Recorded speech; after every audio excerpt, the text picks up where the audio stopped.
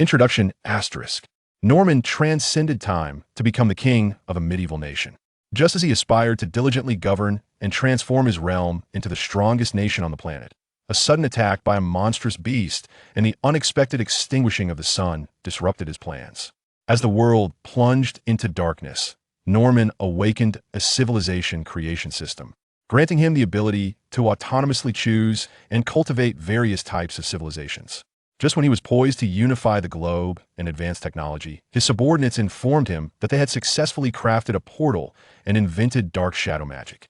After several explorations, Norman discovered that the portal led to a planet shrouded in darkness, where he unearthed the legacy of a dark civilization. Realizing this, he determined that his civilization would venture into the realm of magic. Many years later, upon ascending to the throne as emperor, a minister inquired about the title Evil Heart King. It was then that he discovered he was, in fact, the Evil Heart King and Dark Shadow Mage from the alternate universe. Chapter 1. A monster. The sun goes dark, asterisk asterisk. Warriors. Behind us lies the Black Throne, our homeland. Behind us are the countless homes, our families and children. Draped in a black cloak and wielding a steel sword, Norman roared, "The enemy seeks to trample our homeland and slay our kin. What say you, shall we allow this? No, we shall not. Then what shall we do? Kill. Kill. Kill. Good. Form ranks. Raise your weapons. Charge with me." Norman sheathed his sword, donned his helmet, and raised his lance, leading the charge from behind the hills. His armor gleamed white, shrouded by a black cloak, atop a formidable black steed adorned with dual horns, nearly 2 meters tall, clad in heavy black armor, resembling a tank. Behind him, the knights mirrored his appearance, representing the elite black cavalry he had painstakingly trained over 5 years since his arrival in this world. If placed in a historical context, this would be a terrifying cavalry capable of dominating the battlefield. As the dark tide surged over the hills, the opposing forces, previously engaged in fierce combat below, immediately stirred with alarm. The Black Cavalry! The Black Cavalry has arrived. Our king is here. Charge forward, brave soldiers. Roar! The commander leading the black-clad army shouted, instantly igniting the already high morale of the troops, who surged forward alongside their leader. The Black Cavalry! It's the Black Cavalry! Run! In stark contrast, the opposing forces, a ragtag army with varied colors and styles of armor, clearly constituted a coalition of several kingdoms, the major adversaries of Norman. As Norman's powerful rise threatened their dominance, they banded together to form an alliance, an unusual coalition from another world. Regrettably, the disparity between them was not merely in raw strength, but encompassed governance, beliefs, and all aspects of civilization. Having suffered consecutive defeats, their spirits were already low, and their soldiers trembled in fear of the Black Cavalry. At the moment the Black Cavalry appeared, the entire army descended into chaos. "Do not flee. Do not flee.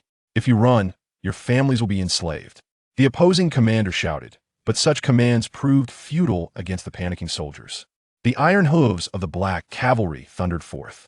Norman swiftly spotted the enemy commander and, with a flick of his lance, pierced him through. "Your leader is dead. Kneel, and you shall not be harmed. Kneel, and you shall not be harmed. Kneel, and you shall not be harmed. Kneel, and you shall not be harmed. Do not kill me. I surrender. I surrender." As the battle concluded, the routed soldiers knelt, pleading for mercy under Norman's command, who accepted them entirely. Simultaneously, he acquired this bountiful land as well. As a person from a land of the East, despite his name change upon transcending, his soul remained unchanged in its fondness for agriculture. Seizing fertile land was, after all, for the sake of cultivation. Norman reined in his horse, removed his helmet, and gazed at the adoring soldiers around him, raising his hand to proclaim, "My comrades, we are victorious. Long live His Majesty. Hail the Emperor." Suddenly, a rumbling sound echoed. What was happening? Just as everyone erupted in joyous shouts, the ground shook violently. Norman instinctively sensed something amiss. As he prepared to issue commands, an explosion erupted from the distant hills. From the blasted mountains emerged a monster. Why is there a monster? It's King Red. All troops retreat. Run in the opposite direction. Do not shove. Discard armor if necessary. Though shocked, Norman promptly issued the command. At his cry, the soldiers, initially stunned by the monster's appearance, regained their senses and began to flee as directed. Norman led the Black Cavalry, switching to crossbows to cover the rear. This cannot be. Is this not a medieval narrative from an alternate world? How could there be a monster from Ultraman? Norman's heart raced.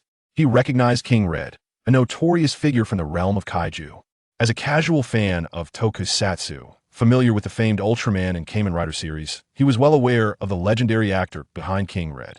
Yet, he never imagined that after a decade of medieval conquest, he would now be confronted with an Ultraman monster. Roar! King Red bellowed and suddenly leaped. Then it jumped a meter high. Thud! King Red landed and, in frustration, howled at the sky. Norman followed his gaze. The once bright and fiery sun inexplicably dimmed, and at an alarming pace. Initially fading, a black spot appeared, swiftly expanding until, before Norman's very eyes, it was utterly extinguished. The sun extinguished? Norman stood in stunned silence. Why did this happen? After more than a decade of effort to transform a nearly doomed nation into the Black Throne, boasting a population of 30 million and an annual yield of countless grains and products, how could this be? Ready to unleash my potential and unify the entire continent, embarking on a thrilling conquest of the world as a traveler. But now, not only do I face monstrous creatures, but also the extinguishing of the sun? What am I, a citizen of a light kingdom or an emperor? As darkness descends, Norman's army, fortunately, manages to regroup, igniting torches to protect him. In stark contrast, the coalition forces of various nations either scatter in panic or kneel in worship, beseeching their deities for mercy. Retreat! Retreat! Norman bellowed. Stay calm. This is a natural phenomenon, a divine favor for the Black King. He could only shout this as he led his troops gradually back to the Black King's castle nestled in the valley. Upon returning to the castle, Norman instructed everyone to light their torches and announce their grand victory, proclaiming that such an extraordinary event was a blessing for the Kingdom of Black. This display of confidence finally calmed the populace. In a hurry, Norman summoned his ministers and a group of advanced scientists he had mentored for a council. Esteemed colleagues, I have come to understand the situation regarding the monsters. It is nothing new. However, the celestial phenomenon we are witnessing is truly terrifying. Norman maintained a calm demeanor, as the council chamber was not particularly large, allowing him to observe the expressions of all present. Unlike the reassured citizens, the generals and ministers were well aware of the gravity of the situation. Chapter 2. Civilization Construction. A fantastical path. The council chamber was enveloped in a profound silence, with everyone bowing their heads, a sense of despair gradually permeating the air. These were individuals trained by Norman, well-versed in scientific knowledge. They knew all too well the catastrophic consequences of losing sunlight. Without sunlight, plants could not grow, photosynthesis would cease, food would vanish, and oxygen would no longer be produced. What followed would be a global cooling. Without food or oxygen, they would be left to await their demise. Seeing the despondency among his peers, Norman took a deep breath. Just as he was about to speak, a digital voice resonated in his mind. The civilization creation system has been activated. Synchronizing civilization data. The host may independently choose a path for civilization development. Confirming the development path grants a free bloodline upgrade and corresponding progress bonuses. Note: changing the development path will reset any unfinished tasks from the previous route, while already developed capabilities, bloodlines, and powers will remain unchanged. Data synchronization complete. With the announcement, Norman, who had been sitting still, suddenly felt a surge of powerful energy coursing through him. The synchronization of civilization data referred to aligning Norman's own strength with the collective power of civilization. The stronger the civilization, the stronger he became. Of course, as a medieval civilization, the combined strength of the 30 million inhabitants of the Black Kingdom had indeed transformed Norman into a formidable figure, but it had not elevated him to a cosmic level, merely to one of terrestrial significance. Choosing a civilization type, Norman's expression remained impassive, yet internally, he began to communicate with the system. Available paths: 1. Technology. 2. Fantasy. 3. Cultivation. 4. Mutation. For paths, indeed, Norman pondered deeply, dismissing both the mutation and cultivation options. The mutation civilization likely pertained to mutants or superpowered beings. Had the sun still been shining, he might have considered this, as it would align well with the system's synchronization abilities. However, his immediate priority was survival. The unpredictability of mutation was too great to consider at present. As for the cultivation civilization, he had to decline with a heavy heart, for cultivation represents a late-stage development path requiring centuries of training. time he simply could not afford. Thus, he was left with the technology and fantasy routes. In truth, the mutation path was merely a secondary option, lacking comparability to the broader categories of technology, fantasy, and cultivation. Faced with these two choices, Norman experienced a dilemma. Given that he confirmed this realm as the Ultraverse, the technological route appeared the most promising. After all, both the Ultraman of the Light Kingdom and the Absolute's Golden Figures had harnessed technology and fortuitous accidents to create ultimate energy sources capable of replacing the sun. He could replicate their path and become yet another source of light in the universe. However, the challenge lay in the fact that they had already reached a cosmic level of civilization by the time they faced the sun's extinction crisis. They had constructed plasma towers and other advanced technologies, nearly on the brink of completion. For a medieval kingdom like his to undertake such construction, it would be akin to a primitive human attempting to create an atomic bomb. Thus, was he to gamble on a single choice? Norman turned his attention to the fantasy route. Though he had been in this world for some time, he continually revisited the knowledge of his past life without forgetting any detail. He knew that the distance between this planet and its star was slightly greater than that between Earth and the sun. Therefore, while the temperature and seasons would differ slightly, it was not by much. Once the sun disappeared, after 8 minutes and 40 seconds, the last ray of light would vanish, plunging the Earth into darkness. This was precisely the situation at hand. Moreover, a week after the star's light faded, the process of photosynthesis would come to a halt, oxygen production would cease, and plant life would begin to die off. Roughly a month later, surface temperatures would plummet to around -10 degrees Celsius and continue to decline. Just these two factors were sufficient to extinguish the life of their medieval civilization. Of course, a month seemed excessively long. It was likely that within a week, despair would drive the populace into madness, leading to chaos and self-destruction. Thus, in reality, Norman had less than a week to save this civilization. A week to transition from a medieval to a space-age civilization, and then advance to one capable of researching nuclear fusion for a new sun, perhaps even surpassing contemporary standards. An absurdity. Even the system could not achieve such feats, let alone the fact that his system merely provided buffs without further capabilities. In a week's time, mutation would be left to chance, but fantasy would not. Let us not forget that within the Ultraverse, cosmic magic also exists. Moreover, the system would grant a bloodline upgrade. Choosing the fantasy route, civilization path selected, initiating bloodline upgrade. Back in the council chamber, the ministers observed their king's silence and took a deep breath, attempting to propose solutions. One by one, they spoke, ultimately glancing toward the corner where a few scientists had remained quiet. Over the past few years, these scientists, utilizing the advanced forging techniques taught by Norman, had successfully produced steel and even advanced armors like fish scale armor. In agriculture, they had doubled food production within a year. There was also progress in industry, as they were on the cusp of entering the first threshold of the industrial age. The ministers held great admiration for Norman, a king of both civil and military prowess, embodying the qualities they revered and sought. They were equally concerned about the scientists. Lord Allen, do you possess any solutions? Allen, the director of the Bureau of Science and Technology, was a pioneering figure in his field, destined for historical acclaim under Norman's leadership. When questioned by the assembly, he was engrossed in calculations with 3 department heads. Strangely, while reviewing data, he had an epiphany, drawing comparisons between unique runes and energies from an ancient relic, leading to intriguing discoveries. The department heads, engrossed in their computations, paid little heed to the minister's inquiries. At that moment, hurried footsteps echoed from outside. Report.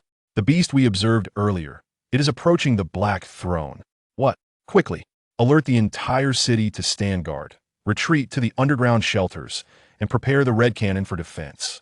General Caitlin Rowe was the first to react, swiftly issuing commands before turning to Norman on the throne. My king, we implore you to seek refuge in the underground shelter. Caitlin Rowe, Norman's distant cousin, though her lineage was far removed, was one of the few talents within the royal family. Under Norman's tutelage, she rose to become one of the 5 great generals of the Black Kingdom through her abilities and military achievements. No need for that. I shall confront this beast, Norman replied, lifting his gaze and smiling at the assembly. Yet, in that moment of levity, Caitlin, standing closest, caught sight of the 2 sharp fangs glistening in Norman's smile. Chapter 3.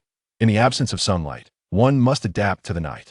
Outside the city, Upon realizing the sun had vanished, King Red felt a fleeting pang of sorrow. However, after a moment of melancholy, hunger struck him. Following his instincts, he ventured forth, arriving at the nearest Black Kingdom. Upon spotting the little people, King Red was elated, charging towards the towering walls where they stood. Boom! Ah! The impact created a massive breach in the city wall, and in his excitement, King Red seized a few individuals and tossed them into his mouth. Help! The soldiers cried in terror. Just as they were on the brink of being devoured, a dark shadow swept past. Crack! King Red missed his target. The anticipated sensation of bursting flesh eluded him, leaving him perturbed, scratching his head in confusion. Meanwhile, Norman stood beneath the city wall, gently placing the recently rescued soldiers down. Just moments before, while the ministers remained perplexed, Norman had darted away, vanishing from the council chamber at imperceptible speed. Section 3. Then, transformed into a sky filled with bats, they flew towards the city walls. Just in time. They saved a few soldiers who had been hurled into the air, sparing them from peril. It is the king. The king has saved us. Long live his majesty. Long live the king. The surrounding soldiers, upon hearing this, erupted into fervent cheers. Norman, patting the two soldiers beside him, commanded loudly, "All troops, heed my orders. Initiate rescue operations and lead the wounded soldiers to retreat. At your command." At that moment, Norman's authority was firmly established. Even amidst chaos, the army remained obedient to him. The surviving soldiers helped one another, rescuing those still alive as they retreated towards the rear. Meanwhile, the Red King, upon hearing the commotion below, turned his gaze towards Norman and the soldiers, letting out a furious roar as he lifted his foot to stomp down upon Norman. "Your Majesty, be careful." The foot of the Red King descended. The tremendous tremor caused the soldiers to wobble, yet they rushed towards the Red King with fervor, their eyes ablaze with rage, yearning to rend the Red King limb from limb. However, just as they charged forward, a swarm of dark bats returned, coalescing before them into their king. The king is a bat. No, that's not quite right. The king has transformed into a bat? The soldiers were momentarily taken aback. But Norman had already tested the extent of his newfound abilities. He had just unlocked the bloodline upgrade known as Child of the Night, a special lineage surpassing that of vampires.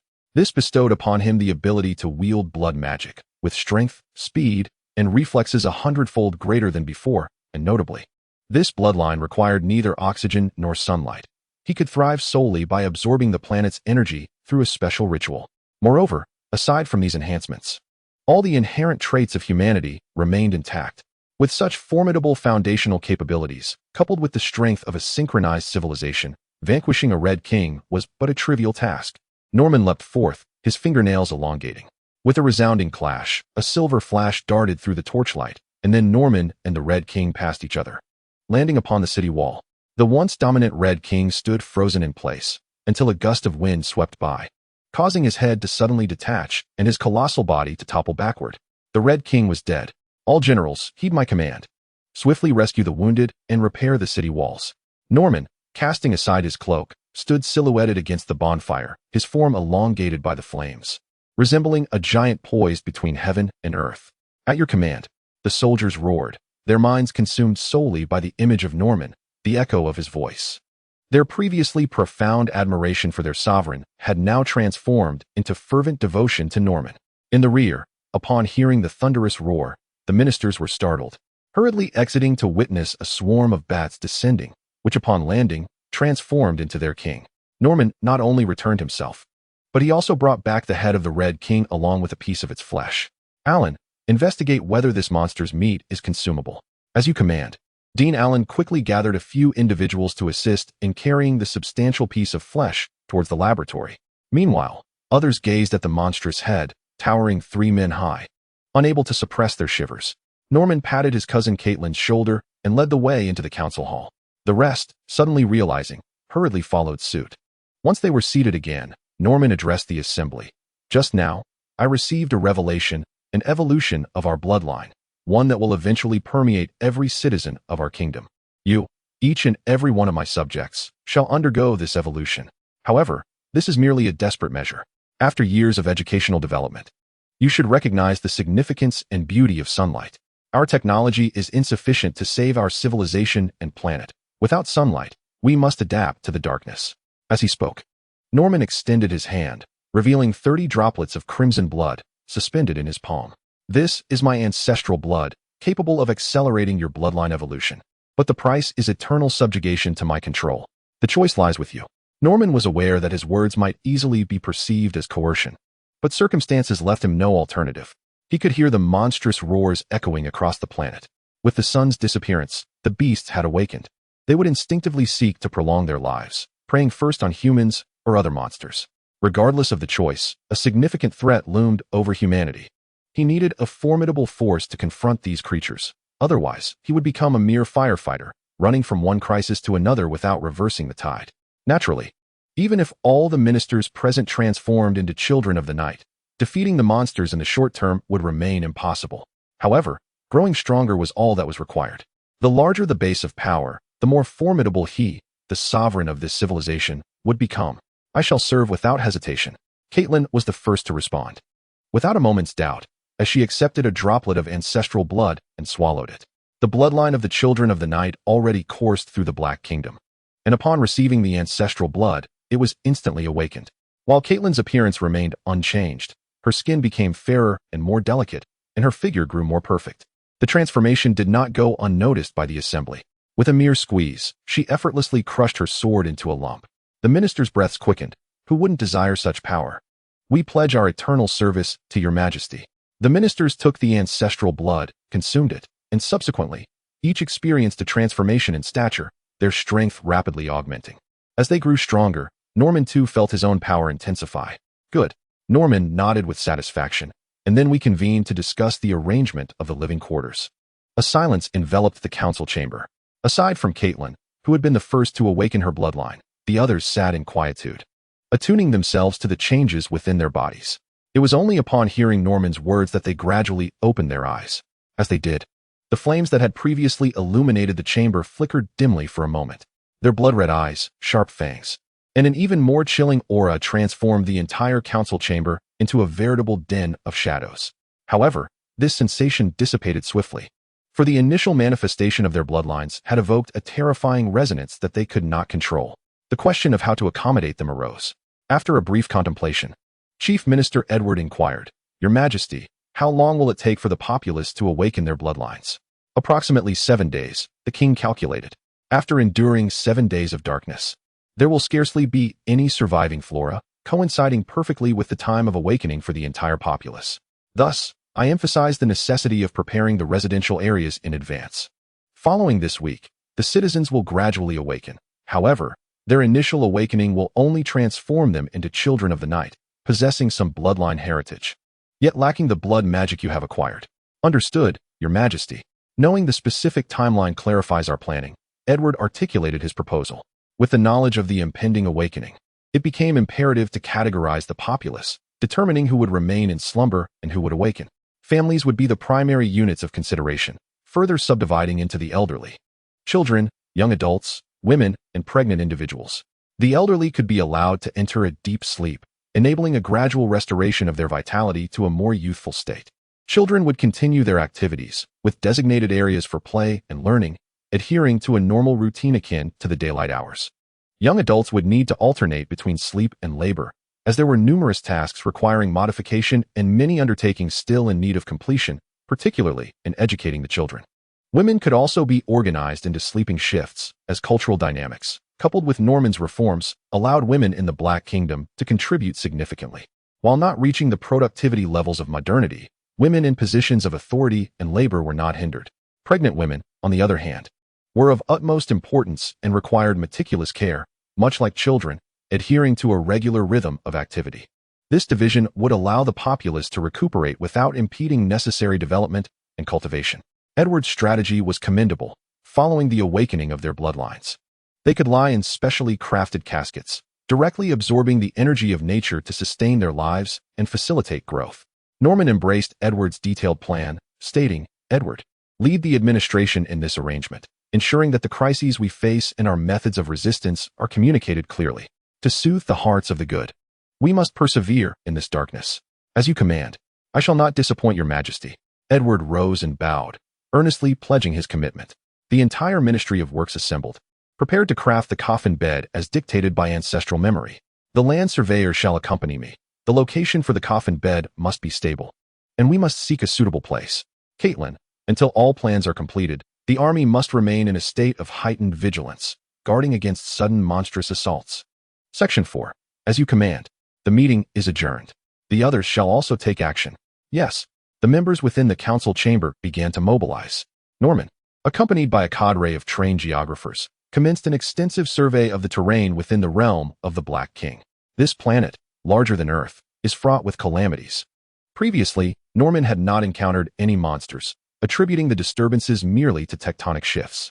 It has now become evident that the frequent earthquakes, tsunamis, and floods are likely the result of monstrous activity. The reason Norman had not previously witnessed such creatures may be that their movements occur beneath the surface, indirectly affecting the terrain above. Based on this understanding, as well as the trajectory of the monsters, it is plausible that beneath this vast planet lies an underground realm akin to a monster universe. However, this concern is of little relevance to Norman. His current focus on geological investigation is to ensure the safety of his people. Your Majesty, the location has been selected. Yes, this will suffice. It must be safeguarded. Children and pregnant women cannot enter a state of deep slumber for extended periods, necessitating a certain supply of food. We shall gather all provisions from across the nation and consolidate them in the royal city. As you command. Once the orders were issued, Norman returned to the palace. Within the palace, the artisans had prepared the coffin beds for Norman and the ministers. Your Majesty, this is the coffin bed from our heritage. While it may not be particularly auspicious, it is indeed the most suitable for our current circumstances, crafted from special stone materials. The craftsmen smiled as they added. We conducted another experiment. Placing it in a cold or icy environment enhances its effects, while exposure to heat imbues us with unique strength. We are currently exploring other conditions. Yes, this is precisely the approach we need. Thoughtful contemplation and extensive experimentation. Norman nodded in satisfaction. He had made significant efforts to enlighten the populace. Although the common folk had yet to fully emerge from ignorance, his ministers had grasped his vision, and the children were receiving the most advanced education of the time. In just 2 generations, he could cultivate a wealth of talent. At that point, he would be able to construct and develop a magnificent civilization based on the memories of his past life. Unfortunately, this sudden upheaval interrupted his thoughts. Allow me to give this a try. Norman spoke as he reclined into the coffin-like bed crafted specifically for him. It resembled a coffin board, yet was fashioned from a unique mineral, intricately engraved with numerous patterns. These patterns held the essence of blood magic, a legacy of memory that enabled them to absorb the energies of nature more effectively. As Norman settled in, he immediately sensed a profound transformation. The once sluggish influx of natural energy into his body was now surging at an astonishing velocity, thanks to the assistance of the coffin bed. In mere moments, his strength had significantly increased, accompanied by a sense of satiety that rendered the need for sustenance obsolete. Excellent, Norman exclaimed, sitting up with satisfaction. This is just what I needed. However, I have noticed that the core of the coffin bed is the blood magic pattern. Might we consider altering its design? I have contemplated this as well, my lord, the minister replied. Yet, for the time being, it is not feasible. The current pattern is perfectly suited to the shape of the coffin bed. Any alterations would necessitate a redesign of the patterns themselves. Nonetheless, I shall exert every effort in this endeavor. Very well, let us proceed as is for now, Norman commanded. As you wish. The members of the engineering department departed. And once they were gone, Norman took his seat upon the throne, accessing the system and unfurling a map before him. A nearby attendant, perceptive to his needs, approached with a torch to illuminate the space. Although Norman no longer required light, it was still a welcome addition. Gazing at the map and the system, Norman began to contemplate the enhancement of his power. He sought to comprehend the reason behind the sun's extinction, and to investigate this mystery, strength was paramount. He need not accumulate power through arduous means. At most, he could study the blood magic contained within the legacy of memories. The most effective method to amplify his strength lay in expanding his civilization, increasing its population, and attracting more talents and prodigies. To achieve this, the swiftest route was to absorb the displaced citizens of other nations. Should they be willing to come and abide by the laws of the Black Kingdom, he would not be averse to welcoming them. After all, it merely involved having more individuals to share the coffin bed. Population was of utmost importance. As Norman pondered, he accessed the system, which presented a simple interface displaying 5 data points alongside a civilization development trajectory. Civilization, Black Kingdom, renaming possible. Owner, Norman, King. System capability, Unity, The owner's power is equivalent to the total strength of the civilization's population. Population, 30 million. Note: the system only counts those who genuinely belong to the civilization. Civilization capability, children of the night, bloodline. Technological supremacy, land of etiquette, barbarians. Civilization development trajectory, fantasy path, increases the probability of fantastical events and inventions within the civilization, enhances fantastical talents among the population, and raises the likelihood of newborns possessing diverse fantastical bloodlines and abilities. By clicking on the civilization capabilities, he could delve deeper into their descriptions. The Son of the Night, a unique bloodline ability of a vampire type, enabling the use of blood magic, amplifying strength, speed, and reflexes by 100-fold. Rendering one impervious to the need for oxygen or the fear of sunlight, and allowing the absorption of planetary energy through a special ritual. Technological supremacy, an accelerated pace of technological advancement, with a certain probability of triggering a technological explosion, leading to the emergence of extraordinary technologies. Note: technological victory, land of etiquette. Upon initial encounters with other civilizations or species, a constant level of friendliness is maintained, and the pace of cultural development is heightened. Note: while capable of achieving governance through technology, I choose cultural victory. Barbarians, a tribal civilization with a constant level of intimacy in relations, enhanced military prowess, and immunity to the repercussions of declaring war. Note: I, too, am a barbarian.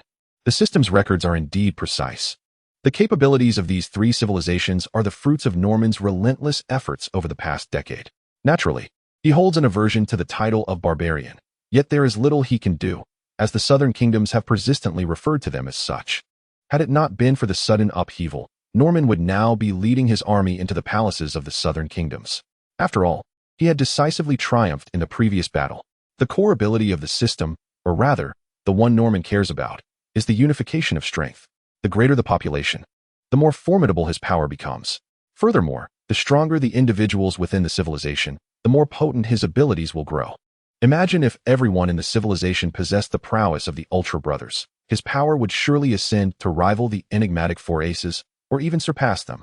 Thus, the crux of the matter remains the need for population growth.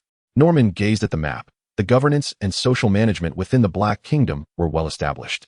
Nevertheless, in light of the recent upheavals, considerable chaos had emerged, with incidents of looting and destruction becoming rampant.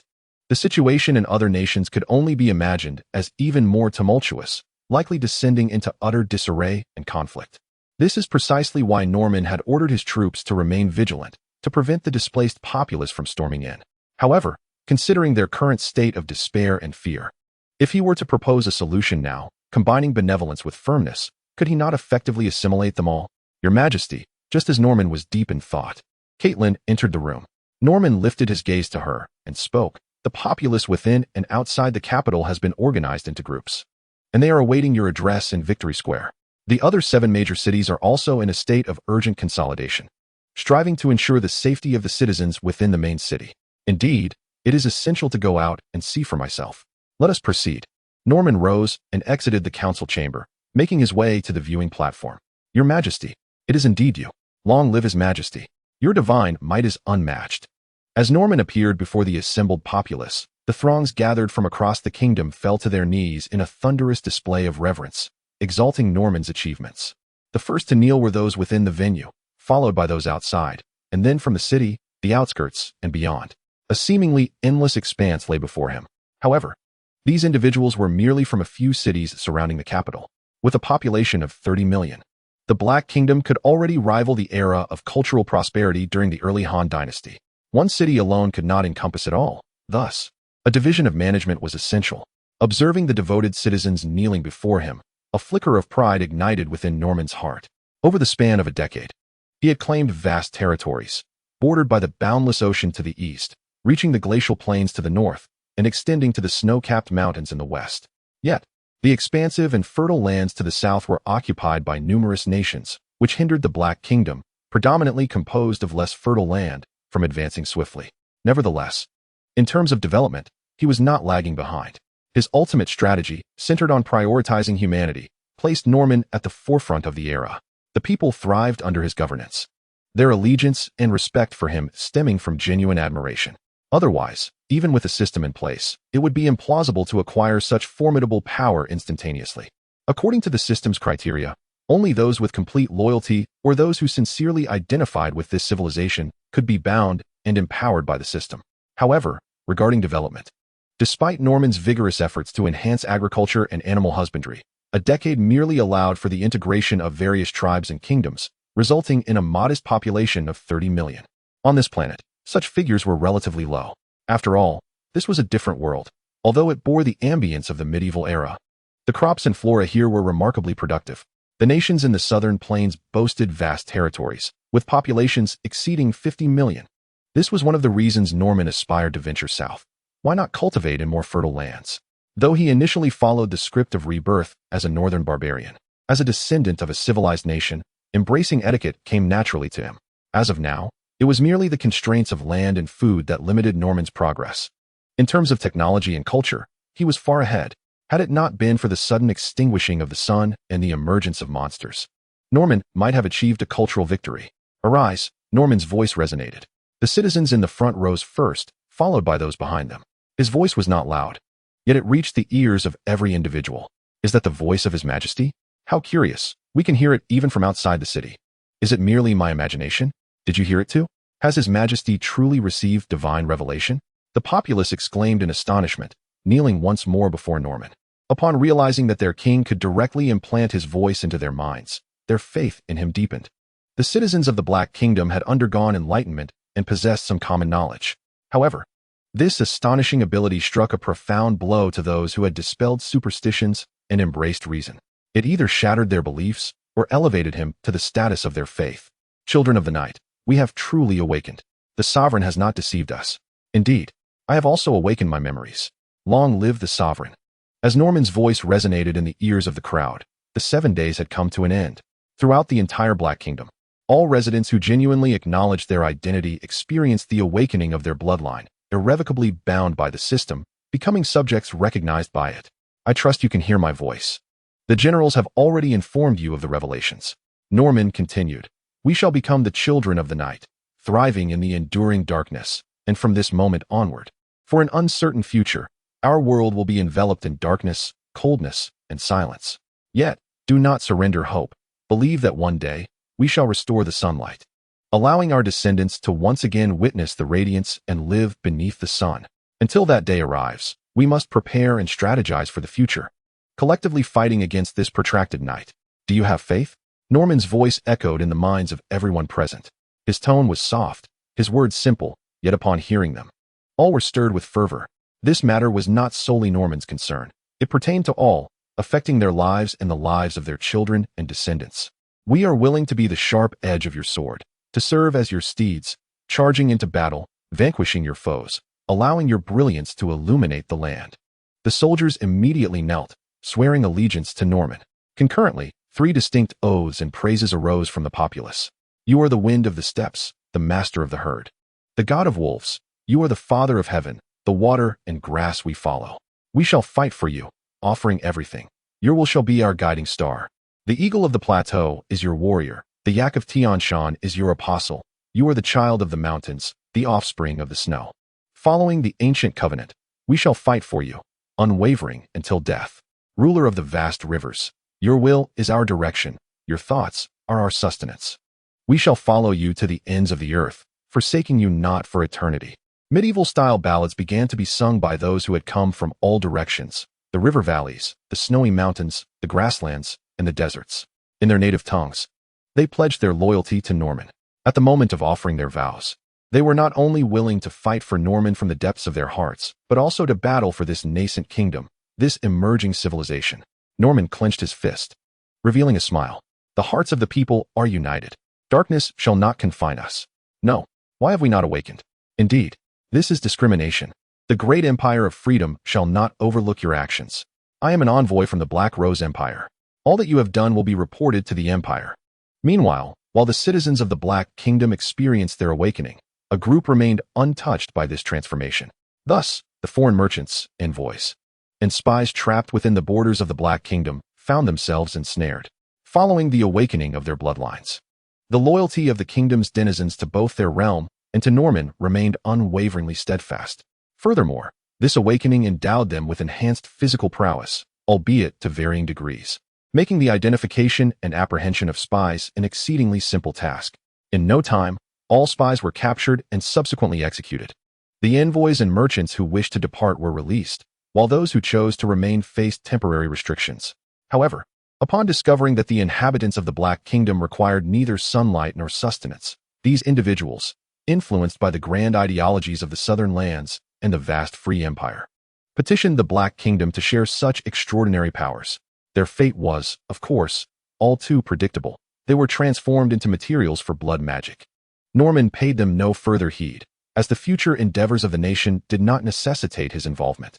Consequently, he set forth with his army, brandishing torches, boldly crossing the great river to return to the battlefield of Ur. Yet upon their arrival, they were met with a scene reminiscent of a hellish nightmare. Despite Norman's swift advance, the time taken for the decrees to mobilize the entire nation had elapsed. 5 days had passed in the interim. By the time Norman delivered his address, it was already the 8th day since the sun had extinguished.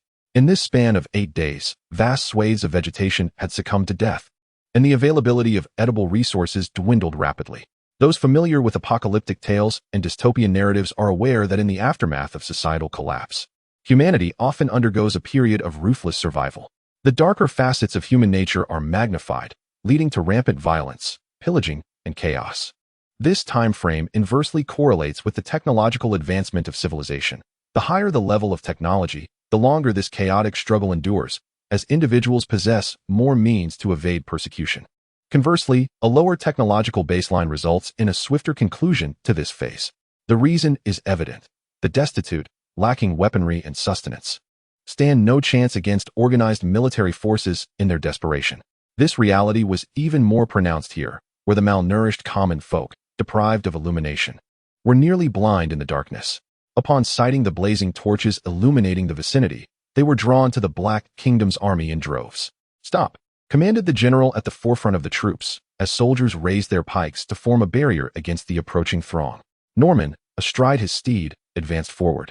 Being a child of the night, he possessed the uncanny ability to perceive all within the darkness, as clearly as in the light.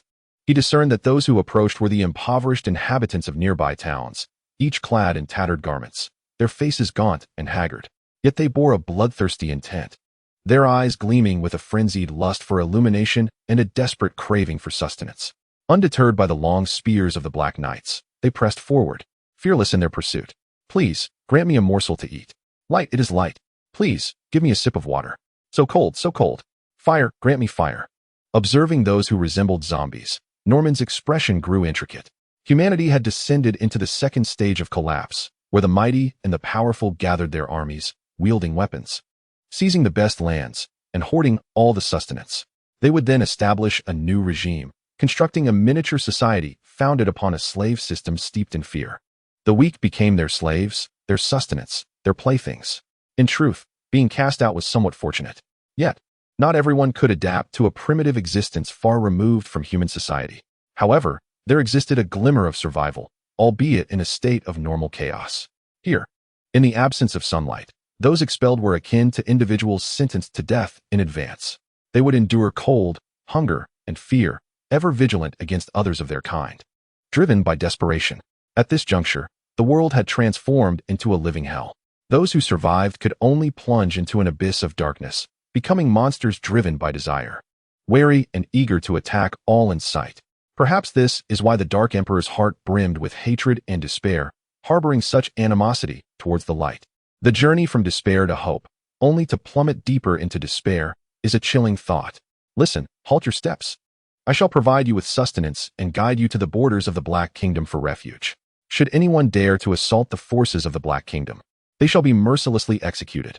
Norman's voice resonated, echoing across the plains. Those nearby, upon hearing this thunderous declaration, felt a flicker of reason reawaken within them. "Form an orderly queue to receive food," Norman commanded coldly.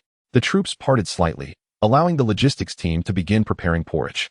The aroma wafted through the air, driving the once lifeless souls into a frenzy. "Food! Food! Give it to me! That is mine! Get away!" Observing those crawling or charging forth with fevered eyes, Norman merely waved his hand indifferently. "Fire!" In a mere utterance, The archers surrounding him unhesitatingly loosed their arrows, felling the approaching individuals without mercy. Listen well. Hew up, and you shall live. Rush in chaos, and you shall die. Norman's voice rang out again, delivered succinctly, fearing that these deranged souls might not comprehend otherwise.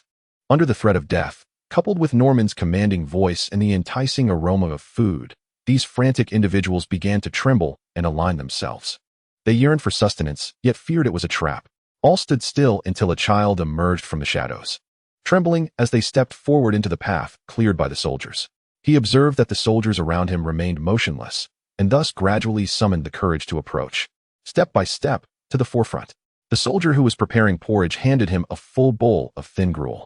Upon seeing this, his eyes sparkled with delight. He snatched the bowl and scurried aside, crouching down like a protective dog over its food, eating while furtively glancing at others. It was only when he noticed that the onlookers regarded him with pity rather than hostility, and that the soldier serving the porridge even raised his spoon inquiring if he wanted more, that he broke down in tears. His sobs were heart-wrenching, echoing through the air and drawing the attention of those nearby. Upon realizing that this child had survived, many rushed forward to receive their share of porridge. Given the backdrop of prior carnage, despite their primal instincts, these individuals managed to impose a semblance of calm, queuing up for their rations. When humanity descends into bestiality, reason is entirely forsaken, allowing animalistic impulses to reign supreme. In such circumstances, communication becomes futile, only yielding endless destruction. Therefore, before any attempt to reclaim them, it is imperative to restore their rationality. This is the first step in awakening them to the importance of order. "I want to eat," exclaimed a tall, albeit somewhat emaciated man as he stepped forward, exuding an air of dominance. He forcibly shoved aside someone in front of him, extending his hand to demand porridge from the soldier. The line remained undisturbed.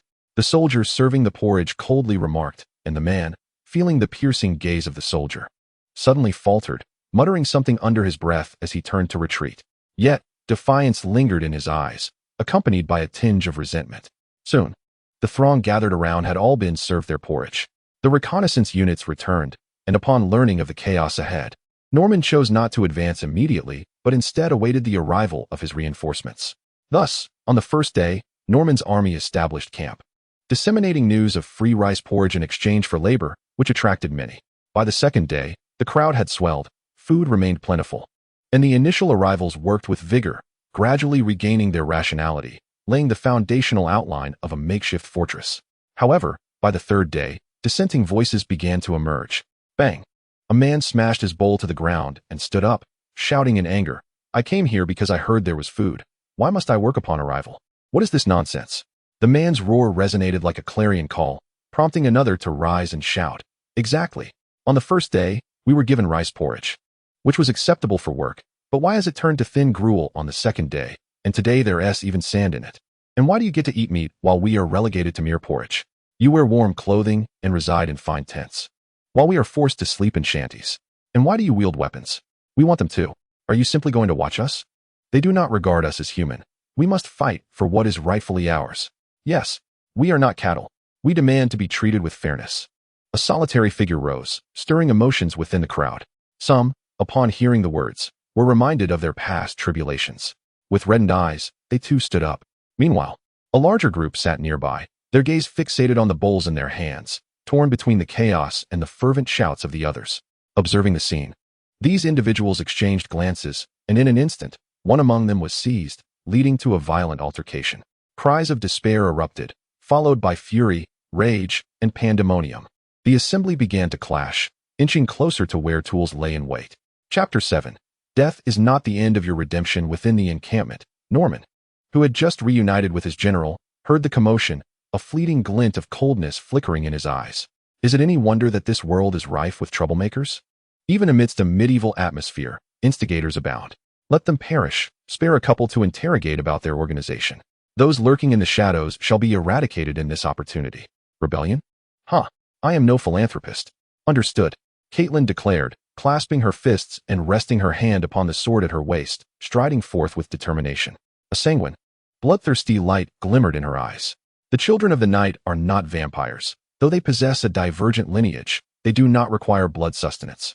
Nevertheless, it is not uncommon for such fantastical bloodlines to exhibit a modicum of aberration. In Caitlin, This manifested as an insatiable thirst for blood and slaughter. In simple terms, the more she kills, the stronger she becomes. All of you, remain still, Caitlin commanded as her forces encircled the tumultuous crowd, effortlessly isolating those who had not engaged in the brawl. Upon witnessing the military encroachment, the combatants gradually ceased their fighting, nervously regarding the black iron spears that glinted ominously in the firelight. Who are you to surround us? As the rioters contemplated retreat, a defiant voice arose from within the throng. This voice resonated like a rallying cry, igniting the crowd into a frenzy of shouts. Yes, why do you confine us? We are not subjects of the Black Kingdom. Release us. Provide us with sustenance. Yes, does the Black Kingdom not advocate for human rights? We demand food and weapons. Listening to the uproar, even Caitlin, who had endured a decade of warfare and was accustomed to grand spectacles of carnage, could not help but be amused by their audacity. What are you thinking? When has anything from the Black Kingdom ever been so readily available? Seize them all, Caitlin commanded, ordering the capture of those before her. Look, the Black Kingdom intends to execute us. They clearly harbor no good intentions. The cries of desperation echoed. We cannot sit idly by. Slay them. We must survive. Caitlin noted these incitements, which did not emanate from the encircled crowd, but rather from those who remained uninvolved in the scuffle. After the word spread, even those who attempted to believe in the Black Kingdom began to harbor doubts. Some individuals even stood up in skepticism. Among the crowd, a man clad in tattered rags, yet possessing a fair complexion and a beard, observed the unfolding scene with a smirk. Bei Che, renowned as a noble scion from the vicinity, looked on with a cold sneer. The manipulation of these commoners was a trivial matter. The Black Kingdom? Huh. Before us nobles, you northern barbarians are scarcely worthy of my disdain. And that Caitlin, the great general of the Black Kingdom. Ha ha ha. Once the chaos ensues, I shall capture you. You, too, shall taste my contempt. Baich's eyes widened in shock as Caitlin, who had just been a distant figure, now stood before him. Are you the one who instigated the trouble? What are you saying? I know nothing. Despite his trepidation, Bei Che managed to murmur a response. Is that so? Yet, I perceive the intent to kill in your eyes. And perhaps a hint of desire? Caitlin remarked, gripping Baich's neck and lifting him effortlessly. Though a woman, Caitlin stood at an imposing height of 185 meters. And after awakening her bloodline, she surged to nearly 190 meters. The ease with which she lifted a pampered noble was almost laughable. Drawing a dagger, Caitlin slashed Baich's cheek, and as she tasted his fear upon seeing the blood, she delved into his memories. You deem us of the Black Kingdom as barbarians, yet you wish to incite turmoil? A member of the Golden Sunflower family, a count no less, from the fallen Tanner dynasty in the south? Caitlin chuckled coldly, and as she held Bei Che aloft, a group emerged silently from the crowd. In the very moment Caitlin discerned his identity through fear, a flurry of daggers erupted towards her. It had been a week since the extinguishing of the stars, and yet such a multitude of professional assassins could still be summoned. Impressive, indeed, but ultimately futile. Caitlin smiled. The simultaneous approach of so many assassins marked perhaps the most perilous moment of her decade-long campaign. Yet, times had changed. She had undergone a transformation. And a mere dozen assassins posed little threat. With a clang, Caitlin swung her dagger with precision, the sound of metal clashing resonating. Remarkably, she remained steadfast, swiftly subduing all of the assassins surrounding her. But she did not cease her actions. You are all commendable warriors. Rise and serve the great Black King, Caitlin proclaimed, twisting her wrist to slice her own arm, her blood cascading forth, landing precisely in the mouths of each assassin she had vanquished.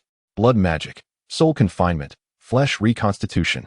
Caitlin chanted incomprehensible incantations as a magical circle rose beneath her feet, and the sacrificial offering in her hand, the Bei Che, was central to this arcane ritual. Ah, my body, what have you done? You are a monster, Bei Che exclaimed in terror, witnessing this surreal scene. He was acutely aware of the formidable prowess of these assassins, which constituted one of his greatest advantages in this endeavor to seize provisions and weapons. Yet now, to be resolved in such an inhumane manner was utterly unfathomable. More horrifying was the sensation of his body, beginning to dissolve. As the melting accelerated, Baich's voice dwindled to a whisper before he completely disintegrated. Astonishingly, as he vanished, the previously slain assassins rose once more. It, had been transformed into undead minions by blood magic, retaining their memories and combat skills from life. They were now wholly subservient to the master who had awakened them, incapable of defiance or resistance. Ah, this is sorcery. Help, do not kill me. Do not devour me." The onlookers, mere commoners, shrieked in horror, attempting to flee, only to be halted by soldiers brandishing spears. Meanwhile, the surrounded rioters had already knelt, repeatedly bowing in submission to Caitlin. "All hail the general! All hail the general!" In stark contrast, the soldiers of the Black Kingdom exhibited no fear whatsoever. They held an unwavering admiration for the blood magic displayed by their general, for they recognized it as part of their ancestral legacy. Caitlin, hands on her hips, stood regal and poised. A dozen undead stood in a line, silently awaiting their master's command. She called out, "Identify the passive among the rioters. Eliminate all the active instigators." Caitlin savored the rich aroma of blood that intoxicated her senses, smiling as she declared, "Fear not, for death is not the end of your atonement. Even in death, you shall repay your transgressions. I shall extract your souls to continue serving the great Black Kingdom." At that moment, Norman emerged from the tent, coincidentally overhearing Caitlin's orders. "Wait a moment." Norman's voice resonated, prompting the soldiers, poised to act, to halt immediately. The members of the Golden Sunflower family, who had mingled among the crowd, suddenly perceived a glimmer of hope and knelt, bowing fervently. "Great King of the Black Kingdom, we acknowledge our wrongs. Please spare us. We are willing to offer everything. We will toil in the harshest lands for you. We shall cultivate the fields and fight for you. Please, grant us your mercy." Upon seeing Norman's distinctive black crown, they realized their chance for survival had arrived. Norman's reputation preceded him. Regardless of the direction, east, west, north, or south, whether neighboring or distant, all kingdoms and empires recognize that Norman is the sovereign who cherishes human life and values his subjects above all. Even during times of conflict, should one surrender, Norman would grant them clemency, often merely relegating them to the northern mines. However, on this occasion, Norman did not even cast a glance in their direction. He stepped forth to support Caitlin, for the orders had originated from him. Though the soldiers might not concern themselves with such matters, it was unnecessary for Caitlin to bear the brunt of blame. Moreover, Caitlin's unfamiliarity with blood magic posed a risk of inefficiency. "Allow me to take the lead. Your understanding of the blood magic legacy is still insufficient. But your majesty, how can you undertake such a task? It is of no concern. Consider it a demonstration from me." Norman smiled as he gently patted his cousin's shoulder, signaling to his esteemed general to remain calm. At that moment, Caitlin, standing at an impressive height of nearly 6 feet, resembled a bashful young girl, her cheeks flushed as she lowered her gaze. "Your Majesty, you touched me. How delightful." Should I respond? No. There are still so many people here. One must maintain composure. Yet, Caitlin's mind was in disarray, although her body obediently bowed in respect. "Here." Norman stepped forward, clad in black battle armor, adorned with a dark crown, and draped in a black cloak. He appeared as a specter emerging from the shadows under the glow of firelight. The sound of his boots clashing with the leg armor resonated like the rhythm of a drum, striking the hearts of those present. With a mere gesture, a swirling mass of blood manifested in his palm. The sanguine fluid soared into the air, cascading downwards to form a circle, encircling those who had instigated the trouble. "What is this?" "The Black King has transformed into a monster." "What has he unleashed?" "Oh no, it's blood. The blood is moving." The encircled individuals cried out in terror, and under the flickering flames, they could clearly see the blood pooling around them, flowing at an astonishing pace. In the blink of an eye, it coalesced into an eerie six-pointed star. The instant the pattern materialized, the once vocal instigators began to scream in horror, only to be silenced thereafter. Their blood was drawn forth, and a shadowy apparition emerged from above their heads. At that moment, Norman commanded a nearby soldier to bring forth a large pile of stones. He extended his hand toward the stones, which, though solid as rock, transformed in his grasp as if they were mere dough, easily sliced and reassembled into grotesque stone creatures. Gargoyles. Caitlin's eyes sparkled at the sight. The legacy of the Children of the Night encompassed a wealth of blood magic, with the most formidable being that of alchemical blood magic, capable of forging various extraordinary creations through the amalgamation of diverse tools, blood, and souls. The gargoyle is a common yet formidable alchemical creature. Without the preparation of colossal stones, Norman could have attempted to conjure an even larger gargoyle. As he spoke, he divided the extracted blood and souls among these stone figures. Given the frailty of these souls and the mingled nature of their blood, the essence of over 100 individuals could only yield 10 gargoyles. The moment these figures took form, all present could hear the anguished wails of the souls within. Strangely enough, perhaps due to the influence of lineage, they found the sound somewhat melodious. "Your Majesty, what is the combat capability of these gargoyles?" Caitlin inquired hastily, her earlier thoughts momentarily cast aside. She was a commendable general, admired not solely for her beauty, status, and talent, but also for her genuine concern for the warriors nurtured by the Black Kingdom. As the first general to embrace advanced technology within the army, her leadership diminished casualties among her troops significantly. Thus, upon the creation of the gargoyles, Caitlin promptly sought to ascertain their combat prowess and whether they could be deployed in battle. Yes, they can handle ordinary foes with ease. However, they still lack the strength to confront formidable monsters, Norman replied, addressing the assembly. The stars have dimmed. Our forthcoming adversaries are not merely nations and individuals, but the restless monsters that dwell among us. You must train with greater diligence. The enhancements from awakening your bloodline are not constant and can be augmented through continued practice. Each individual possesses unique traits, and the blood magic one can learn and master varies accordingly. The Academy of Sciences will soon establish disciplines, and the soldiers must rotate through learning. Norman then turned his gaze toward the gargoyles. These shall be yours for now. As you command. Caitlin knelt, clasping her fists in salute. Thank you, Your Majesty. The surrounding soldiers promptly knelt in unison, their movements a testament to countless rehearsals. Rise, prepare yourselves. When the reinforcements arrive, we shall set forth to the nearest territory of Count Jean Kuehua. Since they have dared to assassinate my general, they shall pay the price, Norman declared as he turned back towards the tent. In that fleeting moment, as intent surged within him, a flash of crimson light flickered in his eyes. The soldiers around him sensed this, their forms enveloped in a red mist, activating their lineage, revealing the traits of the children of the night. In that instant, the surrounding refugees realized that none of these beings were truly human. 2 days later, the army set out. The reinforcements had arrived, accepting thousands of refugees and establishing a city in this region to accommodate even more. As the refugees returned, they would become part of the Black Kingdom, adding to Norman's strength. Upon losing the warmth of its star, the entire planet not only succumbed to eternal darkness, but also experienced a rapid decline in temperature. Previously, the heat from the planet's core provided a semblance of equilibrium, yet after 2 more days, even the core's warmth could no longer sustain the surface. The entire landscape was shrouded in condensed vapor, transforming it into a frozen world besieged by howling winds and swirling snow. Amidst the tempest marched the forces of the Black Kingdom, akin to phantoms in the gloom, swiftly traversing regions that would confound ordinary travelers.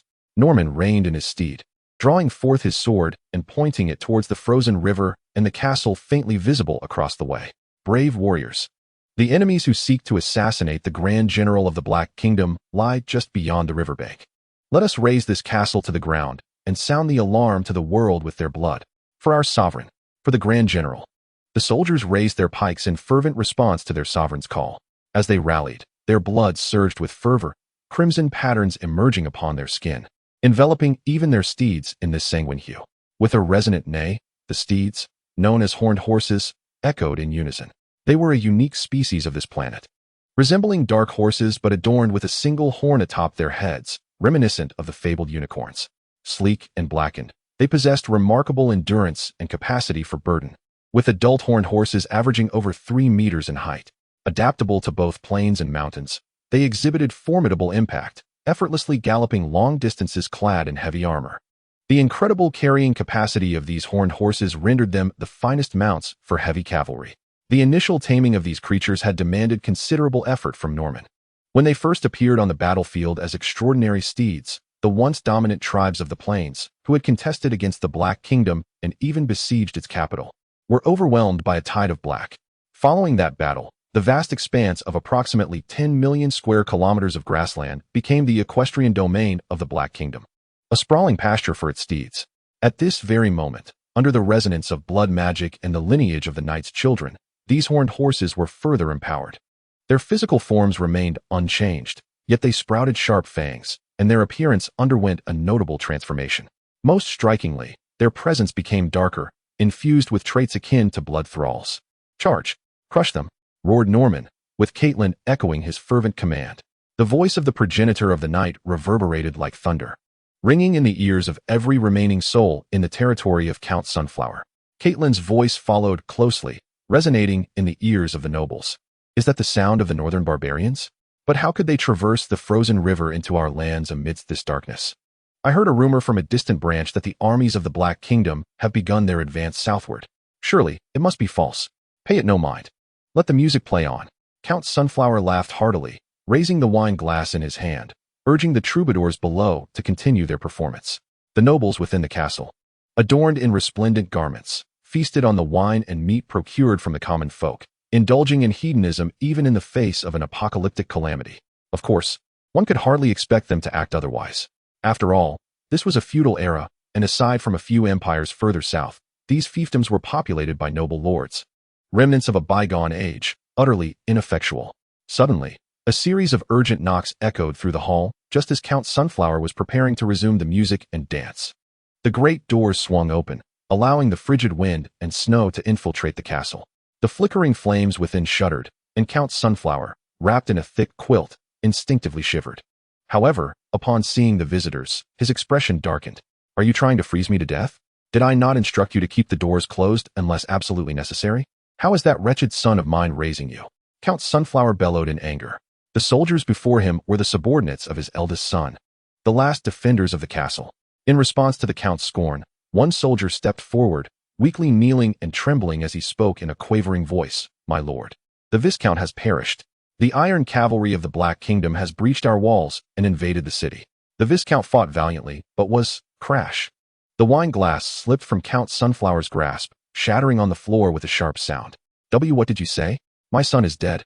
Count Sunflower slumped back into his throne, his gaze vacant and lost. The other nobles, now grasping the gravity of the situation, realized the horror that had unfolded. The iron cavalry of the Black Kingdom was assaulting the city, and they had already breached its defenses. Boom! Within the city, a torrent of black surged, shattering every defense of Sunflower Castle. The proud walls of the Count's domain crumbled before the might of Norman, rendering them as fragile as paper. The general tasked with safeguarding this stronghold, the only renowned commander of Count Sunflower's forces, the Viscount of Toronto, was captured during the initial charge, though he refused to surrender. Norman, recognizing his past valor and loyalty, granted him a dignified death, promising peace for his soul. Norman then advanced straight towards the royal palace with his cavalry. There was no resistance along the way. Following Toronto's demise, none of the soldiers, who had long harbored dissatisfaction towards Count Sunflower, offered their lives in his defense. It was only when Norman arrived at the palace that the debauched nobles, realizing their peril, struggled to push open the doors in a desperate bid to escape. However, with Norman already present, their actions appeared more like an act of surrender. Norman drew his sword and forcefully shoved aside a noble attempting to flee. Bang! At the moment of contact, the noble exploded into a mist of crimson. The remaining nobles stood frozen in terror, paralyzed and too afraid to make even the slightest move. "Keep a close watch on them," Norman commanded. "Yes, my lord." Norman strode forward with Caitlin and several of his guards, swiftly making their way into the inner hall. The entire chamber was in utter disarray, the mingled scents of alcohol and excrement, intertwined with an unsettlingly decadent aroma, incessantly assaulted the senses. Norman furrowed his brow as the blood upon the ground coalesced, transforming into spectral hands that flung open every window of the castle. The hall was deserted, save for Count Goldsun, who remained seated in his place. One of the guards approached to inspect, then turned to Norman and reported, "Your Majesty, Count Goldsun is deceased." "Is that so? For the sake of his son, let this tyrant be afforded a complete burial. As for the nobles, find any surviving citizens within the city and inquire whether these nobles have committed crimes. Those found guilty shall be punished accordingly, and the survivors shall work to atone for their sins." "At your command." The guards lifted Count Goldsun's body, preparing to bury it alongside his son. Meanwhile, Norman surveyed the scene, choosing a clean spot to sit and unfurl a map, contemplating his next target. "You remain ever so merciful," Caitlin remarked, standing beside Norman.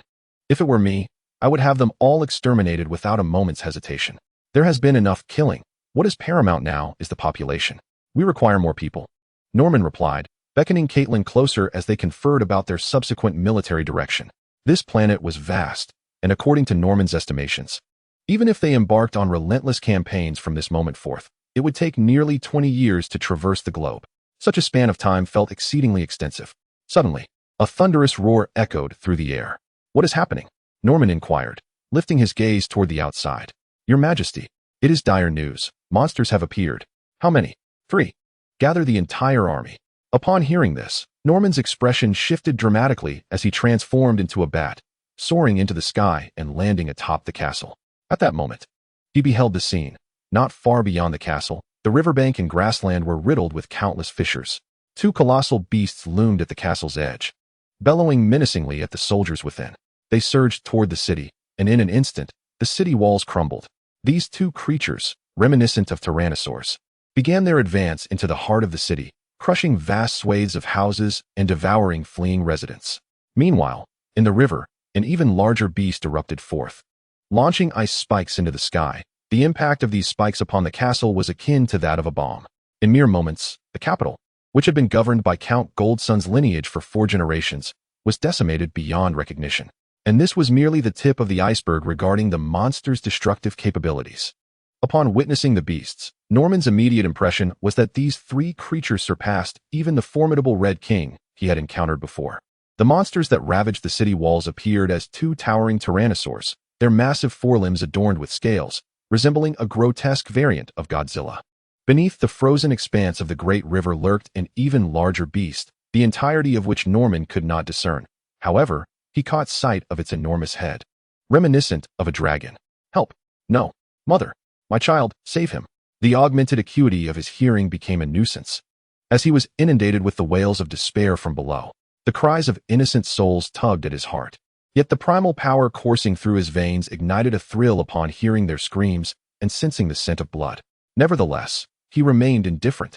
In this world, the first lesson he had learned was to care little. His sole concern was how to thwart these monstrous entities, to safeguard his warriors, and to protect his strategic strongholds from harm.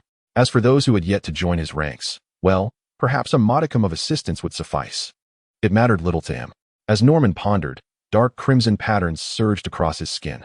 With a raised hand, the frozen blood upon the ground began to shift, flowing like a river and converging into his palm. The blood coalesced, forming a blood-red great sword. At that moment, Caitlin emerged, leading the Black Knights to assemble outside the city. Seizing the opportunity, Norman transformed into a shadow and leapt forth with his great sword, charging towards the 2 rampaging dinosaur-like creatures. Given the proximity of the 3 beasts, it was imperative to first eliminate these 2 ferocious monsters. As Norman surged forward, the beasts caught sight of him. The formidable aura emanating from him incessantly stimulated their instincts. With a thunderous roar, the 2 monsters lunged towards Norman, trampling the already ravaged streets into mere rubble. Norman swung his sword, the blood-formed blade cleaving into the thigh of one of the dinosaur beasts. As they passed each other, the creature fell instantly, its thigh severed by Norman's strike. Had he grown stronger? Was it the enhancement of his compatriot's powers that bolstered his own? As he examined the sword in his hand, he realized that at the moment of his attack, he felt a surge of strength surpassing that which he had experienced when vanquishing the King of Thunder. It seemed the policies of the Black Kingdom were beginning to take effect, rapidly elevating the strength of his subjects and, in turn, amplifying his own prowess. The reason he had not sensed this growth, he surmised, was due to its subtlety, lacking the stark contrast of the initial monumental increase. Once more, Norman leapt, delivering a fatal blow to the dinosaur beast. He wondered if it would be possible to transmute it into an alchemical creature. Perhaps he would capture another for experimentation when the opportunity arose. As he raised his sword to slay the next dinosaur beast, a sudden roar erupted from the depths of the river. Norman instinctively turned to behold a colossal blue claw emerging from the river's edge. This claw dwarfed even the heads of the 2 dinosaur monsters. Subsequently, the immense creature from the river began to ascend. Norman beheld a creature reminiscent of the malevolent dragons from the myths of Earth, its head resembling that of a colossal lizard adorned with formidable horns. Its robust limbs exuded strength and power, while its massive form loomed like a mountain, causing the ground to tremble with each step it took. With a thunderous roar, it emerged from the river, fully extending its magnificent wings, revealing a breathtaking expanse of icy blue. Its wingspan exceeded 100 meters, and this dragon's size was at least double that of the monstrous dinosaur that had just been vanquished. The dragon surged forth from the river, unleashing a fierce roar directed at Norman. Understanding its intent, Norman realized it sought battle, perceiving him as a rival for its territory. He glanced at the bellowing dinosaur and then at the dragon flapping its wings, momentarily at a loss. Just then, he heard Caitlin's voice echoing through the air. "Black Knights, form up. Charge for our sovereign. For our sovereign. For our sovereign." The battle cry of the Black Knights resonated as Caitlin led the charge towards another dinosaur beast.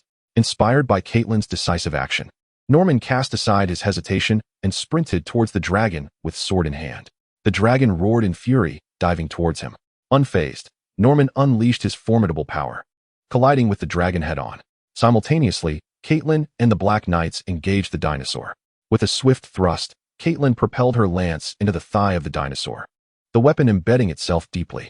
She released her grip and galloped past, while the Black Knights gallantly surged forward. However, in comparison to Norman, a being of nearly planetary strength, Caitlin and her companions were significantly outmatched. They reached the feet of the dinosaur, wielding their blood magic and lances to strike at its legs. Bolstered by their magic, the lances pierced through the creature's scaly hide. Once they had thrust their lances, they relinquished them and retreated behind the beast. This was the true utility of lances in warfare. With exceptional piercing capability, they served as one-time instruments during a powerful charge. Once embedded, they were nearly impossible to extract swiftly and had to be discarded, lest the recoil unseat the rider. The Black Knight's lances inflicted grievous pain upon the beast, with hundreds embedding themselves into its legs and feet, nearly mutilating them. Each lance, imbued with blood magic, caused the creature to bleed profusely and, in turn, strengthened the Black Knights. In agony, the beast rampaged, stomping furiously, while those who had sprinted ahead managed to evade its wrath. Many of those charging from behind were mercilessly trampled. Curse this beast! Caitlin seethed with indignation. Charge! She unsheathed her longsword and charged once more alongside the Black Knights. Upon witnessing this, the monstrous beast swept its tail, but Caitlin tugged at the reins, summoning every ounce of her strength to collide with it. A resounding thud echoed as the fierce impact erupted, deflecting the beast's tail, while Caitlin remained steadfast, refusing to be thrown off balance. As she absorbed more blood, her power surged exponentially. Caitlin's physique began to transform. 2 protrusions emerged from her back, and her face became adorned with peculiar markings. Sharp fangs sprouted, her ears elongated, and her beautiful eyes turned a deep crimson. Feeling the burgeoning power within her, she leapt into the air, swinging her sword towards the beast's tail. Clang! Boom! A silver flash ignited the darkness, followed by a deafening roar as the beast let out a wretched cry. Caitlin had successfully severed the beast's tail. The general was magnificent. Behind her, the Black Knights erupted in ecstatic cheers, rallying once more to assault the beast. The adage many ants can fell an elephant rang true. Though they resembled ants before the beast, their strength was far from insignificant. As the beast's tail fell, torrents of blood gushed forth. Combined with the blood spilled by the creature previously slain by Norman, the streets of the Golden Sunflower Fortress transformed into a crimson river. Bathed in blood, the Black Knights experienced transformative enhancements with each passing moment. As they charged towards the beast, their steeds, the horned horses, began to undergo a metamorphosis as well. These steeds, serving the Black Kingdom, were now recognized as part of the Empire and received reinforcement from the system. Ding! Absorbing new affiliated species. Reward: Fantastic Species Bloodline. Unicorn Mutant Nightmare Bloodline. Following the system's enhancement, flames enveloped the horned horses. Their once black manes and tails ignited into blazing blue, ethereal fire. Their hooves bore the essence of chaotic darkness, crackling with electricity, reminiscent of vengeful flames returning from the depths of hell. Boom! The Black Knights, initially galloping on the ground, found themselves slowly ascending into the air. Yet even in flight, the thunderous sound of their hooves only intensified, resonating with growing fervor. The sudden elevation did not incite panic among them. Rather, it ignited exhilaration. Caitlin, in particular, raised her longsword once more, charging towards the beast. Hundreds of strands of blue flames carved a long path through the air, resembling vengeful spirits emerging from hell, seeking retribution against the malevolent beast. It may sound like a dark jest, but this was the vengeance of Caitlin and the Black Knights. They sought to avenge their fallen kin. The nightmare beasts roared alongside their master, charging towards the formidable foe. The enemy, once powerful, now faced an unexpected reversal of fortune. Kill! The reborn cavalry charged towards the monstrous creature, and at the moment of collision, all the Black Knights and nightmares transformed into a crimson mist. Like phantoms, they penetrated the beast's body, only to emerge anew, drenched in blood, as they solidified upon the ground. The creature they traversed, after a brief moment of stupor, began to wither, becoming nothing more than an empty hide. Meanwhile, Caitlin and the Black Knights, drenched in blood, grew even stronger. They landed on the ground, exuberantly raising their bloodstained swords. Victory to the Black Knights. Victory! Victory! Victory! Caitlin, however, bowed her head in silent tribute to her fallen comrades. Following this, she and the Black Knights turned their gaze towards the battlefield beyond the city walls. There, their king was still engaged in a bloody struggle. Boom. The clash between the two sides echoed like a planetary collision, unleashing a more terrifying shockwave at the moment of impact. This wave spread outward, shattering the ice covering the river below and causing the ground to crack in a systematic fashion. Norman's body was impervious, refusing to yield even against the colossal dragon beast. Upon impact, he was slammed to the ground, creating a substantial crater, yet he remained standing, his blood-red sword glistening even more vibrantly. In contrast, the dragon remained airborne, soaring higher, yet a gaping wound marred its neck, blood cascading forth with no sign of healing. Norman glanced at the dragon, transforming into a bat as he ascended into the sky. The dragon's slit pupils widened, a burgeoning rage reflecting its increasingly human-like emotions. Ascending to great heights, it unleashed a terrifying blast of frigid air towards the pursuing bats. The moment the icy breath was released, it even froze the surrounding air. Observing this, Norman swiftly evaded upward, darting behind the dragon, and plunged his sword into the top of its head. Roar! The dragon emitted a heart-wrenching scream, acutely aware of its life ebbing away as the blood-red sword embedded in its skull siphoned its vitality. Norman felt his strength surging, and in that instant, he became more powerful. He witnessed the dire state of the Black Knights, his heart bleeding for them. However, change came swiftly. He had no time to heed the system's notifications, only knowing that Caitlin and the Black Knights had triumphed, growing exponentially stronger than before. The antelopes transformed into nightmares also bestowed upon Norman additional strength, replenishing what he had previously lost. This was the very reason for Norman's sudden acceleration. To die, or to submit. Norman's voice resonated within the dragon's mind. Of course, it did not comprehend his language, yet it understood the essence of his message. Faced with a threat, the dragon made its choice. Between dignity and life, it chose life. The dragon plummeted to the ground, struggling to raise its forelimbs, gradually lowering its head. It, too, surrendered. Norman withdrew the sword from its head, manipulating the blood to assist in the restoration of its mind. The rationale behind his actions was straightforward. Norman intended to bring all inhabitants of the planet under the dominion of the Black Kingdom, thereby garnering strength, advancing technology, and establishing civilization. Such a colossal beast would undoubtedly facilitate his transition from warfare to governance, alleviating considerable burdens along the way. Simultaneously, he harbored a profound curiosity regarding the veracity of his suspicions, whether there existed a cavern beneath the surface of this planet, a sanctuary for monsters. If such a space did not exist, how could one explain the absence of encounters over the past decade? Conversely, if it did exist, it would represent an immense treasure. Setting aside other considerations, the benefits of fully subduing these creatures would be extraordinarily high. Norman leaped down from the dragon's crest, gently patting its head, and called out to Caitlin and the others, urging them to approach. Caitlin, accompanied by the Black Riders, swiftly arrived, and upon witnessing the dragon's docile demeanor, they erupted into jubilant roars. "Long live your majesty! Long live your majesty! Long live your majesty!" Norman did not interrupt their celebration. Instead, he raised the blood-soaked sword and joined in their revelry. After a brief respite, Norman instructed everyone to gather the remains of their fallen comrades. Fortified as they were, their bodies remained intact, allowing for a proper return of their souls.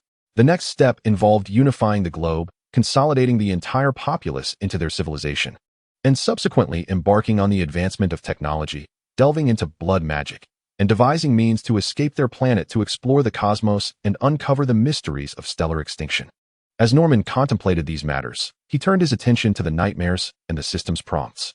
These creatures had indeed acquired a bloodline, and the so-called absorption of subordinate species necessitated a sense of affinity among them. The antelopes had previously lacked such recognition until they resonated with the Black Riders, thus experiencing a semblance of sentience. Therefore, the prerequisite was a shared understanding of fundamental concepts and emotions. Norman glanced at the dragon lying beside him, appearing in a state of half-consciousness. Was it not more feasible to subdue such highly intelligent beings? What would that make him then? A master of marvelous creatures? Perhaps it was not an implausible notion. Your Majesty, all is well within the realm. Among the displaced individuals we gathered, half have awakened their bloodlines. And with this newfound strength, our domestic development has progressed rapidly. Within the resplendent confines of the golden sunflower castle, Norman sat upon his rejuvenated throne, listening to Edward's distant report. Indeed, you and your compatriots are tasked with overseeing domestic affairs, prioritizing the welfare of the citizens. We need not depend solely on food resources. Yet the collection thereof must persist, along with various plant seeds, it would be prudent to gather them all. Furthermore, you are aware of the situation with the nightmares, yes? Return and experiment with our livestock and war beasts to ascertain if they can also be absorbed. Understood. Edward nodded, and then turned to leave to attend to his affairs. Norman, now serving as the de facto king and expeditionary general, led the charge while Edward followed with the organized officials of the kingdom to facilitate the aftermath. His mission was to assist Norman in reorganizing the troops, enhancing their combat strength, while also absorbing the populace and constructing cities to ensure the logistical support for Norman's endeavors. It must be said that over the past decade, Edward had grown accustomed to this role, having been honed by Norman into a logistics magnate whose capabilities rivaled those of renowned historical figures from the illustrious lands of Huaxia. As Norman entered the mode of a grand expedition, no one else could match his pace. Only Edward could arrive with supplies and reserve troops immediately after Norman captured a castle or a city. Just as Edward began to strategize, Norman rose to inspect the surroundings.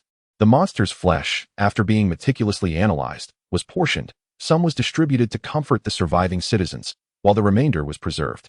The blood of the beast became the source of strength for the soldiers, who absorbed it completely. Within the city, reconstruction was underway, with officials from the Black Kingdom directing the citizens to rebuild the walls, repair homes, and create suitable living quarters. Outside the city lay a temporary military camp, alongside a dragon submerged in the river, stealthily raising its head to acknowledge Norman's arrival. Present arms, Your Majesty. Stand ready. The forthcoming expedition will not be a simple endeavor. At your command. The soldiers could hardly conceal their fervor upon seeing Norman. They were his staunch loyalists, harboring unwavering admiration for him. Before the system was implemented, they were willing to fight to the death for Norman, and after its introduction, they were even prepared to brave fire and water for him, willing to lay down their lives if commanded. Norman nodded in satisfaction. This particular troop was the reserve of the Black Riders, poised to replace them should they sustain losses. For this grand expedition, Norman required not only cavalry, but also infantry capable of forging paths through mountains and bridging waters. Edward had supplied him with this specialized infantry unit. After surveying the army, Norman approached the riverbank. The dragon, seeing him approach, obediently rested its head on the shore, awaiting Norman's command. Very well. Are you willing to fully submit? Norman inquired, conjuring a drop of ancestral blood before the dragon's eyes. The dragon gazed at the crimson liquid with a glimmer of human-like fear. This ancestral blood, unlike that meant for Caitlin and others, was imbued with the essence of the blood of night, derived from the vampire's ability to create blood-bound thralls. Consuming this drop of blood would be akin to undergoing the initial embrace by a vampire, transforming the dragon into a blood thrall. As long as the vampire withheld superior blood, it would forever remain subjugated by the constraints of its bloodline, destined to be the lowest of slaves. Though the dragon was oblivious to the circumstances, its primal instincts instilled a profound sense of fear towards the entity before it. However, this trepidation paled in comparison to its dread of Norman himself. The malice radiating from Norman was far more palpable than the unknown threat it faced. Obediently, the dragon opened its mouth as Norman smiled and poured blood into it. As the ancestral blood coursed through its veins, the dragon underwent a transformation. The lowly bloodline of the knight's child was embedded within it, rendering it a blood slave to Norman. In the moment of its loyalty, the system chimed once more. Ding. Absorbing a new subordinate species. Reward. The fantastical bloodline of the dragon, the blue dragon bloodline. As the bloodline assimilated, the dragon, previously in the throes of transformation, suddenly halted. The blood belonging to Norman fused with the newly acquired bloodline, morphing into a unique essence of the dragon, or rather, the blue dragon's special lineage. The five-colored dragon, a malevolent breed within the fantastical hierarchy, was a progeny of Tiamat, the mother of the five-colored dragons. They are formidable creatures, yet their chaotic and evil nature often results in diminished intelligence, with many possessing rather low cognitive abilities. However, their lack of intellect was inconsequential, primarily due to the immense power they bestowed upon Norman. The strength provided by this blue dragon was equivalent to the combined might of 10 million evolved beings. Previously, Norman's power was classified as surface level, rendering him virtually invincible within the confines of the planet. Now, however, his strength had ascended to planetary levels. To illustrate, Norman could effortlessly defeat the blue dragon he had encountered earlier, overpowering it with a mere hand, akin to wielding the strength of 4 blue dragons in full assault. Without sufficient extraordinary power, Norman would have been capable of soaring beyond the planet's atmosphere to explore the cosmos. Very well, now tell me, from whence do you hail? Why were you previously unseen upon the surface? Norman inquired as he patted the blue dragon's face. The blue dragon blinked, quickly grasping Norman's intent, and gestured for him to mount its head. With a leap, Norman ascended, and the blue dragon retracted its head, submerging into the great river, gripping the dragon's horns. Norman observed as it navigated deeper into the river's depths.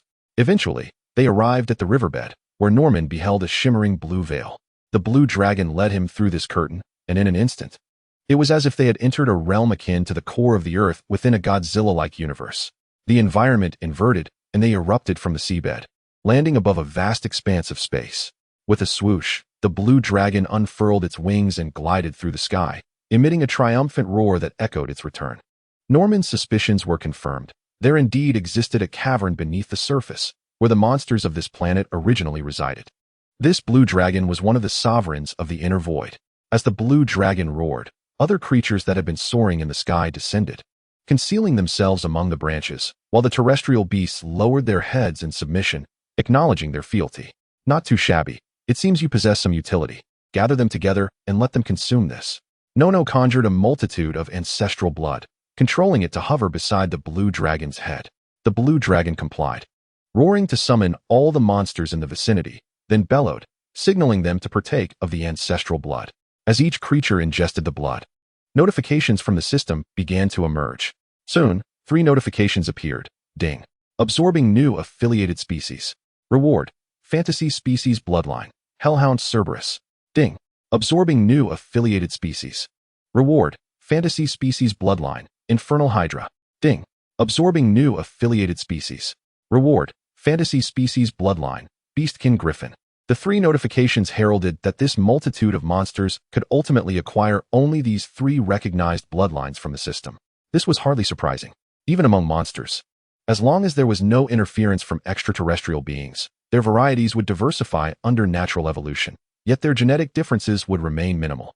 Thus, the classification into canids, reptiles, and mammals was entirely reasonable. Norman cast a cursory glance. The monsters subservient to the blue dragon numbered around 100, and once assimilated by the system, they augmented Norman's power by approximately the equivalent of 100 million post-evolution entities. At present, Norman had ascended to a planetary level. The classification of levels in the system is rather rudimentary, divided into 7 tiers: surface level, planetary level, galactic level, supergalactic level, singular universe level, multiverse level, and omnipotent universe level. The surface level, which Norman previously occupied, corresponds to the standard of native planetary monsters in the Ultra universe, rendering him invincible on his home planet. The planetary level possesses the capacity to effortlessly obliterate a colossal city, wielding nuclear-level power and the ability to traverse in and out of planetary confines. This is roughly equivalent to the rank of members within the Ultra universe's security force, surpassing most of them in strength. The galactic level can easily annihilate an entire solar system, including the Sun itself, comparable to the prowess of Electric Arc Belial and the debut of Zero. However, there exists a misconception. The ability to destroy a sun does not imply possessing the same level of energy as the sun. The supergalactic level aligns with the godly tier of Marvel's celestials, akin to the divine kings of various pantheons, capable of time travel, resurrecting the deceased, and foreseeing the future, rendering the entire cosmos devoid of secrets before them. The singular universe level embodies the strength of an entire universe, paralleling the enigmatic for celestials, possessing the capability to annihilate an entire galaxy cluster.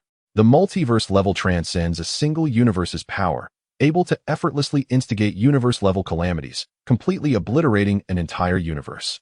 The omnipotent universe level surpasses that of the multiverse, granting the ability to create universes at will. In comparison, Norman now reigns supreme on the planetary stage. Thus, the next endeavor is to encompass the entire planet within his grasp. Norman drove these monstrous beings to the surface. "Your Majesty, what is this?" Caitlin and Edward expressed their astonishment upon encountering these creatures, astonished that Norman had managed to gather such a multitude of aberrant monsters in such a short span of time. What was most remarkable was their obedience. They could easily be organized into a formidable legion of beasts, ready to conquer alongside us. Norman nodded with a smile, and upon receiving his affirmation, the soldiers, witnessing this spectacle, no longer hesitated and erupted into a unified cheer of "Long live." "Soldiers, the moment for global unification has arrived. Follow me into battle. Victory! Victory! Victory!"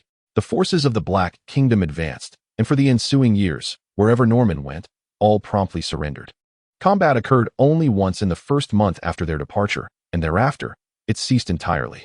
Faced with the presence of such a legion of monsters, no one dared to entertain thoughts of rebellion. As time passed, the entire world succumbed to an icy slumber. Only the Black Kingdom remained active. While the other empires and dynasties had long perished beneath the relentless cold, those who had once rebelled against the dynasties perished in despair after exhausting their food supplies. Similarly, the empires that had oppressed the populace, after exploiting the nation, retreated into their minuscule fortresses, waiting quietly for death to arrive. In the face of this global calamity, whether noble or commoner, their fates were equally grim. Chapter 12. The dynasties and empires nearest to Norman were fortunate to witness his arrival.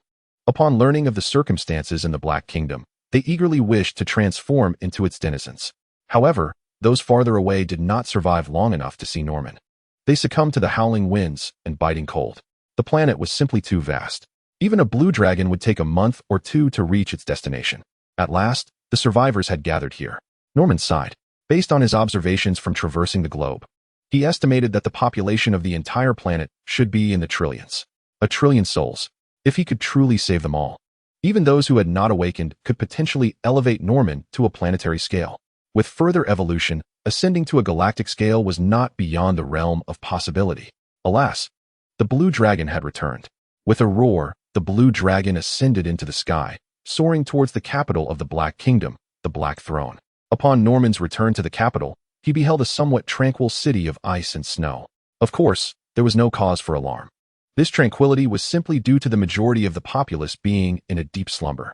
For those of the Nightborn bloodline, slumber was the swiftest means to absorb the planet's power.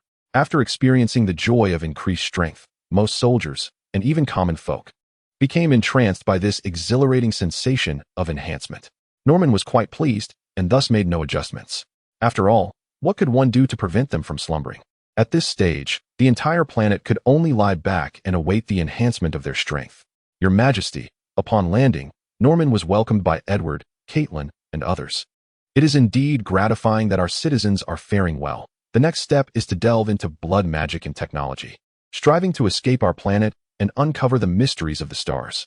The Bureau of Science and Technology has been working diligently, and the newly established School of Magic is operating smoothly, with promising advancements in the study of blood magic. Edward provided a brief report while Norman perused the documents for verification. These were encouraging tidings, and the sight of so many humanized sculptures had notably uplifted Norman's spirits. Your Majesty, is it truly you who has returned? I have a grand offering for you. A voice echoed from beyond the council chamber. It was Alan, the director of the Bureau of Science and Technology. As Norman looked up, Alan and several researchers had already rushed into the chamber. Your Majesty, wonderful news. Please, come quickly. Alan was so excited that his words tumbled over one another, making it difficult for him to articulate. Calm down, have some water first. Norman smiled as he handed Alan a cup of hot water. Alan gulped it down and, with fervor, exclaimed, Your Majesty, we have succeeded in our research. We have truly deciphered it. Deciphered? What have you deciphered? The suddenness of this revelation left Norman somewhat bewildered. Alan attempted to compose himself, though the exhilaration on his face was unmistakable. He continued, It is the special runes found within those ruins. We compared the energy generated by our own blood magic with those runes. Previously, there had been faint responses, and now we have finally made progress. When those runes were activated by magical power, they generated a magical portal. It is identical to the one described in the legends. Your Majesty, we may have discovered a magical civilization. Alan was beside himself with excitement, while the ministers present could not help but smile at the news. Director, we are aware that there are greater realms beyond our own, that other beings may exist within the cosmos, but we have yet to witness it ourselves. To claim this civilization as anything but ours would be a stretch. No other empires can truly lay claim to such a discovery, one minister remarked. Indeed. Have you perhaps unearthed something and mistaken it for a civilization? The others chimed in, not intending to mock, but expressing their skepticism. Faced with Alan's assertions, Norman suppressed his astonishment and thoughtfully stroked his chin. Wait, you, a scientist, have managed to create a portal of the magical realm? Yet, magic does exist in the multiverse. For instance, the Plashirians who wield various magics, the magical arrays of Galatron, and the magic circles born from the formidable beasts surpassing the likes of Bixumel, such as black magic that provides energy to Bixumel, Even Zeta exhibited magical arrays when employing skills from the Gamma future. In the realm of Ultraman, numerous individuals possessing magical abilities, both human and extraterrestrial, have made their appearances. Thus, magic is not an uncommon phenomenon within the Ultraverse. With this in mind, the discovery of a civilization steeped in magic seems less extraordinary. Gentlemen, the truth shall reveal itself at a glance. Trust in our director. Let us venture forth together. Norman rose, leading the esteemed ministers alongside Alan to the experimental site of the Bureau of Science and Technology. Within the experimental grounds stood an altar constructed from unique bricks, adorned with ancient runes intricately engraved upon its surface. Norman recognized these runes from previous archaeological discoveries. At that moment, the runes had been meticulously arranged and restored to depict the original patterns found within the ruins. A multitude of soldiers stood nearby, their hands gently caressing the edges of the patterns, channeling their own magical energy into them. As the magic flowed, the runes shimmered with radiant light, coalescing into an ethereal veil. Is this what you refer to as the portal? Caution, Your Majesty. Norman patted Caitlin on the shoulder, stepping forward with curiosity to examine the portal, inquiring of Alan. Have you tested it? Indeed. Alan, still brimming with excitement, stepped forward to explain. We first experimented with objects, securing a small white mouse with a rope and sending it through. When we pulled it back, it was completely unharmed. Moreover, the rope remained intact, indicating that the other side must also be solid ground. You dared to venture through? Norman keenly discerned the critical point. Alan sheepishly scratched his cheek, admitting, given that the experiment had progressed this far, I took the risk of stepping inside. It was a desolate wasteland, shrouded in darkness. Yet the architectural style there was distinctly different from that of Azure Star. We encountered numerous ruins resembling these ruins, which led us to surmise the presence of civilization on the other side. Next time, do not be so reckless. Your safety is paramount. Norman gently patted Alan's shoulder, refraining from chastising the scientist, who was so engrossed in his research. Alan bowed deeply in response. Norman then took a step forward, reaching out to confirm the absence of danger before boldly crossing through the portal. In that fleeting moment of passing through the portal, Norman recalled the descriptions from the Harry Potter series he had read in his previous life. Truthfully, it felt akin to being yanked by a hook at the navel, as though he were flung through the air, spinning 360 degrees before plummeting downward. Yet, everything transpired swiftly. Had Norman's enhancements not been so formidable, he would have likely been unable to react, perhaps merely feeling a sense of dizziness.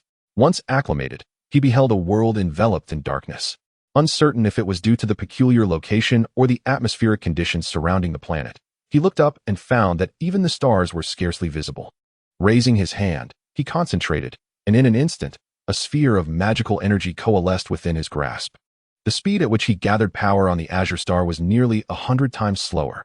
This signifies that the magical and natural forces of this planet are, at the very least, over 100-fold greater than those of the Azure Star. The Child of the Night, a variant and enhanced bloodline of vampires, possesses the ability not only to wield blood magic, but also to perceive magical energy. Lacking the knowledge from inherited memories, Norman was uncertain about what magical energy truly was. Yet he surmised it to be akin to heat, kinetic, and electrical energy. The most significant distinction of magical energy lies in its omnipresence within the world, much like molecules scattered throughout the cosmos. However, akin to the distribution of matter, some areas are sparse while others are dense. This planet undoubtedly belongs to the latter category. Remarkable indeed. It is possible that a civilization of magic may exist here, Norman mused. Just then, Caitlin and the others hurriedly caught up. Your Majesty, how can you take such risks? Caitlin exclaimed, her face etched with concern. Do not worry. It is not so easy for me to perish now. Edward, please escort the others back and arrange for a regiment of iron guards to come here. As you command. Edward and the other officials did not hesitate, promptly turning to depart. Although they found this place intriguing, they understood their lack of combat skills would only cause chaos. So it was wiser to retreat and return after the exploration was complete. Soon, a regiment of iron guards arrived at the scene. The Iron Guards, akin to the Black Knights, represent the elite forces of the Black Kingdom. The Black Knights consist of a standing force of 3,000, exclusively commanded by Norman and Caitlin, serving as the trump card of the military. In contrast, the Iron Guards are Norman's personal guards, mobilized solely by his command. Edward's ability to summon them stemmed from a prior order conveyed through bloodline connection. The Iron Guards maintain a standing force of 5,000, clad in the finest armor. Each a formidable warrior capable of taking on 10 foes, seasoned veterans who have survived the most harrowing battles. Once they assembled in formation, Caitlin finally felt a semblance of safety. Even when confronted with monsters, these iron guards, like the Black Knights, could assist Norman, or at the very least, provide a temporary defense, creating an opportunity for escape. Of course, Norman had different intentions. Leave half the men here to set up camp. Alan, bring 2 skilled scouts with you. You will remain here to help them identify the surroundings. The rest, come with me to explore these ruins. A reconnaissance team quickly gathered before Norman and his companions. Following Norman, they ventured forward while the team leader provided an overview of the situation. Your Majesty, we have previously explored this area. It is a highland plain, approximately 3,000 square kilometers in size. At the edge of this highland plain lies a cliff, where we discovered a waterfall cascading downwards, yet we cannot see its boundary. It may very well lead to a summit exceeding 1,000 meters in height. This region is devoid of life. We have found no living beings, only ruins and remnants, yet these remains are remarkably well preserved. Norman listened attentively to the introduction, nodding in acknowledgement before leading Caitlin and the Iron Guard to explore the surroundings. As reported by the leader of the exploration team, Norman carefully sensed his environment and indeed felt no signs of life. Compared to the recently darkened Azure Star, this world has already succumbed to darkness, descending into a state of eternal silence. Let us examine the ruins. Norman instructed the exploration team to take the lead. Their expertise is particularly notable, not only due to Norman's proactive guidance and cultivation, but also because Azure Star possesses an inherent foundation for such endeavors. Unlike Earth, Azure Star has more land and a peculiar magnetic field that has given rise to numerous geological wonders. For the inhabitants of Azure Star, these geological marvels are considered divine creations. As long as they remain buried, they are believed to receive the blessings of the gods, ensuring the eternal power of their dynasties. There was a time when Norman found himself in an awkward situation akin to that of Boss Chow, leading him to, make a small attempt at imitation. Returning to the main topic, the methods of exploration have been refined over time, so as long as something is humanoid in size, excavating an extraterrestrial civilization poses little difficulty. The exploration team led the way, using torches to illuminate the path and prevent getting lost, while explaining the structural features of the area to Norman and his companions. Your Majesty, there is no doubt that this is a civilization of magic. Furthermore, their fate bears similarities to ours. Before their demise, they left behind some unique magical artifacts, as well as partial methods of translation. Director Allen has discovered numerous unweathered documents here and is currently deciphering the inscriptions, confident that it won't be long before they fully unravel the information regarding this civilization. Your Majesty, look here, the team leader pointed to the mural ahead. This is the center of the ruins. Behind it stands an altar, and on this mural, many runes are depicted. These runes, like the ones we have discovered, can be activated with magical energy. Therefore, we have a bold hypothesis. It is quite possible that our civilization originated from here. A portion of people once traveled to Azure Star through a magical portal. Indeed, it seems there is a real possibility, Norman nodded, as those runes have been identified not only within the territories of the Black Kingdom, but also in other regions.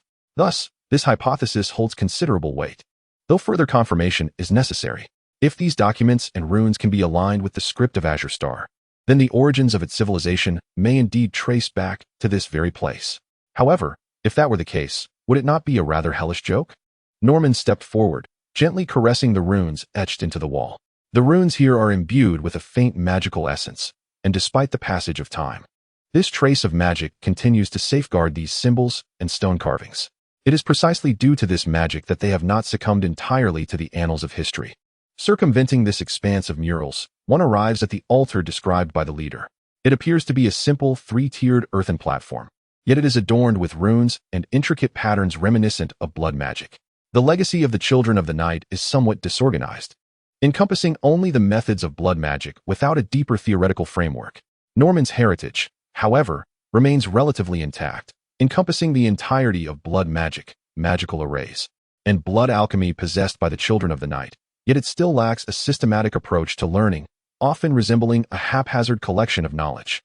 Yet upon this altar, Norman perceived numerical indicators, or rather symbols, ranging from 1 to 9, along with specific classifications as if they corresponded to something. Have you found the corresponding items? Norman inquired.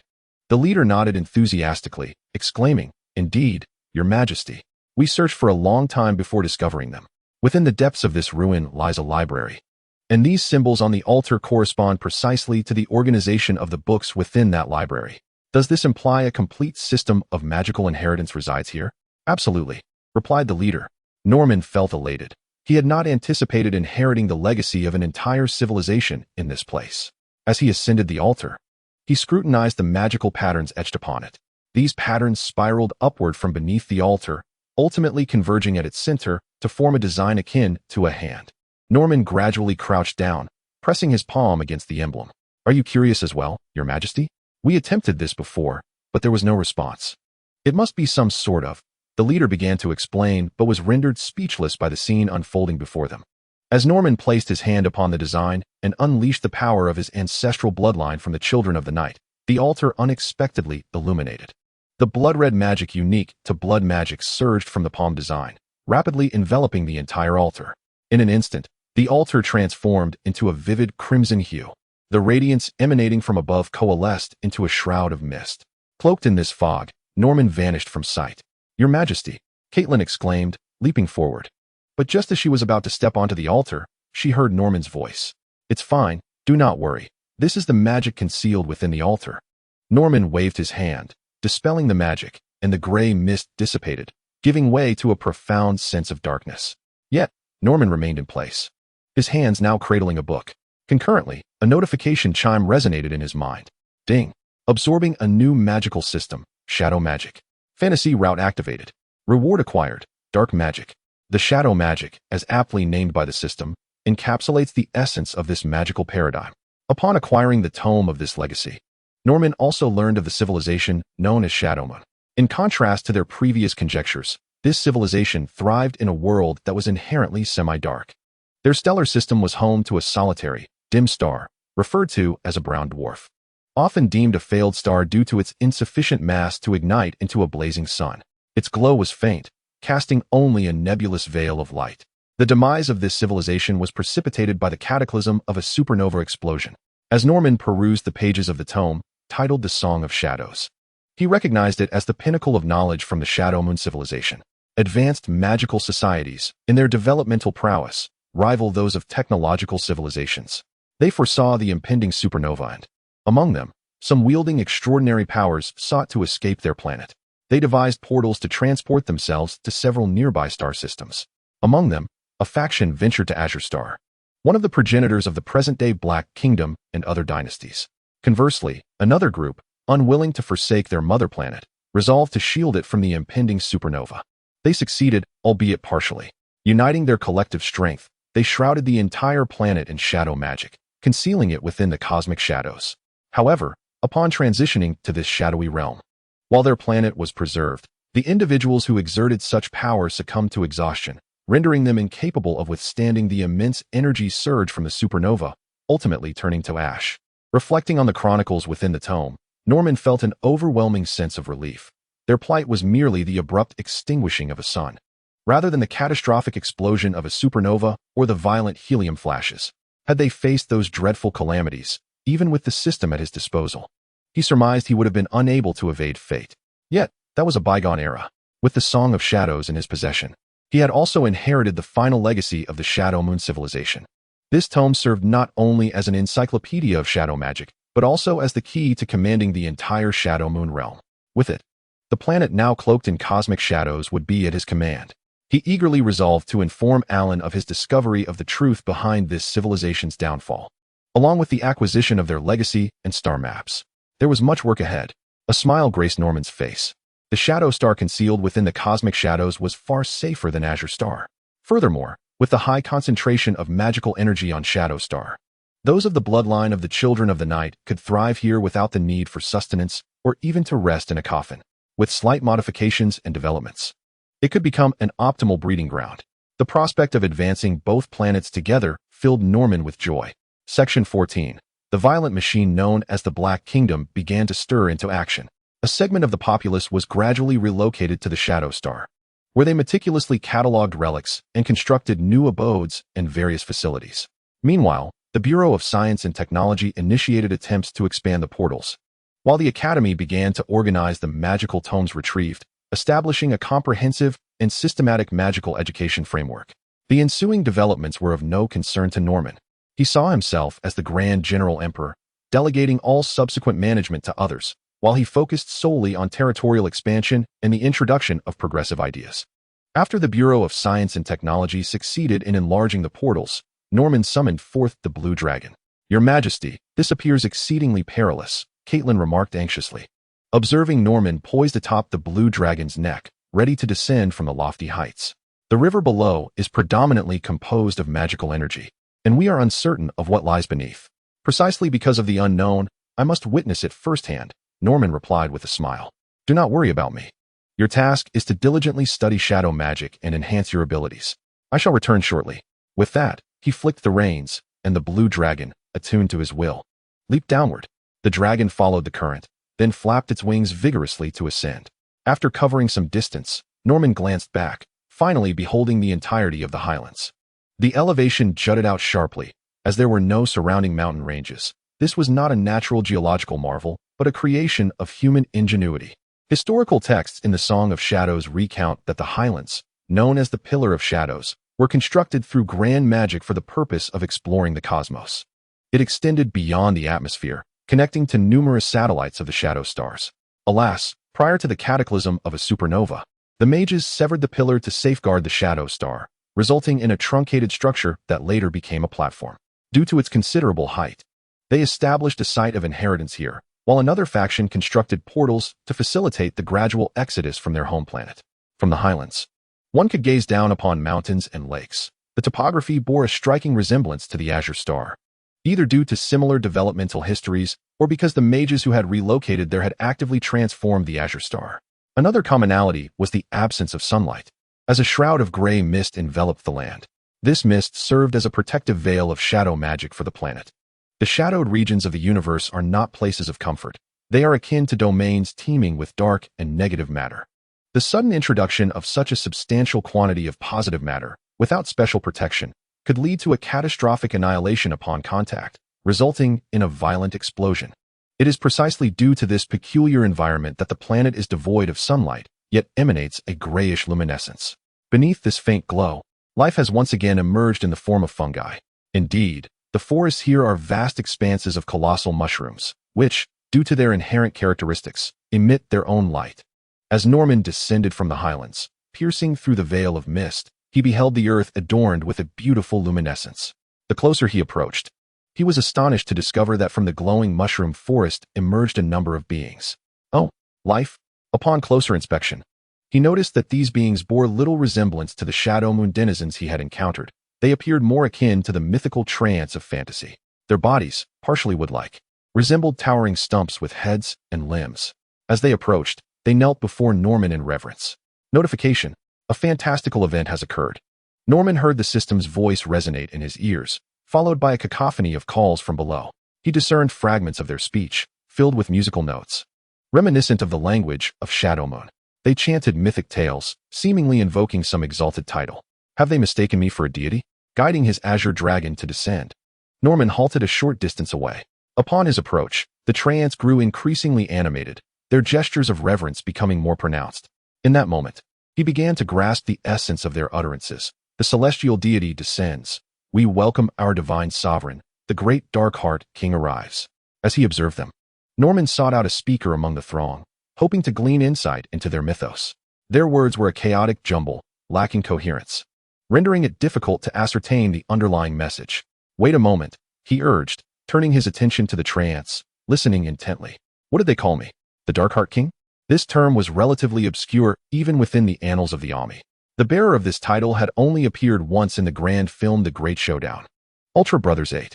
He was the true puppet master behind the Super Hippolyte aliens, ultimately defeated by Diga and the other Ultras, yet he did not perish. Thereafter, he vanished from all records, seemingly abandoned by Tsuburaya, existing solely in the realm of lore as a villain. Thus, I am destined to replace the Dark Shadow Mage and confront the Ultra Brothers? Hold on. Vampiric bloodline, dark sorcery, shadow magic, a homeworld plunged into darkness without its sun. Yes, all elements are present. O great celestial deity, are you here to save us? Trembled an elderly Trand adorned with a white mushroom atop his head. Stepping forward with a mixture of excitement and trepidation, Norman looked up at him. Despite their seemingly timid demeanor, Norman realized that these Trands towered at 2 to 3 meters tall. Their eyes gleamed with fervent devotion, and he understood that should he acknowledge their reverence, they would undoubtedly recognize him as their sovereign. It was even conceivable that the system would affirm this. However, just as Norman had spent a decade dismantling superstition and advancing technology in the Dark Kingdom, he was wary of such an immediate acceptance. Norman would never deceive them, nor would he leave behind a bomb of conflicting beliefs for the future. I am not the deity you have envisioned, but rather a king from a distant realm. Norman spoke, attempting to communicate in the language of the Shadow Moon civilization. The ancient treemen paused momentarily upon hearing Norman's words. They were not a primitive civilization. They could be regarded as a rebooted civilization that had emerged from the remnants of the Shadow Moon legacy. Their ancestors had transformed themselves through magic, adapting into their current forms suited to the environment. Thus, upon hearing the language spoken by Norman, the ancient treemen's ancestral heritage was awakened. In a halting and unrefined manner, the ancient treeman inquired in the Shadow Moon tongue, "Are you of the Shadow Moon?" "I am not of the Shadow Moon, merely a bearer of its legacy," Norman replied, observing the stammering treeman and sensing the potential complications that lay ahead. Contemplating for a moment, Norman raised his hand to conjure a drop of ancestral blood and addressed the ancient treeman. "This is the essence of my lineage. If you consume it, you will comprehend everything instantly. However, know that by doing so, you shall become my subordinate. This is the choice I offer you. Should you decide against consumption, it matters not. I shall send others to instruct you gradually." The ancient treeman gazed at the droplet of blood in Norman's palm, lost in silent contemplation. Behind him, the other treeman, though having heard Norman's words, regarded him with fervent admiration. "It is a god. He is indeed a god. Just hearing the voice of the divine has bestowed upon me a wealth of knowledge. I too. This is the grace of the deity. O great celestial being." Hearing their exclamations, Norman merely pressed his lips together, refraining from further discourse. The ancient treeman glanced back at his enthusiastic kin while simultaneously accessing the memories embedded within his bloodline, ultimately arriving at a decision. "I am willing." The ancient treeman knelt down, prostrating himself and raising his head in a position of reverence, extending his hands to receive the ancestral blood offered by Norman. As the blood was consumed, a transformation unfolded. His once aged visage rapidly rejuvenated, brimming with vitality. The white mushrooms atop his head turned crimson, and his physique grew robust, his withered arms regaining strength. "A miracle! A miracle! Praise the celestial being. O great deity, accept us." The other treemen prostrated themselves once more, fervently bowing before Norman. At that moment, the ancient treeman received the memories of the legacy, his eyes reflecting a complex emotion not directed towards Norman, but rather towards his own kin. "Your Majesty." The ancient treeman knelt again before Norman, but this time, it was not the primitive reverence of worship, but a gesture defined by the newly established etiquette of the Black Kingdom. Ding. Absorbing a new subordinate race. Reward: fantastical bloodline. Mutated treeman, Shadow Treant. Fantastical event completed. Additional reward: mutated treeman, Emerald Treant. The fantastical event, a result of the system's inherent effects, triggered randomly and provided rewards based on the circumstances. Indeed, the discovery of the rune portals by Alan and others can be regarded as a fantastical occurrence. However, as it was not instigated by Norman himself, no additional rewards were bestowed for its completion. Naturally, if given a choice, Norman would prefer his subjects to independently initiate such events, for the benefits derived from such autonomy are manifold, and quantitative changes can lead to qualitative transformations. Section 15. Who can say that among the next generation of the Black Kingdom's denizens, there will not emerge a few with exceptional noble bloodlines? Rise. Do you possess a name? Norman inquired of the ancient Treant. "Indeed, your Majesty, I am Nordok, the chieftain of the Noder Treants." "Very well, Nordok. This is your own choice, and that is their understanding. Do you know how to instigate change?" "At present, I cannot effect change. Let them serve your Majesty for now. I intend to start with the next generation." Nordok spoke more fluently in the language of the Black Kingdom, having inherited knowledge that bestowed upon him a greater understanding. He realized that those of his kin, ensnared by the dogma of divinity, were beyond salvation. "Very well, lead me to your tribe and enlighten me about what you know." "As you command, your Majesty, this way please." Nordok guided Norman into their tribal enclave, where they took their seats within the temple as Nordok elucidated the situation. In the lore of their heritage, the Shadow Star comprises 3 continents, with the Shadow Heights situated upon the central landmass, while the other 2 continents are separated from it by a narrow strait. Nordok's kin are scattered across the central continent, in a region known as the Shadow Forest. One of their primary habitats, To the north lies a vast swamp, while to the south exists a breathtaking landscape of 1,000 lakes, composed of magical essence. Approximately 100 Treant tribes inhabit these three regions, totaling a population of around 1 million. Regrettably, the breeding of Treants is a formidable challenge. Prior to the advent of Norman's magical bloodline, they were unable to efficiently harness the magic of nature, relying instead on their rooting methods to gradually accumulate power. As for the circumstances of the other two continents, Nordock is unaware, as legends suggest they are barren, though some tales speak of aquatic tribes residing in those waters. Your Majesty, consolidating the Treant tribes is a simple matter. All you need do is soar upon your dragon, and they will gather out of faith, Nordock proposed, a hint of sorrow glimmering in his eyes as he spoke. Faith is not an antiquated institution. However, this superstition and blind belief have shackled these Treants for millennia. But now, that is no longer the case. Should we unify the entire Treant tribes, I am convinced that under Norman's leadership, they will commence their development and integrate into the Black Kingdom. Indeed, I have already notified the homeland. Assistance will arrive shortly. Prepare your warriors. As you wish. Deity. Truly a deity. As Norman soared through the skies upon his blue dragon, accompanied by the warriors of the Noder tribe, they arrived at the next settlement, where the Treants immediately knelt in reverence. Nordock proclaimed the divine decree, compelling them to merge into the Black Kingdom and become its denizens. This was the reason Norman sought to bestow upon Nordock the blood of his ancestors, granting him legacy. If the intent were merely to integrate the treemen of other tribes into the Nordock tribe, the formidable treemen might very well resist. After all, in a merger, why should the powerful tribe yield to one perceived as weak? However, should an external force emerge, one that possesses greater strength and advancement, aligning with their mythological narratives, their willingness to accept the integration would undoubtedly surge, making their acquiescence to the demands effortless. The initial acceptance proceeded smoothly. Yet, soon enough, a minor unexpected development arose. We are the heirs of the great ancestors. Heavenly deity, I sincerely hope you will forge an alliance with us in accordance with the ancient covenant, granting us status and power, and bestow upon us the great magic. The treeman, adorned with a crown-like ornament and bearing an air of arrogance, fluently articulated his demands in the Shadow Moon tongue. He was the leader of the most developed tribe in the northern marshlands. Reluctant to merge, he instead sought from Norman a position of authority and requested a share of magic. It was rather ludicrous, leaving Norman at a loss for words. However, it was not long before the Iron Guard resolved this absurdity on Norman's behalf. Before the might of the Iron Guard, the leader attempting to engage in such peculiar antics became nothing more than a trivial ripple. Once the entire continent had calmed, Norman returned to the heights of shadow. Following enhancements, the citizens of the Black Kingdom had all become superhumans. In other words, each was capable of accomplishing the work that previously required 20 individuals. Merely a year had passed, and the heights of shadow had undergone a remarkable transformation.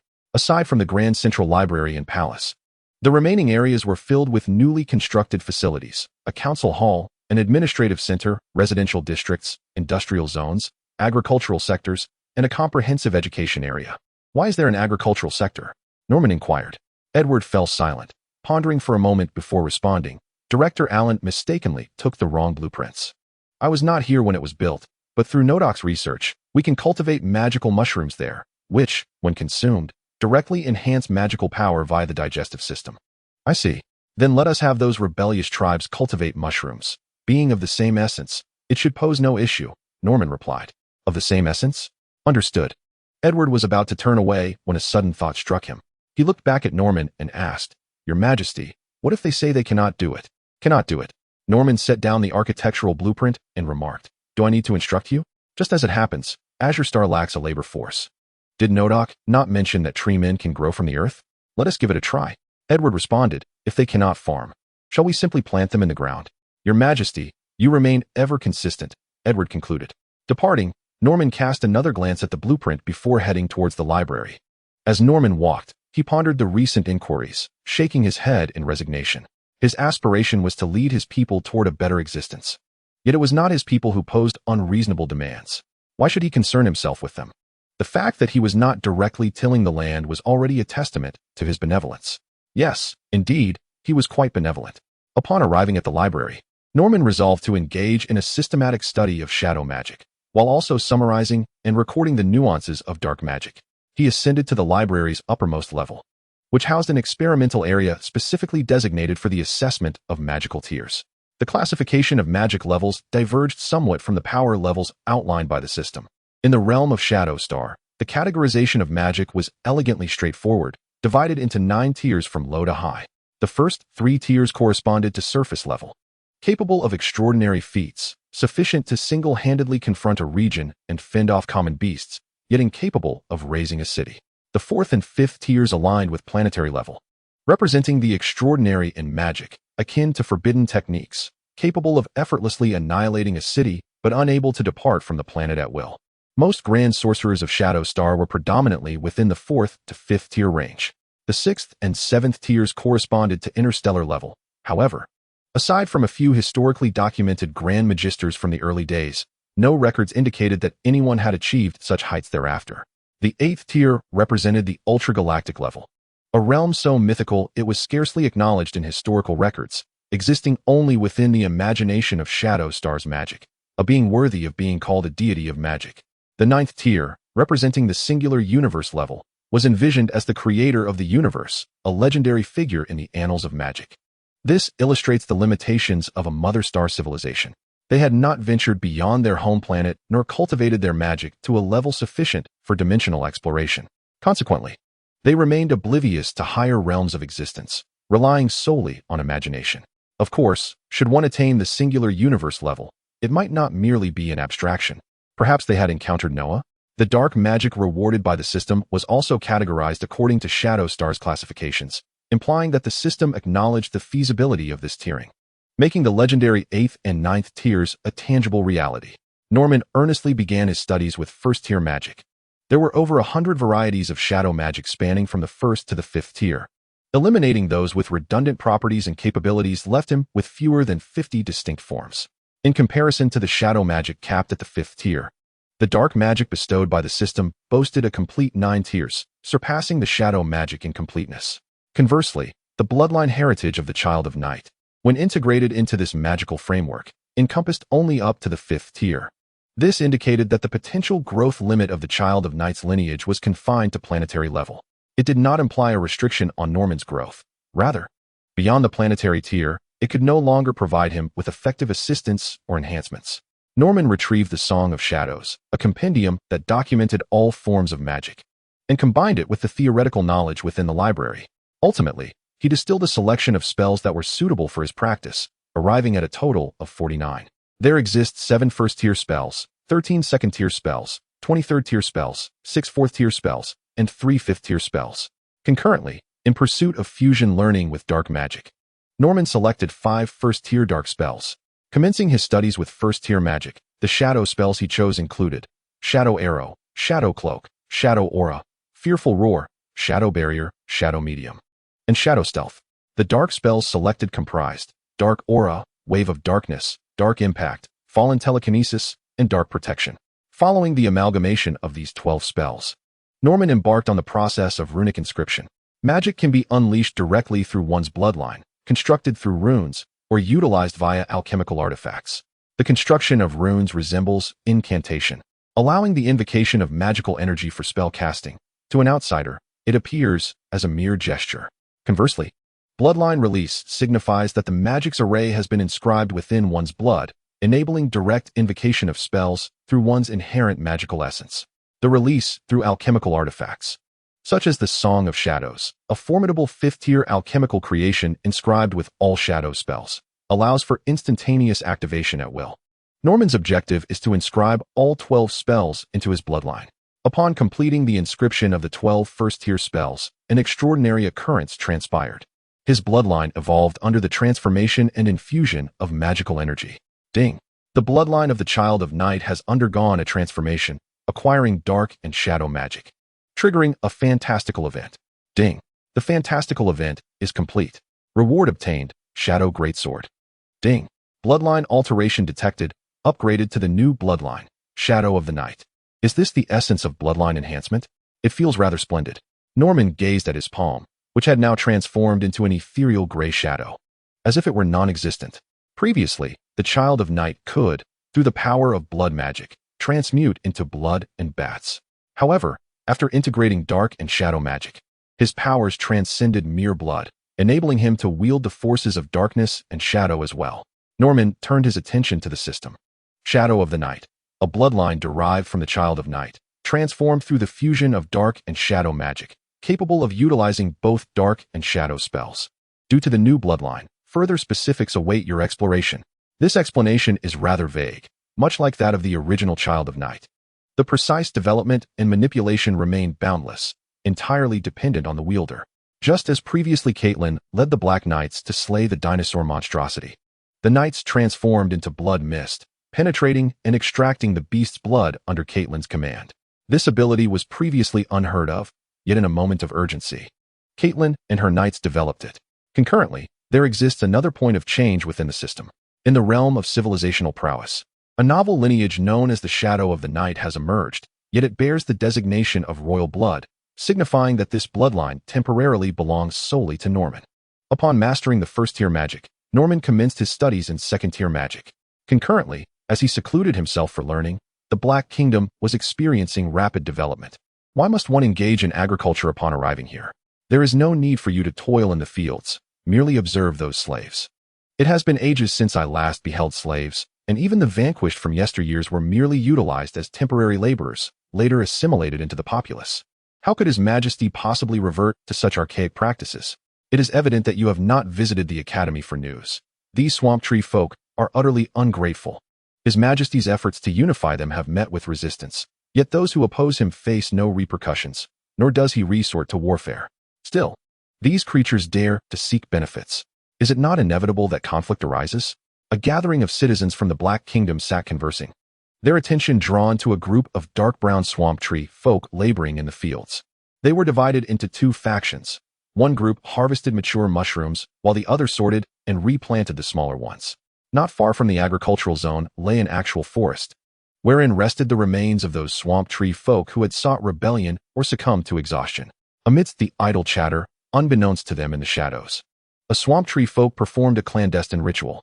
"O great god of the swamp, your people suffer. I offer my body as a sacrifice to summon your remnants. I beseech you, respond to my call."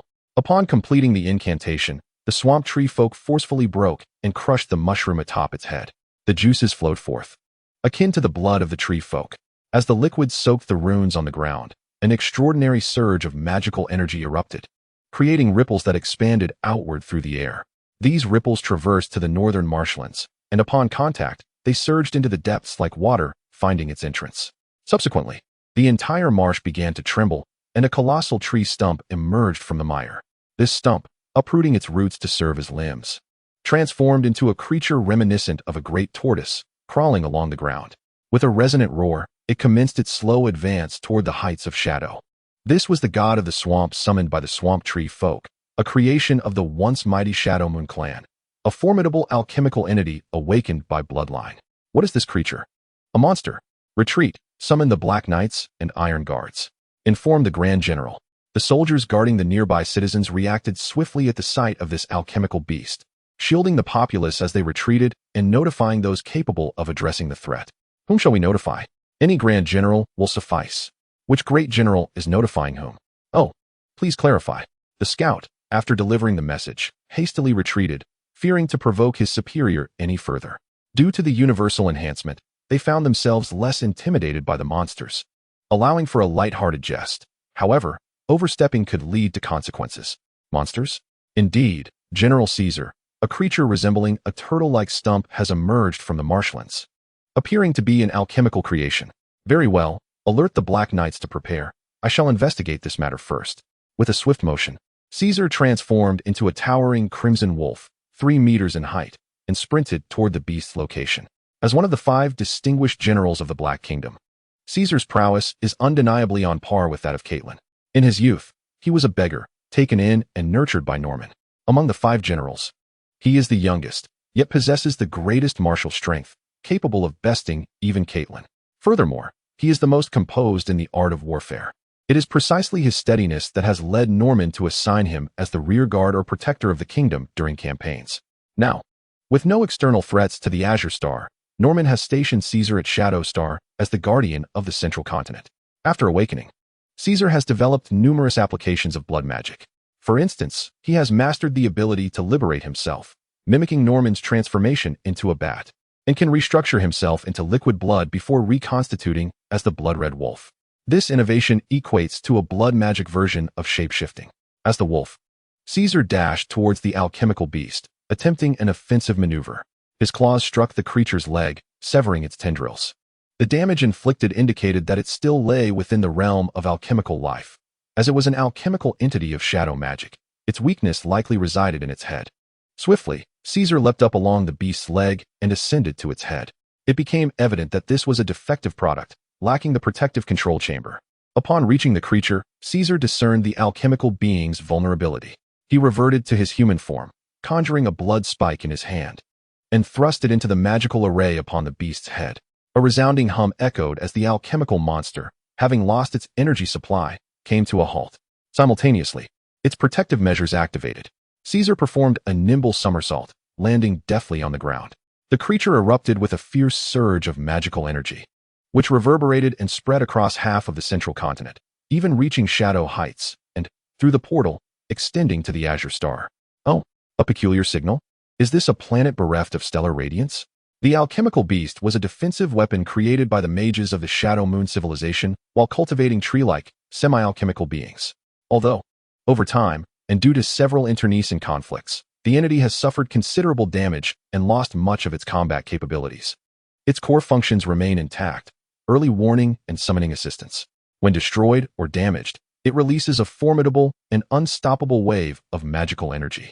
This energy wave can effortlessly penetrate planetary atmospheres, transmitting signals into the vast expanse of outer space.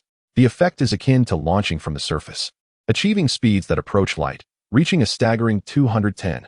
Furthermore, coupled with the inherent magical density present in the cosmos, this wave was transmitted through a portal to a location nearly 2 light-years away from the stellar system.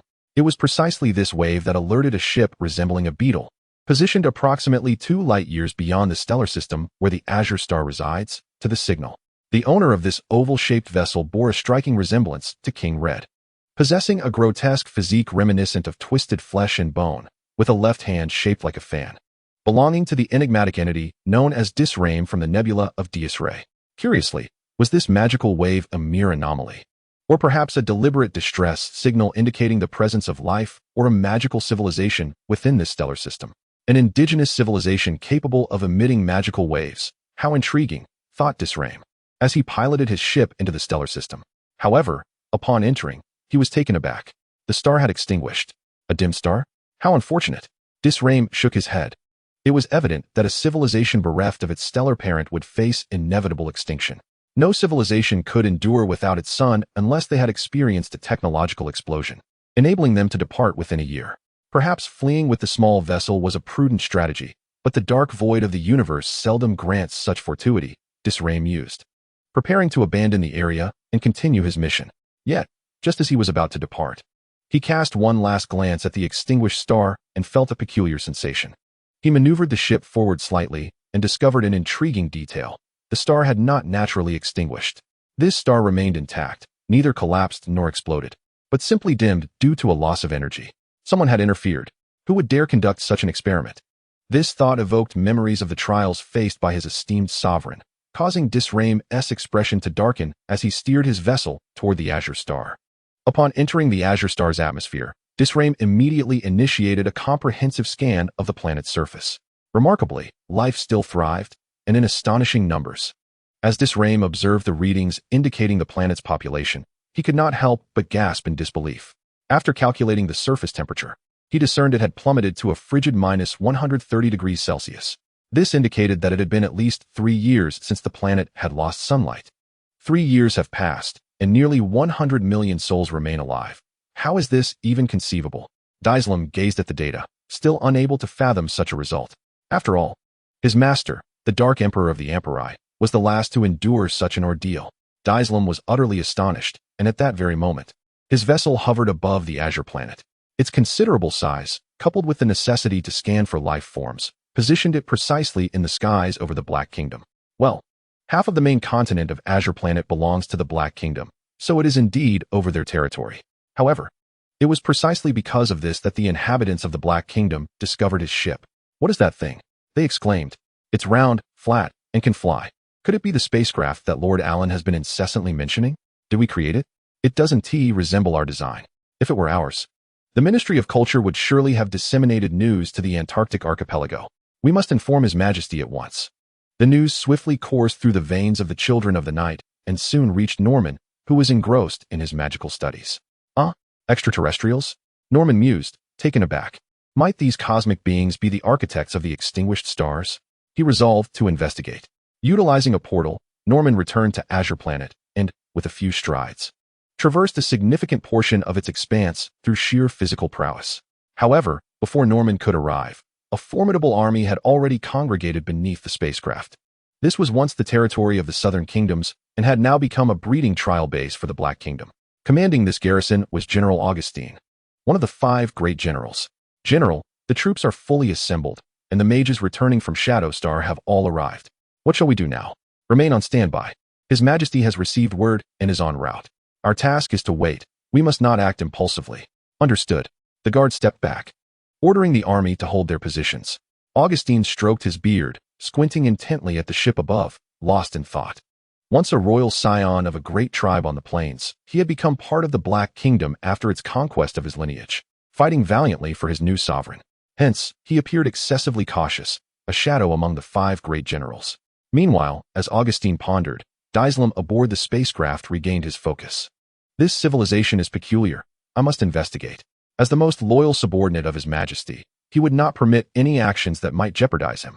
The ship began to rotate, and a radiant light enveloped it as Dyslam teleported to the nearby plains. All forces on alert. Augustine was startled upon seeing Dyslam, but quickly issued orders to prepare the army for battle. Dyslam observed the mobilizing troops below and noticed the distinctiveness of the citizens of the Black Kingdom. Truly fascinating.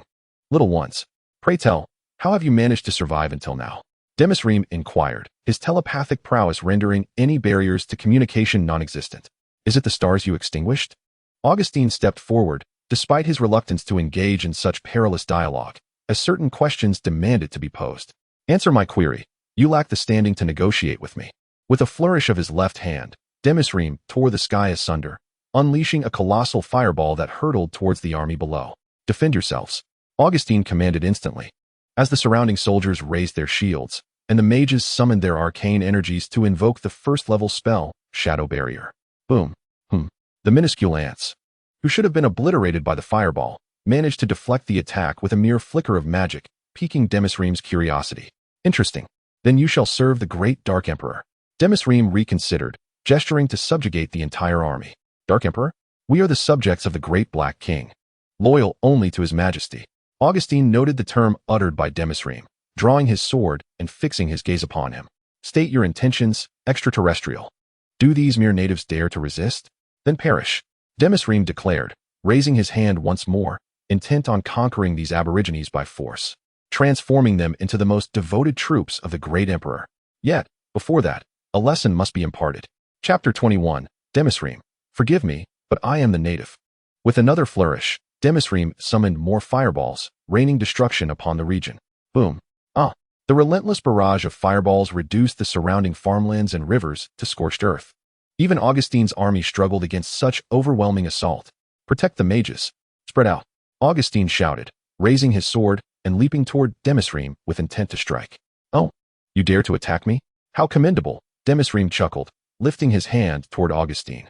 A general is not only distinguished by their accolades and loyalty, but also by their extraordinary talent, capable of keeping pace with Norman strategies. As Augustine perceived Demisrim's movement, he transformed into a mist of blood at the moment of impending contact, only to coalesce once more under Demisrim's astonished gaze, thrusting his sword towards Demisrim's head with fluidity and precision. Yet, with a resounding thud, Augustine was struck by Demisrim, sent crashing into the ground, creating a deep crater. Cough, cough. Augustine emerged from the pit, defiantly rising to his feet, though unable to suppress the spurt of blood from his lips. Impressive indeed, with formidable physical prowess, extraordinary abilities, and unwavering courage and perseverance. You are commendable. Submit to me and pledge your allegiance to the great Dark Emperor, and I shall spare your life. Bah! Augustine spat blood in disdain, retorting, never. Your so-called Dark Emperor is not worth a single hair of my sovereign, not even worthy of a fart. Boldness. Disrame's expression darkened abruptly, and in a fit of fury, he teleported before Augustine, striking him with a forceful blow. Splatter. Augustine was reduced to a mist of blood. Yet he swiftly reformed. Noticing this, Disrame struck again, and again, and yet again. By the fifth reunion, Augustine lay on the ground, pallid, with his body's regeneration waning significantly.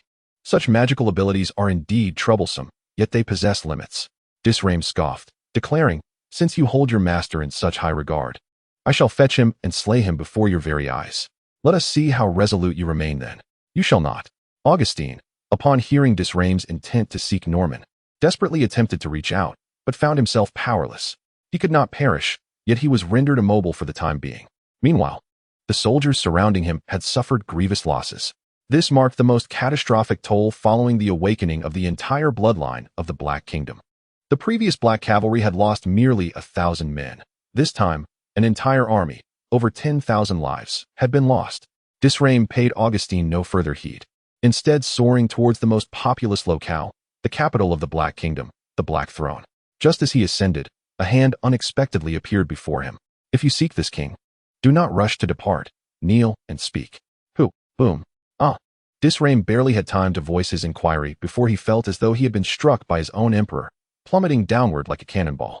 He was embedded within the mountain, the violent impact making him feel as if his very being would shatter. That was Norman's wrathful strike. He had traversed the distance with planetary-level strength, relying purely on brute force to reach Disrame, and now hovered above him, sustained by sheer might. Alas, flying magic and spatial traversal spells were of the 4th and 5th tiers, skills he had yet to master. Simply transforming into flight through blood magic was too sluggish. It was swifter to run. At that moment, utilizing magical flight was less efficient than channeling magical energy to propel himself upwards. "Are you still alive?" After delivering a blow that sent Disrame into the mountain, Norman descended, and upon witnessing the devastation, a surge of murderous intent surged within him. "Your Majesty, do not rush to speak. Consume this." Norman squeezed a drop of his own blood and fed it to Augustine. Upon receiving this sanguine sustenance, Augustine's complexion improved significantly. "Your Majesty, there is no need for self-reproach. The strength of the opponent surpasses the realm of what you can currently contend with. If you feel discontent, strive to become stronger, so that in the future, should such a situation arise again, you can retaliate." As Norman spoke, he waved his hand, scattering blood freshly drawn from him during the encounter with Disrame. The blood fell with precision upon every surviving soldier, replenishing their strength. Boom. "This power of yours could never belong to a native of this planet. Who are you?" Disrame erupted from the mountains, furiously smashing the terrain as he loudly demanded of Norman, "How dare you replicate the experiences of His Majesty the Great Emperor?" Norman did not regard Disrame, but instead set Augustine down, stating, "Allow me to help you reclaim your honor." "Your Majesty." Augustine's eyes glistened with tears, recalling the moment Norman had found him years ago. Rising, Norman turned his gaze toward Disrame and declared, "I too am eager to understand who extinguished the sun of my home planet, but that is a matter for later. For now, you must pay for the lives of my soldiers. Let my generals receive retribution in death." As Norman spoke, magical energy surged forth from his hands, and countless shadow arrows coalesced, launching toward Disrame in a barrage. Simultaneously, dark magical waves intermingled, stealthily imposing double the damage. "Humph. Ah." Disrame swatted away the shadow arrows. However, he was struck by the hidden dark waves, instantly leaving dents upon his body. Do not underestimate this first-tier magic in the hands of a sword saint. Even a mere branch can be lethal, and in the grasp of planet-level Norman, it transforms into a spell of immense power, rivaling even forbidden magic. Dark magic. Disrame's heart raced with shock. He dared not consult Norman any further. With merely this level of power and magic, Norman could dominate a corner of the universe. Should he continue to underestimate him, he might soon find himself as one of the slaughtered natives. "Damn it, you scoundrel."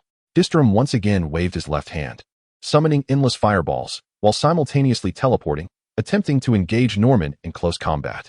Upon seeing him charge, Norman gathered all his strength and delivered a simple, unadorned punch. Norman recognized Disrame's race, but was unaware of his identity. Presently, Disrame had yet to reach the might of his future self in the dream of Mebius. In fact, many years remained until the Great War of Alter. Wait, this cannot be. I cannot die here. In the instant of contact with Norman, Disrame realized the chasm between them. If he were to reach the level of a high-tier planetary being over 20,000 years hence, he could continue to grow and perhaps even attain a galactic level.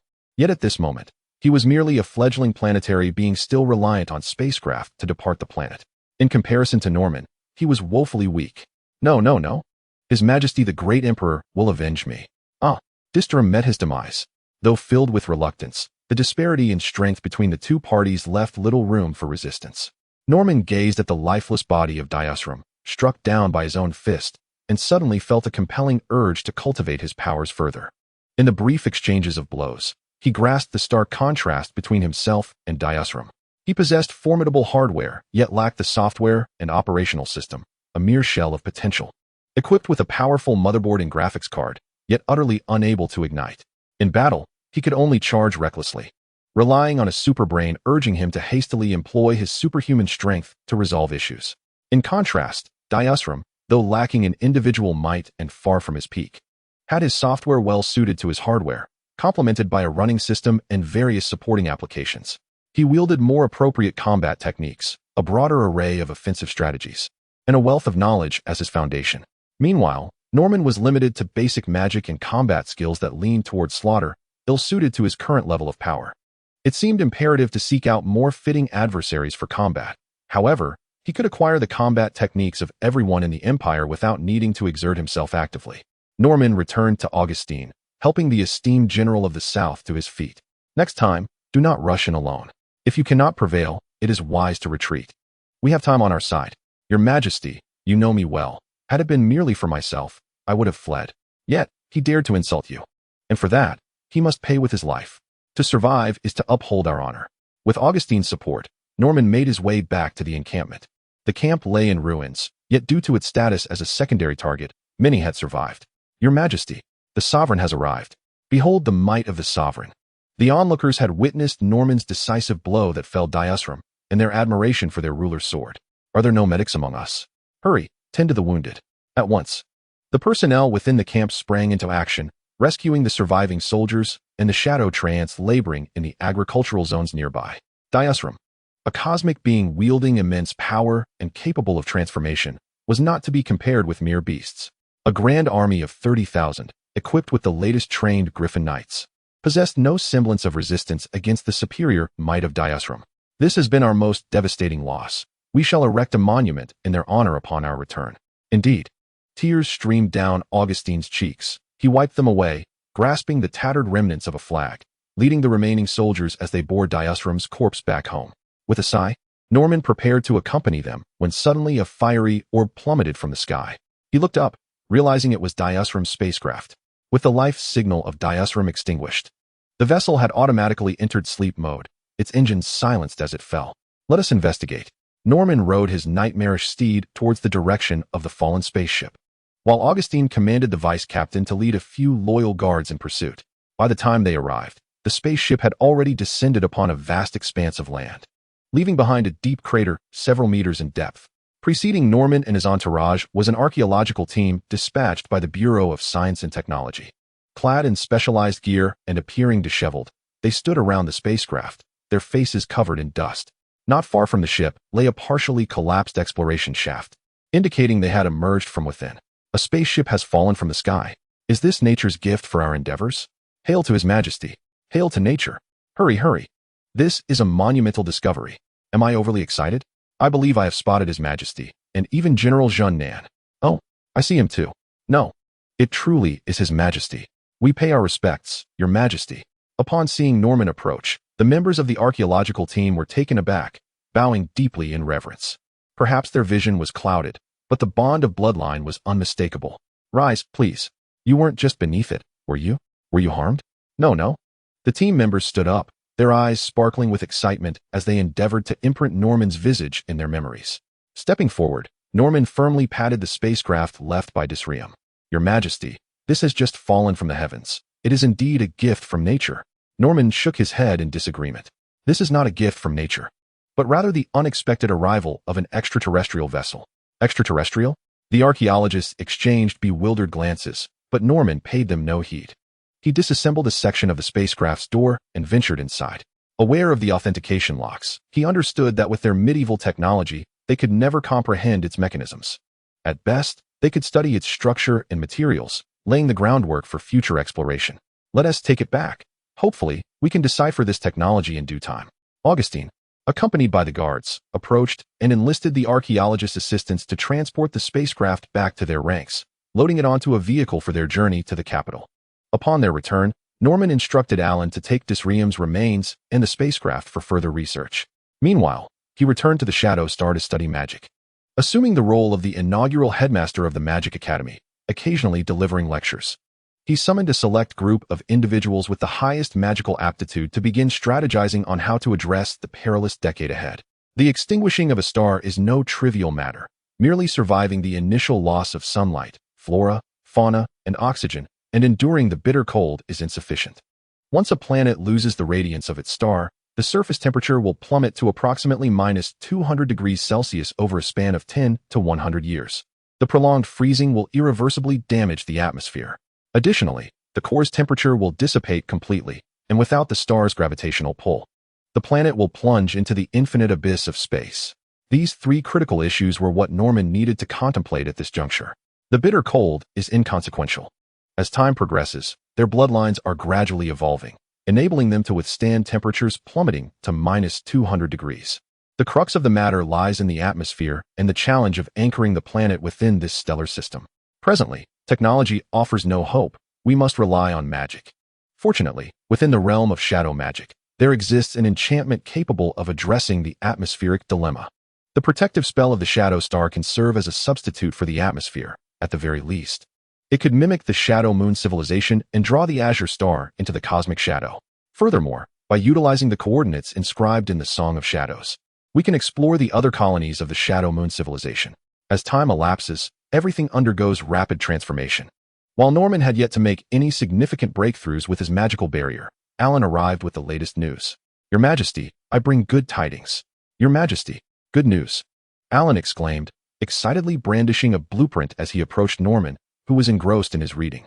"We have successfully developed the loom you proposed." "Now a loom? What materials will you use for weaving?" Griffin feathers?"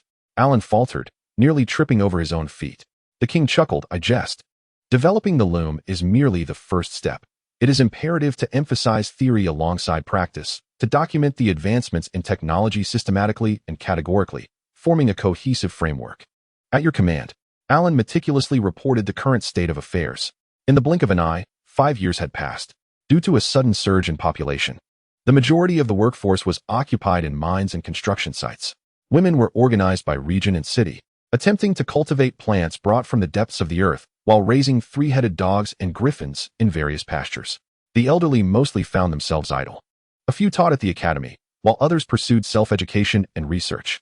Interestingly, due to their leisure, they often preferred residing and traveling to the Shadow Star, resulting in a remarkable enhancement of their magical prowess. With such a populous community, the number of gifted individuals also increased. Alan's Bureau of Science and Technology expanded to 100,000, establishing numerous branches dedicated to diverse fields of study.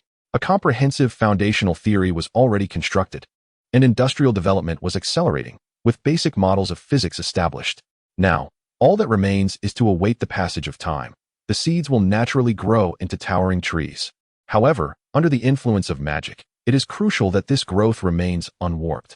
Magic, in essence, is a resonance and application of energy. Magical power exists as energy within the natural world, and through specific incantations and the arrangement of runes, we can resonate with it, allowing this energy to be released in accordance with our desires, or even absorbed into our very beings. The quantity of stored magical power serves as one of the criteria for assessing the level of magic. To meet the standards, one must also master the corresponding spells to successfully pass the magical level examination. Norman stood at the podium, elucidating the fundamental theories of magic to the students below. It was a long-standing tradition for the principal to conduct the inaugural lesson for each cohort of first-year students. Gradually, Norman would relinquish this responsibility. After concluding the lecture, he ascended once more to the top floor of the library, where a congregation of prodigies had gathered to explore the construction of an atmospheric-level shadow barrier. Following 3 years of relentless development, they had achieved significant breakthroughs. "Your Majesty, we have successfully completed the final test and are ready for production." Upon entering, Morton, the vice principal of the Magic Academy, approached eagerly to report the latest advancements. By altering the positioning and reducing the number of runes, we have incorporated stabilizing, enduring, and control runes into the magic circle, successfully simulating all the effects of the atmosphere. Have the alchemical cornerstones of the magic array been successfully tested? Yes. We can establish 100,000 focal points around the world centered on the Black Throne, enabling the creation of a self-operating shadow barrier. Do we have sufficient alchemical magicians? Indeed. Although most have not undergone comprehensive theoretical education, we have enough skilled artisans to produce the necessary components. Components? While I was devoted to teaching, did you engage in some peculiar activities behind my back? Then let us act swiftly. Norman issued his command, and Morton promptly relayed the order, initiating operations at the magical factory established on Shadowstar. The well-trained magical craftsmen began to specialize in the production of the requisite components. The completed parts would undergo inspection by designated officials, and those deemed satisfactory would proceed to the next stage for rune carving and magical pattern processing. Although they had not yet reached the level of the Industrial Revolution, thanks to Norman's persistent guidance, they had developed both the theory and practice of assembly line production. This efficiency was one of the reasons the logistics of the Black Kingdom could keep pace with Norman's expeditions. Now, with the assembly line in operation, the manufacturing of these large quantities of alchemical components was not merely effortless, it was well within their control. Your Majesty, observe. Following the rune carving and magical pattern processing, we move on to assembly and correction of the magical patterns. The initial carvings are merely basic magical patterns. The complete magical patterns will be etched post-assembly. Norman followed Alan as they toured the factory jointly constructed by the Magic Academy and the Science and Technology Bureau. Regarding this establishment, Norman could only express his approval. It was excellent, truly remarkable. Having resolved one major issue, Norman convened another group to contemplate the challenges posed by the diminishing gravitational pull of the stars. Over the course of a decade and more, the Black Kingdom had not only explored Azure Star and Shadow Star, but had also begun to delve into the Hollow Earth. Due to its unique environment, the Hollow Earth had been designated by the Black Kingdom's cabinet as arable land for food cultivation. Although they could not precisely calculate how long the core's heat would endure, their observations of the Hollow Earth suggested it would last approximately another 30 to 40 years. For 3 to 4 decades, it has been ample time for the Black Kingdom to research and enhance magical sustenance. However, due to the peculiar manner of entry and the multitude of bizarre creatures inhabiting the region, even the military of the Black Kingdom cannot venture too deeply within. They can only establish a limited number of bases and explore in phases. Among the 10 expedition teams dispatched this time, one stands out as particularly unique. It is led by royal offspring and comprises exceptional scholars from both scientific academies and magical institutions, accompanied by several experts on the abyssal caverns, forming a pioneering exploration team. Their mission is to delve into the deepest recesses of the abyssal caverns to investigate an unknown signal. Is this truly the abyss? How marvelous! Such a place with well-defined seasons exists. Erica gazed at the long-lost light, her beautiful eyes sparkling with wonder. Beside her, an emerald treant clad in a robe of magic remarked, "Indeed, but alas, it won't be long before it succumbs to the loss of heat, falling into a state akin to that of the surface. Is thermodynamics real?" Erica recalled the dean's instructions prior to their departure and inquired of her senior. "Of course, it is. This is what His Majesty has proclaimed," her senior replied earnestly, promptly mentioning Norman's name. Upon hearing this, Erica nodded in agreement, affirming, "If it is His Majesty's word, then it must be true." At that moment, a timid little girl wearing rudimentary glasses piped up, "Many experiments can now prove it. Though some key points remain unverified, so we cannot claim it to be 100% established. Our little sister will undoubtedly become a physicist." Erica praised her. "Indeed. Let us proceed. The subsequent sample collection and data gathering will be led by the little princess." The group chuckled at this, then set forth towards their mission objective.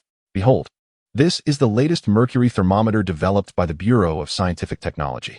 Although it is merely the first version, our instructor mentioned that they did not possess such effective instruments back in their time. The little girl, Erica's sister named Alice, was one of the rare geniuses within the royal family. She was particularly fond of the 3 laws of thermodynamics proposed by Norman and had dedicated herself to studying these scientific principles under Dean Allen. However, due to certain experiments being unfeasible, she was unable to validate some of Norman's assertions. Nevertheless, Norman merely provided guidance to minimize missteps in the advancement of civilization. As for future development, he possesses all the time in the world to wait. Alice, a devoted follower of Norman, having acquired knowledge, voluntarily applied to join the exploration team. Tasked with measuring the temperature variations within the abyssal caverns, she displayed her rudimentary thermometer to the others and began calculating the temperature at the periphery of the abyssal caverns.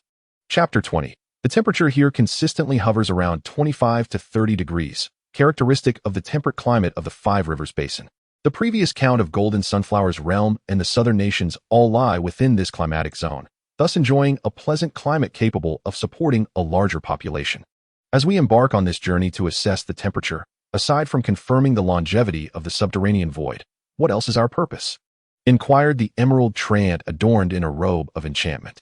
His name is Mansnodo, a distinguished member of the awakened Noldo treants, recognized among the most gifted young individuals endowed with magical prowess. He is also one of the first to receive the system's enhancement, having transformed from the shadowy treant lineage into an emerald being. Since his enrollment, Mans has devoted himself to the study of magical knowledge. While his grasp of other cultural subjects is limited to the 9 years of compulsory education he undertook, his understanding of advanced physics remains rather scant.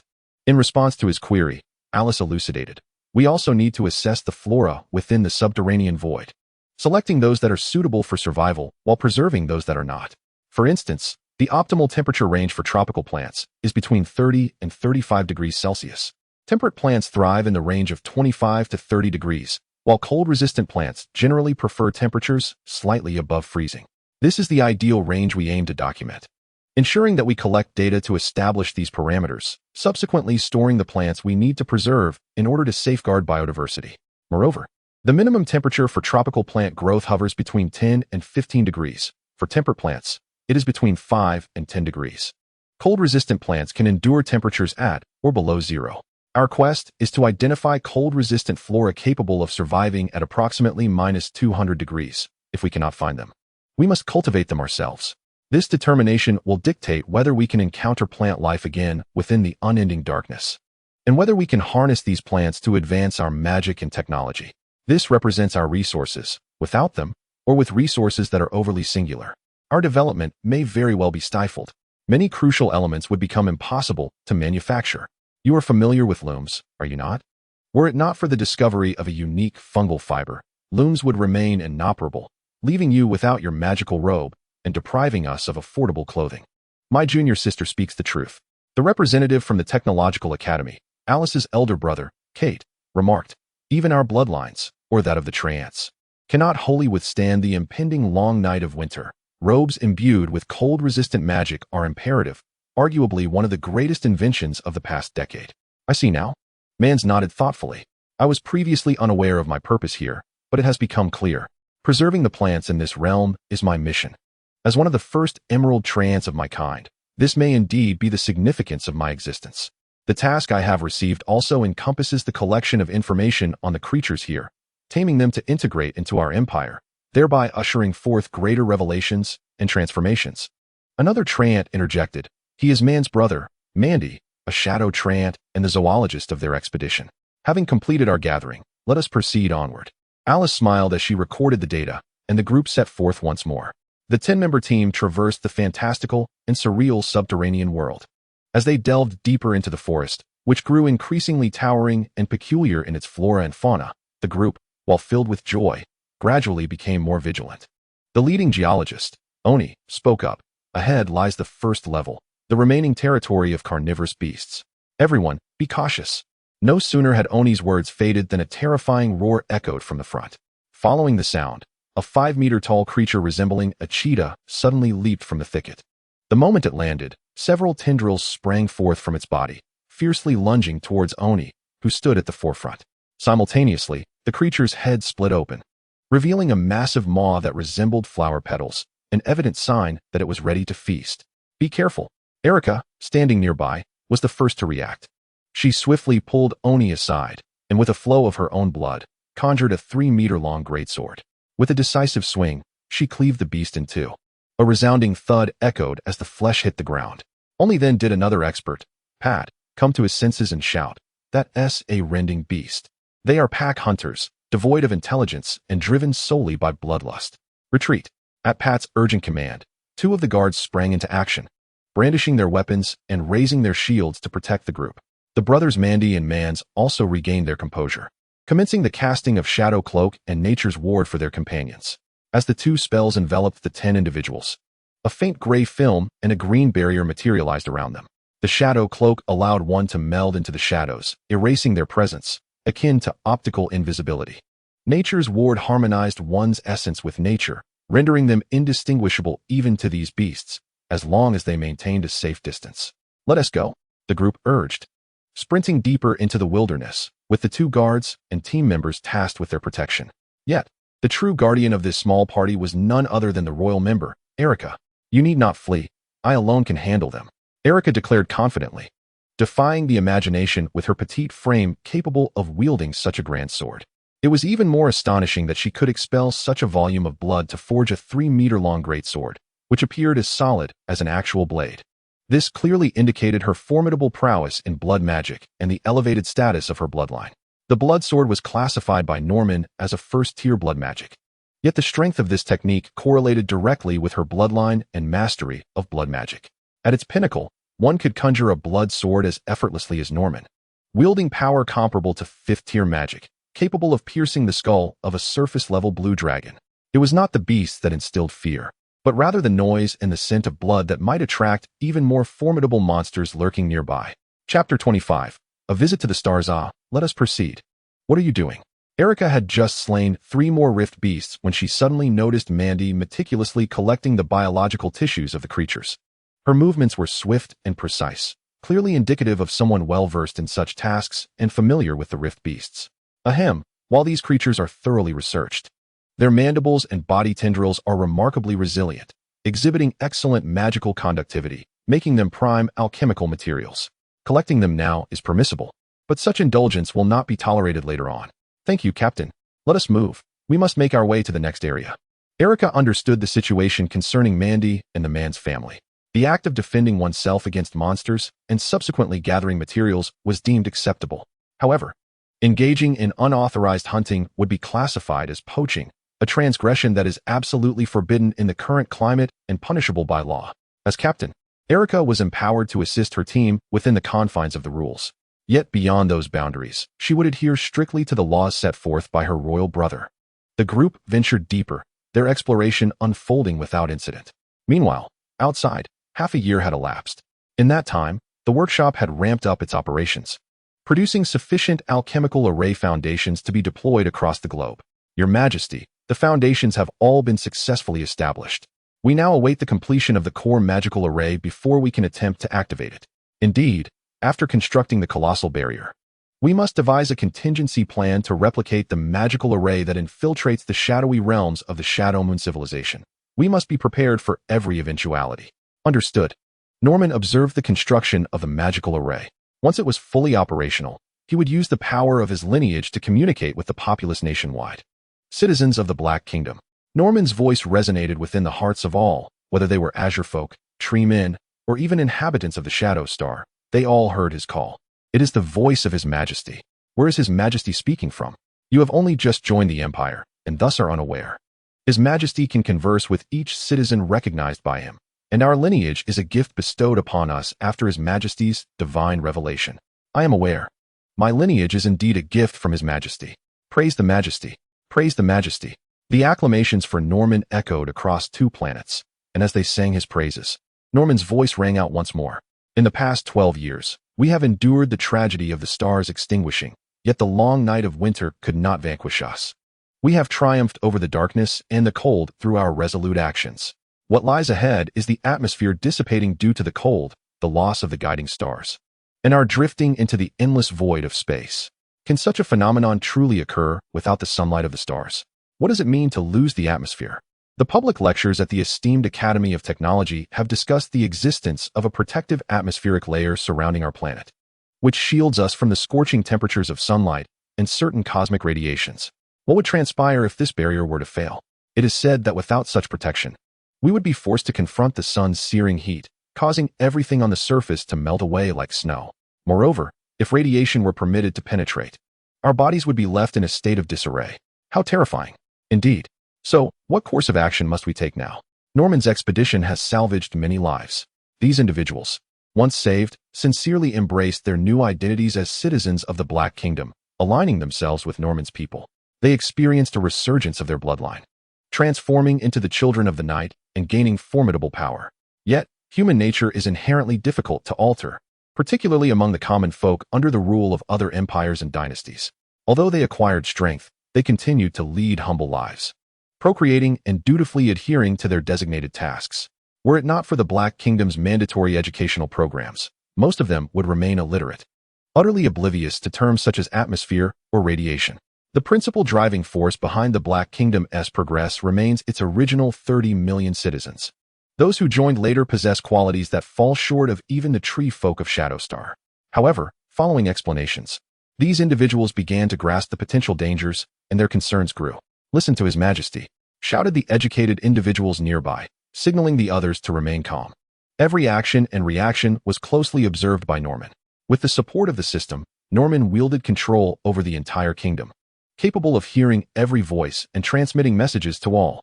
He could even see and pay attention to each individual. Although we are confronted with seemingly endless perils, I firmly believe that as long as we stand united, we can overcome any adversity and ensure the continuation of our civilization. Through the diligent efforts of our scientists and sorcerers, we have successfully developed a magical array capable of safeguarding and replacing the atmospheric layer. Esteemed citizens, look up to the heavens. Above the infinite darkness, a protective wall shall rise to shield us, and one day, we shall venture beyond our home world into the vast expanse of deep space to explore distant luminescence. As Norman's voice resonated, a powerful magical array was activated through the collaborative efforts of hundreds of sorcerers. Radiant light surged forth, transforming into a beam that ascended into the clouds. Subsequently, the entire magical array resonated and began to autonomously draw upon the planet's magical energy, linking the array bases scattered across the globe to construct a formidable shadow barrier. The beam soared skyward, and upon reaching beyond the atmosphere, it began to expand outward. Simultaneously, beams of light emanated from the array bases, all infused with magical power. As these pale gray membranes intermingled and coalesced, a shadowy barrier enveloping the atmosphere was constructed. With the completion of this barrier, the azure planet's luminescence in the cosmos dimmed significantly. From that moment onward, beyond the stellar system, the azure planet would no longer be observable.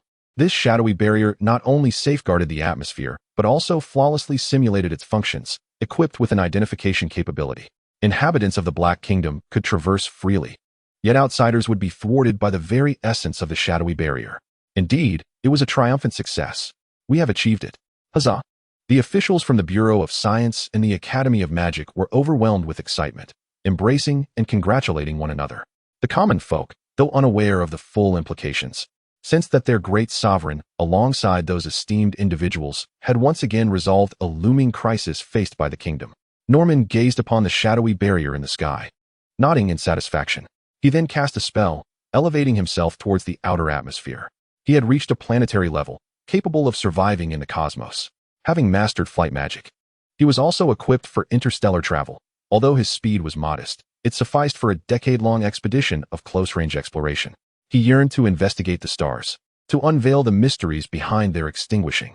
Chapter 26, The Cicada and Humanity. It turns out that the target was the Empire of Distrahelm. I shall venture forth to discern the source of the issue beyond the stars. In the ensuing years, Caitlin would govern, with Edward and Caesar serving as co-regents. Augustine would oversee the Azure Planet continent, while Caesar would command from the central continent of the Shadow Star. Generals Lancer and Howard would participate in governance, continuing their campaign against the other two continents of the Shadow Star. As commanded, upon hearing Norman's call, the 7 individuals named, regardless of their location, immediately knelt in reverence. Following their salute, the decree prepared by Norman was dispatched to their hands. After assigning their tasks, Norman ascended to the observatory. At the moment Norman raised his hand, several magical circles emerged simultaneously, conjuring immense power that lifted him skyward. Concurrently, numerous ethereal steps appeared before him. Ascending these steps, with each level gained, the magical energy surrounding Norman doubled. This was the 5th-tier magic, the Shadow Steps, a spell not yet completed, or rather, unverified. The creator of this magic was a 5th-tier archmage who devised a special ritual. By condensing the stairs to ascend to the heavens, one could rapidly amass the world's magic, facilitating a transformation from quantitative change to qualitative change, thereby advancing to the realm of 6th-tier archmage. Alas, this great mage met with failure. the cause of his downfall. He was unable to gather the requisite magical energy to form the stairs to ascend, exhausting his power midway and perishing. Yet now, Norman had realized his vision. As Norman descended the final step and entered the outer realms of the Azure Star's space, the magical ritual of the Shadow Staircase came to a definitive conclusion. A vast reservoir of magical energy converged from the cosmos, and Norman embraced it wholeheartedly. Is this the sensation of being brimming with magic?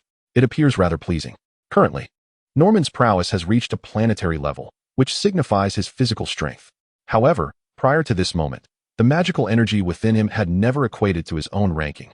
For even an entire planetary level of magic, extracting it from the Shadow Star would scarcely suffice. Only through such an ascension ritual could Norman directly draw magic from the universe, replenishing the energy of a planetary-level powerhouse. Having acquired sufficient magical energy, Norman employed blood magic, transforming into a crimson mist that surged towards the sun. Within the stellar system housing the Azure Star, aside from the Azure Star itself, 5 other planets of varying sizes existed.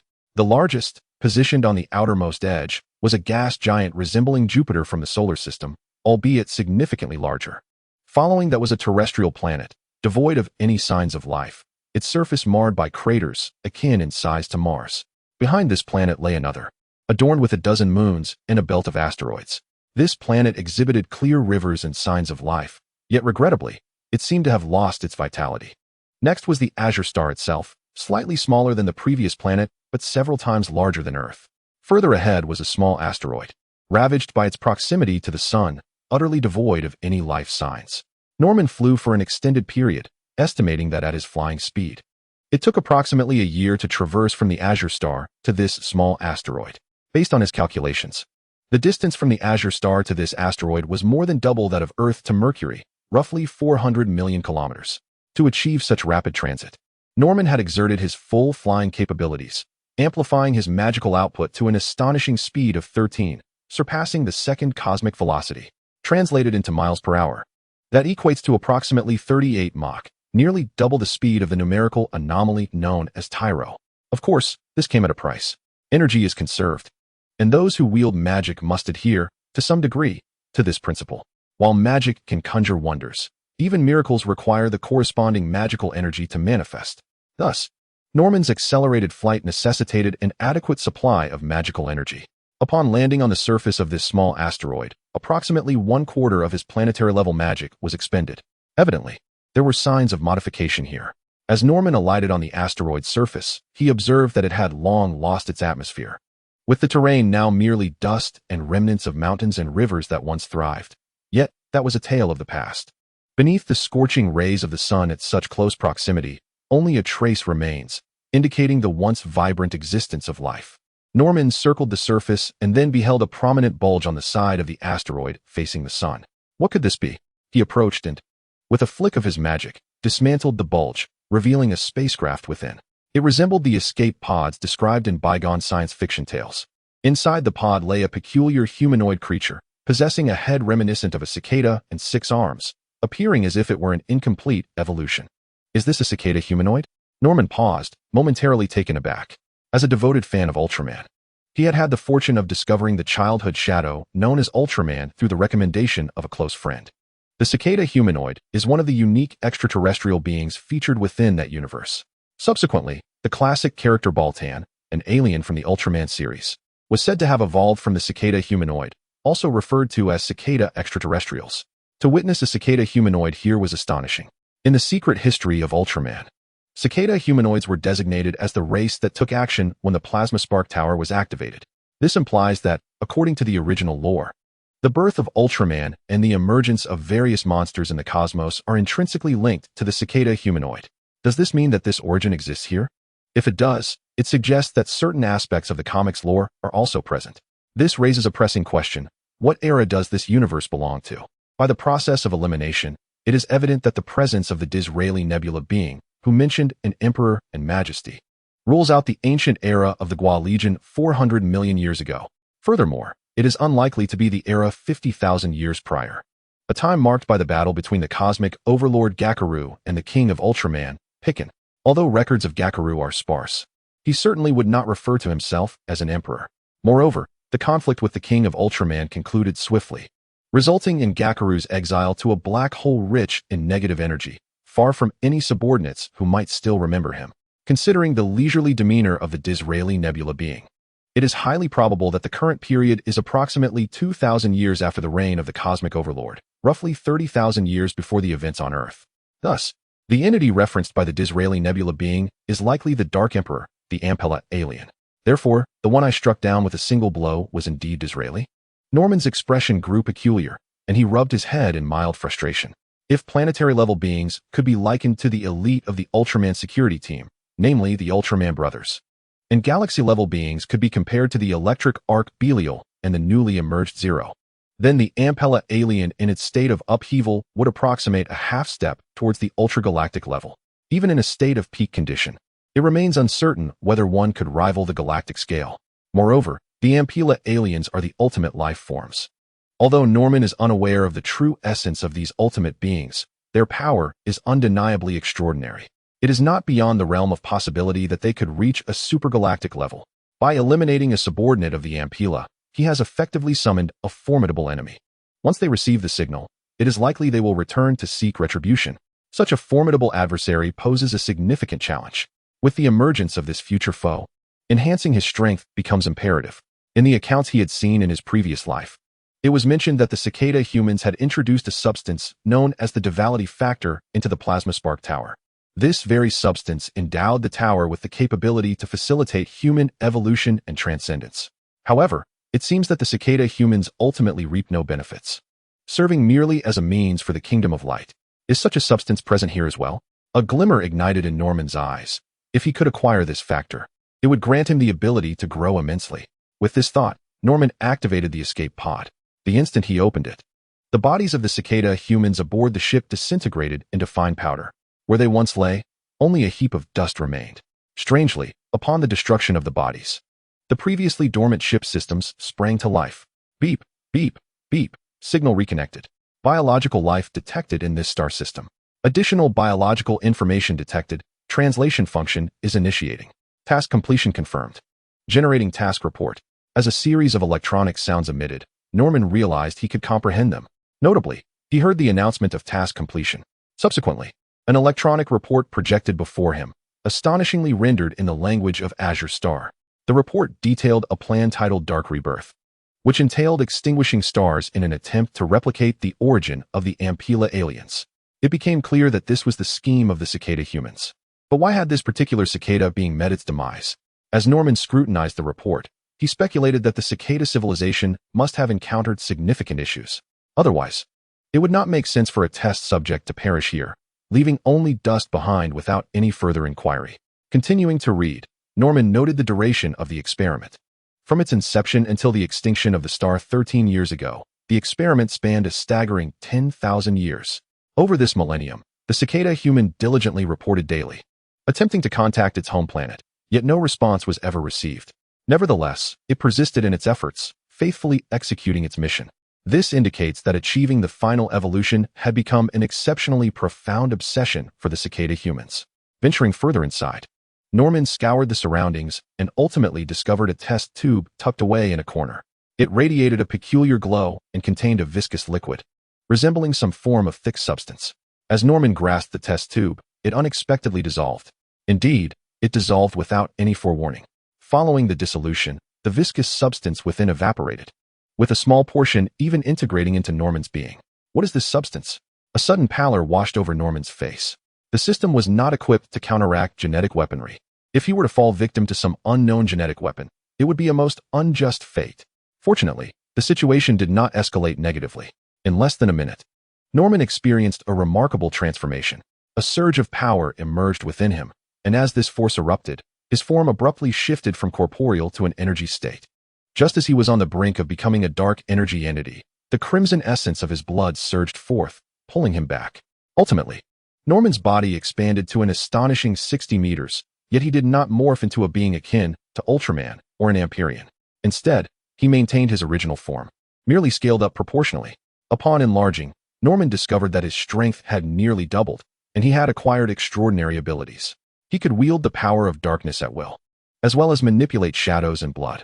It was as if his bloodline had been supercharged, His previous magical abilities had transformed into instinctual prowess, allowing him to exert power directly through his own strength, even in the absence of magical energy. Furthermore, he sensed a connection to the shadowy aspects of the universe, as if the shadows of the cosmos were his true essence. Such formidable power, and upon growth, his bloodline strength had seen a significant enhancement. Although it felt more akin to vampirism, the strength was undeniably tangible. Moreover, 60 meters was not his ultimate limit. Rather, it was merely the standard size of his augmentation. He decided against further experimentation to avoid any unforeseen consequences. As Norman contemplated this, he recalled the Chimeras and the Amparians. Who could tell if these two factions were clandestinely observing him? Prudence was the better part of valor. He would await the advancement of his civilization, as opportunities to confront them would undoubtedly arise. Norman reverted to his normal size, then meticulously erased any traces of his presence before setting his course for Azure Star. In the year following Norman's departure, both Azure Star and Shadow Star underwent rapid transformations. Firstly, regarding the core exploration team, led by Erica, they reached the terminus of the subterranean void, where they calculated essential data revealing that the core temperature of Azure Star could sustain the subterranean cavity for another century. Upon returning to the Black Throne, their group was lauded and their portraits immortalized in the Hall of Fame. Secondly, concerning the Magic Academy, through relentless endeavors, they successfully developed flame magic. Even the Shadow Moon civilization, which primarily specialized in shadow magic, incorporated elements of earth, water, fire, and wind into their magical theories. Upon discovering the innate blood magic, natural magic, and subsequently mastering shadow magic, the sorcerers of the Black Kingdom embarked on a journey to innovate and unveil new forms of magic. After all, relying on a singular type could easily render them vulnerable to adversaries. Magic, in its essence, is boundless, and the creation of miracles is the true path. After more than a year of diligent exploration, they triumphed. Following the inception of flame magic, Caitlin and her companions astutely recognized its pivotal potential. Perhaps they could reclaim the light once more. The mages responsible for developing flame magic were bestowed the title of Grand Sorcerers, and their portraits hung in the Hall of Fame. The final monumental event originated from the Bureau of Science and Technology. Success! Ha ha ha! I have succeeded. Alan burst forth from the laboratory, exuberantly dancing and laughing, akin to a madman, bouncing and shouting with glee. The reason for his exuberance was not trivial. The flame magic had bestowed upon him a crucial inspiration, and its emergence elevated the Black Kingdom's metallurgy to unprecedented heights. It was this critical insight and advancement that enabled him to create the very invention Norman had repeatedly proposed, the core technology of the Industrial Revolution, the steam engine. I have done it. The steam engine has truly been realized. I have fused magic and technology. Chapter 28. The Industrial Revolution. Yet on the magical side, I have succeeded. Alan's voice resonated through the assembly hall. The ministers present were momentarily taken aback. Soon after, Alan slapped a blueprint and a report onto the table, crossing his arms with a demeanor that seemed to invite admiration. Director, what is the meaning of this? Inquisitive ministers approached, and upon seeing the intricate designs and the details within the report, they erupted in excitement. Director Allen, you are my hero. Indeed, you are the hero in my eyes. Director Allen, allow me to pay my respects. Amidst a chorus of praise, Alan's smile broadened. This invention served as his most formidable rebuttal to all skepticism. Would you gentlemen care to accompany Alan to witness this groundbreaking invention? Naturally, the crowd laughed, unfazed by Alan's bravado, for at this moment, his audacity was well-deserved. As Caitlin returned from Shadow Star alongside Edward and Caesar, they encountered a messenger delivering news. Regent, here is Director Allen's report. He has successfully developed the steam engine. The steam engine? Caitlin paused momentarily. Norman had previously mentioned this to her, but she had not paid heed, being engrossed in tactical studies. It seemed to be a revolutionary tool capable of independent movement and heat generation, poised to herald a new era of creation. Initially, Norman, accompanied by the Bureau of Science and Technology, had made numerous attempts without success. Caitlin, dismissing it as mere flights of fancy, paid little heed. Yet now, you reveal to me that it has been accomplished? How was this achieved? Caitlin took hold of the report, though the technical jargon eluded her comprehension. She instead focused on the final results. The success this time stemmed from the additional effects of fire magic, which, when released within the pipes, generated steam that directly propelled the machine's pistons. The kinetic energy released was hundreds of times greater than that produced by human effort. Furthermore, as the core was magical in nature, it allowed for superior control over the flame's size and temperature. The challenges that had previously confounded Alan were resolved in an instant. To his astonishment, he discovered that the very problems that had once vexed him were, in fact, surprisingly simple. The resolution of these straightforward issues elicited a mixture of joy and amusement in Alan, provoking laughter that may have appeared mad. The fusion of magic and technology? Is it akin to that assembly line of alchemical devices? Prime Minister Edward, are you aware? This endeavor was duly reported, and funding has remained uninterrupted by the King's decree. Shall we proceed to observe? Caitlin nodded and led the two men to the Bureau of Science and Technology, only to find that Alan had already arrived with a group of cabinet ministers to test the steam engine. Esteemed colleagues, behold the steam engine. The pressure of the steam drives the pistons forward, thereby generating mechanical energy. This process is what His Majesty described as the expansion of steam. The movement of the pistons can be harnessed to operate machinery, replacing the use of oxen for carriages. It can supplant wind power, perpetually driving windmills. It can also replace water flow to power water wheels. In comparison to human labor, it surpasses our current capabilities by more than double. Moreover, it does not require constant human operation. It merely necessitates attention for maintenance and parts replacement. This, indeed, is the first step toward liberating human labor. As His Majesty often states, Alan declared passionately. The ministers listened intently, offering continuous praise and admiration, for they understood the significance of this development and the profound implications that the birth of the steam engine heralded. Stepping forward, Edward, having witnessed the demonstration, posed a question. Lord Alan, I recall His Majesty mentioning that the steam engine could be outfitted with pistons, utilizing gears and components to generate even greater power, and that it could be evolved into an internal combustion engine. Is that feasible? Alan, intrigued by the inquiry, raised an eyebrow and responded with enthusiasm, absolutely. You possess quite a bit of knowledge. Alan then turned, exclaiming, Prime Minister, I salute the regent. I salute the general. He bowed decisively. The ministers had already inclined themselves in respect. Witnessing this, Alan couldn't help but smirk. Shall we proceed with a trial? Caitlin inquired, gesturing with her hand. Upon witnessing the physical object, she felt a surge of curiosity, eager to ascertain whether this contraption could indeed be enhanced and refined. If improvements were feasible, it could be fashioned into an array of remarkable inventions. Certainly, Alan affirmed with fervent nods, subsequently turning to the opposite side to summon a collection of components alongside a modified core. Behold, after completing the steam engine, I commenced my efforts on the internal combustion engine, as Your Majesty mentioned. The principles governing the internal combustion engine parallel those of the steam engine. However, Your Majesty elucidated that its superiority lies primarily in its fuel and structural attributes.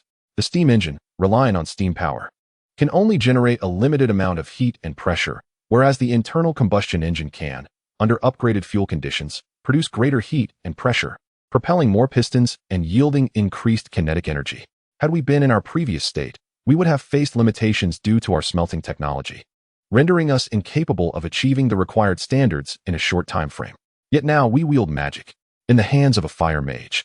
A third-tier fire magic circle can reach temperatures of 3,000 degrees Celsius. This is the highest temperature that Your Majesty indicated flames can attain. Through such temperatures, we have successfully achieved a monumental leap in smelting technology. Alan animatedly expounded upon the achievements of the past year. No one interrupted him. Even those who did not comprehend his discourse listened intently, diligently recording notes and drafting corresponding policies for each characteristic. Splendid, Caitlin proclaimed excitedly as Alan paused. Let us intensify our research and development efforts, soliciting nationwide input on usage. Once successful, we shall immediately commence production. As you command. The ministers dutifully took their leave, immersing themselves in their new endeavors. The entire Black Kingdom mobilized, and under the advantages of both magic and population, a resounding industrial revolution unfolded across the nation. With the widespread implementation of steam engines, the already extraordinary Black Kingdom erupted into an astonishing display of power. Steam equipment rapidly disseminated, radiating from the Black Throne to encompass the entirety of the northern regions and mountainous terrains, while simultaneously advancing towards the southern waterways. As this magical industrial revolution took flight, new ideas began to percolate. Is this the latest equipment? How impressive! Alice exclaimed, her heart brimming with joy as she beheld the multifunctional spade in her hands, along with an array of cutting-edge exploratory gear. Nearly 4 years had elapsed since their last descent into the Earth's core. During that previous expedition into the subterranean void, they had donned the most rudimentary exploratory attire, equipped merely with a basic thermometer and utilizing iceboxes maintained by magical energy for their collections. Their tools had regressed from wooden implements to crude stone artifacts due to the lack of timber. However, this time, their equipment had undergone a comprehensive upgrade. They were not only clad in the latest explorer's robes woven from griffin fur and magical mycelium, but they also wielded precision thermometers crafted from refined magical mercury. Alongside specialized magical storage boxes, tools have evolved from mere stone implements to entirely new steel equipment, now imbued with enchantments. The art of enchanting emerged during the magical industrial revolution, conceived by inventive minds bursting with creativity.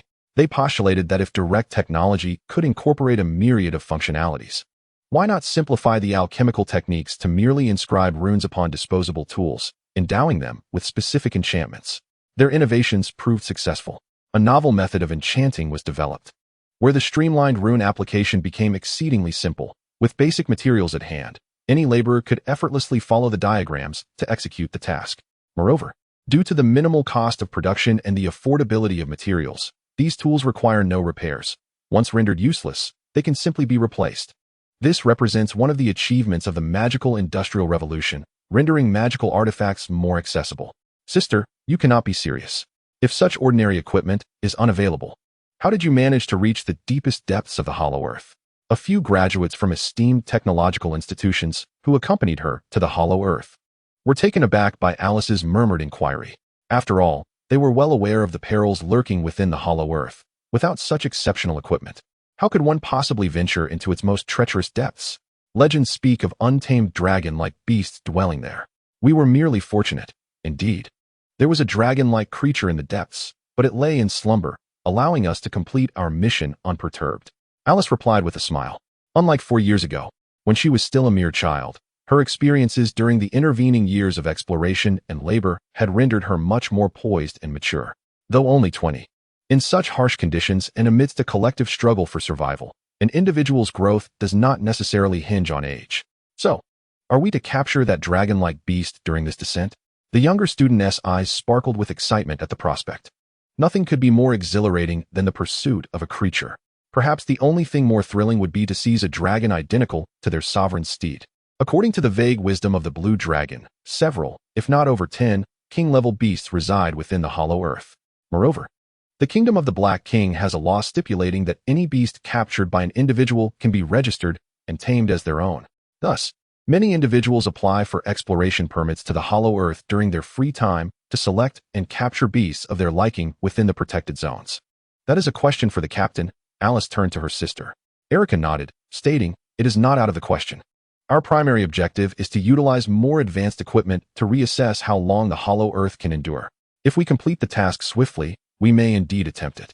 At this moment, Erica donned a specially crafted enchanted armor, wielding a great sword inscribed with numerous blood magic runes. She gazed at the sword in her hands with palpable excitement, exuding an eager anticipation. "Very well, let us set forth." Alice, too, felt a surge of enthusiasm. For this time their equipment had been upgraded, allowing them to reach previously inaccessible locales with greater ease. The exploration team embarked once more.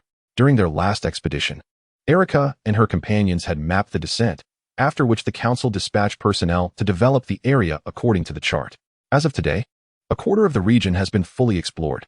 Thus, the initial descent proceeded remarkably smoothly, revealing many shepherds herding beasts along the way. Among them were the magical horned sheep, a species tamed by the Grand Priest Kaiga, born from the fusion of blood magic and the former horned sheep. The sheep's milk and dairy products they currently enjoy are a product of his innovation. Additionally, there were the colossal bulls, bred by an ordinary shepherd who now holds a nameplate in the Hall of Fame. A group of unicorns also passed by, a reversion of the nightmare beasts, representing the ancestral bloodline of those creatures. Over yonder, a flock of spirit sparrows could be seen, a collective term for a highly intelligent species derived from the avian varieties recorded in their previous studies. Alice introduced these wonders to the students trailing behind, who diligently took notes. This expedition was not only a venture into the abyssal caverns, but also a mission to escort a group of students from the Technological Institute and the School of Magic to learn within the depths of the abyss. Most of these students, aside from a few qualified graduates, would halt at the front line of the abyssal development and not descend to the cavern's depths alongside Erica and her team. Senior, what are your thoughts on the recent rise of personal assets? A male student suddenly broke the silence that had enveloped them. Alice, who was currently monitoring the temperature, paused momentarily to regard the student who had spoken. He hailed from a noble family, a remnant of the old meritocratic aristocracy that existed before Norman's ascendancy. Now in its third generation, his family had lost their military honors following the implementation of merit reduction. They were a once prominent family, now in decline. However, prior to the extinguishing of the stars, they had ventured into trade, and in the wake of calamity, they had contributed all their resources in response to the call. Among the first batch of merchants selected for the magical industrial revolution was indeed his family. Throughout this year of commerce, merchants began to ponder their roles. Some had heard Norman speak of capitalism and were contemplating the relationship between personal assets and capitalism itself. His inquiry to Alice, in essence, was also a subtle probe into the royal perspective. "I hold no particular view on this. I am merely a scholar, not an official," Alice replied, shaking her head before adding, "However, the existence of personal assets is undeniable, though we have yet to evolve to a point where we can completely bridge all gaps." Upon hearing this, Longta nodded and bowed to Alice, stating, "Your Highness, the student comprehends your meaning. Do you truly understand?" Upon hearing this, Alice exhibited a trace of disdain. "You do not comprehend, nor will you ever, just as those antiquated noble families do not." Alice refrained from voicing these thoughts, merely turning away to continue her endeavors. Ding. Congratulations, host. Your civilization has entered a brand new era.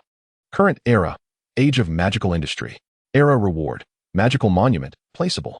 The Age of Magical Industry? Norman, suspended in the outer reaches of the Azure planet, rubbed his chin thoughtfully, gazing down at the vibrant illumination of the world below. He discerned not neon lights, but rather magical lamps adorned with radiant runes. With the augmentation of steel and concrete, coupled with magic, the once cave-dwelling populace began to return to their original abodes, reconstructing new homes. The fire magic, this is a development born from the initiation of fantastical events. The Age of Magical Industry, the matters I previously entrusted to Edward, must also be in motion. The choice of direction is paramount. I wonder if the remnants left behind have spurred any new ideas. Norman chuckled softly and then soared towards his palace. The phenomenon of a populace endowed with extraordinary abilities is indeed a formidable prospect. For instance, a robust, trained adult can ascend and descend an 8-story building numerous times in a single day, transporting around 30 tons of goods. However, within the realm of the extraordinary, an awakened adult can accomplish the same feat of moving 30 tons without prior training and ascend 10 stories with ease. Those who have been trained to harness their strength can effortlessly manage over 100 tons. With the aid of magic, the possibilities for an individual expand immensely. Thus, with the advent of the magical industrial revolution, the construction of buildings, the establishment of factories, and the creation of entirely new cities became astonishingly simple. The pace of construction reached staggering heights. In merely a year, the entire Black Kingdom transitioned from a medieval state to a formidable industrial era, complete with a comprehensive industrial chain and newly established towns. Upon achieving industrialization, the civilization unleashed even greater potential. Productivity surged to excess, and amidst this surplus, society began to shift from one extreme to another. The populace, once mired in calamity, began to emerge from the shadows of disaster, striving anew for self-actualization and personal wealth. Even Norman's palace, modest compared to other imperial dynasties, was spontaneously renovated by the enthusiastic citizens. Following the completion of infrastructure, a substantial influx of laborers flooded into factories, and those with skills began to contemplate entrepreneurship. Armed with merchant qualifications, they traversed the snow-laden landscape alongside their caravans. With mutated snow camels and various magical constructs at their disposal, they navigated the tempestuous elements with abandon. As these individuals engaged in trade, substituting for the machinery of the Black Kingdom in the transportation of goods, their wealth began to swell. With newfound riches, they grew dissatisfied with mere commerce and aspired to establish industries. Yet, they encountered a significant obstacle, as their ambitions clashed with the policies of the Black Kingdom. Within the renovated council chamber of the royal palace, the room was ablaze with light, adorned with newly installed magical flame lamps that lined the walls, augmented by a touch of optical design, creating an ambience akin to that of a bright day. The long table in the chamber was filled with attendees, while the throne, naturally, remained unoccupied, with the interim regent, Caitlin, seated beside her designated place. She was perusing a document, her brow furrowed in contemplation. The cabinet ministers seated beside her exhibited no discernible emotion, while some officials standing nearby felt a growing unease in response to Caitlin's persistent frowning. At last, Caitlin's voice broke the silence. The officials collectively held their breath, yet the anticipated storm of discontent failed to materialize. Caitlin set the document aside, tilting her head in confusion, and inquired, "What precisely is written here? What is this individualism and free market? Who authored this?" "Edward, the Prime Minister. I implore you to elucidate. I cannot comprehend this." Edward replied, "It appears your frown stems from misunderstanding." The assembly recognized that Caitlin's words were sincere, for her expression betrayed genuine perplexity. "Regent, it is as follows." Edward cleared his throat and explained. The theory of individualism and free market was proposed by a student from the Social Sciences Department of the Academy of Technology. He is one of the old noble families who obtained a trading license, and during his commercial endeavors, he utilized his knowledge to formulate these theories. In this framework, individualism emphasizes personal freedom, autonomy, and self-reliance, advocating for a relatively open system without regulation. In contrast, our current approach is termed collectivism, which stresses group harmony, cooperation, and shared responsibility. Individualism fosters looser social ties based on personal interests, while collectivism underscores strong interconnections within closely knit communities. Individualism empowers individuals to make decisions based on their goals and desires, whereas collectivism involves decisions that take into account the interests of the group. In summary, his synthesis is commendable, and I hold great promise for him, but individualism is challenging to implement at this stage. As for the theory of the free market, Edward paused before continuing. It may be partially applied, yet the timing is not opportune. Loose social ties based on individual interests? Is this advocating for a state of neglect, allowing them to govern themselves and carve out their own kingdoms? Caitlin scoffed, her disdain evident. These old noble families continue to be thoroughly irksome. Without unified governance, we would have perished long ago amidst chaos and darkness. Indeed, this meeting convenes with the purpose of addressing this very issue, Edward remarked. Caitlin nodded, then cast a sweeping glance around the room, inquiring, "So, esteemed colleagues, do you have any commendable proposals?" Historically, the status of merchants has been rather lowly.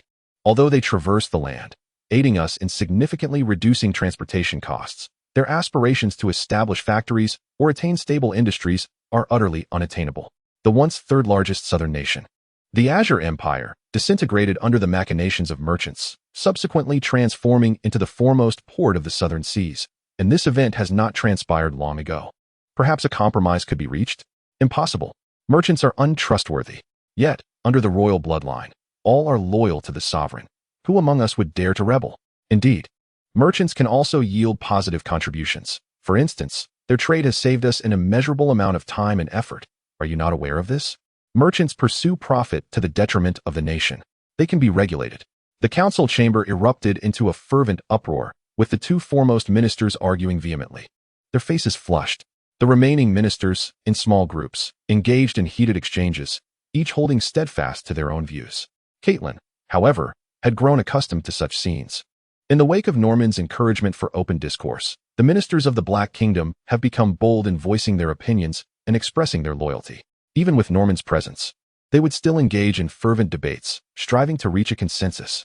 Very well, esteemed colleagues, since we find ourselves at an impasse, why not summon the individual who proposed the theory and allow him to elucidate his thoughts in person? Chapter 31. Serving the nation, a group of well-attired nobles gathered around a round table.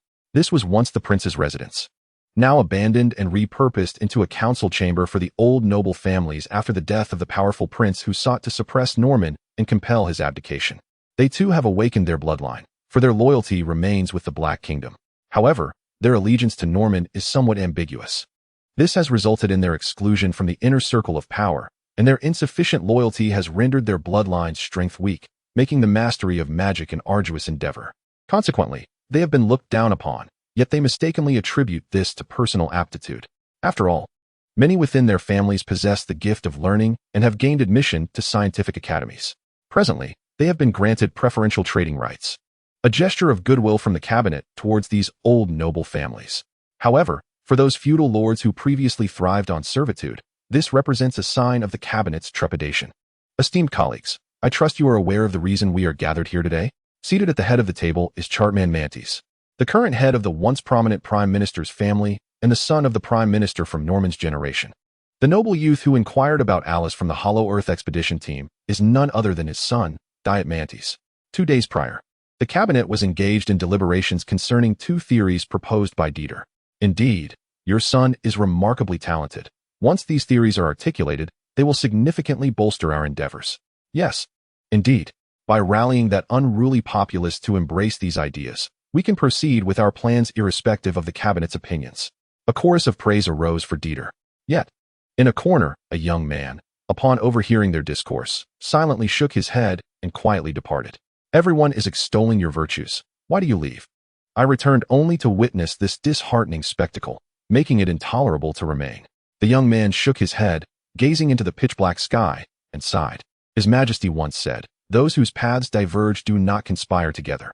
I cannot ascertain if my path aligns with His Majesty's, but I certainly refuse to walk alongside these individuals. This young man was none other than Dietermans, recently returned from the abyss of the earth. The one speaking with him was his cousin, the fourth seat of the esteemed noble family of the 12 divine sacred, known as the Shield of the Kingdom, the second son of the Friday family, Lance Friday. He was also the least favored among the Friday, neglected and distanced from the sordid affairs of the family. Lance chuckled and inquired, "Did you not encounter any dragon-like beasts during your expedition to the abyss?" "I am still a student. I could not venture beyond the periphery." "Oh, what you speak of, these ideologies, are they truly words once uttered by His Majesty? Do you no longer believe me?" "Not at all. I did come across fragments of his words in the library. If mere fragments can yield a comprehensive theory, then you truly are extraordinary. What if I were to claim that all of this is His Majesty's intention? Would you believe me? If it is indeed derived from His Majesty, why then raise your voice for these individuals?" Lance's tone shifted abruptly. Though enveloped in the flames of the magical array, in that fleeting moment, Dieter felt an insidious chill. This degree of cold could rival that of a blue dragon, reminiscent of the shiver that coursed through him upon first encountering the creature. "Have your ice and snow magic succeeded?" Dieter squinted in surprise. He had not anticipated his cousin's success. "Merely luck," Lance replied, observing Dieter's unchanging expression as he dissipated the gathered magical energy. He once again adopted a languid demeanor, seated on the steps while gazing at the brightly illuminated streets in the distance, reflecting, "Times are changing rapidly, are they not? In our youth, we faced the extinguishing of stars. It was only through His Majesty's divine revelation that we survived. A decade has passed, and 2 years ago, we were still hiding in coffins, taking turns to slumber, yet now we can once again inhabit the surface. With the aid of magic, we can even live as we did before the sun's demise. It is truly unfathomable." "Very well, I shall take my leave," Dieter said, hesitating momentarily before shaking his head and descending the staircase. "Where are you headed?" Lanster inquired. "To the council chamber. I received a summons upon my return from the abyss. Today is the day for my audience." "Is that so? You must perform admirably," Lanster remarked.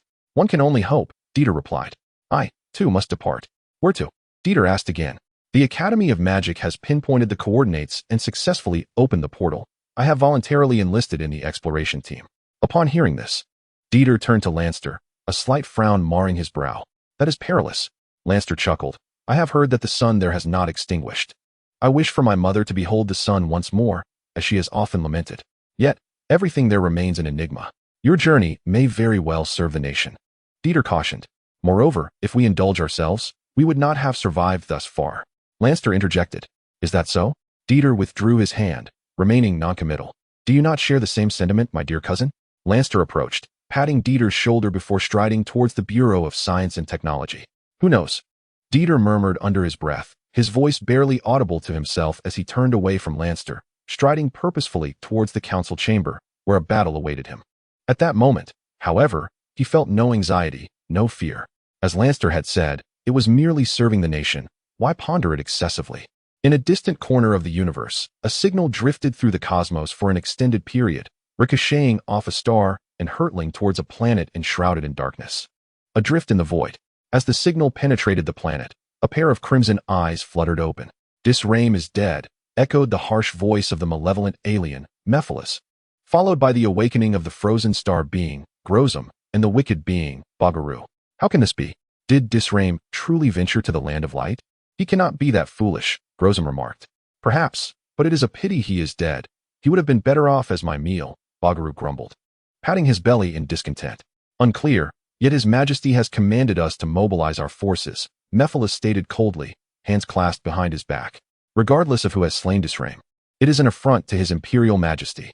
Only darkness and destruction can cleanse this disgrace. Whoever it may be, they must perish. What is this place called?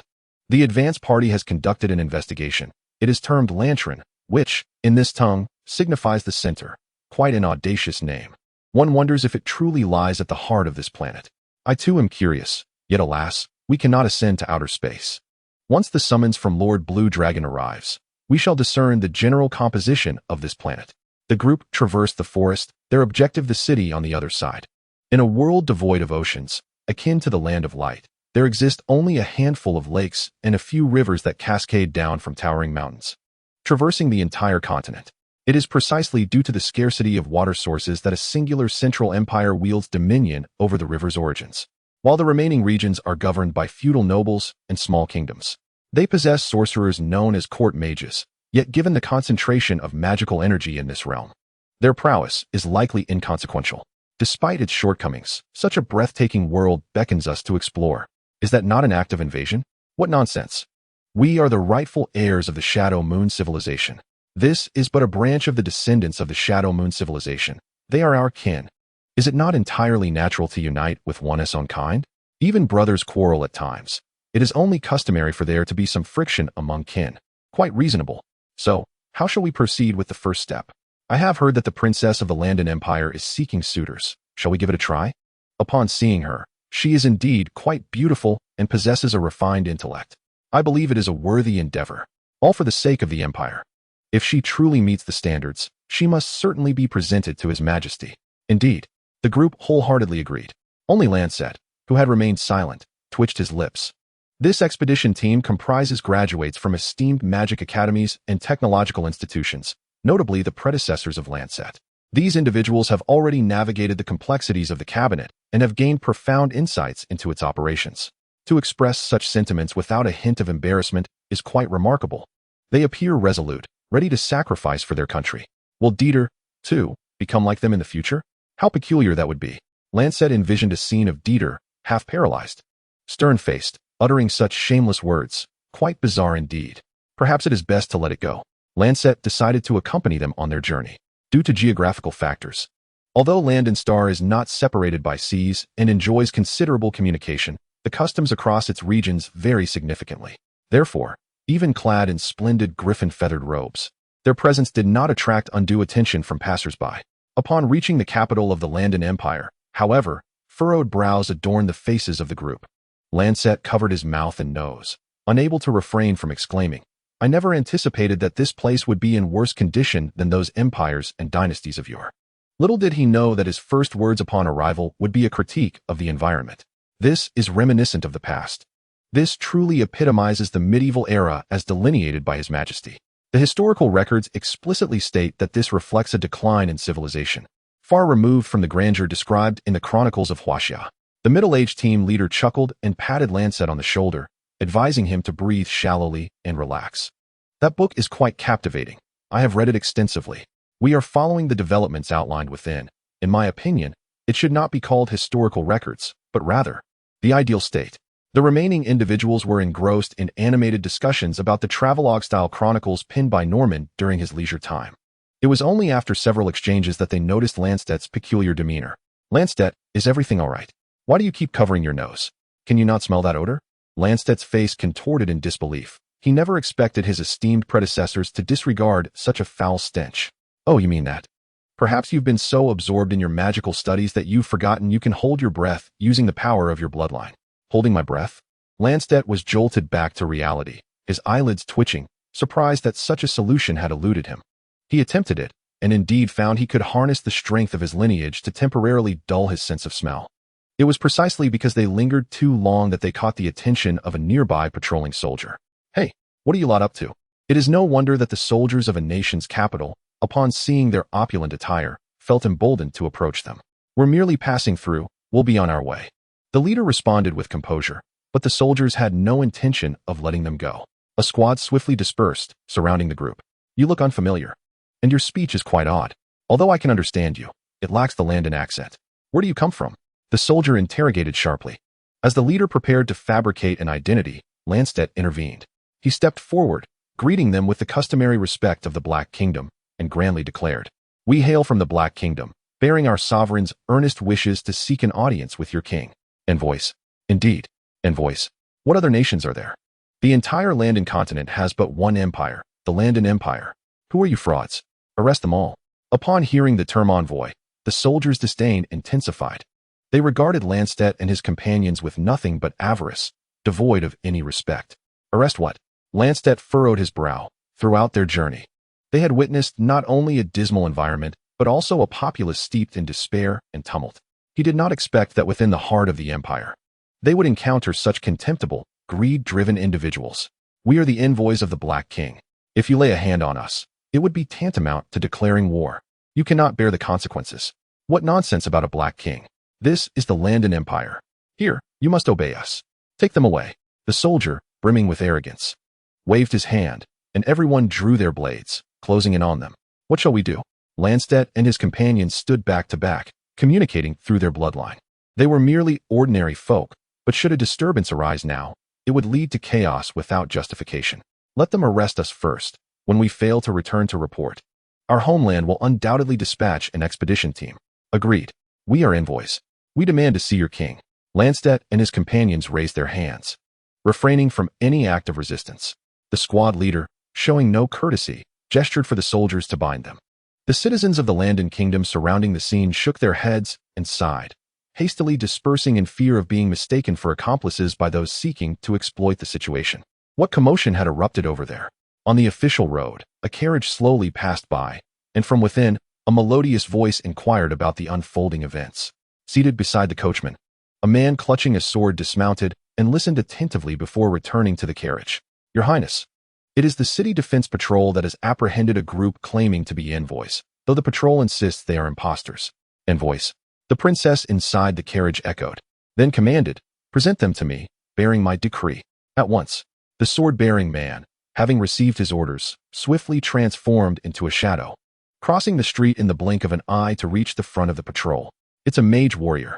The nearby citizens, witnessing the commotion, cried out, their faces paling as they fled in all directions. Some abandoned their goods, clutching their children and running away. If the City Defense Patrol were the loathed villains, the exalted mage warrior represented a true terror, for the laws of the Landon Kingdom permitted the mage warriors to kill without consequence. You there, deliver these individuals to me. The princess wishes to see them, and here lies the decree. The man's expression remained impassive, as if the citizens' reactions were entirely expected. Upon seeing the decree, the patrol captain adopted a fawning demeanor, handing over the chains. Sir, you may proceed. Before them stood the Mage of Landon, an entity of unparalleled status. Despite the patrol's reluctance, they could only bow their heads in submission. Release them. I require no chains. Yes, at once. The patrol captain complied, lowering his head as he stepped back. The man then cast a cold glance at the crowd and declared, Follow me. The princess wishes to see you. With that, he strode down the now deserted street. On the other side awaited the carriage and the princess, who sighed as she lifted the curtain. Your Highness, they have been brought. Understood. However, refrain from using magic in public next time.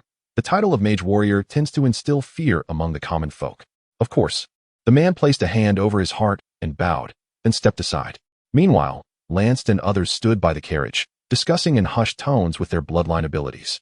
Is this truly our princess? It must be her. Is this how we encounter her? The one beside her is undoubtedly the Mage Warrior they spoke of. Such an elevated status. TCH. Clearly, what Mingming wielded was merely the most rudimentary level 1 magic, shadow form, which paled in comparison to the shadow path. If such meager prowess was all there was to it, then we could launch an assault immediately. Greetings to you all. Just as the crowd engaged in their discourse, a melodious voice resonated once more. Lanster lifted his gaze to behold the princess emerging from the carriage. She donned a resplendent blue gown, reflective of the fashion of the Landon Empire, reminiscent of the Rococo style of the Louis XV era. The fitted gown, with its markedly low neckline, starkly contrasted with that of the Black Kingdom, accentuating the princess's statuesque figure and striking beauty, making her positively radiant. Even those accustomed to the presence of handsome men and beautiful women, like Lanster and his companions, found themselves momentarily captivated. Good heavens! In such a guise, if she possessed both talent and intellect, she would be worthy of the majesty herself. Section 27. What shall we do? Shall we seize her back at once? How could we, as a nation of propriety, engage in such barbaric acts? Indeed, that is a valid point. Let us regain our composure and not tarnish the dignity of our sovereign. The leader interrupted their deliberations, stepping forward to bow to the princess in accordance with the etiquette of the Black Kingdom. Greetings, we are envoys from the Black Kingdom, bearing the sincerity of our realm, seeking to establish diplomatic relations with your esteemed nation. I am Katarina Landon, the Shadow Princess of the Empire. It is a pleasure to meet you. However, may I inquire why you were apprehended by the city's defense patrol? Katarina inquired with a smile. In response to this pointed question, the leader merely smiled gently and replied, "It is a misunderstanding. We did not resist, but awaited the opportunity to explain ourselves. We are fortunate that your highness intervened, preventing our first visit from devolving into a dungeon." Katarina appeared taken aback by this response. Even the envoys from other vassal states lacked such astute reasoning, able to swiftly provide a reply that was both diplomatic and incisive. In a land where even iron armor was scarce, mastering formidable magic allowed one to vanquish 1,000 foes with merely a hint of fatigue, and defeating 10,000 was only somewhat taxing. Under such circumstances, who would ponder governance or the management of a nation? Yet, the reality was that the millennia of development on Landon Star paled in comparison to the decade of pioneering by the Black Kingdom. Those magical warriors and sorcerers, despite dedicating their lives to their craft, merely trod the well-worn paths of their predecessors. Lacking innovation and progress, when they passed away, the next generation remained stagnant. This stagnation was tied to their decayed, rigid society and the magical density of their planet. Most crucially, it stemmed from a lack of systematic knowledge. Each practitioner hoarded their secrets, often unwilling to impart their true skills even to their apprentices. This was not merely the ancient practice of withholding knowledge from students. Rather, what could easily be taught was instead left for the apprentices to learn through repetitive trial and error. The magic that should have been directly imparted was relegated to endless experimentation, resulting not only in the mentors becoming mere shadows of their former selves, but also transforming their disciples into the same. Generations passed down through time, yet they remained stagnant. Thus, upon hearing the leader's response, Katarina's admiration for intellect was ignited as she inquired, "You appear to be a person of knowledge. Would you be willing to remain with us? I can grant you the title of scholar, enabling you to participate directly in our discussions. Thank you for your kind offer. But my allegiance lies solely with the great Black King, my civilization, and my nation. I have no interest in such matters, and I am merely a leader of a diplomatic envoy, not a scholar," he replied. "Is it not a reflection of poor judgment to appoint someone so versed in etiquette as an envoy?" Katarina questioned, perplexed. The leader smiled and fell silent, understanding his meaning. Katarina sighed and returned to the carriage, saying, "Follow us. I shall take you to meet my father." "Thank you, your highness." The group trailed behind the princess's carriage, swiftly traversing the slight rise and arriving at the castle in the heart of the city. Without any scrutiny or difficulty, they entered effortlessly, soon witnessing the true nature of the castle. Perched atop a snow-capped mountain, the castle's surrounding walls were, in fact, four dams constructed with magical arrays, showing signs of having stood for over a millennium. It was evident that these formidable structures were the legacy of the Shadow Moon civilization that had relocated here. In addition to the dams, there existed another remnant of the Shadow Moon civilization, the Castle Palace, repurposed by the Landon royal family as their residence. While the castle was not an alchemical creation, it emanated a potent magical aura. Landstedt could even see the active magical arrays above. In stark contrast, the other elements crafted by the Landon royal family were far from commendable. They had failed to establish even the most basic sanitation and drainage systems, rendering the environment deplorable, only marginally better than the streets outside. The leader observed all this and scratched his head, asking, what was that term His Majesty once mentioned? Dimensional strike, was it? Landstedt could not help but chime in, yes. Dimensional strike. Chapter 34. The bottom line is meant to change. The leader chuckled and remarked, when we meet their king, let us first extend a courteous greeting. We must not allow them to claim that the Black Kingdom offers no opportunities, as that would be exceedingly impolite. I understand. Landstedt nodded. Upon entering the palace, they were greeted by the sight of a rotund man with a crown, indulging in the attentions of a beautiful woman. His lecherous demeanor reminded Landstedt of his most detested uncle, who was equally insufferable. Father, Katarina approached with a respectful bow. The man, still chewing on grapes, turned to her, propping himself up as he exclaimed, "Ah, my dear daughter. Come, rise." King Landon's voice was coarse, likely from the exertion of his recent actions, his speech coming out in halting bursts. Katarina rose to her feet and introduced the delegation to King Landon, saying, "Father, this is a group of envoys I encountered. They hail from the Black Kingdom. Envoys, step forward and speak, commanded the king. Your Majesty King Landon, began Durand, the leader of the Black Kingdom's delegation. I extend greetings from my sovereign. Durand, what brings you here? King Landon nodded, the flesh on his face jiggling. At that moment, Lancet retrieved a prepared document from his satchel, but just as he was about to present it, Durand cleared his throat. Ahem. Lancet turned to Durand, only to witness him vehemently berating King Landon. You insolent fool. I come on behalf of my liege to convey greetings, and yet you fail to acknowledge my sovereign. Are you disregarding my master? You are indeed a tyrant, blind to the suffering of your people, neglectful of their livelihoods, indulging the nobility and corrupt officials. Now, we arrive under orders, bringing my lord's benevolence to foster dialogue, and you dare to belittle my sovereign. What is your true intent? Do you not fear my army's might, poised to obliterate your kingdom? Durand's voice echoed throughout the vast hall. Katerina was rendered speechless in shock, while King Landon gaped in disbelief. Lancet paused, looking perplexed at Durand. Is this your idea of courtesy? You haven't even shown him the document yet, my friend. Isn't it a bit premature to insult him? You. King Landon stammered, pointing at Durand, struggling to articulate his thoughts. Meanwhile, Katerina quickly responded, chastising Durand. I went out of my way to rescue you and bring you before my father, and you dare to speak so disrespectfully. Your Black Kingdom is barely known, a mere insignificant realm, yet you presume to act with such arrogance. Do you not fear my empire's million-strong army advancing to annihilate your nation, enslaving your kin and seizing your wealth? Mere insignificant realm? You are overly presumptuous. Durand maintained an air of defiance, incensing Katerina to the point of altering her complexion. I once believed you understood etiquette, yet you are as uncouth as the southern kingdoms.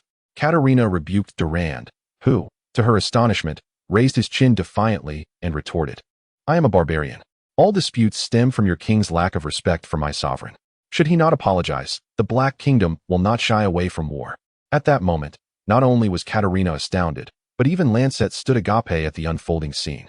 But wait, did you not previously assert that we are a land of propriety, unwilling to resort to force to seize a princess? Now you claim to be a barbarian? How adaptable you are, you savage. King Landon finally regained his composure, pointing at Durand, shouting in anger, Guards! Guards! Seize this group and execute them. Execute them. I want them dead, and that so-called Black Kingdom. Send the general. Find them and lay them to waste. Bring the head of that despicable Black King to serve as a chamber pot. You were the first to declare war. Durand laughed heartily, while King Landon seethed with rage. Being a product of close kinship, he was in a state of cognitive overload, unable to think of anything beyond his own tyrannical nature. Yes, war, war. Queen Katerina sensed the rising tension and sought to interject, but she knew her father's temperament all too well.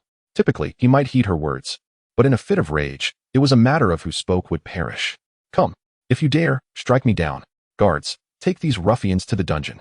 As the guards entered, Katerina hastily commanded them to imprison the unruly lot. Ha!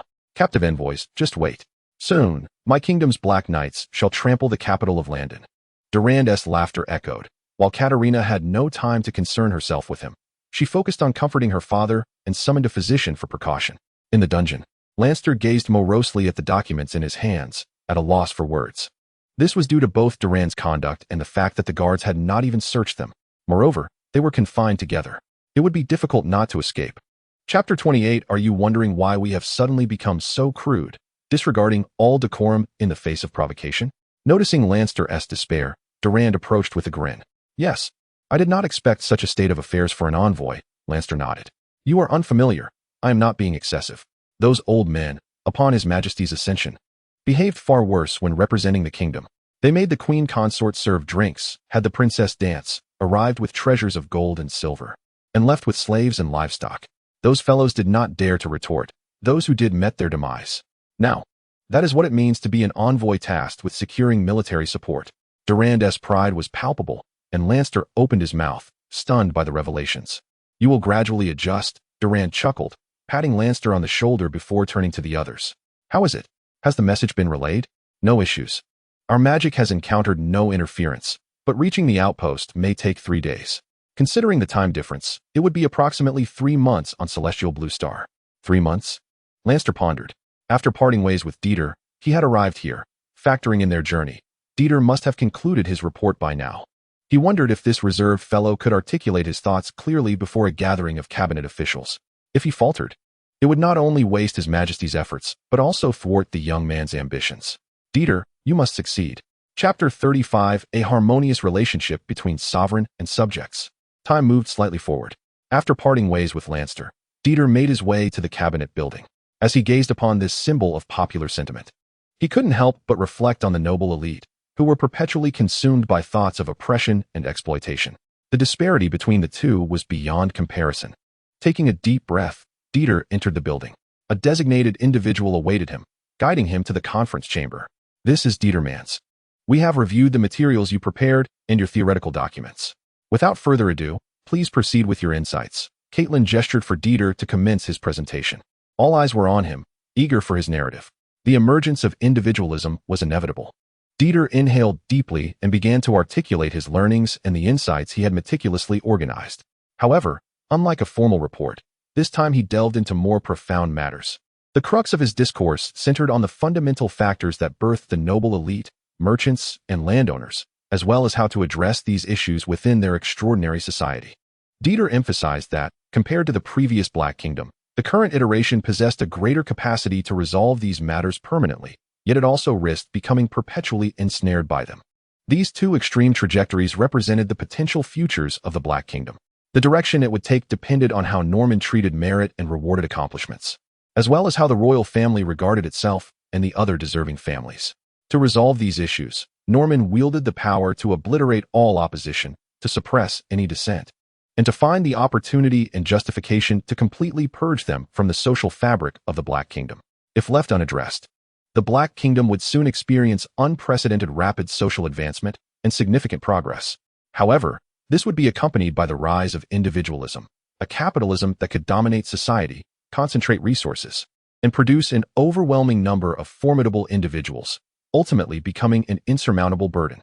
Dieter's theories and concerns regarding the future societal development resonated with the cabinet officials. They had come to endorse Dieter. Upon leaving this meeting, he would be regarded as at least a doctor of sociology and quite possibly a member of the cabinet. The conference chamber fell into profound silence. At that moment, no one spoke. All were either deep in thought or scribbling notes, calculating variables to forecast future changes. Caitlin observed everyone intently before suddenly turning to her side, her face lighting up with surprise. For Norman had returned. Hush! Norman raised a finger, signaling Caitlin to remain silent, then quietly seated himself, watching as the others calculated and engaged in hushed discussions.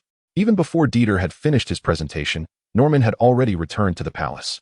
Dieter not only spoke of individualism and the free market, but also intertwined them, proposing a more advanced prototype of capitalism. This was the most crucial point, and precisely what Norman sought to eradicate. In the Kingdom of Darkness, there can only be one centralized source of capital, which is the royal court of the kingdom. Although he harbors the knowledge that he might be a malevolent king, it does not preclude him from emulating the systems of the Kingdom of Light and Absolution. Both the ideal state of the Kingdom of Light and the royal structure of Absolution are frameworks he can directly adopt. Naturally, the unwavering aspiration towards light and the cosmic struggle embodied by the Kingdom of Light cannot be replicated. While magic itself bears no inherent distinction of righteousness or malevolence, the nature of power dictates that their disposition will not lean towards virtue. After a prolonged silence, an official spoke up. We are currently witnessing a comprehensive resurgence of the magical industrial era. To alter this situation, we must first address the old noble families and the 12 sacred families. They possess vast resources, land predating the calamity, power, and post-calamity supplies, along with trade privileges and factory establishment rights. Their foundations run deep, and their protégés are numerous. Before the establishment of scientific academies, many officials were their disciples. How shall we resolve this? Upon hearing the inquiry, Diet raised his head from his notes and thoughts. At that moment, he caught sight of Norman seated majestically upon the throne. Your Majesty, I am Diet Manster, your humble servant, paying my respects. Long live your Majesty, Diet exclaimed in surprise, quickly dropping to one knee in salute. The others were equally astonished by his words, lifting their heads to discover Norman gazing at them with a smile. Forgive me, your Majesty. The cabinet officials hurriedly bowed, but Norman waved his hand and chuckled.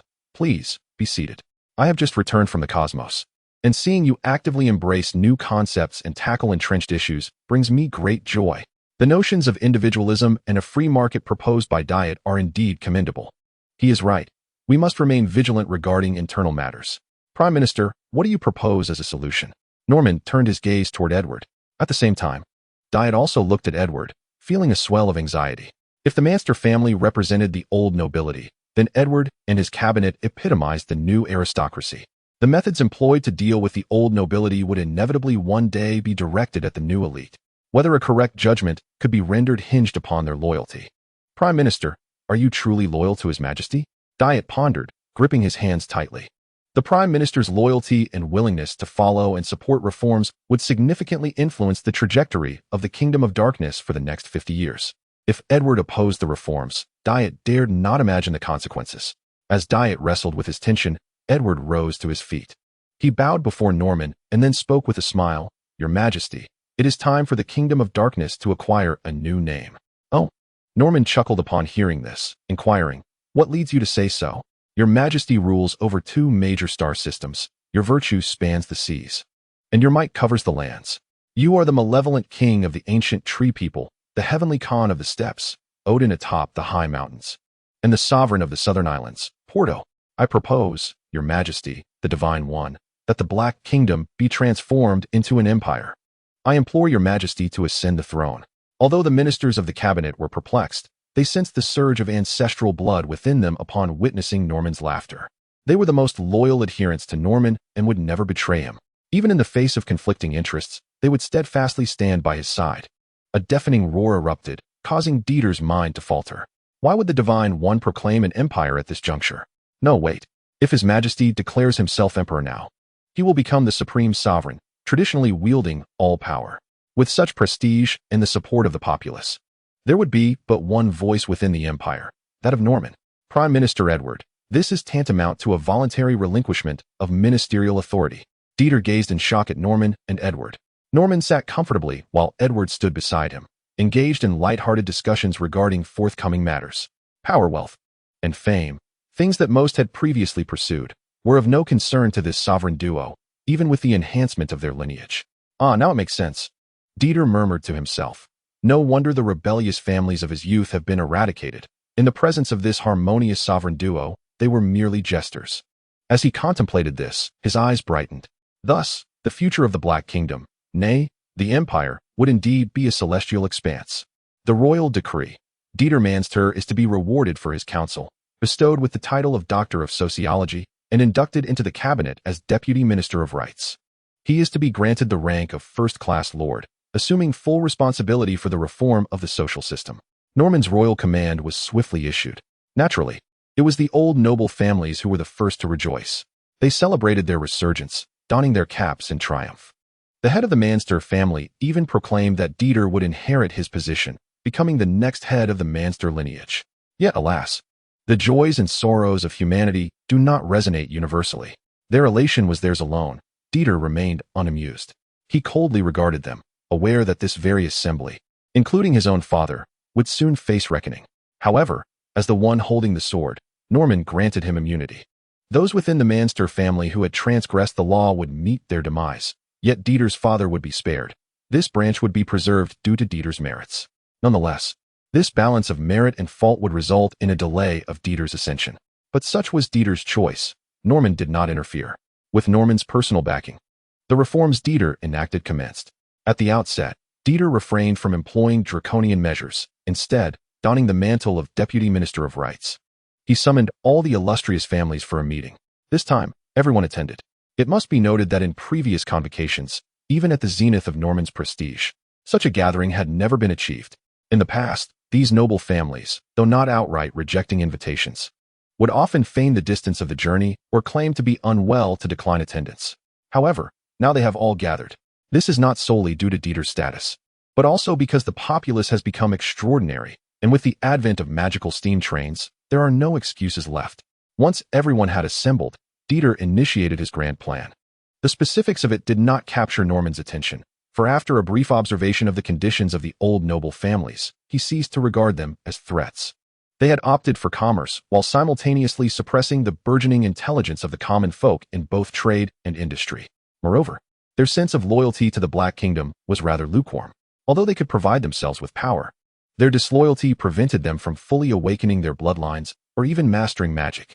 As a consequence of the former, they lost the support of the populace. Due to the latter, they were not worthy of his sympathy. Having lost these two critical aspects, their failure to directly suppress was merely for the development of the kingdom. Thus began a silent upheaval, which would also conclude quietly. Guarding the teleportation portal of Land and Star was General Alexander, the northern defender among the 5 great generals. He was the most combative and possessed the strongest command abilities among them. Originally, he was organizing the navy for the Shadow Star organization, responsible for conquering the Fishman tribes dwelling in the Straits, as well as the Treemen tribes on the other 2 continents. This 2-year campaign was remarkably successful. The Treemen offered no resistance. Upon witnessing the might of the more powerful Shadow Tree spirits and Emerald Tree men, they surrendered without hesitation. In contrast, the Fishmen, despite being an intelligent species, fought with mere animal bones, lacking the ability to wield magic or even possess their own written language. Alexander dispatched the elder Fishmen who resisted and returned to the central continent with approximately 300,000 Fishmen. Currently, the Fishmen are undergoing systematic training. The next generation of younglings can already speak, and many of the youth Fishmen who have joined have submitted to the Black Kingdom, awakening their bloodlines and even evolving into merfolk and siren bloodlines. Unfortunately, in the next decade, these merfolk and sirens will not be able to serve as primary forces for expansion. However, they can act as guardians within the planet, protecting its marine environment. This success further added to Alexander's military achievements, and due to his quicker conquest compared to his colleague, General Tsangyu Huang of the Western Defender. He was reassigned to Land and Star to oversee the protection of the teleportation portal and establish cities to attract population. Ha ha ha. This is the true demeanor of an envoy of the Black Kingdom. Come forth, muster the troops. The 3 days on Land and Star passed in the blink of an eye. Early that morning, Alexander received urgent news. Hurry, release all the messages.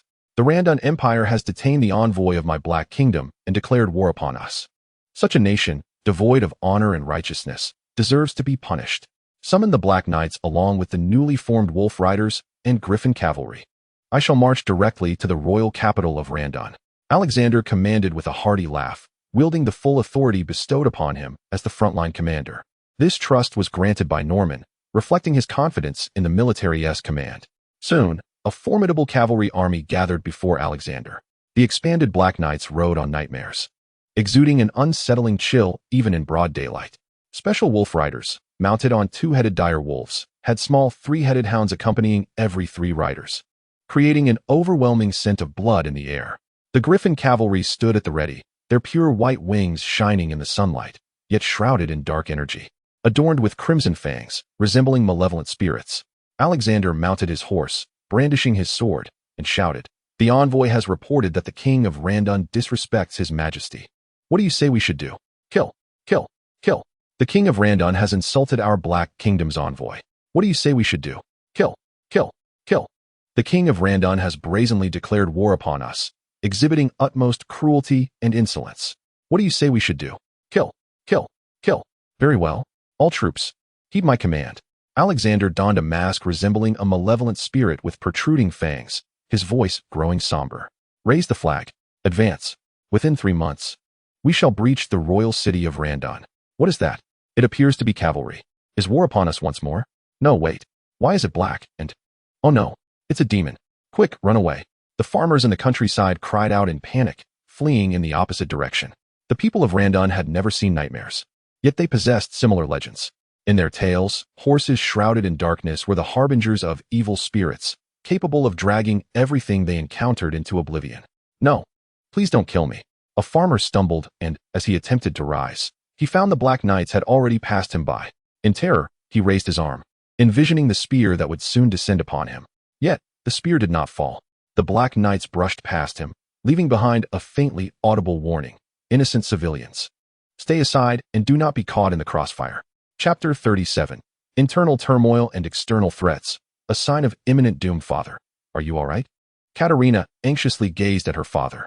Although they had managed to detain the likes of Lanster in time, the king of Randon had been so enraged, coupled with his poor health, that he fainted from the shock. Had it not been for their experienced doctors who promptly revived him, it is likely they would have mourned for their king before even avenging their humiliation. Yet, even so, the king of Randon had been unconscious for 5 days. As the daughter of the empire, Katerina naturally stood by her father's side. "Water, water! Quickly, bring me water!" she exclaimed anxiously. A servant promptly presented her with a cup, and with utmost care, she helped her father, King Landon, sip it. "Father, do you feel any better?" After a moment of respite, she gently inquired once more. Her concern weighed heavily upon her. After all, King Landon had not only her as a daughter, but also over a dozen sons. Although her elder brother, the rightful heir, had tragically passed away, she found herself favored and was now governing in her father's stead. However, this did not signify that she was the heir, should King Landon perish. All her previous efforts would be rendered futile. The resurgence of the Landon Empire would be jeopardized, and her siblings would likely declare themselves independent overnight, marching with armies to seize control of the water sources in the capital. What awaited them would be an unending cycle of warfare. Those insufferable brutes, are they still alive? King Landon spoke, his immediate thoughts not on the kingdom or his daughter, but rather on those who had dared to offend him. A flicker of sorrow crossed Katerina's eyes. Yet she comforted him. "Rest assured, Father, I have kept them for you. Once you recuperate, you may personally oversee their execution." "Good, good." The king's expression brightened, his complexion noticeably improving.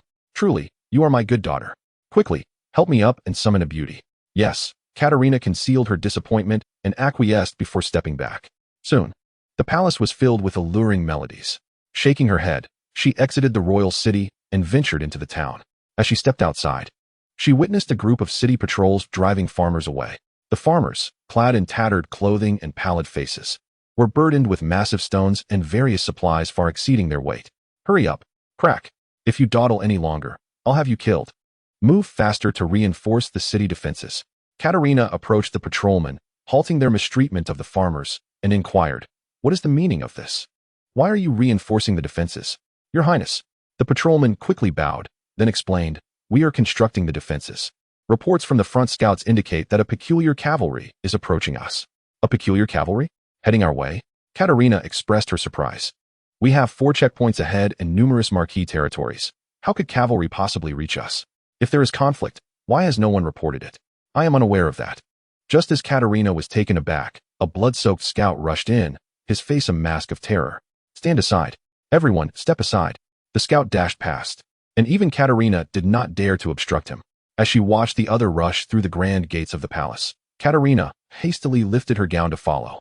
It was then that she comprehended the reason for her silence over the past 5 days. Her father's most favored concubine, accompanied by a retinue of eunuchs, had intercepted the scout who had come to deliver news. The woman glanced at the letter, tore it asunder, and proclaimed, "Another traitor. In a time of peace, how could such troubling matters arise? Do not disturb his majesty. Dispose of him." The eunuchs swiftly executed the scout, stuffing his lifeless form into a sack, which was then sent to the inner palace. Witnessing this scene, Katerina felt an icy chill envelop her. How audacious was this woman? In such perilous times, she dared to engage in palace intrigue? Did she not realize that her actions would spell doom for the empire, and for herself as well? Just as Katerina's fury ignited, a cacophony of cries and battle shouts erupted from outside the city. Soon, figures emerged from the palace and the magical sanctum, soaring towards the city gates. The elders of the royal family and the mages of the sanctum had departed. What was transpiring? Katerina's expression shifted dramatically as she rushed back into the palace, retrieving the military insignia and summoned troops to the barracks. "Follow me," she commanded, clad in armor. She mounted a colossal beast unique to Landenstar and led her forces towards the main gate. Upon arrival, she was met with a scene that would be etched in her memory forever. The ground was strewn with the corpses of the city's guardians, the gates lay shattered, and even the walls had crumbled in places. A crimson rain fell from the heavens, and the recently departed elders of the Landon royal family and the mages of the sanctum plummeted from the sky, their bodies akin to tattered rags. Suspended above was a legion draped in darkness, with a general donning a mask of a malevolent specter commanding the chaos, a mass of blood coalescing in his grasp. As this entity shaped the sanguine amalgamation, the descending rain of blood began to reverse, converging into his hands. At that moment, his voice resonated through the air. "These 11 have fought valiantly for their country. Let their remains be preserved and buried with honor." As his words echoed, a robed figure emerged, wielding a wand, conjuring 11 coffins to gather the fallen and enter them beyond the city walls. Was this sorcery? The unfolding spectacle surpassed Katerina's understanding. As the sole imperial princess of Landenstar, she possessed knowledge of the arcane. Yet, No sorcerer or warrior in Landon Star could summon earth and stone from thin air, let alone form them into coffins adorned with intricate designs. Where had these beings emerged from? Wait, could it be that they were? A foreboding sensation surged within Katerina, and in the next instant, her apprehensions were vindicated. Alexander surveyed the breached city walls and the utterly vanquished garrison, a scornful smile gracing his lips. As he descended, he beheld the arrival of Katerina, accompanied by her troops. Oh, reinforcements, indeed. Allow me to introduce myself. I am Alexander, the illustrious general of the Northern Legion under the Great Black Throne. You have shown disrespect to my king and imprisoned his envoy. By my king's command, I shall march against you, obliterate your nation, and annihilate your ancestral temples. Shaking his head, Alexander raised his formidable sword towards Katerina, declaring, enough talk.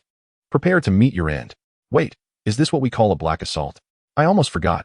This is the second update for today. All troops, shield up. Remain calm. Upon witnessing Alexander's charge, Katerina immediately commanded her soldiers to raise their great shields. However, she turned to find one of her loyal guards muttering in dismay beside her. They are demons. We cannot win, we cannot. The man exclaimed, gesticulating fervently, reciting some scriptures under his breath. As he muttered, he shook his head and began to retreat, his weapon gradually lowering in his grip. Just as he contemplated fleeing, a glint of cold steel flashed by. Bang! Katerina flicked the blood from her sword, coldly commanding, raise your shields. At her signal, her enforcement guards sprang into action. The soldiers behind her exchanged anxious glances, but ultimately hurriedly moved to erect their shields. Fear gripped them, for the foes they faced were not the usual monstrous cavalry, but rather a battalion capable of soaring through the skies, akin to the malevolent apparitions of their legends. Yet, they had no choice. To confront the enemy was perilous, but standing idle would invite the wrath of the enforcement unit. Massive shields were swiftly raised. The Imperial army from the capital demonstrated commendable proficiency, their adeptness in shield formation marking them as elite forces. However, they remained mere mortals. The magical density of Landon Star was inherently insufficient, compounded by environmental factors. Magic was monopolized by the holy sects and nobility, leaving commoners devoid of opportunities to study, let alone even encounter it. In stark contrast, the Black Kingdom's forces, endowed with extraordinary prowess, resembled celestial beings descended to Earth. As the two sides collided, the hastily erected shields of the Landon army, designed to withstand their unique monstrous foes, were shattered upon impact by the Black Cavalry. The anguished cries of Landon's soldiers echoed, soon silenced. Under Norman's leadership, the Black Kingdom valued its populace and refrained from indiscriminate slaughter. Yet, on the battlefield, when faced with the Black Kingdom's forces, no mercy could be expected, even if it resulted in a one-sided massacre. It was over. Katerina gazed at her defeated army, her beautiful eyes slowly closing. Her expression one of utter despair. Not only was she the princess of the Landon Empire, overseeing the capital, but she was also one of its foremost generals.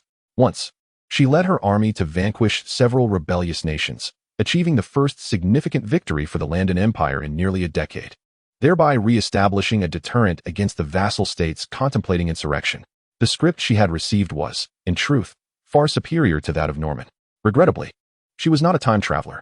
When Alexander stood before her, she merely closed her eyes and, with resolute determination, raised her sword to her neck and took her own life. As a princess of her nation, she chose to die alongside her realm.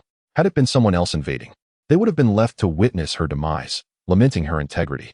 Yet now it was the Black Kingdom, the progeny of the knight wielding blood magic. Wishing for death? It would not be so simple. Alexander raised his hand, and a portion of the gathered blood flowed into Katerina's wound. In an instant, her injury healed, though the excruciating pain rendered her unconscious. This was the so-called princess? She possessed quite the striking appearance. Although His Majesty might not take a liking to her, her status still warranted a presentation to him. Bring forth the magical restraints and treat her well. The army shall return with her. 2 bodyguards stepped forward, fastening magical shackles on Katerina before placing her on a stretcher to be taken back to the rear camp. The rest, follow me into the palace. Alexander commanded as he entered the royal palace with his troops.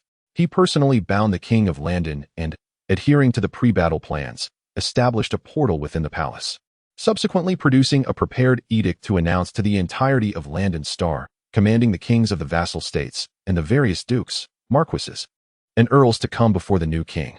Upon learning of Landon's downfall, these vassal states were initially incredulous. However, Upon further inquiry and discovering the veracity of Landon's fall, they began to seek out the conqueror. Once they learned it was a relatively obscure nation responsible for this, they hastily rallied around the royal offspring of neighboring kingdoms to mount a resistance. Unfortunately, the Landon royal army could not withstand the might of the Black Kingdom's forces, and these factions stood little chance against them. Soon, reinforcements and cabinet officials arrived, initiating efforts to establish supply lines from two directions, subsequently expanding outward along several major rivers of Landon, embarking on a path of conquest. Within merely a year, the entirety of Landon was liberated by the Black Kingdom. The term liberation is not merely a flattering embellishment. Rather, it reflects the brutal conscription and rampant exploitation that ensued in these nations due to the Black Kingdom's relentless campaigns. When the ideologies propagated by the Black Kingdom reached these lands, the farmers and common folk, stripped of their burdens, rose to arms in a struggle for survival. At such a juncture, who would dare declare the Black Kingdom unjust? Observing the spoils amassed over the year, Alexander nodded in satisfaction. Surely, that fellow Tsang, you could not compare to me. Let us return. Alexander gestured, riding the nightmarish beast through the portal, leading his army back to Azure Star. It is the General of the North. The General of the North has returned. At the entrance of the portal stood a researcher from the Bureau of Science and Technology, responsible for its maintenance. Upon seeing Alexander, he hurriedly bowed and rushed out to report. Waiting, what does it mean that someone has returned? Suddenly, a sense of foreboding surged within Alexander. In the next moment, a familiar figure appeared at the entrance of the portal area. The individual, robust and sporting a full beard, was incongruously clad in a scholar's robe, creating an oddly refined appearance. My friend, you have finally returned. His Majesty has prepared a celebration. Let us return to the barracks with the soldiers. Upon seeing this person, Alexander could not help but roll his eyes. Song-yu, how is it that you have returned so early? Song-yu smiled and nodded, saying, luck was on my side. The migration site of the Shadow Moon civilization was relatively small, and their society had regressed to a primitive state. After a swift victory, I returned. Please, spare me your tales. Alexander jested, pulling Song-yu's neck playfully. Come, we must first see His Majesty. The two companions made their way to the palace to pay their respects. Your servant, Alexander, has fulfilled his duty and vanquished the London Star, bringing back the king and his royal progeny. Norman, seated upon the throne, looked down at the kneeling Alexander with a sense of satisfaction. Rise, he commanded. Norman surveyed the room, noting not only the cabinet officials, but also the various unsung heroes awaiting commendation. This time, he intended to reward them all. You are all great contributors. Those who achieve must be duly rewarded. Come with me. As Norman spoke, he waved his hand, and a magical array instantly enveloped the hall, transporting everyone to the heart of the city. Upon arrival, they beheld a cleared expanse. Look, it is His Majesty. Long live the king. And there is the esteemed sociologist Dieter. Not to mention Princess Erica and Princess Alice. Over there, Generals Tsang-yu and Alexander have returned. Long live the Black Kingdom. Long live the Black Kingdom. As Norman led the crowd to the designated area, the citizens surrounding the square erupted in enthusiastic cheers. They were the workers who constructed the square and, over the past 30 years, had contributed to the entire kingdom. The time ratio between London Star and Songlon Star is 1:30. Thus, a year on Songlon Star, comprising 300 days, equates to 9,000 days, 30 years. In those 30 years, Songlon Star had undergone a remarkable transformation. Everywhere one looked, there lay cities of the Black Kingdom, and following significant reforms. Private ownership had been completely abolished, ushering the civilization into a state akin to an ideal society. Each individual performed their duties, and the quality of life was uniformly elevated. After the reforms, Norman inspired them with new aspirations, leading the entire civilization to conquer the stars and the seas. In the wake of our new aspirations, the entire civilization now seeks strength and the collective good. Norman stands at the forefront, his voice resonating throughout the assembly, echoing through the bloodlines, reverberating in the hearts of every citizen of the Black Kingdom. 30 years have swiftly passed. During these 3 decades, we have undergone reforms and transformations. Our civilization has thrived and expanded in the face of adversity.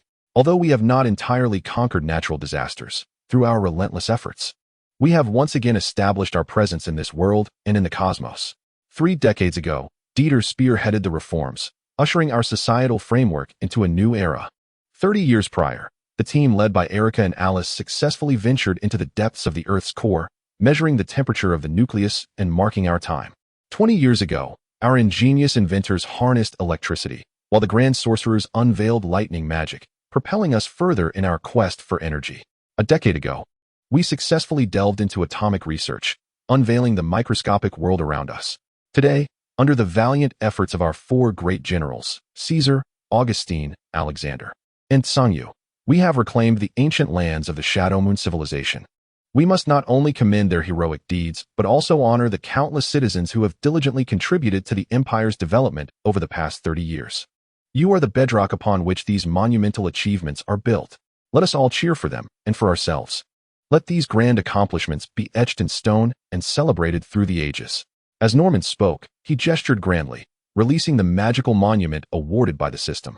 A golden light flickered in the sky, momentarily parting the clouds shrouded in darkness and frost. A gleaming obelisk, enveloped in shadows, descended from the heavens, landing firmly in the plaza. As the magical monument settled, all eyes were drawn to the murals adorning its surface. At the base, four panels depicted the themes of struggle against calamity, the power of the people, the age of magic, and the foundations of time. Each mural eloquently expressed the strength of the populace. Inscribed above them were magical runes bearing the names of every citizen of the Black Kingdom. I saw my name. I saw it too. I even spotted my father's name, and I beheld his deeds from years past. Father, the sovereign has commemorated you. The sovereign has not forgotten you. Long live the sovereign. Witnessing this sight, the citizens were overcome with emotion, kneeling before Norman. The soldiers surrounding them knelt on one knee in homage, paying their respects as they gazed upon the murals, which depicted the valiant sacrifices of every soldier who bled for the progress of the Black Kingdom. Each figure was distinct, each shadow a reminder of those who once stood before us. Additionally, the murals featured many individuals whose significant contributions paved the way for a new era.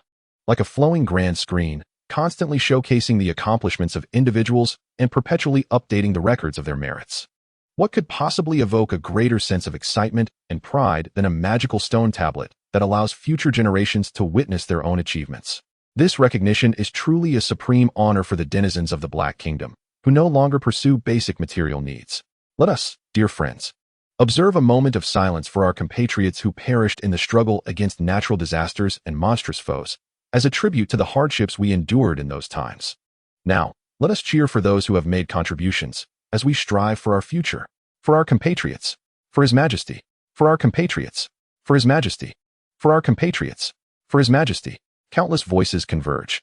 This scene unfolds not only on Azure Star, but also on Shadow Star, Landon Star, Drolan Star, and Dwarf Star.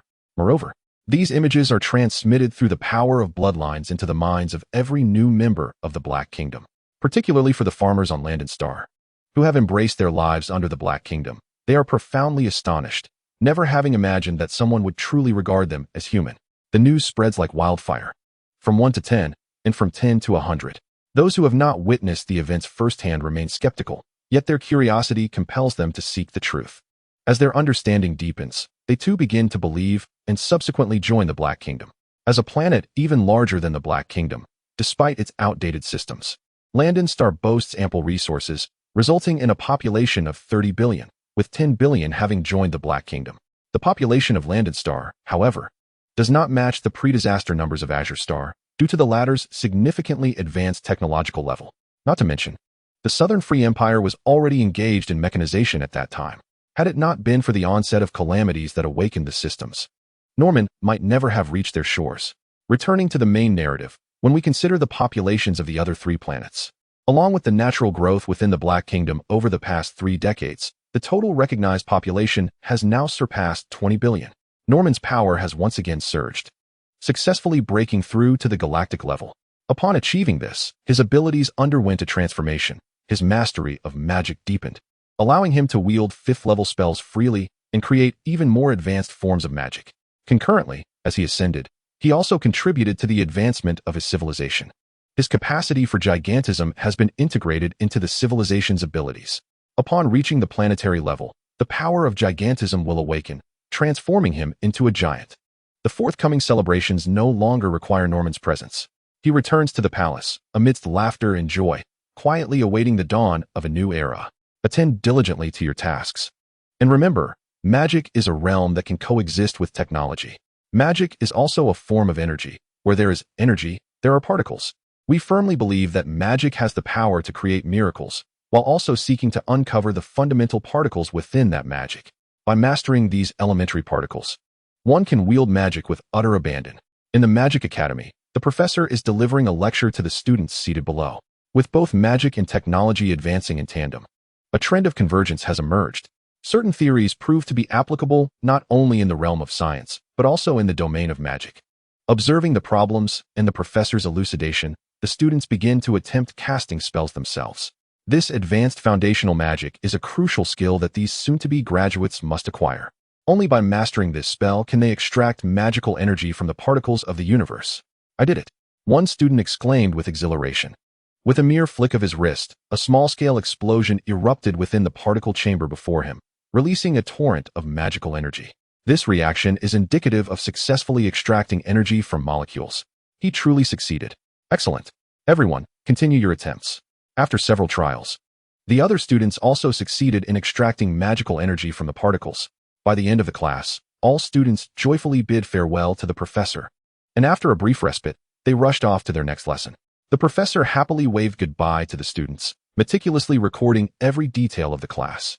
This endeavor not only involved imparting new skills and magic to the students, but also contributed to the enhancement of various datasets. Naturally, all activities were conducted with safety as a paramount concern. They had achieved perfect mastery over this magic, and collecting data in the classroom was merely to bridge the gaps in their research on individual variances and the relationship between particle separation and magic.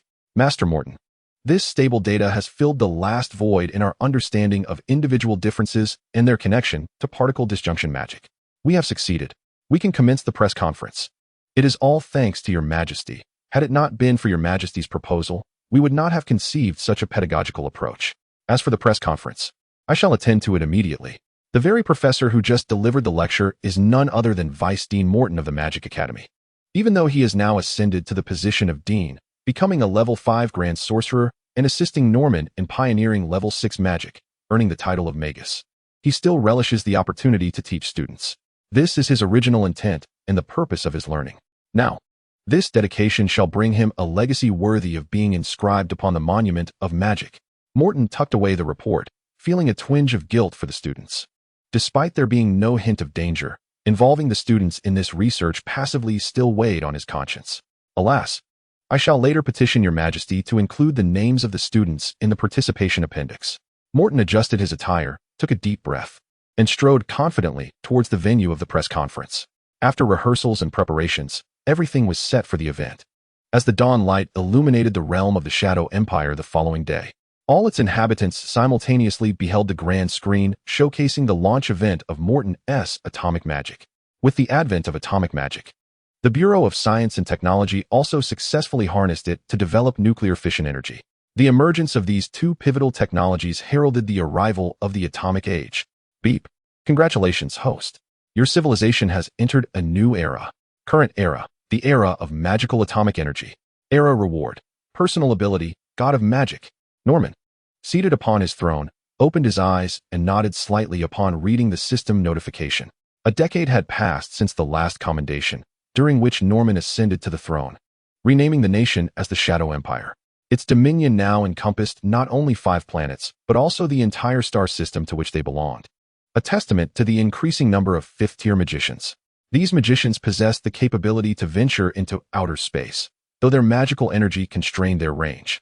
However, this posed little challenge for Norman, who, alongside the professors of the Magic Academy, diligently researched methods to extract magical energy from molecules and atoms within a vacuum environment. Their efforts bore fruit, and after successfully developing the extraction of magic, the Shadow Empire embarked on an exploratory journey of its home star system. Moreover, due to the uniqueness of their lineage, even desolate planets became viable for colonization and development. Coupled with a substantial population base, the growth of the Shadow Empire was explosive. In merely a decade, it had transitioned into the atomic age, and prior to this announcement, the populace was already advancing towards the information age. It is believed that in just a few years, the entire Shadow Empire will enter the information age, beginning to meld magic and technology for the development of space exploration. It is time to take a step forward, Norman declared as he rose. Caitlin, who had been in attendance, immediately followed suit. As Norman moved, the once stagnant atmosphere around him resumed its flow, prompting Katerina, who had been seated nearby engrossed in a book, to lift her gaze. Have you grown accustomed to living here all these years? Norman inquired with a hint of amusement. Huh, it's merely about having good food and drink, she replied. Is that so? Then let us venture outside and seek something you desire to do, he suggested, striding towards the exit. Katerina watched Norman's retreating figure, a sense of helplessness welling within her. It had been a decade since Alexander brought her here. He had presented her to Norman, who accepted her but never touched her. Beyond restricting her freedom to the palace, he imposed no other limitations. She was permitted to attend court sessions, maintain correspondence with old friends, read any book she wished, and even study magic. At first, she attempted to resist, but as time passed, those who had once respected her gradually ceased their contact. They had not perished, rather. They recognized the chasm between them and had all turned towards the Shadow Empire. Consequently, she surrendered to despair, resigning herself to the thought that she might wither away and perish in this place. Yet now, Norman had unexpectedly granted her the freedom to venture out. But what could she possibly achieve in the outside world now? Norman escorted Caitlin deep into the heart of the earth. Here, one could find not only snow-capped mountains, grand lakes, and forests, but also a colossal lake of molten lava. As Norman approached, these realms erupted with a thunderous roar. Soon, dragons emerged from the depths, bowing before Norman in reverence. These magnificent beasts were the 5-colored dragons that Norman had nurtured over the past 40 years. With a resounding roar, a blue dragon, now measuring 60 meters, rose from the lake. It lowered its head, gazing quietly at Norman.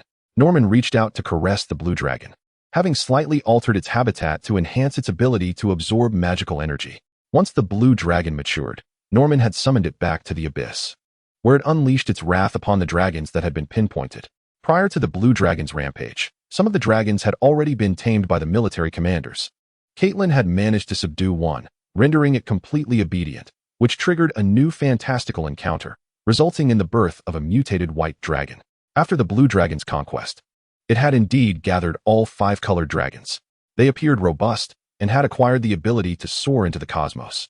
Coupled with their spellcasting prowess, they approached a planetary level of strength, capable of withstanding dangers in the universe. Norman, satisfied, patted the blue dragon.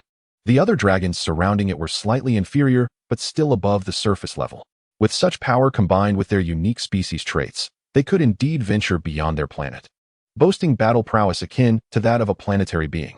The blue dragon, elated by Norman's praise, let out an exuberant roar and gestured for Norman to come closer. As Norman and Caitlin approached, the dragon parted the underbrush, revealing a nest of eggs. These were the offspring of the blue dragon and another, and being second generation. The eggs bore intricate patterns on their surfaces, signifying the lineage of the hatchlings within. The purer the bloodline, the more vivid the colors. In contrast, there existed examples of 5-colored and 7-colored dragon eggs, which were likely to yield 5-headed and 7-colored dragons. However, unlike the chaotic 5-colored dragons, Norman aspired to cultivate metal dragons. After all, compared to the slightly less intelligent and more malevolent 5-colored dragons, the metal dragons, being highly intelligent and inclined towards benevolence, would better serve his purposes. Nevertheless, it mattered not. Nurturing the current dragons to their fullest potential remained his primary focus. Indeed, there are only a handful of us now. Once your kin flourishes further, we shall venture into the cosmos, and at that moment, you shall become my vanguard, roared the blue dragon with exuberance, its head bobbing restlessly. It was a creature by nature inclined towards violence, having repressed its murderous instincts under Norman's guidance, now brimming with pent-up rage. If unleashed at this moment, it would undoubtedly become the most frenzied entity upon the battlefield. Patience, for we are on the cusp of the information age, a mere step away from the era of space exploration. Soon, I shall take you to witness the splendors of the starry sky. Chuckling, Norman patted the blue dragon and then led Caitlin back into the palace. The royal palace remained steadfast in its loyalty to the Black Throne City.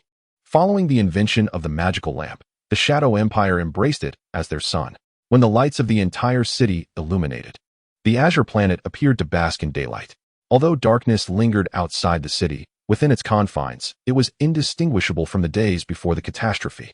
Admittedly, the hues of light differed somewhat, yet the presence of illumination sufficed.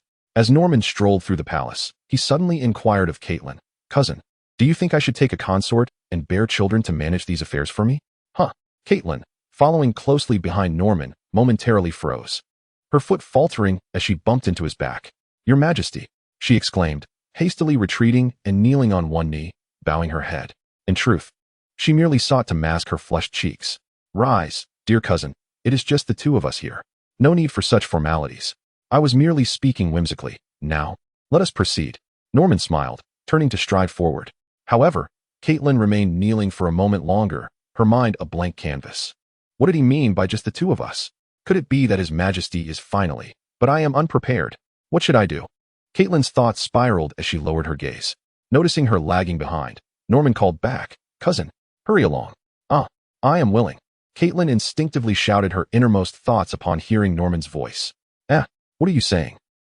Nothing at all. I shall scout ahead.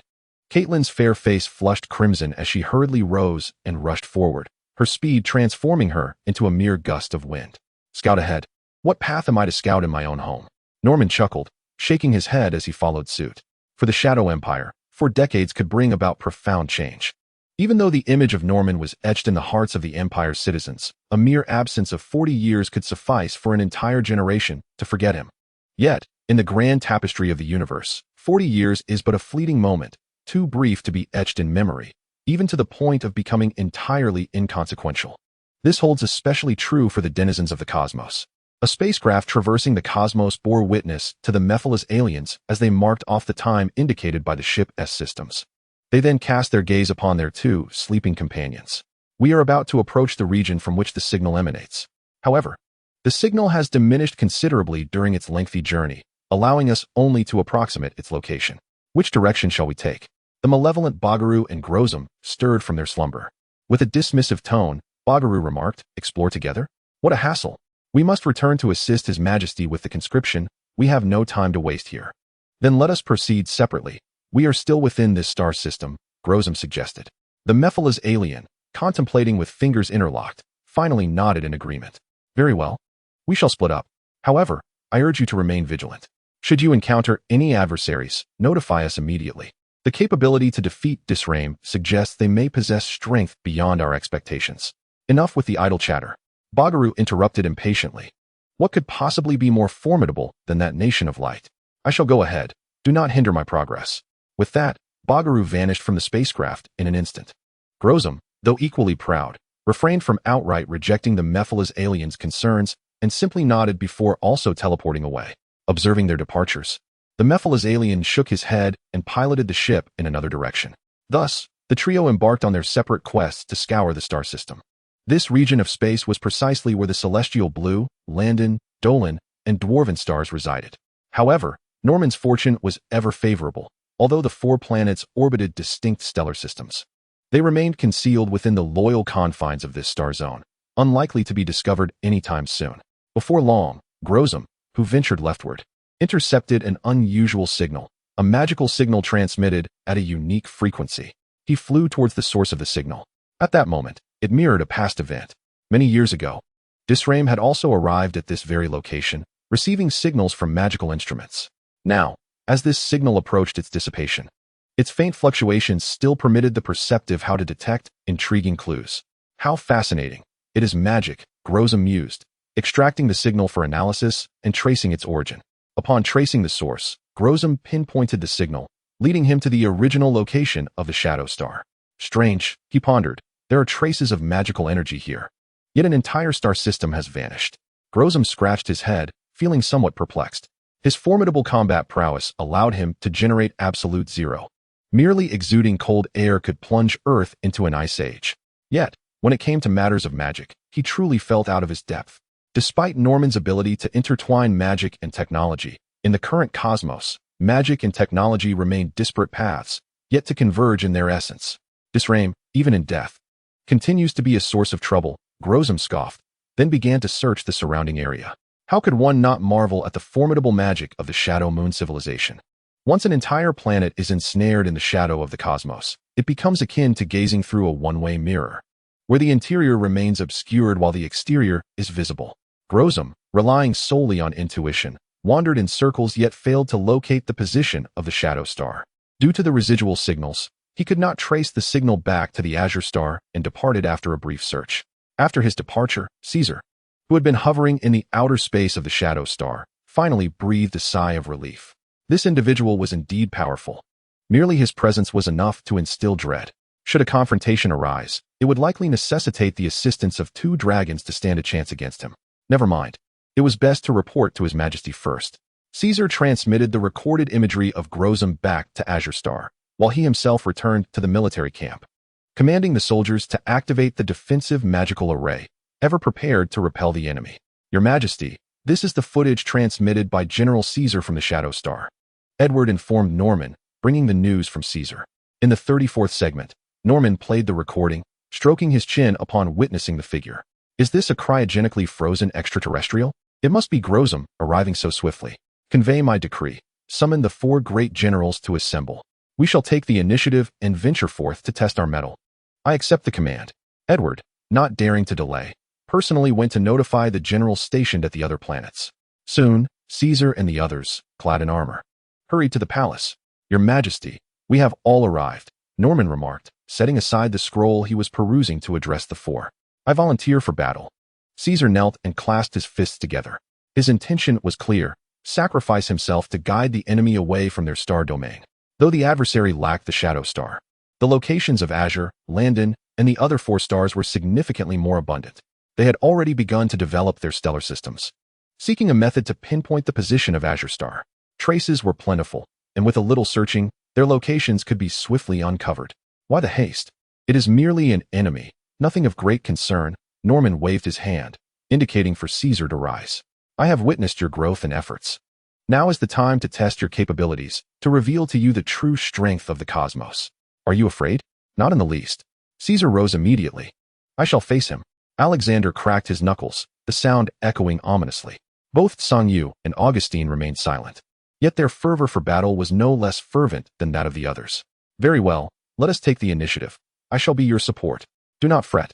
Unleash your full strength. At your command. The 4 clasped their fists in salute, then turned and strode forth, summoning their dragons after exiting the palace, soaring into the cosmos. In 40 years of growth, these 4 generals under Norman had reached the pinnacle of surface-level power, merely a step away from planetary level. Yet, without external pressure, the breakthrough remained a formidable challenge. At this moment, the Dark 4 Kings approached, and none had yet reached their peak, making them ideal for honing their skills. Your Majesty, I wish to join, Caitlin interjected. Norman glanced at Caitlin, his cousin, the esteemed general of the Royal Guard, captain of the Elite Guard, and leader of the Black Knights. Her talent was beyond question, and her loyalty surpassed that of anyone else. Thus, her bloodline endowment was exceptional, as was her aptitude for the arcane arts. Although her combat skills did not match those of the other 4 generals, her true overall strength eclipsed theirs. According to Norman's estimation, Caitlin had already attained planetary status, and with her magic and the mighty dragon's steed, she could likely contend with the current leader of the Dark 4, the malevolent Bagaru. If she engaged, Grozom during this period would be unable to match her. Eliminating the enemy outright would be counterproductive to his training plan. However, since Caitlin had volunteered, she could serve as a safeguard. Then you may go, but you must wait until they have finished their battle before you intervene. Caitlin's face lit up with joy. As long as she could participate, the outcome was secondary. Understood, she replied, calling forth the white dragon she had tamed, soaring into the cosmos. By the time she reached the vastness of space, Caesar and the others were already pursuing Grozom, heading beyond the stellar system. These fellows, they have no idea what awaits them. Caitlin smirked and hastened in their direction. Meanwhile, Caesar and his companions rode their dragons, employing shadow stealth magic, swiftly gliding along the outer layers of the universe's shadows towards their destination. Caesar surveyed the surroundings and remarked, the last sighting of that creature was in the direction of Landon Star. It should be nearby. Remain vigilant. Augustine nodded and waved his staff, continuously casting spells to bolster the defenses of the 4 dragons and their riders. Are you searching for me? As the 4 remained alert, Grozom materialized beside them. Be cautious. They simultaneously drew their swords, summoning 4 massive crimson greatswords to strike at Grozom. Interesting. You are the civilization of this star domain? A magical civilization, no less. With a swift motion, Grozom conjured a shield device to deflect the oncoming blades. After blocking the assault, Grozom boisterously proclaimed, just by observing your evolutionary level while traversing the cosmos, you are worthy to serve as generals under His Majesty the Emperor. However, before you pledge your allegiance to the great Emperor, allow me, the illustrious Grozom, to test if you natives are truly deserving. Natives, submit to me and serve the great Dark Emperor. Grozom laughed heartily, suddenly appearing before Caesar, the strongest among the four, transforming an appendage into a long spear and thrusting it fiercely at Caesar's face. In response, Caesar raised his arm, channeling blood magic to conjure countless flying daggers aimed at Grozom. Beneath him, the colossal dragon brandished its claws, unleashing fiery magic, while simultaneously snapping its jaws at Grozom. This almost flawless coordination compelled Grozom to suppress the urge to applaud. With a sharp sound, the magical essence resonated through the air. Grozom was pierced by a crimson dagger and subsequently engulfed in the flames of the red dragon, torn asunder. Had they succeeded? The onlookers were astonished. But their surprise quickly morphed into shock. For, despite being severed, Grozom did not perish. Rather, he rapidly regenerated, re-emerging before the crowd. Impressive indeed. Grozom raised a finger towards Kaiser, proclaiming, "Your combat skills are commendable. You are worthy to be my adversary.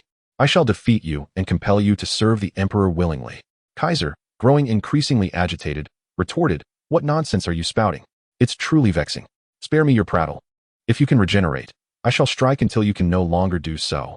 Then, I will drag you before my sovereign." With that, Kaiser summoned the blood sword, the red dragon beneath him resonating with his intent, and lunged at Grozom. While Kaiser could not comprehend Grozom's words, Grozom understood Kaiser perfectly. Upon hearing the term sovereign, Grozom's fury ignited. His unwavering loyalty to the Emperor of Ampelra mirrored that of Kaiser and his ilk. He believed that only his sovereign deserved the title of Emperor in this world. The rest were but treacherous usurpers. Humph! How dare you call yourself sovereign? Once I vanquish you, I shall personally deal with that impudent wretch. Grozom charged forward, the protrusions on his arms transforming into long blades, aimed at the head of the red dragon. The clash of steel rang out as the twin blades struck the dragoness skull. The dragon winced in pain. Yet its momentum remained unyielding, its claws descending upon Grozom, propelling him downward. Meanwhile, Kaiser, perched upon the dragon's neck, took flight with wings unfurled. As both combatants plummeted, Grozom relentlessly swung his sword. The weight of the red dragon bore down upon Grozom, leaving him unable to evade. He could only brace himself against Kaiser's onslaught. Thud! It was only when the red dragon slammed Grozom against a small asteroid that it withdrew, unleashing a torrent of searing dragon breath. Humph! Grozom's body shattered. Yet that did not hinder him from exuding a blast of icy air. The collision between his chill and the dragon's breath generated a vast expanse of white mist, momentarily enveloping the surroundings in a shroud of whiteness. However, the dragon's fiery breath was soon overwhelmed by his cold air, transforming the entire asteroid into a crystalline realm of blue and white ice. Kaiser and the dragon had already ascended into the sky prior to this transformation. "Allow me." As Grozom raised his gaze, he noticed the air around him thickening with an unusual density. As he engaged in combat with Caesar, Alexander and his companions were not idle. They employed atomic stripping magic, unleashing a surge of magical energy that enveloped a vast expanse of approximately 3,000 kilometers. Concurrently, they transmuted this magical force into shadow and dark magic, rendering Grozom, who possessed little to no magical resistance, akin to a creature ensnared in a murky swamp. His movements became sluggish, each action impeded. Dark powers. You wield dark magic as well. This is truly a perfect match for His Majesty. Grozom adjusted his translation device, shifting to the language of the Shadow Empire. His tone was one of exhilaration, as if he had stumbled upon a rare treasure. "I must capture you all. Is there time to ponder such things? Look out." With an audible snort, Alexander hurled his blood-red spear, and as he did, numerous phantasmal figures of black knights materialized around him. This was his unique magic, the Blood Legion, the spirits of fallen knights. Those who had perished in battle or succumbed to age without breaking free, willingly merged with the spear he wielded, forming this extraordinary spell. Thousands of Black Knight souls surged forth, and faced with such an overwhelming onslaught, Grozom had no choice but to evade. Yet as he retreated, Alexander's spear lunged forward, piercing through Grozom's form. How intriguing! Is this the essence of magic? Truly, it is ever-changing, Grozom remarked, before abruptly exhaling a frigid breath towards Alexander. Caught off guard, Alexander was struck by the icy blast, transforming him into a statue of ice. Without hesitation, Grozom shattered the ice sculpture. As the fragments fell, they swiftly melted into a pool of blood. Grozom felt a surge of caution and began to withdraw. Just as he did, the blood pool suddenly erupted, shooting forth like bullets. However, the prepared Grozom deftly evaded. The blood projectiles soared past, then reformed into a cohesive entity. To his surprise, They could also regenerate. How novel. Even more astonishing. From a distance, Song Yu spoke as he transformed into a golden fireball, hurtling towards Grozom. Boom. Humph. Grozom scoffed, leaping upwards to evade. Crash. The collision missed Grozom but obliterated the small asteroid that had been transformed into ice crystals. Grozom shook his shoulders, his demeanor growing grave. He prided himself on being immortal. Yet he was acutely aware of his limits. If this intensity persisted, even he would eventually falter. As Grozom contemplated this, he noticed Augustine standing silently at the back, continuously gathering magical power, seemingly preparing to unleash a formidable spell. How cunning to hide behind while casting spells. These natives are indeed challenging. The Mephilacians are cautious. We truly must unite. Grozom contemplated silently, then addressed the 4 individuals before him. My companion, Disraim, is the one you have slain, is he not? We, the Dark 4 Kings, shall not let you escape unscathed. Mark my words, we will not overlook this transgression. As Grozom spoke, he intended to depart. Yet, in the very next moment, a glimmer of cold light suddenly materialized beside him. With a swift slash, Grozom's arm was severed, disrupting his flight. This is not a place where one can come and go at will, Caitlin remarked, wielding her blood sword with a frigid gaze directed at Grozom, while simultaneously instructing the others, do not underestimate him. He is far stronger than any of you alone. Engage him with all your might. The 4 nodded in agreement. For Caesar and Alexander, Caitlin represented their elder sister, someone they had grown up with, the only individual worthy of their respect aside from their sovereign. For Augustine and Song Yu, she held the status of a superior, akin to a half-princess, as long as her words did not conflict with Normans and did not threaten the Shadow Empire. They would heed her command. Moreover, Caitlin was right. Failing to subdue this foe with their full strength could lead to significant complications later on. Onward, Caesar declared. As his magical energy began to resonate, a crimson aura enveloping him, the blood sword in his grasp swelled to an immense size, aimed back at Grozom. Kill me? How ludicrous. Grozom scoffed, the self-proclaimed immortal harboring no belief that anyone could vanquish him. Confronted with the relentless advance of his foes, he resolved not to flee any longer. Let me demonstrate the vast chasm that separates us, Grozom proclaimed, the frigid aura around him intensifying as he suddenly grew in stature. What? The others gasped in astonishment. But Caesar had already unleashed his colossal sword, and they did not hesitate to strike. Augustine, specializing in magic, summoned the surrounding potent energies to cast a 6th-tier fusion spell, the Realm of Shadows, ensnaring Grozom and restraining the now gigantic foe. Nearby, Song Yu raised his fist, radiating golden light, resembling a great Buddha, as he unleashed a powerful punch toward Grozom from the right. Alexander again summoned his blood-red army, thrusting his spear toward Grozom from the left. As the 3 attacks converged, Grozom, having just enlarged himself, roared and violently dispelled Augustine's fusion spell. Simultaneously, he raised his arms, the protrusions on his limbs transforming into dual ice blades, which he swung fiercely to either side. The tremendous force created a vacuum around them. Subsequently, Grozom, encased in ice, charged at Caesar's incoming giant sword. With a resounding crash, the impact sent Caesar hurtling away.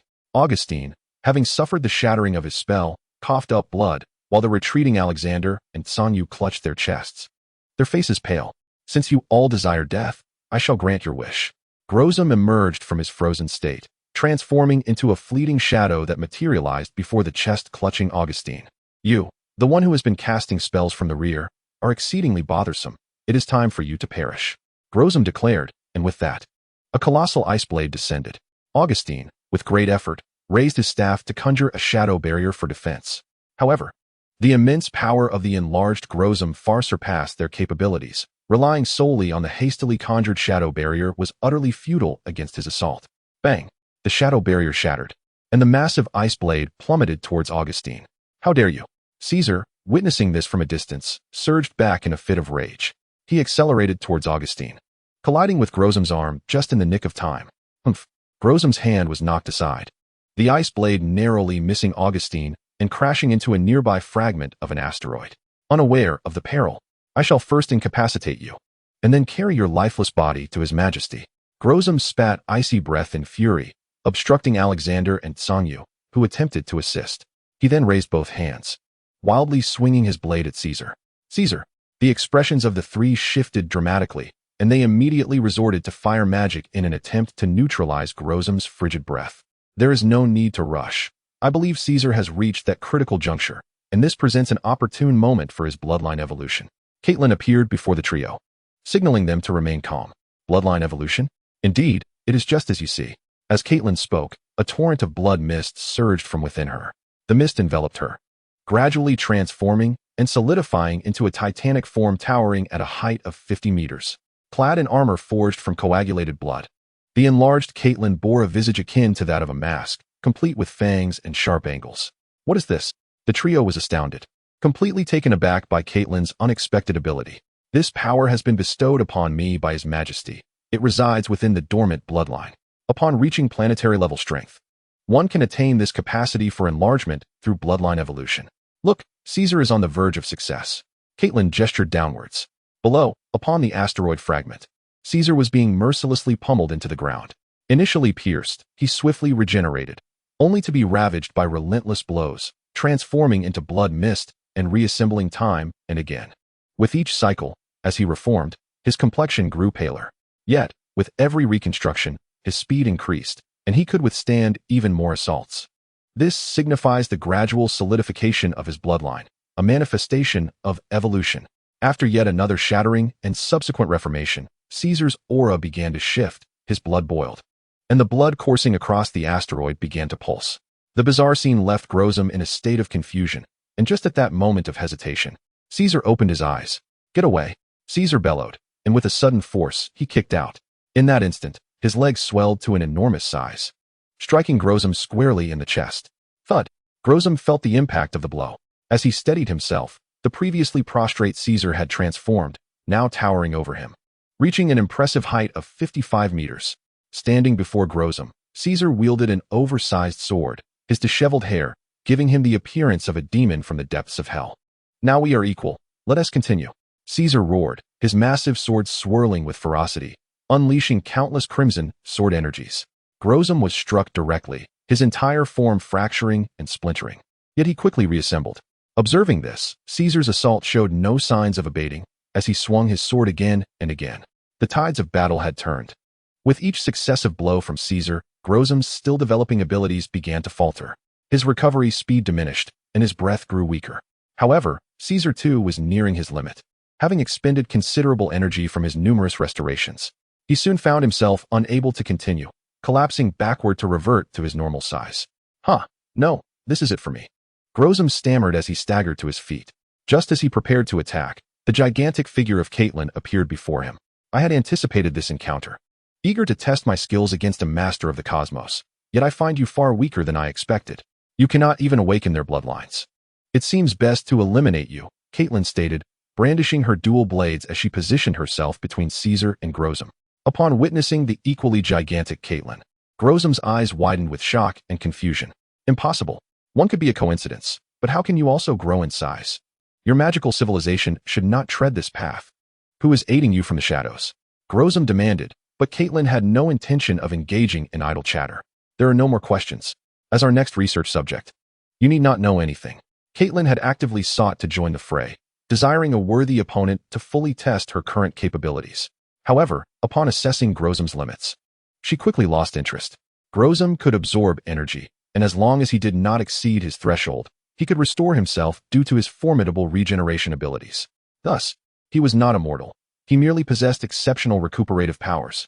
After Caitlin spoke, she transformed into a fleeting shadow, instantly appearing behind Grozom. With her blood-red blades, she plunged them forcefully into Grozom's body. A piercing scream erupted from Grozom as he felt the agony. This assault from Caitlin was unlike the previous attacks by Caesar and others. Caitlin had discerned Grozom's method of regeneration after embedding her blades into him. She directly infused him with blood magic. As the blood magic coursed through him, Grozom's body instinctively absorbed it, yet Caitlin's energy significantly surpassed his capacity. Soon, the influx of blood magic energy exceeded Grozom's absorption threshold. When the energy surpassed his limit, Grozom's body began to disintegrate, fissures appearing upon its surface, a clear sign of an impending explosion. In that critical moment, Grozom cast a cold gaze at the 5 individuals observing him. As the most formidable and renowned entity among the frozen cosmic beings of the Grozom star system, he was acutely aware of the lengthy evolution his civilization had undergone to reach its current state. after achieving global unification and evolving into a spacefaring civilization. The Grozom star people had endured tens of thousands of years to transition from a collective society to one of individual evolution. They had embraced genetic research, striving for longevity and formidable individual strength. Following millennia of exploration in the cosmos and interactions with various extraterrestrial beings, they ultimately managed to transcend technological limits, achieving the evolution and transformation of their entire civilization. The pivotal ability of gigantification was acquired only after another millennium of study. Altogether, from upgrading to a spacefaring level, to collective evolution, and finally mastering the ability to enlarge, the Grozom civilization had toiled for nearly 50 to 60,000 years. For a civilization, this is an epic of monumental transformation, fraught with trials and tribulations. The journey of the Grozom people mirrors that of most civilizations in the universe, a shared trajectory of growth acknowledged universally. Regardless of whether one initially pursued technology or magic, the ultimate direction of advancement invariably leads to technology, and the path of technology remains consistent. However, these 5 individuals before him not only soared through the cosmos on formidable beasts, but also possessed extraordinary combat prowess, wielded magic, and could achieve gigantification through their own means. If it were merely one, it could be deemed an anomaly. After all, they were investigating the land of light, and had discovered several planets reminiscent of it, where only a select few could gigantify, transforming into Ultraman through certain artifacts. But now, with the emergence of a second instance, and according to Caitlin, these individuals could also grow stronger through battle, gaining the ability to enlarge. This was not characteristic of a magical civilization. Grozom distinctly observed the armor and weapons adorning them, all crafted from materials predating the spacefaring civilization. In other words, their civilization has yet to master the art of crafting aerospace-grade materials. They are not even a civilization steeped in aerospace-level magic. They are a complete anomaly, a unique case that has manifested in the cosmos. Judging by the dark energy that envelopes them, it is evident that some audacious extraterrestrial beings are pulling the strings behind the scenes. My dear, one must exercise utmost caution. Grozom's voice abruptly ceased, and as his body reached its limit, it began to disintegrate, transforming into countless minuscule fragments that scattered. After his form had dissipated, Caitlin and her companions utilized magic to obliterate the remnants of his cerebral tissue, ensuring his demise before collecting the remaining fragments of his body. Once the collection was complete, they tidied the scene and set forth back to Azure Star. Upon their return, Caitlin handed Grozom's remnants to Alan, subsequently leading Caesar and the others back to the palace. As they entered, they found Norman setting aside his scroll, smiling as he inquired, "How do you feel?" Caitlin shook her head, replying, "Not well. He was far too weak. Even had I engaged directly, he would have been no match for me. Our leader is truly formidable." Caesar chuckled, though the pallor of his face was unmistakable. "He is indeed powerful, and judging by our current lifespan, he must still be quite young.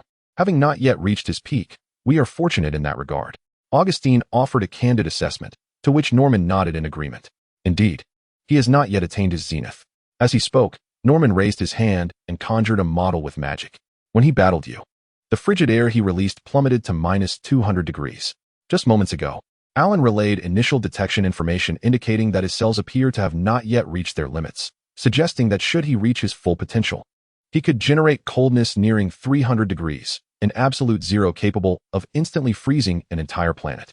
He is undoubtedly a formidable adversary," Alexander remarked. "Moreover, his combat skills are exceptional. In terms of fighting techniques, I fear I cannot match him at this time. Indeed, his strength far surpasses ours. Yet we have only trained for less than a century. Given equal time, I am confident I would overpower him," Sanyu declared, arms crossed, brimming with self-assurance. Their confidence is well-founded. With such conviction and innate talent, they are already equipped with the qualifications to ascend to the pinnacle of the cosmos. "I believe you shall undoubtedly surpass these foes in the future.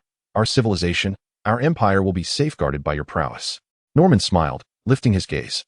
"Before that, I shall provide you with a secure environment for growth." Chapter 46. The Malevolent Bagaru. This man does not seem like a native. The moment Norman's words left his lips, the sky erupted with flashes of lightning and thunder. Subsequently, countless fissures began to spread across the heavens, gradually tearing open to form a rift. From this rift descended a colossal red figure, slowly alighting just beyond the highest and brightest black throne of the city. It was a creature reminiscent of one bearing a shell akin to that of a turtle, with a head resembling that of a dog. Adorned with long horns on either side and at the back of its head, its entire form bathed in a vibrant red hue, featuring a green organ upon its chest, and possessing an enormous right claw. Upon encountering this being, Norman discerned its identity as the malevolent Bagaru, one of the original Dark Four Kings who had attacked the Kingdom of Light alongside the Amperians 30,000 years prior. Remarkably, there existed a planet that had piqued its hunger. The wicked Bagaru chuckled heartily, extending its tongue to lick its lips, revealing a mouth full of sharp teeth. Renowned as the most formidable higher-dimensional devourer, Bagaru also served as the leader of the Bagaru clan, a species of higher-dimensional predators. Ultimately, it had defied the commands of the Amperians, consuming numerous planets on its own accord, leading to its confinement within a black hole alongside the Amperians, the Mephrins, Grozum, and Disrem. Yet, even now, it remained loyal to the Amperians, and its current form suggested it had yet to reach its pinnacle, presumably at the zenith of planetary power. And coupled with its various extraordinary abilities, it was clear that mere mortals like Caitlin and her compatriots could not hope to defeat it. This creature appeared even more powerful than the one encountered previously. Your Majesty, let us engage. The assembly turned their gazes towards Norman. This time, not only Caitlin and her 5 marshals, but also Edward and a host of civil officials stepped forward, beseeching Norman to allow them to fight. Their faith in Norman was unwavering. Rather, they believed that permitting their sovereign to battle would signify their collective failure. I understand your sentiments, Norman declared, but I have vowed to protect you until you have fully matured, just as I have before. With a smile, he rose and gestured casually. The armor he donned during past battles materialized upon him, and the sword that had accompanied him through a decade of warfare reappeared in his grasp. Upon witnessing Norman clad in armor and wielding his sword, the assembly knelt silently on one knee. This moment would be etched in their hearts forever. Norman transformed into a streak of crimson, accompanied by shadows and darkness, soaring beyond the city of the Black Throne. Oh! The malevolent Bagaru turned its gaze towards the approaching Norman, curiosity flickering in its eyes. I merely caught a whiff of your essence. I did not anticipate that you hailed from a civilization of magic. Would you care to follow me? I shall escort you through the cosmos, leading you to conquer the universe. In return, I shall feast upon planets while you reap the wealth contained within them. What say you? The wicked Bagaru found itself intrigued. It had not been drawn to the Azure planet by a signal transmitted from Disrem, but rather, guided by its instincts, it had descended from higher dimensions, lured by hunger, until it beheld the life-sustaining aura of the Azure planet. Initially, upon witnessing the flourishing civilization here, it had merely intended to wreak havoc and vent its pent-up frustrations. Yet it had not anticipated discovering a worthy opponent among them. A surprising stroke of fortune indeed. Faced with the invitation from the nefarious Bagaru, Norman merely smiled and replied, "There is something I, too, wish to convey to you. I am aware of your identity, wicked Bagaru, one of the Dark Four Kings and the leader of the higher dimensional predatory beings. I find your existence quite intriguing. How about this? Join my empire and aid me in my research on spatial magic, and I shall grant you your life and service to me. What say you?" Arrogant. Bagaru was momentarily taken aback, but quickly ignited with fury. A mere native dares to speak so boldly. Knowing my name and still provoking me, I shall show you my might. With a thunderous roar, Bagaru raised a hand and summoned a King Ely and a magma alien using its formidable powers. This was Bagaru's unique ability, to resurrect the souls of weaker beasts, commanding them to battle. Upon witnessing the summoned monsters, Norman merely lifted his hand and swung a sword in their direction. Although it appeared to be an ordinary steel sword, the moment he swung it, a powerful crimson sword aura erupted forth. This sword aura, a magical attack, shattered the two still unsteady beasts and aliens upon impact. Oh! Bagaru's expression shifted to one of surprise, and then it split into 4 clones, charging at Norman from all directions. Transforming into a bat, Norman ascended into the sky, his body enveloped in a swirling crimson mist as he invoked his ability to enlarge.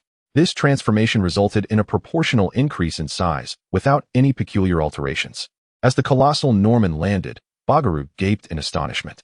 In the next moment, Norman raised his steel sword and unleashed a relentless barrage of crimson sword auras towards Bagaru.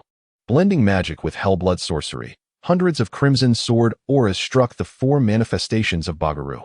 After vanquishing 2, the remaining sword auras did not dissipate. Instead, they erupted with dark energy, gradually coalescing into a towering demon standing 60 meters tall, adorned in red and black. With a ferocious roar, the demon charged at Bagaru. who teleported out of harm's way and unleashed its own aura. A vast expanse of dark red energy erupted, pinning the advancing blood demon in place. Yet, as it prepared to turn back, Norman's sword had already lunged forward, with a piercing thrust. The ordinary steel sword in Norman's grasp resembled a legendary weapon forged from cosmic steel and potent magics, effortlessly penetrating Bagaru's body and infusing it with a torrent of blood magic energy. Norman sought to transmute the wicked Bagaru into an alchemical creation. "You wretch!" Bagaru exclaimed, seizing Norman in an attempt to devour him with its power. However, upon contact, it realized that it could not absorb Norman. In truth, its strength was insufficient to drain him. "Impossible. Why do you possess such an abundance of energy within you? You are not a being of this civilization." The countenance of the malevolent Bagaru shifted dramatically, realizing the precariousness of the situation. Without further hesitation, it transformed into a higher dimensional state and fled. For the time being, Norman found himself at a loss regarding the evasion of the malevolent Bagaru into the higher dimensions. However, a change in form did not signify that the blood magic energy it had infused into its being could be effortlessly dispelled. "Go ahead, you will inevitably return to me," Norman said with a smile, watching the malevolent Bagaru retreat. At that moment, the malevolent Bagaru heard Norman's words. Yet the disparity between them compelled it to flee without a backward glance. Once it distanced itself from the stellar system of the cyan blue star, the creature finally exhaled in relief, stopping to glance back to see if Norman was in pursuit.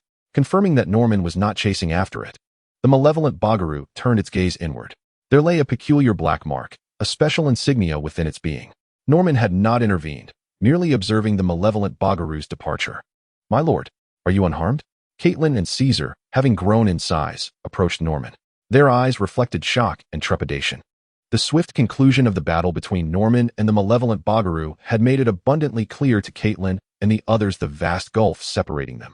The malevolent Bagaru had summoned a monster and an alien, employing skills such as duplication, aura manipulation, teleportation, devouring, and transitioning into a higher dimensional state. Coupled with the disparity in power, each of these abilities would have rendered them vulnerable, if not outright obliterated them. Norman nodded with a smile, addressing the group. "I am perfectly fine. There is no need for concern. As for that creature, let us wait here. It shall return." He then raised his gaze to the sky. Caitlin and the others exchanged glances, but since their sovereign had spoken, they would wait alongside him. However, what kind of magic had the Lord employed? The malevolent Bagaru shuddered as it beheld the mark. Within its heart, or rather its core, lay a blood-red insignia, the distinctive mark of the shadow bloodline. Under this mark, the malevolent Bagaru harbored no secrets before Norman. Indeed, Norman could influence it at any moment, guiding it back to his side. Observing the mark, the malevolent Bagaru felt a wave of frustration wash over it. Yet, having escaped with its life, it deemed other matters less significant. It resolved to return and devise a means to rid itself of this burden. The malevolent Bagaru soared towards the Mephilas aliens, but as it flew, it recalled Norman's expression upon its departure. That expression was infuriating. No, it could not allow this to stand. If it returned like this, it would undoubtedly be ridiculed by those two. Pondering its predicament, the malevolent Bagaru sat down to catch its breath. Once restored, it circled back, ultimately returning to the cyan blue star. Indeed, it has returned. However, it cannot truly be deemed its own volition. Rather, it is the lingering mark left by Norman that influences it. "You see, I foretold your return." Norman stands before the obsidian throne, flanked by Caitlin, Edward, and others. "Humph, what have you cast upon me? Unravel it at once, or I shall signal the Mephilas aliens to inform His Majesty the Emperor." The Empyreans, in their prime, must possess formidable power on a galactic scale. They are indeed no trifling matter, Norman casually remarked, then turned his gaze toward the nefarious Bagaru, saying, "But before that, perhaps you should contemplate how to contend with my magic." As he spoke, Norman plunged his steel sword into the ground. A torrent of magical blood surged forth, weaving intricate patterns across the earth, rapidly forming a colossal magical array. This array materialized precisely beneath the feet of the malevolent Bagaru. By the time Bagaru regained his senses, the magical formation had already been established. With the activation of the array, crimson beams of light erupted, morphing into ropes that ensnared the evil Bagaru. "Release me." Bagaru finally reacted, struggling fruitlessly before realizing escape was impossible. He roared in fury while attempting to revert to a higher dimensional state. "Do you truly believe that the same trick will allow you to escape from me twice?" Norman approached, unleashing a surge of blood magic that instantly engulfed the nefarious Bagaru, ushering in the second phase of alchemy. This was a living transmutation, akin to those who had been turned into gargoyles through nefarious schemes in the past. Bagaru was acutely aware of the torment that plagued his very soul. In the face of such soul-crushing agony, even a being as formidable as Bagaru could not help but contemplate death. After all, death is far preferable to a fate worse than death. You wretched fiend. If you have the capability, then kill me, Bagaru screamed.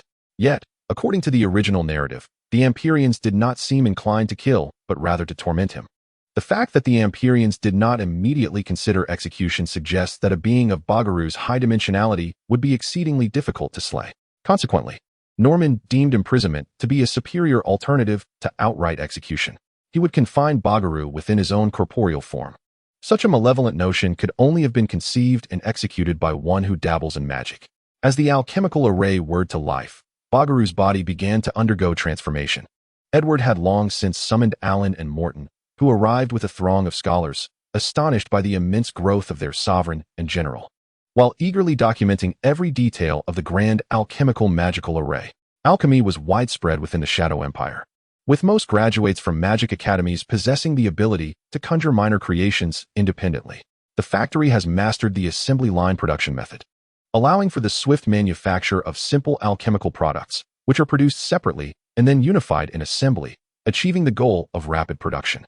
However, in the realm of large-scale alchemical magic circles, such as those required for the creation of colossal alchemical entities akin to the Shadow Star or the former giant tortoise alchemical beast, the Shadow Empire finds itself lacking.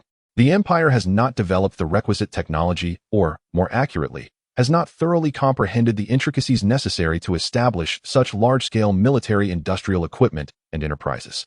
Now, Norman's direct application of an ultra-large alchemical magic circle presents an opportunity for them to learn and gather practical data. While Alan and Morton delve into the study of the magic circle, Norman simultaneously investigates the genes and abilities of the malevolent Bagaru. Ding! A fantastical event is triggered. As Norman's magical energy connected through the body of the wicked Bagaru to the higher dimensional realm, the system chimed to life once again. Through this magical connection, Norman glimpsed the sights of the higher dimensional expanse. It appeared as a distorted space, at times resembling a crimson hell, yet predominantly manifesting as a void of purple-black nothingness. Marking his entry point into the higher dimension, Norman allocated a portion of his mental energy to venture further inside. He wandered aimlessly for a moment before sensing an unusual fluctuation of magical energy. Following this anomaly, Norman discovered a magic tower. The tower floated amidst the void of the higher dimension, encased in a protective magical barrier. As Norman approached and reached out, the barrier seemed to overlook his presence, allowing him to pass through effortlessly. Upon entering, Norman sensed neither life nor remnants of souls within. This indicated that it was a magic tower that had inadvertently drifted into the higher dimension, a creation of an unknown magical civilization. Inside the tower, he beheld rows of neatly arranged books, casually flipping one open to interpret its contents through his soul. Spatial magic? Meanwhile, 15 light-years away in the Melphira system, the inhabitants stared incredulously at the information being relayed back to them, scarcely believing their eyes. The ship displayed the extinguished life signal of Grozam. Grozam was dead. Due to their proximity, the vessel was able to detect their life signals and promptly receive the message sent out just before Grozam's demise. Upon comparing the fragmented signals previously transmitted by D-Sleem and the information relayed by Grozam, the astute Melpharin immediately identified the culprits. The same group had been responsible for the deaths of both individuals. This cohort was located within the area of Grozam's death, with an error margin not exceeding 3 light-years. The Melpharin wasted no time in seeking to alert the malevolent Bagaru, hoping that this entity had not already arrived first. For their ability to eliminate Grozam suggested that their power was at least on par with their own. The malevolent Bagaru, an entity of terrifying reputation, had barely begun to articulate its thoughts when the ship's display screen once again revealed a signal. It was the life signal of the nefarious Bagaru. In that very moment, the signal was rapidly diminishing until it ultimately vanished. The malevolent Bagaru was dead. How could this be? The Mephiles aliens were utterly astounded. The demise of Disraim did not strike them as peculiar, for although Disraim was recognized as one of the 4 Dark Kings, he was, at that moment, the weakest among them. Not only was he feeble, but he was also prideful, wielding abilities akin to magic, and carelessly roaming about, which made his death at the hands of others in the cosmos unsurprising. However, the death of Grozom filled the Mephiles aliens with astonishment. Grozom, though arrogant, was cautious in battle, retreating at the first sign of danger. Given Grozom's remarkable ability to recover and his formidable combat prowess, there were but a handful of beings in the universe capable of slaying him. Thus, the realization that the same group had vanquished Grozom in the same region was indeed shocking to the Mephiles aliens. Yet, upon witnessing the demise of the malevolent Bagaru, disbelief took root among them. While it may seem an exaggeration, the strength of Bagaru was undeniably approaching that of the Ampila's aliens. How could they be expected to believe that the malevolent Bagaru had perished so easily?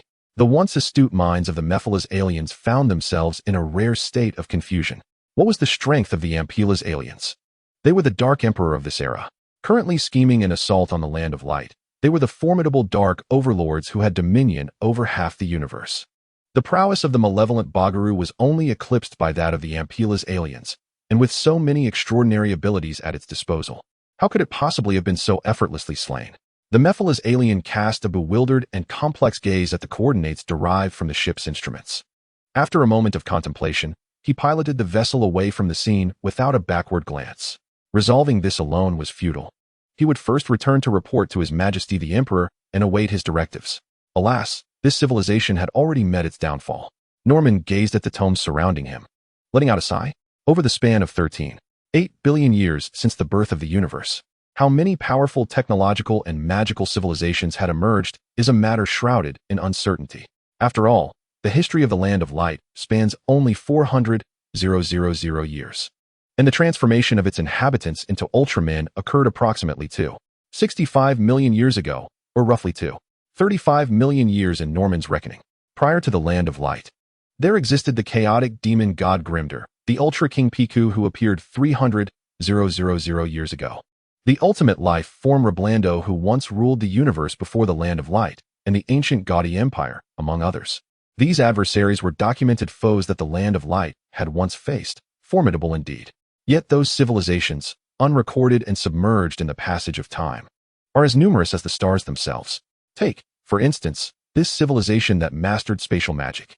With the ability to manipulate space, they wielded power over localized group movement and the capacity for vast, arbitrary leaps through dimensions.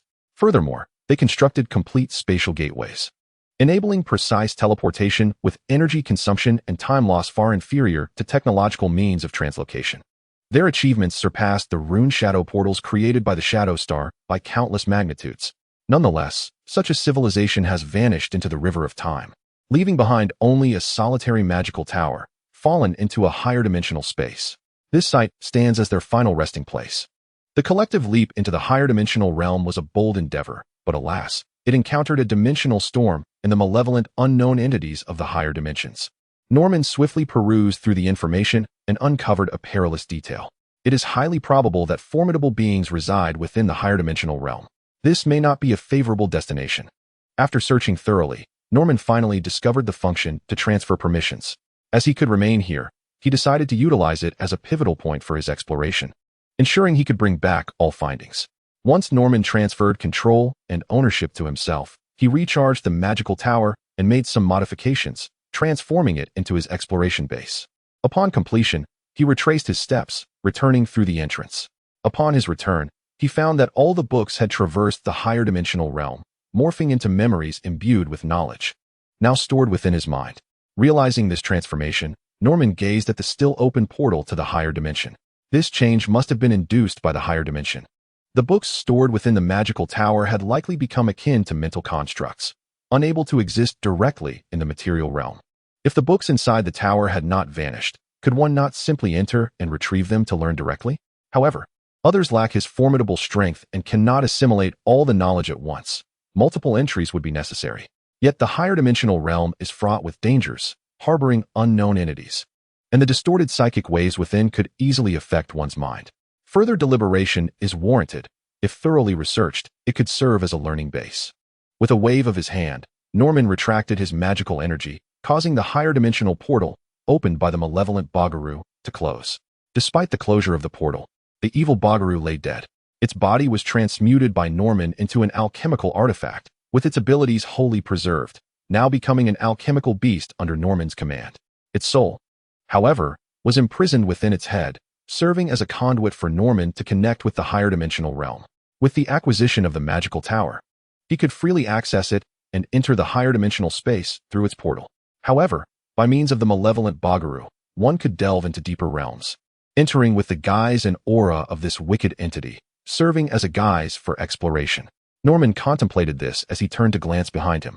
At the moment he pivoted, the system chimed in. Ding. Fantastical event completed. Reward acquired. Time magic. Your Majesty, are you unscathed? Upon Norman's turn, he first heard the prompt from the system, followed by the anxious inquiries of Caitlin and the others. I am fine. I merely glimpsed some intriguing occurrences through this fellow. Has anything transpired? Your Majesty, you have stood here for 2 days without moving. We were quite worried, Caitlin expressed with concern. 2 days? Norman pondered for a moment. I see now. There is nothing to fret about. This entity will serve as our alchemical beast and as an artifact connecting to higher dimensional realms. Let it remain on the mountain, a fitting distance from here. As Norman issued commands to the malevolent Bagaru, it lifted its gaze and proceeded toward the mountain adjacent to the Black Throne City. Return now. I shall enter seclusion to organize and study the recent acquisitions. Everything shall proceed as usual. At your command. The group withdrew, and Norman returned to his chamber, commencing the organization and study of the space and time magic he had obtained. Space magic, a unique form of sorcery, was also explored by the Shadow Moon civilization in ancient times. The creation of rune portals and the opening of the cosmic shadow realm were among the results of their research into space. However, unlike this particular brand of space magic, the Shadow Moon civilization's understanding was rooted in the emergence of the cosmic shadow realm. In their perspective, the universe was divided into 2 facets, the front, representing their original world, and the shadow realm, the obscured and inverse side of the cosmos. Shadow magic originated from this reverse aspect and served as a pathway to it. Thus, they developed shadow paths capable of temporarily slipping into the surface of the shadow realm, and they established the Shadow Kingdom and Shadow Barrier to safeguard the Star of Shadows within the depths of the shadow realm. In this unknown civilization's comprehension, space was perceived as a unique medium, existing in every corner of the universe, capable of folding, stretching, bending, overlapping, and morphing into myriad forms, while allowing for free traversal upward and downward. This theory approached the notions of technological civilization, and it was this understanding that led them to discover the existence of higher dimensional realms.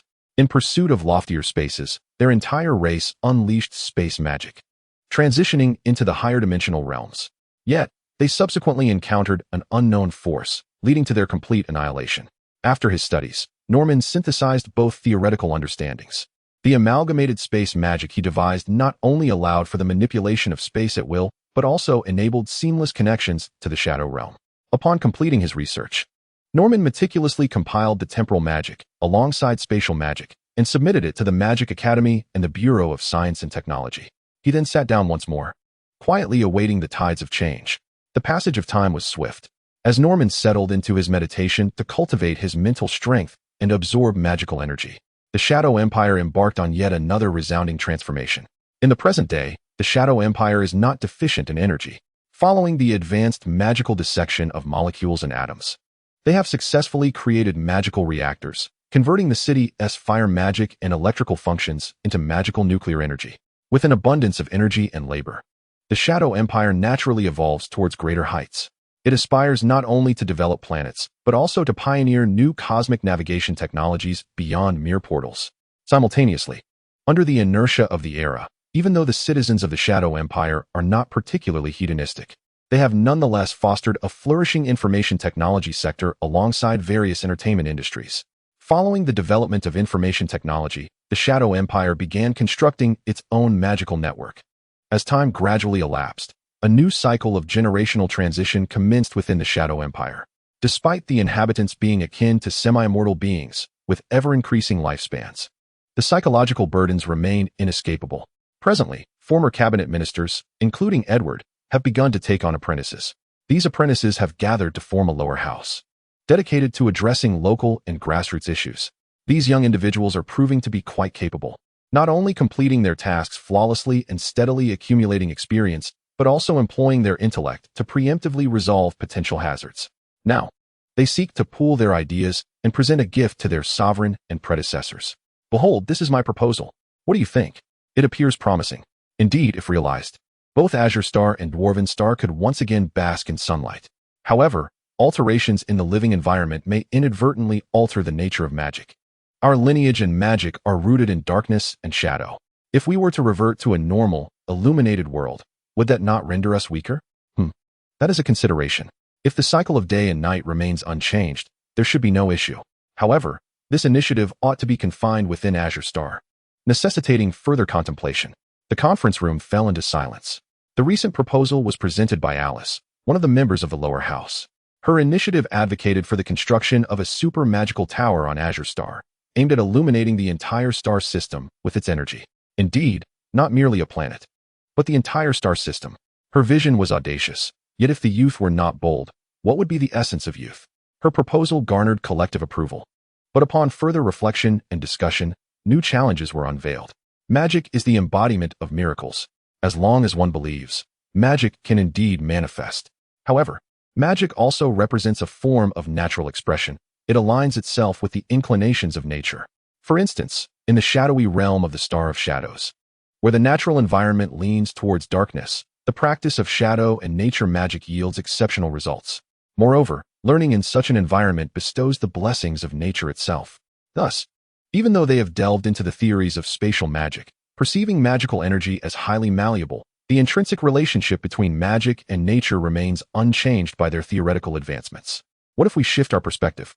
At this moment, Mance interjected, what if we were to position this magical tower upon the star of the Azure Galaxy? That star is currently a colossal mass of stone. If we were to construct there, could we not directly simulate the star's rotation and restore its magnetic field? Indeed, it is a clever proposition, yet we lack the necessary technology.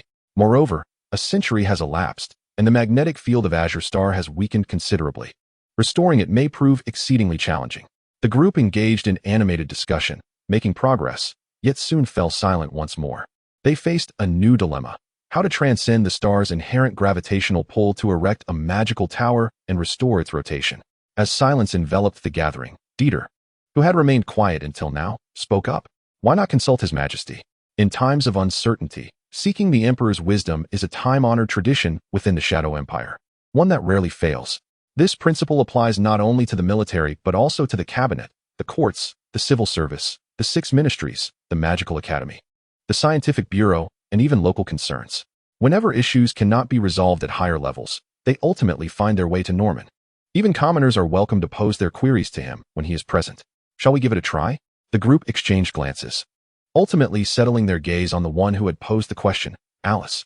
Rubbing her cheeks in resignation, Alice replied, "Very well, I shall attempt it." As she spoke, Alice took a deep breath, silently calling upon Norman while contemplating her inquiry and sending it forth. Shortly after initiating her call, she received a response from Norman. "A splendid suggestion. I grant my approval. As for your concerns, I shall construct a grand magical array to secure the star and instruct the Prime Minister to build a platform, but the challenges of construction will rest upon your shoulders. Do you have confidence in your abilities?" Norman promptly responded to their inquiries. This entire exchange was facilitated through a connection of bloodline, akin to a prayer. Simultaneously, while addressing their questions, Norman was also responding to thousands of others. Do not find this astonishing. Such is the capacity of a 7th-tier archmage at the galactic level. Norman possesses a magical ability to manage affairs, categorizing and storing issues inherited through bloodlines. This magic functions akin to a personal artificial intelligence for Norman. After filtering through magical means, he addresses certain inquiries, serving as both a delightful diversion during his training and a means to nurture the younger generation and discover talent. With a smile, Norman cast his gaze upon the youthful faces in the House of Commons. A commendable group of children, wouldn't you agree? Your Majesty, I concur, replied the minister. Let us not be evasive. They still lack experience. Mere passion is insufficient for governing a nation, especially as our bloodlines carry an inherent allure towards violence and the negative emotions stemming from darkness, all of which are restless elements that disrupt stability. Edward interjected, however, Your Majesty, rest assured, I guarantee these children will manage well. I share your sentiments. Norman chuckled. Very well, some fundamentals still require our involvement. As he spoke, he handed Edward a crafted alchemical tool, an intricately arranged magical circle that could be activated directly with the alchemical disc. It appears rather conventional, yet this method proves to be quite effective. Indeed, the primary advantage is that it allows us to remain indoors. Come, Everyone, follow me. The responsibility for this construction lies with Aladdin, the Deputy Minister of Works, one of the 6 ministries. He is an unassuming man, often silent. Yet his eyes seem capable of penetrating the depths of the soul. Edward entrusted the alchemical tool provided by Norman to him, instructing him to assist Alice and others in constructing the stellar base. Before we proceed, I must inform you that even a star, when extinguished and turned to stone, possesses a gravitational pull surpassing that of an ordinary white dwarf. Its material density is extraordinarily high. If we approach directly, while we may not perish, we would inevitably be crushed into a mere puddle of blood. Thus, it is imperative to don the specially crafted magical protective garments made from dragon hide, inscribed with spatial and shadow magic, allowing you to connect with the shadow of the universe and evade the star's gravitational force. Aladdin gestured for the craftsman from the Ministry of Works to step forward, distributing the dragon hide protective garments among everyone. Dragon hide. How extravagant. Many were taken aback by the mention of dragon hide. Alice then clarified, these are hybrids of earth dragons, resembling the 5-colored dragons, yet lacking their longevity and wisdom, akin to cattle and sheep. Princess is quite right. Dragons are our combat companions. Losing one of our generals would indeed be a painful loss, Aladdin affirmed. He nodded, indicating that, despite the earth dragon's lack of heightened intelligence, their scales, blood, and hide had significantly improved, comparable to the 3rd-generation 5-colored dragons, thanks to the nurturing efforts of the Ministry of Civil Affairs. Once Aladdin concluded his explanation, he fell silent, allowing everyone to don their protective attire. Are we prepared? Let us embark. As the crowd returned, Aladdin led them forth towards the prepared magical portal. The moment they traversed the portal, they felt as though a veil of shadow enveloped them, akin to the sensation of casting a shadow barrier. This was the protective embrace from the realm of shadows, shielding them from being torn apart by the gravitational pull of the star. This was the array disk entrusted to me by His Majesty for the Prime Minister. Aladdin produced the array disk and placed it in a designated area, 10 kilometers away from the portal, meticulously pre-planned. As Aladdin activated the array disk, what initially appeared to be a basin-sized alchemical array instantaneously expanded into golden threads, enveloping the entire star. These golden strands descended and began to intertwine and shift, gradually forming an array of runes, which ultimately combined and activated into an immense magical array capable of binding the entire star. Remarkably, this entire process took less than 30 seconds. Is this the power of His Majesty? How terrifying. The speed with which it spread across the entire star in mere seconds seemed to surpass even the speed of light. A young man gaped in astonishment, utterly unprepared for the revelation of his sovereign's capabilities. Aladdin and the others stood by, equally astonished, yet they merely smiled in silence, exuding an air of inscrutability. Very well. Princess Alice, we shall remain here, ready to assist you in developing this area. We shall follow your guidance on how to proceed. Indeed, let us commence. Princess Alice and her companions exclaimed with excitement. Subsequently, as if rehearsed countless times, they began to organize themselves into groups, with specialists attending to their respective tasks. They commenced with exploration, measuring the terrain, assessing stability, pressure levels, and the distribution of gravitational and magnetic fields. Once confirmed, they proceeded to select materials, inscribe the corresponding magical runes, construct the magical array, and draft blueprints, which they submitted to the construction department for execution. Concurrently, they refined the internal structure and operational logic of the supermagic tower. Time flowed on, and they labored for over a decade. Meanwhile, the entire Shadow Empire continued to advance, dispatching groups to periodically return, update materials, acquire new knowledge, and submit their research reports to the Bureau of Science and Technology. Before long, they entered a new epoch, the age of space exploration. Are you truly resolute in this endeavor? Absolutely. It is all for the sake of science. Is that so? Then perhaps you should first remove your magical robe. That is entirely unnecessary. Within the experimental grounds, 2 young men were playfully bantering. They were students of the Bureau of Science and Technology, among the foremost researchers of nuclear-powered magical engines and aerospace-grade materials. One was named Osborne, and the other, Peter. Born 50 years after the Great Catastrophe, they possessed advantages that 3 generations before them had never known. The power of bloodlines may wane in successive generations, becoming more tenuous. Yet the enhancement of genes is transmitted to descendants through these very bloodlines. Their inherent strength may be somewhat diminished compared to their predecessors, but the fortified genes bestow upon them extraordinary intelligence, rendering them a new iteration of superhumans. From a young age, these children exhibit remarkable cleverness. absorbing the latest ideologies and acquiring the most advanced knowledge. Upon reaching adulthood, they emerge as top-tier talents, capable of illuminating their respective fields with brilliance. At present, they are engaged in discussions regarding the practical implementation of a spaceship set for imminent operation. Osborn, the lead developer of the spacecraft, aspires to ascend aboard and venture into the cosmos firsthand, although they could effortlessly reach space through magic. This vessel represents the inaugural instance of a spacecraft crafted through magical technology. Osborn's desire to pioneer this experience is driven not by the pursuit of fame, but by the yearning for personal engagement. Conversely, Peter, who oversees the engine development, prioritizes safety and advocates for conducting preliminary tests with animals. Despite their differing opinions, they remain amicable, not only due to their status as best friends, but also because the stakes do not involve life and death. The magical nuclear-powered engine, while of explosive caliber, poses no lethal threat to them, especially with the protective enchantments they possess. The crux of the matter lies not in the potential for accidents, but rather in their attitudes towards science. Osborn is a romanticist who believes that such a groundbreaking moment should be realized by humans. In contrast, Peter argues that science demands rationality, precision, and thorough preparation before human involvement. In truth, their disagreement has already reached resolution. After all, should they ascend, even in the event of mishaps, their lives would remain intact, allowing for data collection regardless. What are you discussing? A voice interjects. Everyone is awaiting your results and the launch of the spacecraft. It was Dean Allen. With a smile, he remarked, "Are you once again deliberating whether or not to send a human aboard?" Indeed. In truth, both perspectives hold merit. Science requires rigor, and human-centric principles discourage experimentation on people. Yet, romance is a rare element within rational science.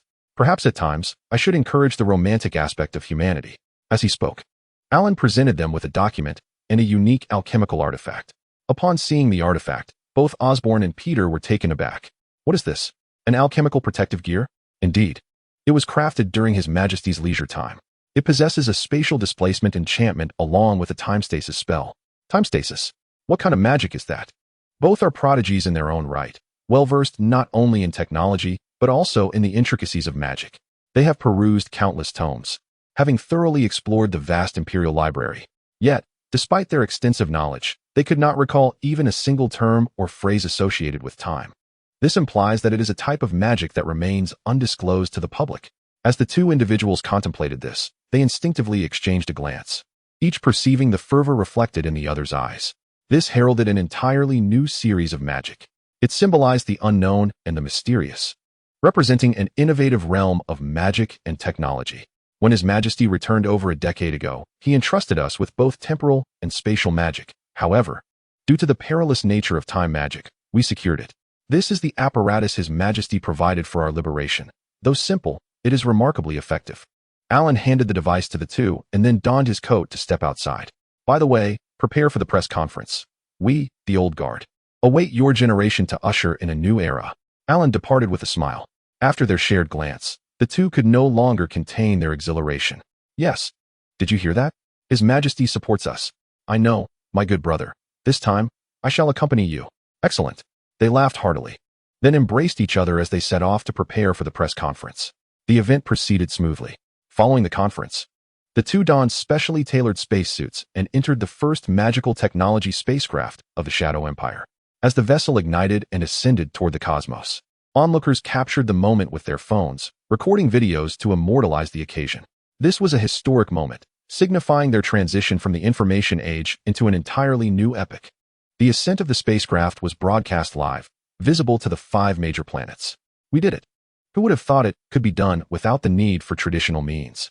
So, does this mean we can travel to other planets in the future? It should be. The energy consumption is far lower than that of a teleportation portal. However, the initial cost may be quite high, but that hardly matters. This enables us to soar freely through the cosmos, far simpler than mastering 5th-tier magic. The citizens of the Shadow Empire erupted in enthusiasm, as these individuals proclaimed. Regardless of the current expense of the spacecraft, once technology matures, interstellar travel would undoubtedly become easier than utilizing teleportation portals for magical journeys. Although everyone possessed a semblance of longevity and extraordinary lineage, the disparity in innate talent meant that some would never grasp 5th-tier magic. Yet, the spacecraft would allow even those with lesser gifts to embark on interstellar voyages, witnessing the splendor of other planets. Amidst the populace's excitement, the development of aerospace technology was swiftly prioritized. In the blink of an eye, 30 years had passed. The completion of a massive dock beyond Azure Star and the construction of the first cosmic battleship heralded the dawn of a new era for the Shadow Empire. Ding! Your civilization has entered a new era. Reward, energization. Norman regarded the system notification, nodding in satisfaction once more, not for the system's reward, but for the fact that these young individuals had not disappointed his expectations. During the last transition into the information age, the system granted a reward, a dark staff capable of wielding dark magic at will, growing in strength alongside Norman's power, akin to the Shadow Greatsword. However, this time, the reward is something quantifiable, which, to be honest, feels somewhat repetitive. After all, the Shadow of Night can inherently enter an energy state, transforming into pure darkness and shadow. Nevertheless, if integrated into the system's civilizational abilities, it could rival the concept of gigantism. Indeed, beings in an energy state represent one of the unique forms of ultimate life. It appears that our future is assured a place within it. Thus, it is time to engage with the civilizations of the cosmos. The Shadow Empire, in the era of space exploration, has embarked on its 123rd year of expansion. This is the Shadow Walker 3, approaching the signal target, with an estimated arrival in the outer space of the target planet in 15 standard days. This is the captain's verbal log. It is not a broadcast, but rather a record of the flight log. They are currently 100 light-years away from the Azure Star. The Shadow Empire, empowered by magic, can conduct real-time broadcasts and communications within a 10-light-year radius. Yet once the distance exceeds 100 light-years, even the Shadow Empire cannot ensure precise transmission. Moreover, throughout the 123 years of exploration, the Shadow Empire has detected numerous signals suspected to originate from advanced civilizations. As a precaution, the exploration teams of the Shadow Empire have been operating under a semi-clandestine approach, with data transmissions occurring only once every decade. Now, the Shadow Walker 3 has received a new mission to make contact with these advanced civilizations. The planet before them is the target of this mission, a star-illuminated world that appears rather bleak from the outside. This may relate to their construction of a Dyson sphere, or perhaps their lifestyle habits. Regardless, upon entering the planet's outer orbit, both the captain and crew felt a wave of comfort. This is indicative of the dark energy levels being suitable for their survival. It seems this civilization also reveres darkness. Is this common in the universe? It is uncertain, yet we have not pursued darkness ourselves. Perhaps they encountered some danger and chose to embrace the shadows. Let us descend and explore. The spacecraft has entered the planet's outer space, releasing detection magic towards the world. Having endured hardship, the inhabitants of the Shadow Empire, newly ventured into the cosmos, despite often facing the negative impacts of dark and shadow magic, still harbor goodwill towards other civilizations. In their perspective, darkness does not equate to malevolence, and choosing darkness does not imply that this civilization or individual is evil. Therefore, upon observing this civilization's affinity for darkness, they see no cause for concern. As the detection magic unfolds, the entirety of the planet reveals itself to the captain and crew. This is a civilization marked by advanced technological development, possessing outer space stations, yet still a considerable distance from achieving a spacefaring status. They have not even begun to comprehend the magic of the Shadow Empire, let alone detect the slightly inferior technologies it has developed.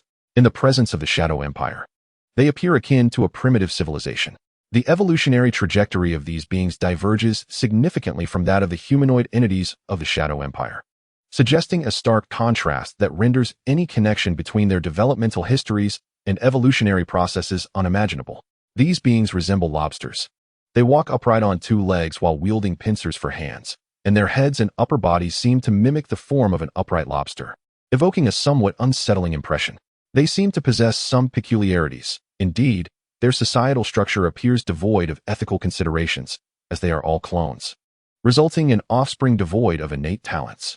The captain, pipe in hand, expressed disappointment regarding this civilization's social structure. Despite his lack of fondness for them, the mission must proceed. The captain declared, "Let us descend and investigate. Their civilization level meets our standards, yet there appears to be no governing institution, leaving us uncertain about the possibility of establishing diplomatic relations." The spacecraft began its descent, subsequently deactivating its cloaking mode, thus revealing itself conspicuously above the city of this civilization. Within the city, the small lobsters, upon witnessing the sudden appearance of the spacecraft overhead, became flustered. Meanwhile, within their government, A group of distinctly different lobsters stood around a circular table. This clearly indicated an unknown extraterrestrial civilization. They had sent us an unidentified communication that resembled a greeting. Should we respond? Perhaps they are the progenitors spoken of by our ancestors, the original species from which we descended. The king had proclaimed that our ancestral species had perished. Impossible. They were once so formidable. Are you defying me? Do you seek war? Silence. We must contemplate how to address these unknown entities. The attention of the lobsters returned to the matter at hand. Let us attack, capture them for study. Agreed. Agreed. Swiftly, this proposal received unanimous approval. And the elite, comprising the 10 most powerful individuals of their civilization, emerged from their meeting chamber. They levitated and encircled the spacecraft. What is happening? A crew member inquired. The captain squinted and replied, it may be some form of welcoming ceremony. Activate the magical defenses. Understood. Just as the crew initiated the magic array to activate the defensive enchantments, the encircling lobsters raised their pincers.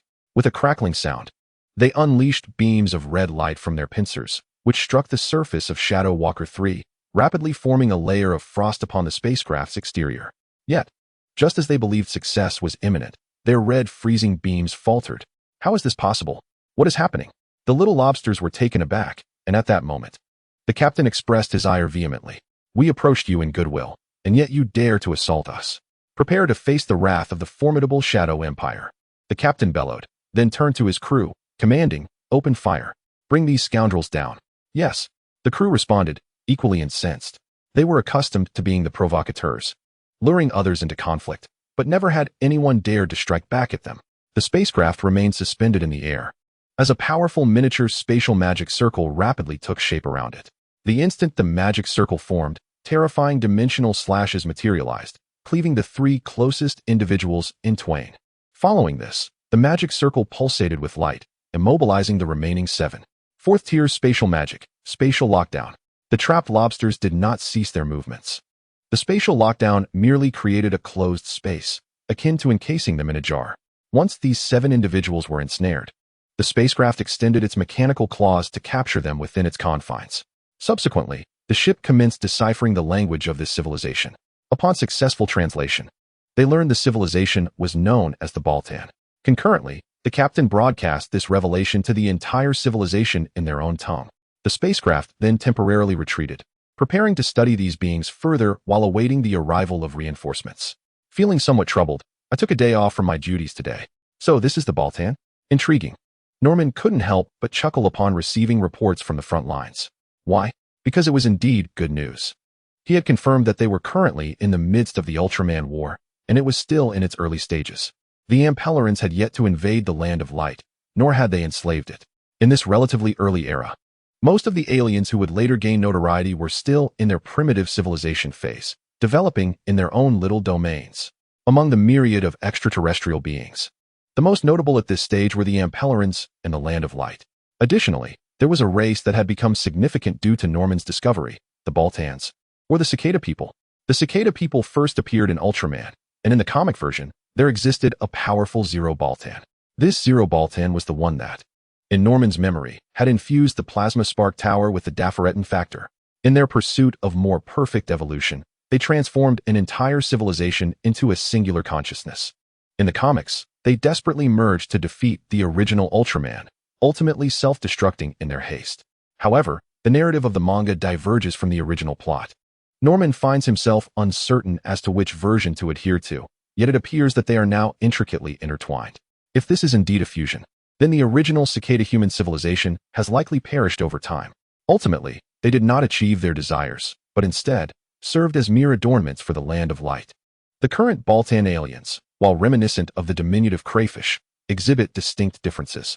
Their heads do not resemble those of cicadas, but rather bear a striking resemblance to that of true lobsters. This occurrence could stem from either their re-evolution, resulting in a new species that has inherited the legacies of the cicada humans, or from differing environmental factors leading to divergent evolutionary paths, with the possibility of other Baltan aliens existing nearby. Regardless of the scenario, neither will impede Norman's impending ambitions. Norman yearns for war. The Baltan aliens represent a civilization of immense potential, still in its developmental stages, making them relatively easy to conquer. This presents an optimal opportunity for annexation.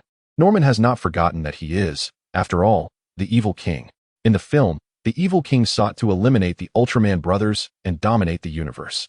As for himself, although he is a traveler from another realm and harbors aspirations of ruling the universe, establishing a grand empire for the Shadow Empire, and dismantling the Land of Light, he is not the same as the evil king portrayed in the film. What did that evil king do? He had a formidable subordinate, a super Hippolytian, capable of summoning and synthesizing monsters, lurking in the shadows to set traps while having others act on his behalf. What a splendid scenario. What a magnificent hand. He could have remained hidden, inciting humanity's sinister desires to orchestrate their own destruction. Yet, what was the outcome? The super Hippolytian perished, failing to seize the opportunity to eliminate the Ultraman brothers, instead exposing himself by stepping into the limelight, who would recklessly reveal themselves without cause. Norman, however, will not follow such a path. He merely needs to amass strength, cultivate subordinates, and develop his civilization to grow more powerful, without the necessity of confronting the Land of Light head-on. Indeed, the Shadow Empire need not appear in the spotlight. They can simply adopt a new guise and manipulate events from behind the scenes. The ideal agents, aside from the original Super Hippolytian, are undoubtedly the infamous invading aliens scattered across the cosmos. By utilizing these invaders as facades, they can be employed or replaced as needed. How simple. Regardless of victory, the Shadow Empire reaps the benefits. In defeat, they suffer no losses. Not to mention, this time, it was indeed the adversary who initiated the conflict.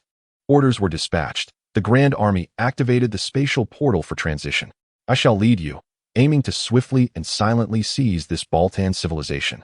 Upon the issuance of Norman's decree, the ever-curious Shadow Empire sprang into action, showcasing the advantages of simultaneous development across 5 planets. Within the 5 outer space docks, warships, long since constructed, swiftly emerged and assembled before the respective gateways to their star systems, preparing for extensive interstellar travel in orderly succession. As the Shadow Empire mobilized its forces to advance towards Baldan Star, the Baltans convened to deliberate on how to address this impending situation. However, their leadership, comprised of 10 exceptional individuals, faced a grim fate. Those who perished did so decisively, while those who were captured met a similar end. This left the lower-ranking Baltans in a state of distress and confusion. They remained oblivious to the origins of their civilization, unaware of the legendary Baldan king, and ill-equipped to confront the potential adversaries looming on the horizon. They stood in a daze, uncertain of their next course of action. Amidst the collective bewilderment of the Baltans, a voice rose from the crowd. I have an idea. A Baldan, who appeared to be a scientist, stepped forward. He raised his pincers and proclaimed, "Since the enemy has come to our domain, it is likely they intend to invade our planet. If this is the case, why not evacuate and transform our entire world into a weapon, burying our foes beneath it?" Upon hearing these words, expressions of realization spread across the faces of all Baltans. Indeed, a formidable cosmic civilization had discovered a weaker one. What other purpose could they have but to conquer? Surely, they weren't visiting for trade or leisure. What a splendid notion.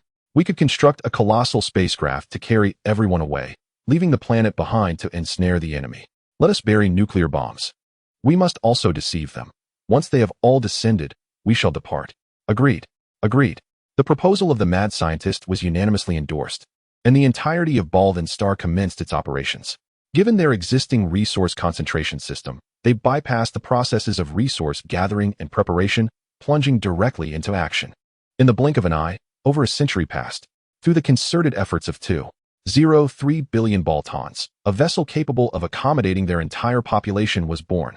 Concurrently, the Baltans buried millions of high-yield nuclear devices across the planet. The simultaneous detonation of these devices would be sufficient to obliterate the planet from within. Once these preparations were complete, Baldan Star fell into a state of silence, with all inhabitants awaiting the arrival of the formidable civilization. Unbeknownst to them, the video of their discussions from a century prior had already been intercepted by their foes. Let us bury nuclear bombs. We must also deceive them. Once they have all descended, we shall depart. How amusing it is that a homeworld civilization dares to contemplate annihilating us with nuclear weapons. This serves as a clarion call. It is evident that these extraterrestrials may not share our values. They wield dark powers and have succumbed to darkness themselves. The video displayed scenes from a century ago, evoking laughter among all the teams exploring the outside world, while simultaneously serving as a stark warning to everyone. They ought to observe discreetly rather than actively engage with others. Not all civilizations, after all, approach with goodwill and a desire for communication from the outset. This experience profoundly altered the mindset of the Shadow Empire, prompting them to exercise caution in their exploration of this dark forest. Concurrently, Norman instituted a new national policy, shifting from proactive contact based on confirmed levels to a primary focus on covert observation. Following this policy change, the numerous exploration fleets that had previously dispersed began to conceal themselves, merging into the surface of the shadows, transforming into phantoms in the boundless void of space. Regardless of the circumstances, they would ultimately become our puppets. Thus, the exploration must continue. The captains of the various exploration teams terminated their communications and resumed their respective missions. Meanwhile, Alan and Morton initiated their research on how to conceal the 5 major star systems within a 30-light-year radius. As time progressed, the positions of the 5 planets were firmly established. The distance between them was surprisingly close. The location of the Shadow Star sat at the very heart of this star region. From the horizon of the Shadow Star, 3 light-years to the north lay the Azure Star System, 5 light-years to the south was the Landon Star System, and 7 light-years to the west resided the Dwarf Star System. Beyond the Landon Star System, another 5 light-years led to the Doran Star, the most peripheral system among the 5. Further out, there existed over 30 stellar systems, housing 56 terrestrial planets, averaging nearly 2 habitable planets per stellar system. This density is quite abnormal, yet considering it was once a testing ground for humanity, it is not entirely surprising. At this moment, these planets have become the homeland of the Shadow Empire, and naturally, the entire star cluster lies within the considerations for concealment. Concealing an entire star cluster is, in fact, more likely to attract attention, thus necessitating further contemplation on the matter of hiding. Beyond concealment, their primary focus remained on how to transform into crayfish, essentially developing transformation or disguise magic. Norman casually sat upon one of the satellites of the Baltan star, behind him gathering the warships that had silently amassed over the past century. The moment of discovery, 100 years ago, marked Norman's arrival in this location. A century of observation has afforded him profound insights into the Baltan people. During this period of rapid development, the Baltan not only advanced their technology to extraordinary heights, but also evolved in the direction he recalled. The appendages resembling crayfish legs on their faces had vanished, while the antenna-like organs on their heads had bifurcated, and their faces had become smoother. This evolution was tailored to facilitate their work. Following their evolution, their abilities have come increasingly closer to those of the future Baltan people. The crimson rays of frozen light possess the remarkable ability to manifest physical avatars, which can coalesce into a formidable form, as well as become invisible, teleport, possess, regenerate, soar through the skies, and unleash destructive white energy projectiles, all while employing telepathic abilities. Such an extensive array of powers transcends even the capabilities of the average denizens of the Shadow Empire. In terms of combat prowess, it is surmised that only a graduate from the esteemed Magic Academy could hope to engage them in a fair duel. However, under the current circumstances, who would dare to confront them one-on-one? At this moment, the entire population of Baltan was congregated aboard their ship, leaving their only recourse to be a targeted strike against it. Proceed, leaving half of our forces behind, commanded Augustine, the leader of the expedition, as he stepped forward to issue orders to the troops. With the command given, the fleet ascended and surrounded the entirety of the Baltan planet. Subsequently, they engaged cloaking mechanisms and, before the eyes of the Baltans, unleashed magical artillery that precisely struck the engines of their vessel. Waves of magical beams descended, meticulously disassembling each concealed nuclear weapon. Throughout this ordeal, the Baltans could only watch helplessly, their attempts to detonate their devices proving futile. By the time they regained their senses, the ground forces of the Shadow Empire had encircled their ship with intricate magical formations. Why are they so powerful? What shall we do now? The Baltans fell silent. They were not yet the renowned cosmic ninjas of the universe, but merely a civilization traversing a path of dark unification, yet to ascend to the stars. In light of this predicament, their traditions suggested that surrender might be a prudent choice. I propose we capitulate. Agreed. Agreed. Once again, a unanimous decision was reached, but this time not to attack the Shadow Empire, but rather to surrender to it. The Baltans lined up to disembark from their ship. Norman personally descended to witness the capitulation of the crustaceans. Each surrendering Baltan would be marked with a symbol of servitude, their souls and bodies shackled, destined to remain Norman's slaves for eternity.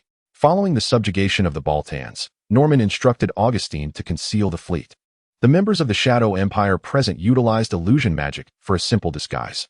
Once the disguise was complete, all Shadow Empire personnel assumed positions within the upper echelons of Baltan society, while those marked by enslavement magic masqueraded as commoners, secretly living as slaves. Norman summoned the Minister of Works, Aladi, whose name bore a resemblance to that of the Deputy Minister, Aladdin, though they were unrelated. We must devise a comprehensive plan. Allow me to share my thoughts. The first step is to cultivate a select group of special Baltans, transforming them into our allies, guiding Baltan civilization along a path of normal technological evolution. In the second phase, while the Baltan civilization was developing, a fleet was dispatched, disguised as Baltan ships, to promote the Baltan Trading Company under the guise of conducting business with various homeworld civilizations. In the third phase, once the Baltan civilization had sufficiently advanced, they would be permitted to engage. Aladi meticulously recorded all of Norman's remarks and supplemented them with further discussion. Before long, a comprehensive plan emerged, which was distributed among all participants, with tasks allocated in batches. A decade swiftly passed, and upon the completion of the initial phase of the mission, Norman was once again greeted by the system's alert. The Baltan Trading Company is about to launch. This announcement reverberated across a unique frequency, capable of being received by all civilizations within a 10,000 light-year radius of Baltan. Over 10,000 civilizations received this signal, and upon its arrival, they began their preparations with fervor. The reason was simple. A Baltan Trading Company base existed in the outer space of their planets, and they were eager to commence trade. The motivations were manifold. It was not solely the allure of acquiring Baltan's advanced technology, but also the desire to outpace their adversaries within their own planets or star systems. We must procure weapons from the Baltan Trading Company. Otherwise, our nation will fall to our enemies. They readied ample resources, intent on depleting the company's stock. Buy, acquire everything in sight. We cannot allow those barbarians to seize the advantage. Upon hearing this broadcast, countless homeworld civilizations fell into a frenzy. As the trading posts across various regions opened their doors, outdated equipment that had languished in the armories of the Shadow Empire swiftly flowed out, while rare materials from different star systems poured into the coffers of the Shadow Empire. Armed with their new weapons, half of these civilizations immediately launched offensives against their foes. Help! No! The cries for mercy were drowned out by the cacophony of gunfire, as the majority of civilizations vanished in this sudden conflagration of war. The eruption of hostilities bore no direct relation to the Shadow Empire. The fleet, having executed their covert operation, slipped back into the shadows, returning to the Azure Planet. The resources obtained this time were precisely double what had been invested in the Baltan civilization. Edward presented the latest report to Norman, detailing the remarkable influx of resources. Now, we must focus on expanding our influence, Norman declared, as he engaged in discussions with the ministers. After devising a thorough plan, he set about fostering the civilization of the Baltans, guiding them through the natural evolution from a homeworld society to a spacefaring one, all the while promoting the renown of the Baltan merchants. This marks the initial steps of their meticulously devised plan. The third step involves the Baltan civilization, now at an astronautical level, venturing forth to engage with similarly aggressive civilizations. Loyal to the Shadow Empire, the Baltans will masquerade as merchants, peddling weaponry across the cosmos while simultaneously gathering intelligence. Additionally, there are certain Baltans, disguised as their own kind by the Shadow Empire, tasked with persuading formidable forces and enticing powerful civilizations. Norman set down the report, casting a smile towards the direction of Baltan. The next phase is to await the fruition of their efforts. In the vast expanse of the universe, time is arguably the least valuable commodity. A century has swiftly passed, and within a 20 light-year radius, civilizations have been embroiled in conflict for nearly 100 years. Now, a century later, the surviving civilizations have emerged from the ashes of war, embarking on their explorations of the cosmos. However, within this 20 light-year domain, the presence of thousands of semi-astronautical civilizations seems, quite evidently, excessive. The flames of war continue to rage.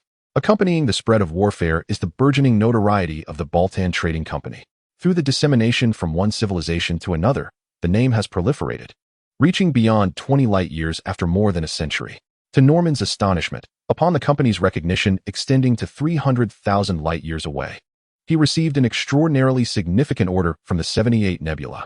In the 78 Nebula, we have learned of a formidable nation known as the Kingdom of Light, which governs its own stellar system, yet boasts an extraordinary populace. Currently, they are under the tyrannical control of the usurper, the Emperor Ampila, whose oppression is intolerably brutal.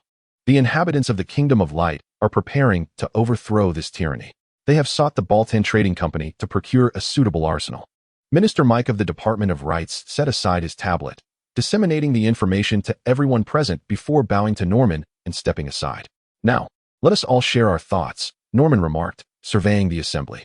Caesar stepped forward, asserting, "I believe that this pretender, who audaciously claims the title of Grand Emperor under the guise of darkness, must face severe retribution." "I second that." Caesar's declaration garnered unanimous agreement. The generals within the Grand Hall, cabinet officials, and even the young members of the lower house present were incensed by this notion. In their eyes, while the universe may host many kings, the title of emperor, especially that of Grand Emperor, is a privilege reserved solely for their sovereign. Any others who dare to claim such titles are mere usurpers, rebels against the rightful order. Moreover, as practitioners of dark magic, it is widely believed among all within the Shadow Empire that Norman is the true master of darkness. Their own sovereign has yet to declare himself as the Dark Emperor. While an unheard-of individual audaciously assumes the title of Dark Grand Emperor, this is nothing short of absurd. "Action must be taken. Let us remain calm," Norman interjected. Norman raised his hand, and the crowd immediately fell silent. He felt a sense of joy from the adoration of his people. Yet he was keenly aware of the reality of his situation. Unless the vast population of the Shadow Empire, numbering 1 trillion, could all evolve into colossal or energy-based entities akin to Ultraman, it was unlikely that Norman, with his current galactic-level strength, could rival the peak Ampelrans. Logically, the Ampelrans also belong to the galactic tier, possibly at its zenith, approaching the scale of supergalaxies. After all, the pinnacle of the Ampelrans should have no trouble defeating beings like Electric Arc Belial and the Novice Zero. There is a humorous saying, "The Emperor perished due to poor positioning." However, in truth, his defeat was orchestrated by those wielding the bonds of AO and human kinship, complemented by a human-engineered energy amplifier, along with the assistance of Zophi in the form of the Phoenix warrior Mephisto. This was an extraordinary manifestation of idealistic power, seldom witnessed and nearly unique. Such a level of power could easily be classified as supergalactic. Moreover, the Ampelrans are indeed ultimate life forms. What constitutes an ultimate life form? Even Subaraya struggles to define it. In essence, it might refer to a genetic, mental, or energetic evolution reaching its pinnacle, allowing them to achieve a form of immortality akin to that of ancient sages, categorizing them within the universe's primordial essence. Though reluctant to concede, it is undeniable that the Ampelrans are indeed one of the sources of darkness. They cannot perish. Even if vanquished, they would resurrect, becoming stronger, much like their counterparts from the cosmos. Norman contemplated this and began to organize his thoughts. He spoke. "I have heard of the Ampelrans. Those foreign adversaries we previously defeated were indeed subordinates of theirs. Thus, our enmity with the Ampelrans is already a matter of life and death. If they do not come seeking us, I shall inevitably lead you all to confront them." Regarding the matter of titles, Norman chuckled. "I shall personally confront him and demonstrate who the true emperor is. Long live your majesty. Long live your majesty. Long live your majesty." After this, Norman turned his attention to the pressing issues at hand. He proposed adhering to national policy, refraining from any proactive engagement, ensuring that the flames of war did not reach them, as they had yet to mature to a level capable of direct confrontation. With Norman leading the discourse, the ministers began to voice their opinions and ideas. Even the younger members of the lower house were granted a chance to speak. Following a thorough discussion, a comprehensive plan was meticulously crafted. Firstly, the core of national policy remained unchanged: absolute non-involvement, continuing to operate through proxies, disguising their actions under the guise of the Baltan aliens. Secondly, the primary objective was to confront the Ampelrans. To this end, they could provide the Land of Light with weaponry assistance, supplying them with advanced armaments, and if necessary, importing magical equipment. Finally, they devised 2 plans for the aftermath of the conflict. Should the Ampelrans emerge victorious, they would sever the agent route of the Baltans, thereby concealing their amassed strength entirely. Conversely, if the Light Nation prevails, they would adhere to the corresponding treaty, exacting reparations from the Light Nation post-conflict. It is imperative to reclaim every resource invested. While domination over the Light Nation is not the objective, it is essential to impede their recovery pace, and ideally, to procure individuals aligned with the ideology of the Shadow Empire from within the Light Nation, thereby contributing to the diverse fabric of the Shadow Empire. Excellent. Let us proceed with this draft plan. Norman nodded, then rose to depart. The ministers bid farewell to Norman before delving into detailed discussions.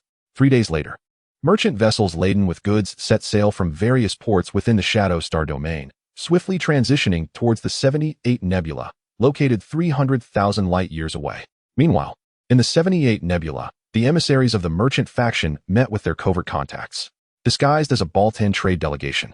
The envoy was none other than the renowned goblin merchant from the dwarf planet, Santa. He was celebrated on his home world as a great merchant, signifying a person of considerable prowess in trade. Opposite him stood two towering giants. Despite the stark disparity in size and strength, Santa felt no trepidation. Rather, he was filled with exhilaration. Are you Belial Ultraman? Indeed, that is I. Have you made up your minds? Can you furnish us with weapons? Certainly. We Baltans pride ourselves on egalitarian business practices. Trust me, you will acquire goods of exceptional value. Santa raised his hand, tapping his chest as a gesture of his reliability. Let us hope so. We require weaponry to combat the monsters of the Amparians. Are you familiar with these creatures? Can your weapons contend with them? How many can you provide? Belial inquired, arms crossed, displaying a hint of impatience. Those monsters are merely at the planetary initial stage. Many are just special abilities with surface-level peaks. Our weapons can indeed vanquish them. But what? Belial pressed. Santa's eyes glimmered as he smiled.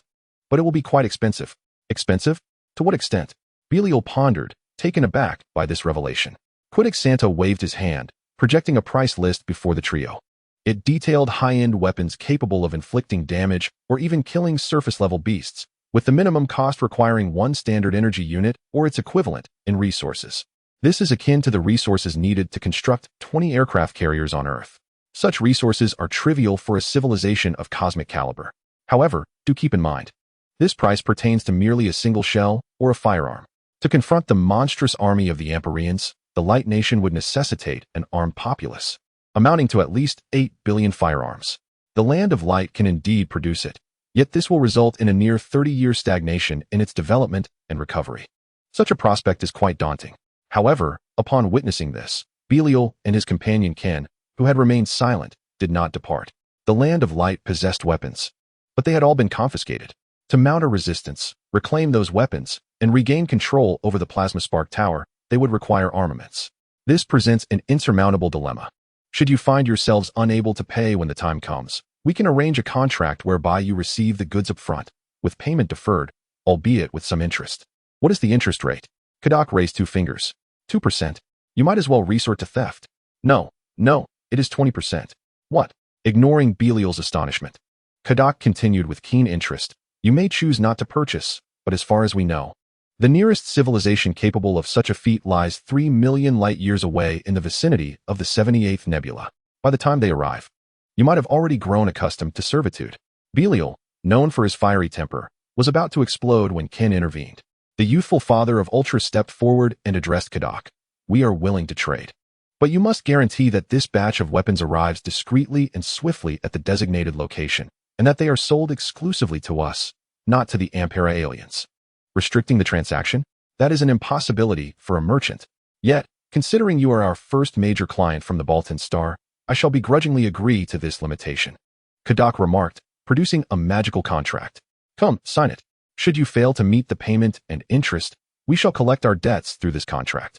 Understood. Ken nodded and inscribed his mark upon the contract. Belial shook his head but ultimately followed suit, signing alongside his close companion. You do not appear to be high-ranking officials of the Land of Light, are you? Have your superiors sign as well. Once they do, it will take effect automatically. Take this back with you. Kadak produced another contract for the two, stating, the goods will arrive at your designated location in 1 light-year. Is that acceptable? No problem. Excellent. Then farewell, and I wish you success. Kadak bowed and then retreated to his ship, vanishing from their sight. Belial paced back and forth, hands on his hips. Have we truly agreed to this? If we pay such a sum, even if we win, our development will be hindered for 70 years. Ken took a deep breath and replied, there is no other option, Belial. Prepare for battle. Fine. Belial extended his hand, and Ken glanced at him, seriously shaking hands with his friend, motivating one another. Next comes the battle that will determine the fate of our Ultra race. Hurry. Do not dawdle. Clap. The Land of Light. A magma alien is vigorously wielding a whip, striking the hard-working Ultraman below. This scene is indeed explosive. However, it may have truly occurred in the annals of the Ultraman race. The magma aliens are the rising elite within the dark empire of the Ampelra. a civilization promoted by the Ampelra themselves. They have garnered favor due to their formidable strength, brutal nature, and bellicose ideology. Although still a primitive civilization, they have acquired advanced technology, allowing them to traverse the cosmos with ease. Calm down. Do not make a scene, Beria thought. As he witnessed the magma alien lash out at his companion, he felt an overwhelming urge to eliminate this rookie in his eyes. However, Kin displayed great composure, restraining Beria and leading a group of their kin away through the underground passage. The Land of Light boasts a royal family and a princess, formed by a union of 3 tribes, the Red, Blue, and Silver tribes. The Red tribe excels in combat, possessing the strongest physique among the 3, endowed with exceptional battle genes and unparalleled psychic abilities, exemplified by heroes such as Taro, Seven, and Max. The Blue tribe, although physically weaker, possesses the highest intellect, responsible for technological development and strategic planning, represented by figures like Hikaru, Torbakia, and Sora. The Silver tribe serves as the aristocracy of the Land of Light, holding significant positions, divided into intellectuals and technicians, adept in versatile martial arts and light-based combat skills, including the Ultraman father, the hand-to-hand combat proficient first generation, and the formidable Ace. Indeed, apart from Taro and Seven, Ultraman father, and the other 4 Ultraman brothers belong to the Silver tribe. Of course, the distinction among tribes arises merely from slight genetic variations that manifested different traits during evolution. There is no implication of Ultraman father being unfaithful. The Red and Silver tribes can produce Blue tribe offspring, and 2 Silver tribe members can also yield a Red tribe descendant. Although the specifics regarding recessive genes remain unclear, this is the established lore. Returning to the matter at hand, those accompanying Ultraman father and Beria are warriors hailing from the Silver and Red tribes. The Blue tribe, due to their physical frailty but sharp intellect, has been assigned by the Ampelra to engage in scientific research, thus receiving vastly different treatment compared to the Silver and Red tribes. The companions of Beria and Ultraman father are formidable individuals from the Silver and Red tribes, members of the rebellion who have steadfastly resisted surrendering to the Ampelra from the onset.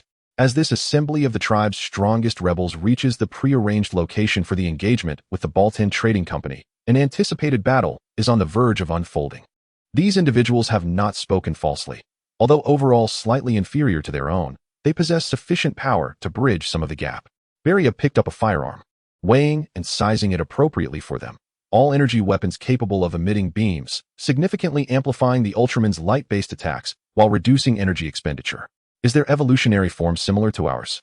Had these weapons been crafted long ago, tailored to our circumstances? Indeed. Although they are warriors, an innate intuition allowed Father of Ultra and Belial to sense something amiss. However, the arrow is knocked, and it must be released. Should they miss this opportunity, it is likely they would never reclaim their homeland again. Prepare for action. Very well. Let us engage in a grand endeavor. The 2, accompanied by numerous valiant members of the Ultra clan, charged towards the city, weapons in hand. Who goes there? You wretched fool. Belial led the charge, delivering a powerful blow that felled the magma alien and swiftly dispatched it to the monster graveyard with a shot. Meanwhile, Kin discarded his weapon, rallying those who were forced into labor, forging weapons and mining resources. Upon seeing the weapons, the Ultramen comprehended Kin's intent. They raised their arms, aiding those around them in breaking free from their shackles, following Kin and Belial into the heart of the city. The uprising erupted so suddenly that the monsters and aliens stationed there had no time to react before being slain by the advancing Ultramen. Before long, this rebellion expanded from a mining area to an entire city, rapidly spreading throughout the Land of Light. The inhabitants of the Land of Light had long been discontent with the invasion and brutal rule of the Ampelas. Now, with leaders emerging and weapons at their disposal, they could no longer endure.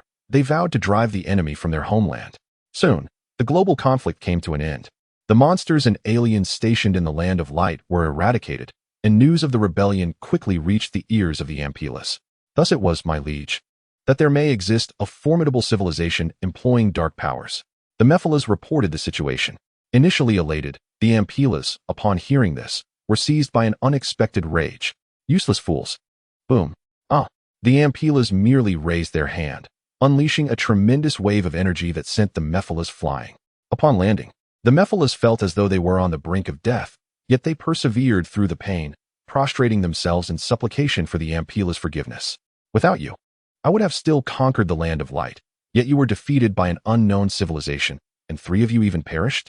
What use do I have for you? The Ampulla scoffed. While the Mephilas and the malevolent Bagaru and Grozum sought out Destrium, the Ampullas attempted their first assault. The outcome was unexpected.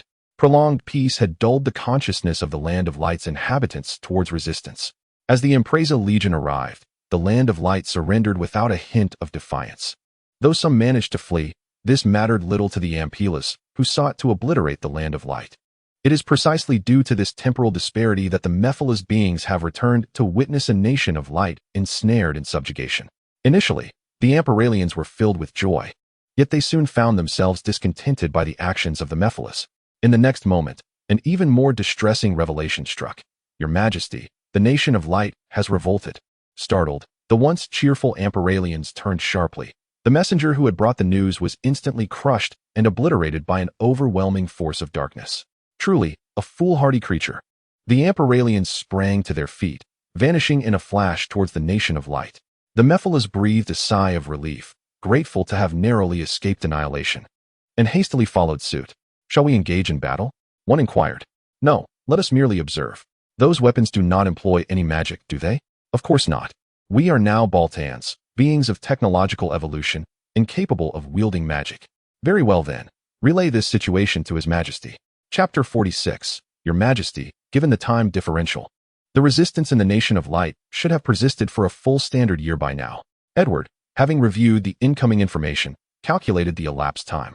In truth, this intelligence had reached Norman through ancestral channels as soon as the frontline observers became aware of it. He had chosen to remain silent, intending for the domestic departments to cultivate an understanding of time on a cosmic scale. A year has passed. By now, the Amperalians should be nearing the Nation of Light. Your Majesty, are we truly to remain passive in this conflict? A minister could no longer contain his concerns. Though our intelligence is scant, it is evident that the Nation of Light faces formidable challenges against the Amperalians.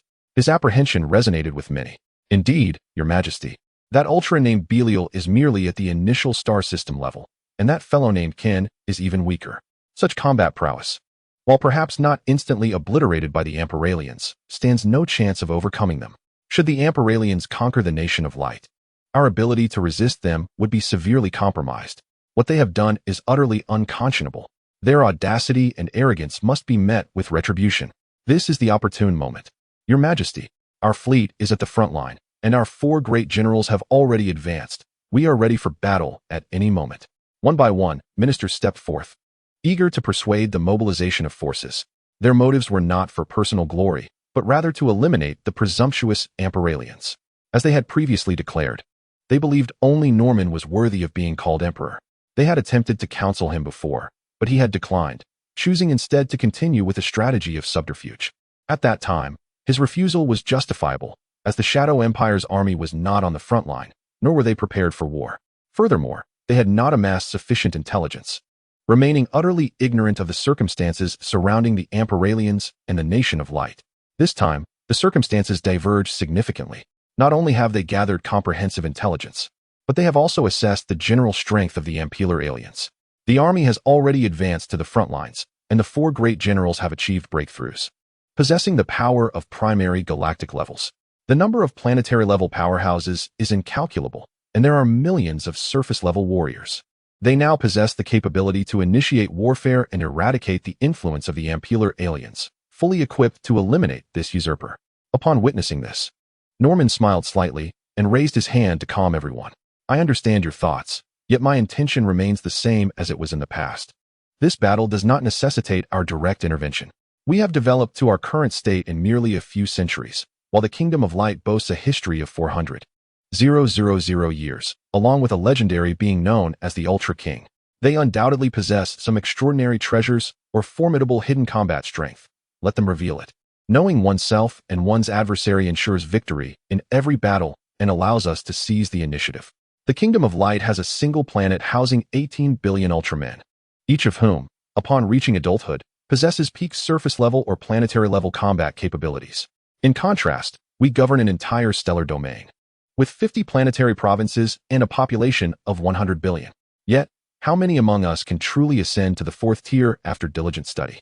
As far as I know, our surface-level combat strength is less than 3 billion, with planetary-level warriors numbering fewer than 10,000. and only 5 generals reaching galactic level. I yearn to personally meet the ampular aliens, yet our current strength does not permit such a venture. Thus, we must refrain from unnecessary consumption of resources and avoid haste. Moreover, who says we are not participating in the battle? Engaging in covert operations counts as involvement. Norman expressed his thoughts, leading the ministers into deep contemplation. Some even retrieved data charts from their departments to calculate and summarize. The conclusions they reached aligned closely with Norman's rough estimates. They were astonished that their sovereign had retained such astuteness over the years. Your Majesty speaks truthfully. While we could engage in battle now, the benefits of continued waiting are far greater, Edward remarked. Yet, let us keep an eye on that usurper, Norman replied. If the opportunity arises, I shall intervene personally. Though the ministers felt a tinge of regret, they understood their sovereign's intentions. This is a war of resistance against the Kingdom of Light. Their relationship with the ampular aliens is not particularly profound, and their advocacy for a timely strike stems from the desire to join forces with the Light Kingdom's resistance against the ampular aliens. Though they may profit from selling a batch of expensive weaponry during this tumultuous time, they have not dealt a fatal blow, thus aiding the Kingdom of Light. This fosters goodwill, allowing for potential covert actions to acquire desired items amid the chaos. This is the advantage of lurking in the shadows, yielding multiple benefits without the necessity of direct involvement. After the ministers departed, Norman rose to his feet and, accompanied by Caitlin, traversed the portal to the frontline camp. Although others need not partake in this battle, Norman was eager to witness it firsthand. He yearned to observe the true strength of the Ampelarians when they unleashed their full might. He wished to behold the formidable power of the Ultra Father, who had awakened the true force with the Ultra Sword. This would serve as an excellent reference, aiding him in his forthcoming enhancement of strength. With over 3 billion surface-level combat power and the aggregation of tens of thousands of planetary-tier warriors, Norman's strength had already ascended to the pinnacle of galactic level. Merely a step away from the colossal galactic tier, such prowess positioned him within the upper echelon, just beneath the enigmatic 4AOs. Entities existing at this level are exceedingly rare in the current cosmos. As long as the mysterious 4AOs and those of Colossal Galactic might remain inactive, the Shadow Empire, under Norman's protection, could navigate the universe with impunity. Your Majesty, will you take action personally? Perhaps not, if the timing is right. A confrontation with the Ampelarians may not be out of the question. Norman casually seated himself, gazing towards the distant Light Nation. The flames of war had subsided in that realm, yet new conflicts loomed on the horizon. The Ampelarian forces had encircled the Light Nation. After a standard year of navigation, the Ampelarians, who had just ventured forth to continue their conquests, returned to the Light Nation, this time fueled by a seething fury, intent on its complete annihilation. Within the Light Nation, the Ampelarians stood before the resistance, led by Jin and Belial, who donned wary expressions as they beheld the descending figures of the Ampelarians. The overwhelming aura emanating from them was simply too formidable. Before they even touched the ground, the Ampelarians raised their hands and launched an assault upon the Ultraman warriors. You have utterly disappointed me. Boom. Is this truly the best you can muster to combat me? Scoffed the Ampelarian as he effortlessly shattered the energy guns held by Jin and Belial. He then commenced a new wave of brutal attacks. On the periphery of the battlefield in the Light Nation, aboard an observation vessel, a towering Baltan, standing 3 meters tall and exuding a potent aura, remarked, "The gun you forged was shattered. Its quality is subpar." As he spoke, a 5-meter-tall blacksmith, immersed in his work, swung his hammer with vigor. Nonsense. The Ampelarian is so powerful. Isn't it perfectly reasonable for him to break it? His hair, a fiery red, flared out like a lion's mane, and a thick brown beard obscured his mouth and nose. Notably, his left hand was enveloped in flames, with faint runes visible upon it. This magical blacksmith hailed from Dwarf Star, a lava dwarf. The dwarves of Dwarf Star originated from the primordial lineage of the giant dwarfs, later awakening to the forms of lava dwarves, frost dwarves, and mountain dwarves. The designation dwarf for the giant dwarves stems solely from their comparatively diminutive stature when juxtaposed with the legendary giants of Dwarf Star. The average height of these giant dwarves ranges from 7 to 8 meters, with a few exceptional individuals reaching 10 meters, possessing formidable combat prowess. They are naturally equipped to thrive in the cosmic environment. With the bloodlines of the children of the night and dwarven heritage, they can metamorphose into colossal blood giants standing 30 meters tall. Though their numbers are scarce, once they reach maturity and undergo training, they can attain peak surface-level capabilities, marking them as a core component of the Shadow Empire's military strength. The lava dwarves are a mutated variant, endowed with innate magical flames in their left hands, each possessing a unique magical rune by birth, showcasing remarkable magical aptitude. They are shorter than the giant dwarfs, with the tallest recorded at 7 meters and an average around 5 meters. Furthermore, they inherit an innate memory of forging, enabling them to craft 8th-tier artifacts. The frost dwarfs, a mutation of the lava dwarfs, have transformed their flames into inherent ice runes, their bodies adorned in white. They possess a legacy of runic memory, excelling in close combat abilities while maintaining potent magical talents. Utilizing runic magic, they exhibit an inherent efficiency in enchantment techniques. The mountain dwarfs, the most unique among them, are direct mutations of the giant dwarfs and represent the most commonly encountered post-epic dwarves in the fantasy realm, standing at merely half the height of humans. They are fond of brewing, forging, and employing runes. The adage that concentrated essence is the quintessence holds true for the mountain dwarfs. They possess the highest innate talents among the 4 types of dwarfs, with several planetary-level powerhouses emerging as generals within their ranks, poised for accolades that may elevate them to the rank of Grand General. The Baltan alien shook his head and remarked, "Even so, I have yet to see you craft anything of merit. You have just joined the Empire, thus you are unaware of our dwarven craftsmanship. We are preparing to forge an artifact, and soon you shall witness its magnificence." Tidon Lava retorted, visibly displeased, yet aware that he could not contend with the Baltan before him. This particular Baltan, named Halsodi, is a unique individual among his kind and currently stands as the strongest among those Baltans who have genuinely joined the Shadow Empire. He holds a profound admiration for Norman, aspiring to become his personal guard, which is why he does not currently occupy a military position. Otherwise, he could easily attain the rank of Grand General. Accompanying Tidon, Halsodi's intent is to protect him, though he does not regard Tidon highly, nor does he hold any of the dwarves or goblins in esteem. He perceives material possessions as ultimately inconsequential, believing that true capability is paramount. Magic can be classified as one's own strength, and runes can be inscribed upon oneself. However, weapons, ships, and armor are merely auxiliary tools that pale in comparison before genuine might. He interjected once more, stating, "The craftsmanship of dwarves is synonymous with excellence. If an item were to fail, it would undoubtedly not be of dwarven origin." Teton spoke in a deep, resonant voice. "Indeed, I have observed the insignia. It is of goblin manufacture, which is to be expected. Goblins are a later species that emerged on Dwarven Star, closely aligned with elves and treants, possessing a trace of Highland dwarven blood, making them distant relatives of the dwarves. It is crucial to note that goblins are not to be confused with goblins. Though diminutive in stature, goblins boast remarkable intelligence. If one were to delineate their nature, they might be considered a variant of elves, despite their eccentric and irritable temperament. Their prowess in invention and innovation is unparalleled, with numerous high-tech products being birthed from their ingenuity. However, their tendency towards carelessness, or perhaps their excessive boldness, often leads them to rush into practical applications before a product is fully developed, resulting in numerous mishaps. Furthermore, their lineage lacks the bloodline of the Children of the Night, leading to catastrophic explosions that have claimed the lives of many goblin scientists. Ultimately, it was Norman who intervened, urging the goblins to exercise a modicum of caution for their own safety, compelling them, albeit reluctantly, to equip themselves with rudimentary, life-preserving runes. Nonetheless, goblins excel in commerce. The majority of the Baldan merchants encountered in the cosmos are, in fact, goblins in disguise. They traverse the universe with relentless enthusiasm, amassing substantial profits to fortify the grand empire they envision. "What are you discussing?" At that moment, the captain approached. The one steering this exploratory vessel was an emerald treant. "Do you still refer to His Majesty as the Darkheart King?" Halsodi inquired. Since joining the Shadow Empire, Halsodi had familiarized himself with the domestic situation and the various races. There were no conflicts among the races. Under the esteemed leadership of the Grand Shadow Emperor, each fulfilled their role, contributing to the Empire's luminous glory.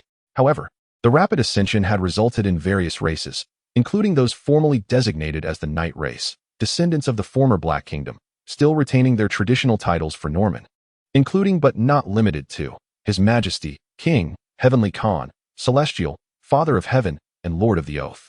Treants and merfolk from Shadow Star continued to address Norman as the Darkheart King. Indeed, this is an ancient appellation, signifying a deity descended from the heavens. A savior, Dark serves merely as an emphatic particle. What a peculiar title.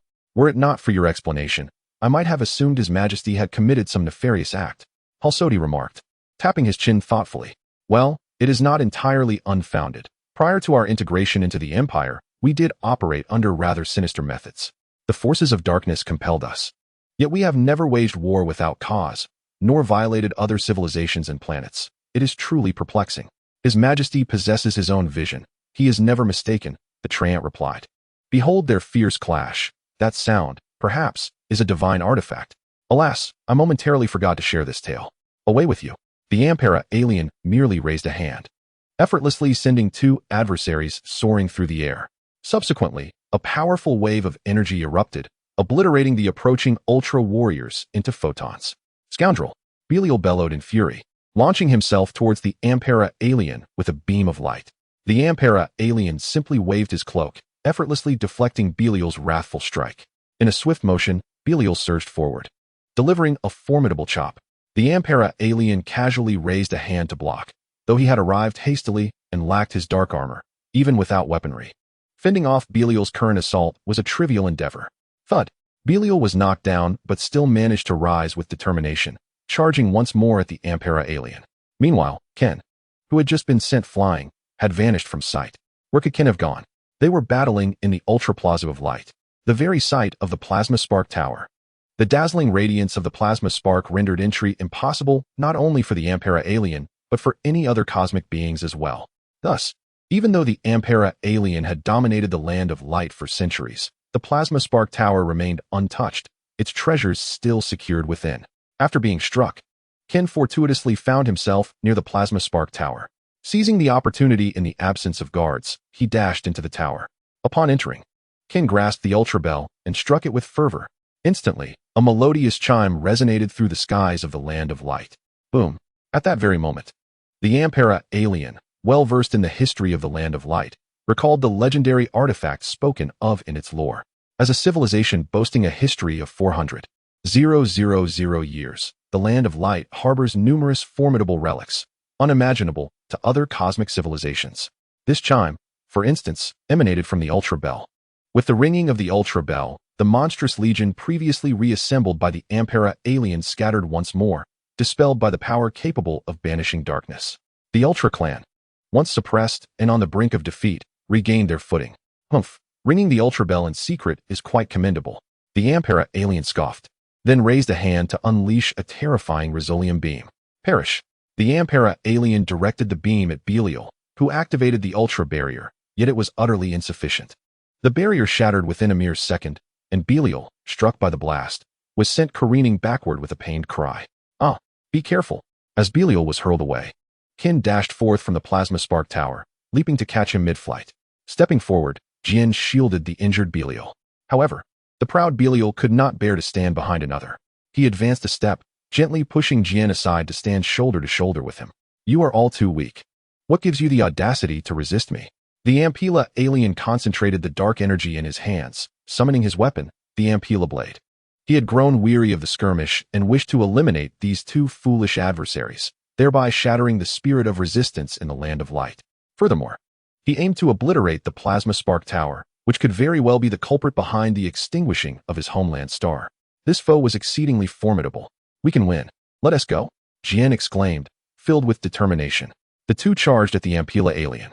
The alien, brandishing his sword with one hand, faced their assault without the slightest hint of retreat. He raised his hand to deflect their attacks, effortlessly sending them flying, and then swung the Ampela blade, unleashing a terrifying wave of energy that hurled them away. This was a one-sided massacre. The two combatants were simply not on the same scale. Even united, Jian and Belial were no match for the Ampela alien. Again and again, they were flung aside, yet they rose time and again to continue the fight. Despite their indomitable will, they could not swiftly mend their injuries. After yet another brutal blow, Belial finally succumbed to exhaustion, leaving Jian alone to confront the Ampela alien. Just as they found themselves at a disadvantage, a figure appeared at the edge of the battlefield. Use this, a woman's voice called out. When Jian turned, he saw a sword shimmering with an extraordinary luster being thrown towards him. He instinctively caught it, and in that instant, an overwhelming aura erupted from his being. This was the true power. Jian had never anticipated that the ancestral power, which he had been unable to awaken, would be triggered at this moment. As the true power awakened, the horns upon his head grew larger, and his strength surged rapidly, soon matching the level of the Ampela alien. What? The Ampela alien was taken aback, astonished that this previously unremarkable individual had suddenly become his equal. Very well, let me see just how much you've improved. The Ampela alien no longer remained stationary. This time, wielding the Ampela blade, he charged towards Jian. Jian, realizing the gravity of the situation, summoned all his might to swing the ultimate blade he now held. Indeed, he recognized it as the ultimate blade, the sacred sword of the royal family of the Land of Light, safeguarded through generations. Only the ultimate blade could exponentially amplify his power and facilitate the early awakening of his true strength. The clash resounded as their weapons met with a resounding crash. When the ultimate blade clashed with the Ampera blade, a formidable shockwave shattered the already crumbling structures surrounding them. The tremendous recoil forced both combatants to stagger backward uncontrollably. Yet, without a moment's hesitation, they charged towards one another once more, wielding their divine weapons with full force. The sounds of clashing metal echoed, clang, clang, bang. Their speeds intensified, creating mere afterimages in their wake.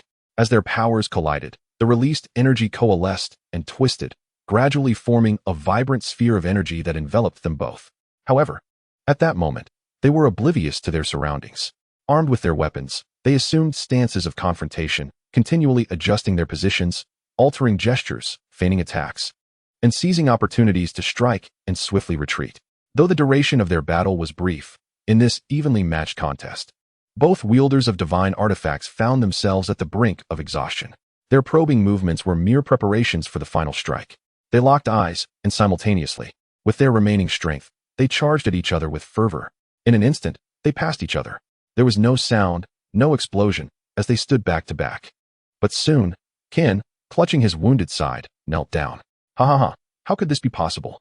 Behind him, the Ampera alien let out a laugh, but was quickly engulfed by a blinding light.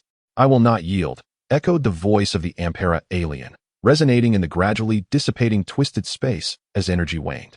Ken, holding his glowing wound, half-kneeled on the ground, rendered powerless.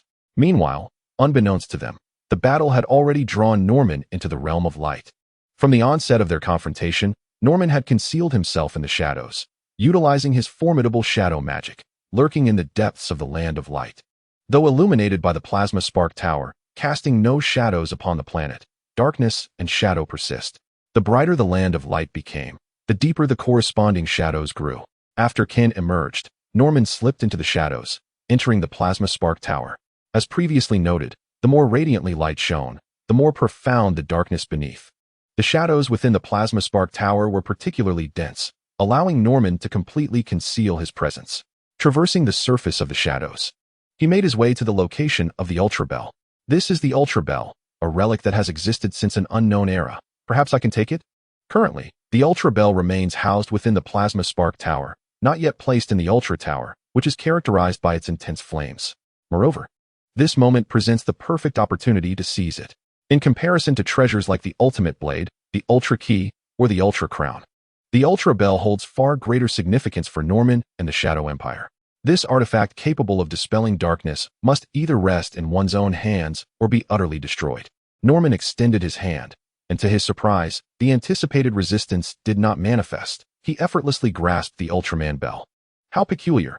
Could it be that the bell possesses some form of locational functionality, awaiting my return to pinpoint my whereabouts? Let it descend into the shadows. Norman placed the Ultraman bell into the realm of shadows, sealing it with formidable magic to ensure it remained completely locked away. Having accomplished this, he returned to the battlefield to observe the duel between Ken and the Ampela. It was not until the two unleashed their decisive strikes that Norman stepped slightly out from the shadows. Cloaked in black robes, with a sword at his waist and a staff hovering behind him, he appeared before the two combatants. Apart from Ken and the Ampela, Norman was the fourth individual privy to the entire proceedings. He stood among them, witnessing the fierce battle between Ken and Belial. He saw Belial's desperate resistance, witnessed Ken ringing the Ultraman bell, and observed as Mother Ultraman bestowed upon Ken the ultimate blade.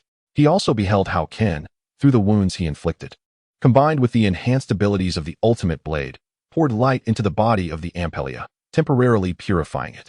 As he watched, Norman contemplated whether he should eliminate both individuals at that moment. Ultimately, however, he refrained from taking action, not out of any lingering affection from a past life, but because of the presence of an elderly figure beside him, draped in a cloak, adorned in gold and silver, with purple skin. "Are you the legendary Ultraman King?" Norman inquired of the figure. At that moment, he remained shrouded in shadows, and as a member of the enigmatic Four Guardians. The Ultraman King's powers had reached a cosmic level, enabling him to see through shadow magic and perceive Norman's presence. Whether he could enter the shadows remained a matter for discussion. Even if he could force his way through, it was likely he would encounter immense cosmic pressure. Thus, Norman felt no concern, yet the necessary vigilance was still paramount. "An unknown dark presence. I cannot discern your disguise. Is it because you lurk in the shadows? Or is it due to your overwhelmingly dark power?" Though the Ultraman King remained concealed, he could still communicate telepathically with Norman. "Lurking in the shadows? While I may stand in darkness, it is for the sake of my civilization. Otherwise, I would have allied with the Ampelia in this encounter. As for power, it is merely a stroke of fortune for the Land of Light, possessing advanced technology in times of calamity. Moreover, power knows not the distinction between light and darkness. It entirely depends on the heart of the wielder." Norman smiled slightly, unperturbed by the Ultraman King's derision, and retorted with a touch of irony. "Indeed, this universe is evidently a composite one, featuring not only humans, but also the presence of the Ultraman King. As the Light King, a giant of light who has existed for 300,000 years, he triumphed over the cosmic demon Garaklu and subsequently aided Melos in defeating him once more. He stands as the spiritual beacon of the Land of Light, a safeguard ensuring that the Ultramen did not stray from the path of light before a firm decision was made to uphold it. Despite the ages of Ken at 160,000 and Belial at over 150,000, the Land of Light continues to navigate its uncertain path, yet to become the future cosmic police force, and still wavering on the road of light. Norman's mockery suggests that the Light King, who could offer guidance, remains inactive. After all, had it not been for the excessive oppression from the Ampelons, the Land of Light might have succumbed this time. It all hinges on the true resolve of those who wield power. The Light King sighed and inquired, "What have you sacrificed for your civilization that prevented your intervention?" Merely contemplating the future. After Norman spoke, he cast a deep glance at Belial, who had risen unbeknownst to them. Subsequently, Norman invoked dark magic, infusing a surge of darkness into the fading Ampelon. This would not resurrect the Ampelon, but it would prevent him from being completely purified by light. The Ampelon serves as a deterrent. As long as he harbors the possibility of resurgence, he shall never be the target of the Land of Light's defenses. Concurrently, Norman hurled his immense dark power toward Belial, who faintly perceived it. "What are you planning?" exclaimed the Light King in alarm, disregarding concealment. He raised his hand to block the dark force Norman had unleashed. At that moment, Norman also raised his hand, and the shadowy great sword at his waist flew forth. Wielded in one hand, infused with boundless darkness, pressing toward the Light King. The Light King raised his hand to defend, while simultaneously striking toward Norman's chest. Bang! Cracks appeared before Norman as the 4 layers of dark shadow magic defense he had erected shattered. Magic! The Light King was astonished anew. Yet, Norman loosened his grip on the shadowy great sword, which, like a celestial blade, autonomously pursued the Light King to strike. "Stop!" The Light King lifted his left hand. Silver light surging forth, freezing the shadowy great sword in midair. It was the power of time. "Interesting, let it flow." In the next moment, Norman grasped the dark staff behind him, unleashing powerful time magic that transformed into a colorful river colliding with the Light King's silver radiance. "Time magic? Who are you really?" Norman beckoned, retracting the shadowy great sword, relinquishing the dark staff, and retreating back into the shadows. His objectives were achieved, though he regretted not being able to channel the dark power into Belial and Ken. As for the Light King, who sought to inquire further, he deemed it unnecessary to engage. "Farewell, Light King. The next time we meet, I shall defeat you head-on." With that, Norman vanished completely into the shadows. The King of Ultra sought to pursue, yet the cosmic shadows beneath the realm of light were so profoundly dark that he could no longer discern Norman's figure. Indeed, it was a tumultuous season, with formidable beings emerging one after another. When Norman reappeared, he was already at a forward outpost 10 light years away from the Kingdom of Light. "Your Majesty," Caitlin exclaimed, her anxiety palpable as she approached Norman, for on his chest lay a somewhat fearsome fissure. "I am unharmed, merely a slight injury," Norman replied nonchalantly as he settled down. The forces of darkness and shadow naturally converged upon him, aiding in the mending of his wounds. In less than 30 seconds, the residual power left by the King of Ultra was entirely eradicated through Norman's manipulation of the forces of darkness and shadow. Once the King of Ultra's influence was dispelled, Norman's body rejuvenated, and his magical defenses swiftly restored. Reflecting on his battle with the King of Ultra, Norman acknowledged the latter's status as one of the enigmatic four Ultras. The sheer power exhibited was at the pinnacle of a singular universe level, and if unleashed to its fullest, it could potentially approach the multiverse tier. By this reckoning, the remaining three must be of similar caliber.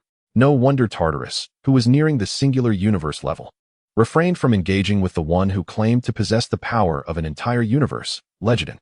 Norman chuckled softly, shaking his head. At present, he had only just entered the ultra-large galaxy level. Withstanding the King of Ultra's assault was attributed not only to the protection of the Shadow Realm, but also to the fact that his opponent bore no intent to kill. Your Majesty, is the King of Ultra truly that formidable? Inquired Caesar and the others, who had now gathered. Through the power of his lineage, Norman transmitted the details of his confrontation with the King of Ultra to every formidable being within his realm. Upon witnessing the immense strength of the King of Ultra, those who had initially brimmed with confidence and lofty aspirations felt as though cold water had been splashed upon them, and they quickly regained their composure. Sensing their emotions, Norman offered a gentle smile. Indeed, he is exceptionally powerful, but do not underestimate yourselves. The King of Ultra has existed for 300,000 years. He may have possessed 8th tier strength back then, and after all this time, he has only reached the 9th and 10th tiers. In contrast, you have ascended to the peak of the 6th tier in less than a millennium, on the verge of entering the 7th tier. I trust that in just a few millennia, you will possess strength that surpasses theirs. My intention in showcasing my battle with the King of Ultra was not to dishearten you, but to inspire you to strive harder and clarify your goals. Rising, Norman walked past the four, offering encouraging pats on their shoulders. Yes, the four knelt on one knee, their resolve strengthened, and the augmentation bestowed by the system surged once more. Let us depart. It is time to return. Let the planet Baltan explode. We have a better place for the new Baltan people to reside. Understood. As the shadowy empire's fleet receded, a cataclysm akin to a supernova erupted on Baldan, the native home of the Baltans. The official explanation was that Baldan scientists had inadvertently detonated a new weapon during experimental trials. This calamity resulted in the annihilation of 60 billion Baltans. The remaining 20 billion, adrift in their vessels, ultimately found refuge in the central star region of the 78 Nebula. The Baldan Trading Company reopened its doors, and those 20 billion Baltans, now cloaked in the guise of their former selves, became denizens of the shadowy empire. Their essence remained Baldan, yet they had irrevocably transformed into the Baltans of the shadowy empire. This marked a profound shift in identity, a pivotal step in the complete assimilation of Baldan civilization into the shadowy empire. As for those who perished, they had resisted joining the shadowy empire and were systematically executed prior to the planet's explosion. In death, their collective grievances coalesced into a vengeful spirit of Baltans. However, Norman had foreseen this outcome. The newly born vengeful Baltans were captured by his magical array, intended for the creation of powerful artifacts. Yet, a minor complication arose during the crafting process. The weapons produced by the goblins were abruptly interrupted by an external force. A Baldan merchant, returning from an encounter with the Ampelra, sought to hold the goblin manufacturing department accountable. Why pursue accountability? Due to internal operational issues. They were required to pay for what they acquired, and goblins demanded exorbitant prices. Nonsense. How could our goblin products be flawed? This must be the work of dwarves, exclaimed the goblin product manager, incensed by the suggestion. Such remarks were deeply damaging, and the consequences of speaking thus to a goblin were no different from addressing a dwarf.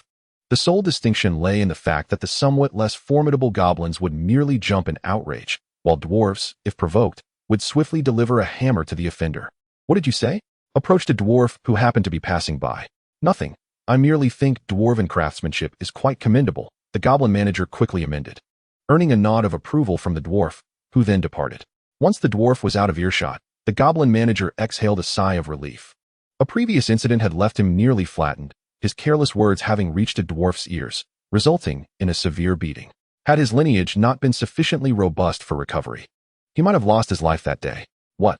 You wonder if the laws of the shadowy empire hold no sway? They certainly do. In fact, they can demand a life in recompense. However, such a fate would be too costly. For a goblin, death is not the dreadful prospect. What is truly frightful is departing this world with unspent riches. The goblin clan divided into two factions, one engaged in commerce while the other focused on forging. The merchants relished accumulating wealth, only to lavishly spend it. They would not return to labor until their coffers were thoroughly emptied. Those engaged in the art of forging are, without a doubt, scientists, mad scientists. As long as they do not transgress basic ethical boundaries, they are willing to pursue any endeavor. Thus, the goblin manager's only fear is an untimely demise, leaving his 20 sons to benefit from unspent wealth. Returning to our previous discourse, I assure you that our goblin products are beyond reproach. You assert they are not? Indeed. Yet the evidence is before our very eyes. It remains unseen. The bald merchant shook his head in resignation, realizing that communicating with these goblins was futile. Very well, I shall procure my goods from the dwarves instead. Wait. The goblin manager leapt forward, snatching the firearm from the merchant's grasp. He examined it, rubbing his hands together as he spoke. This is indeed our product. Any technical issues are our responsibility. How about this? I shall offer you a 10% discount. The goblin manager's expression was one of inner turmoil, and his eyes twitched as he continued. What do you say? It cannot go any lower. The bald merchant blinked and turned away. 80%. The merchant pivoted back, declaring, 70%. You. The bald merchant turned once more. Very well. 70% it is. The merchant nodded with a smile, sealing the deal. I must acquire the goods immediately. The toll of death has been too great this time, surpassing even our previous calamities. Indeed, and in order to obtain weaponry, we have entered into a contract with the Baldan Trading Company. Alas, this was inevitable, but how shall we proceed from here? Within the Parliament of the Light Nation, the high-ranking officials remained seated. Despite their somewhat stagnant positions, their intrinsic resolve had not entirely dissipated. During the invasion of the Empyrean, they were the ones who rallied to resist, retreating only after they had fought valiantly. Later, when Jian and Belial led a resistance, they were also agreeable to signing contracts for procurement. Ultimately, they fought bravely on the battlefield, saving numerous citizens of the Light Nation, with some even sacrificing their lives. Thus, their continued presence here is not without justification. It is not only Jian, of the Silver Clan, who has no excuse to dismiss them. Even Norman finds no grounds for their replacement. The influence of light upon the Ultraman race is profound. They have eradicated crime, and in their transformation into beings of light, their inherent goodness and positive emotions have been magnified. Even if their long lives have led to some shifts in perspective and a sense of confusion, they are not prone to malevolence. Having entered into a contract with them, it is only natural that they adhere to its terms. Though their demands may be substantial, the fact that they dared to engage with us during the height of Empyrean power speaks to their goodwill. This sentiment was expressed by Jian, who occupied the lowest seat. His stance is unequivocal. Regardless of whether the other party approached from a merchant's perspective, having reached an agreement, they must respond to goodwill with goodwill. Indeed, this is a crucial point. Agreed. Let us organize the supplies and deliver them to them. Jian nodded appreciatively, rising from the assembly and making his way to the area where the supplies were being sorted. How is the organization progressing? Is it sufficient to settle our previous debts? It is insufficient. We have gathered what usable supplies we could, and we have also raided the warehouses established by the Ampelra people. Our warriors have swept through the Ampelra Empire, yet those extraterrestrials plundered the warehouses, leaving us with an inadequate amount to repay the debt. Jian felt a headache coming on. Why did it seem as though they were at a loss? Armed with the weapons provided by the Baltan commerce, he had triumphed over the Ampelra, who ruled the cosmos, shattering the Ampelra Empire. After years of battling for resources against the extraterrestrials, they had finally claimed the Ampelra's legacy. Yet now, he was informed that a mere tenth of the entire Ampelra Empire's assets was less than the debt incurred from the initial batch of customized weapons. Was this truly reasonable? Why is the debt so substantial? Jian gazed at the bill, momentarily stunned. It's the annual interest. Our expedition to dismantle the Ampelra Empire took several centuries, and the accrued interest over these centuries has compounded significantly. Then why was it not repaid earlier? Jian's question was quite straightforward. Following his decisive battle with the Ampelra, the Light Kingdom should have undergone a period of rest and recovery. However, their objectives diverged from those of the Shadow Empire. The fleets of the Shadow Empire sought solely the warehouses and supplies, harboring no thoughts of the extraterrestrials or monsters. Thus, during the century following the battle, they relentlessly plundered the resource warehouses of the Ampelra Empire across various star systems. The Shadow Empire's clandestine tendrils extended even 1,000,000 light-years away. In contrast, the Light Kingdom aimed not merely for resources, but for the complete annihilation of the Ampelra Empire and the eradication of darkness. Consequently, they invested more time in their endeavors. By the time Jian returned, over a millennium had passed since the decisive battle. Correspondingly, due to their prolonged absence in warfare, Both Jin and Belial had temporarily forgotten the debt contract signed years ago. Reflecting on it now, it was not too late. After all, the territory of the Ampelra Empire was vast, and the Ampelra had not perished. Although weakened, they had hidden away, while their astute commander, Mephiles, had gathered a significant portion of their forces to resist, forming the newly established Dark Fur Kings. To completely eradicate them would require no less than a millennium. Because there was none, the Ultraman overseeing the warehouses was left speechless. Jin was not surprised by this response. The entire Light Kingdom had been enslaved. With all resources and technological advancements plundered, it was only due to the protection of the Plasma Spark Tower that those divine artifacts had not been lost. At that time, even if the entire planet had been stripped bare, there would have been scant resources left to utilize. Thus, the current predicament had become somewhat awkward. If a one-time settlement is made, the accumulation of interest will cease. However, the people of the Light Kingdom may find themselves languishing for the next millennium. Should they opt not to settle the debt in full, but merely cover the interest? It would take a century of collective labor for the populace to amass enough to repay the principal. As for deferring repayment, that shall not be considered. Although the Light Kingdom possesses the means to rejuvenate itself through these resources, by the time it seeks to repay its debts, the burden may become insurmountable. Thus, let all be granted to them.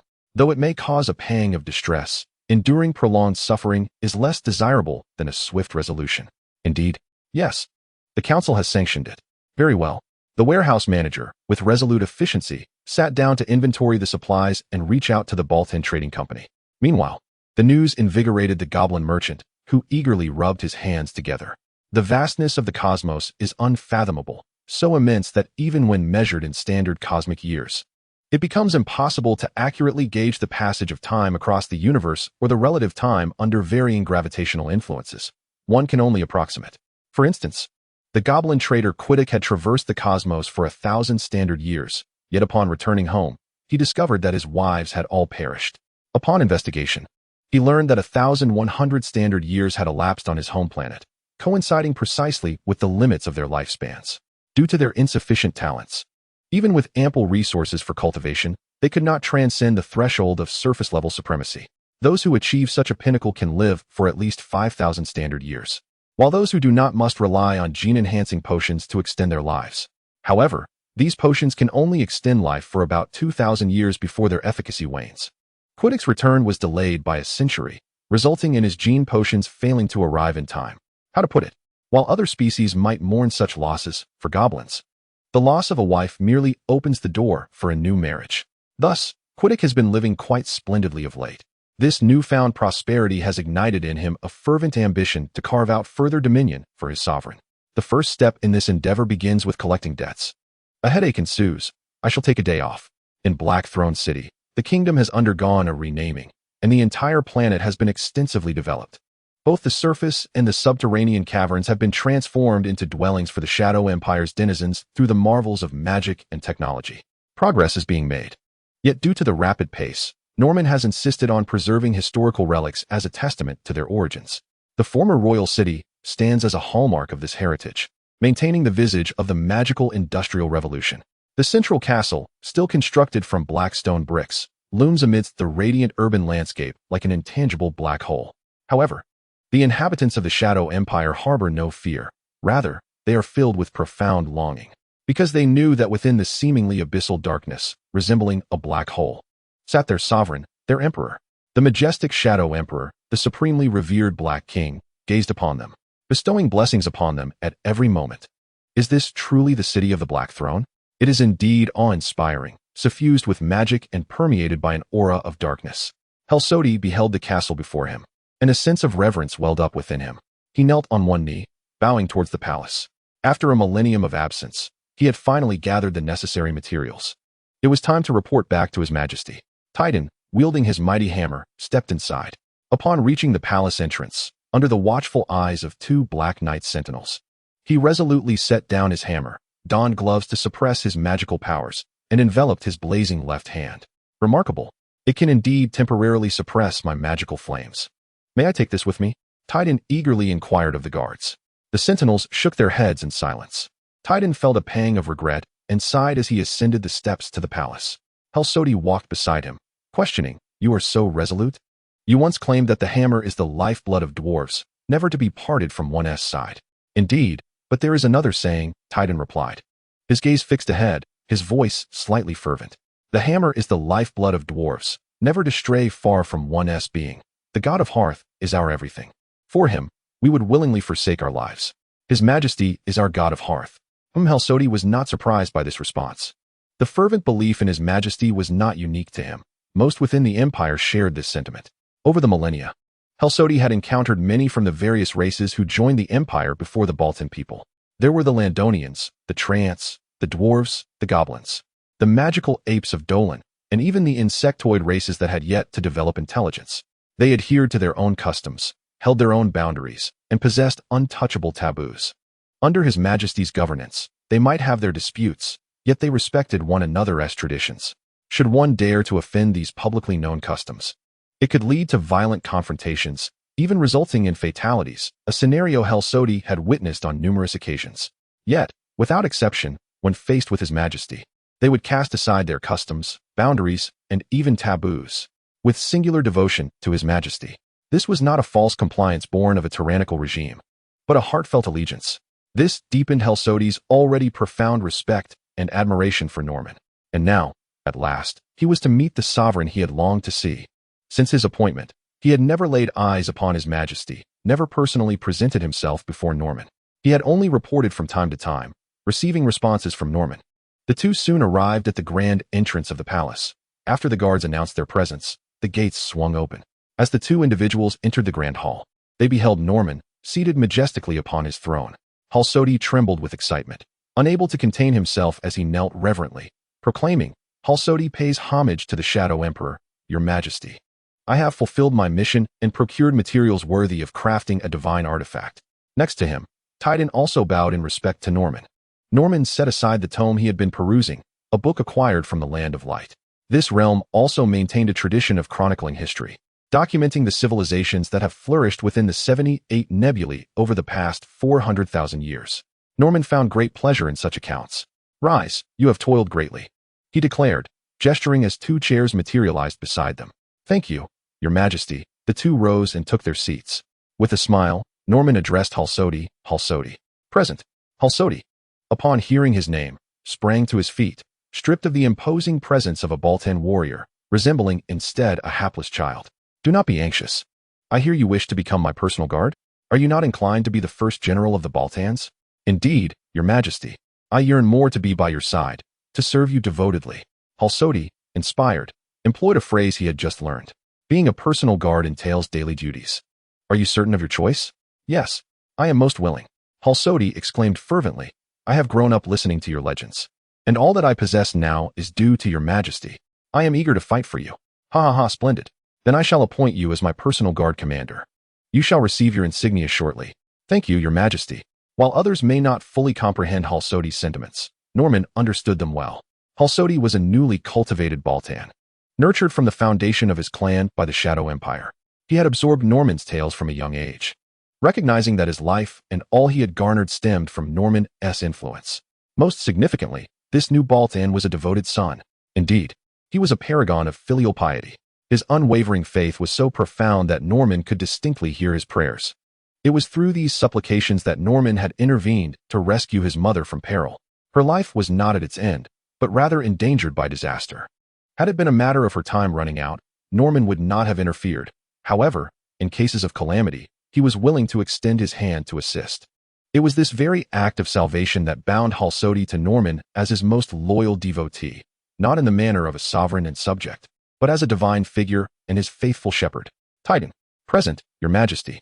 The Great Forge has already been activated as you reported. Your kin await you. Understood. I shall not disappoint Your Majesty. There was little else to be exchanged between Titan and Norman. It is not that Titan is indifferent to Norman. Rather, the quest for materials to forge divine artifacts was initiated by Norman. Yet it is Titan himself who harbors the true desire to create these sacred relics. Norman merely seeks to fulfill the aspirations of his subordinate. Titan swore an oath to Norman and then rose to exit the grand hall. His steps were resolute. Upon witnessing the kingdom of light and the myriad divine artifacts of the Ambulance, he became even more determined to pursue his ideals. The Shadow Empire requires formidable artifacts, not solely for the sake of the Empire, but also for His Majesty. They need the power to defend their homeland and alleviate the burdens of the sovereign. This endeavor must succeed, for the sake of His Majesty. After bidding farewell to Tidon, Halsodi withdrew to collect his token and familiarize himself with the following day's agenda. Just as Norman intended to engage in his training, his mailbox chimed once more. Soon after, a dozen letters arrived at his desk. Observing this scene, Caitlin could not suppress a giggle. Such occurrences had been frequent over the past millennium. Norman's eyes twitched slightly, and he promptly ordered the attendance of several key ministers. In no time, the ministers entered the royal palace. Be seated, Norman casually gestured for them to take their places. As everyone settled, they exchanged puzzled glances, wondering why His Majesty had summoned them at this moment. Those present included Chief Minister Edward, the 4 great generals, the secretaries and aides from the 6 ministries, Director Allen of the Bureau of Science and Technology, the treefolk Priest Nodok, Dean Morton of the Magic Academy, and members of the Inner Earth exploration team such as Erica and Alice, along with Dietmanster, founder of Ice Magic, Scientist Osborne from the 12 Seats of Science and Technology, and Peter, among others. Once everyone was seated, Norman took a deep breath before addressing them. I am aware that you are all quite busy, so I shall not prolong this meeting. You are all to take on apprentices. I shall not assign them to you. Within the next millennium, each of you must cultivate at least 1 or 2 exceptional disciples. Since you seem unwilling to rest, why not train a few apprentices to share the burden? I do not wish to hear your excuses any longer. The complaints from the Ministry of Livelihood have inundated my palace. You all need to take a break. If you do not wish to be confined, then take on apprentices to rotate duties. Norman's voice, tinged with irritation, echoed throughout the royal city, leading to a multitude of chief ministers of the Shadow Empire being expelled from the palace. Work hours have concluded. Coming right away. The lights in the laboratory extinguished one by one until only a single lab remained illuminated. Several hours prior, Heliosborn had informed his colleagues that he would be there shortly. Yet he remained at his station, diligently working. This was not due to someone else exploiting him. Rather, it was he who was imposing the pressure upon himself. The Shadow Empire, having faced calamity, took less than a century to rise once more. From inheriting the legacy of the Shadow Star to ingeniously traversing the realms of technology through magic, the Shadow Empire achieved remarkable advancements in less than 3 centuries. Subsequently, it expanded across an entire star domain, embarking on the development of aerospace technology, with the aspiration of enabling even those with lesser talents to journey into the cosmos. The catalyst for this celestial endeavor was none other than the father of Heliosborn. As the Shadow Empire transitioned into the era of magical aerospace, a millennium has now elapsed.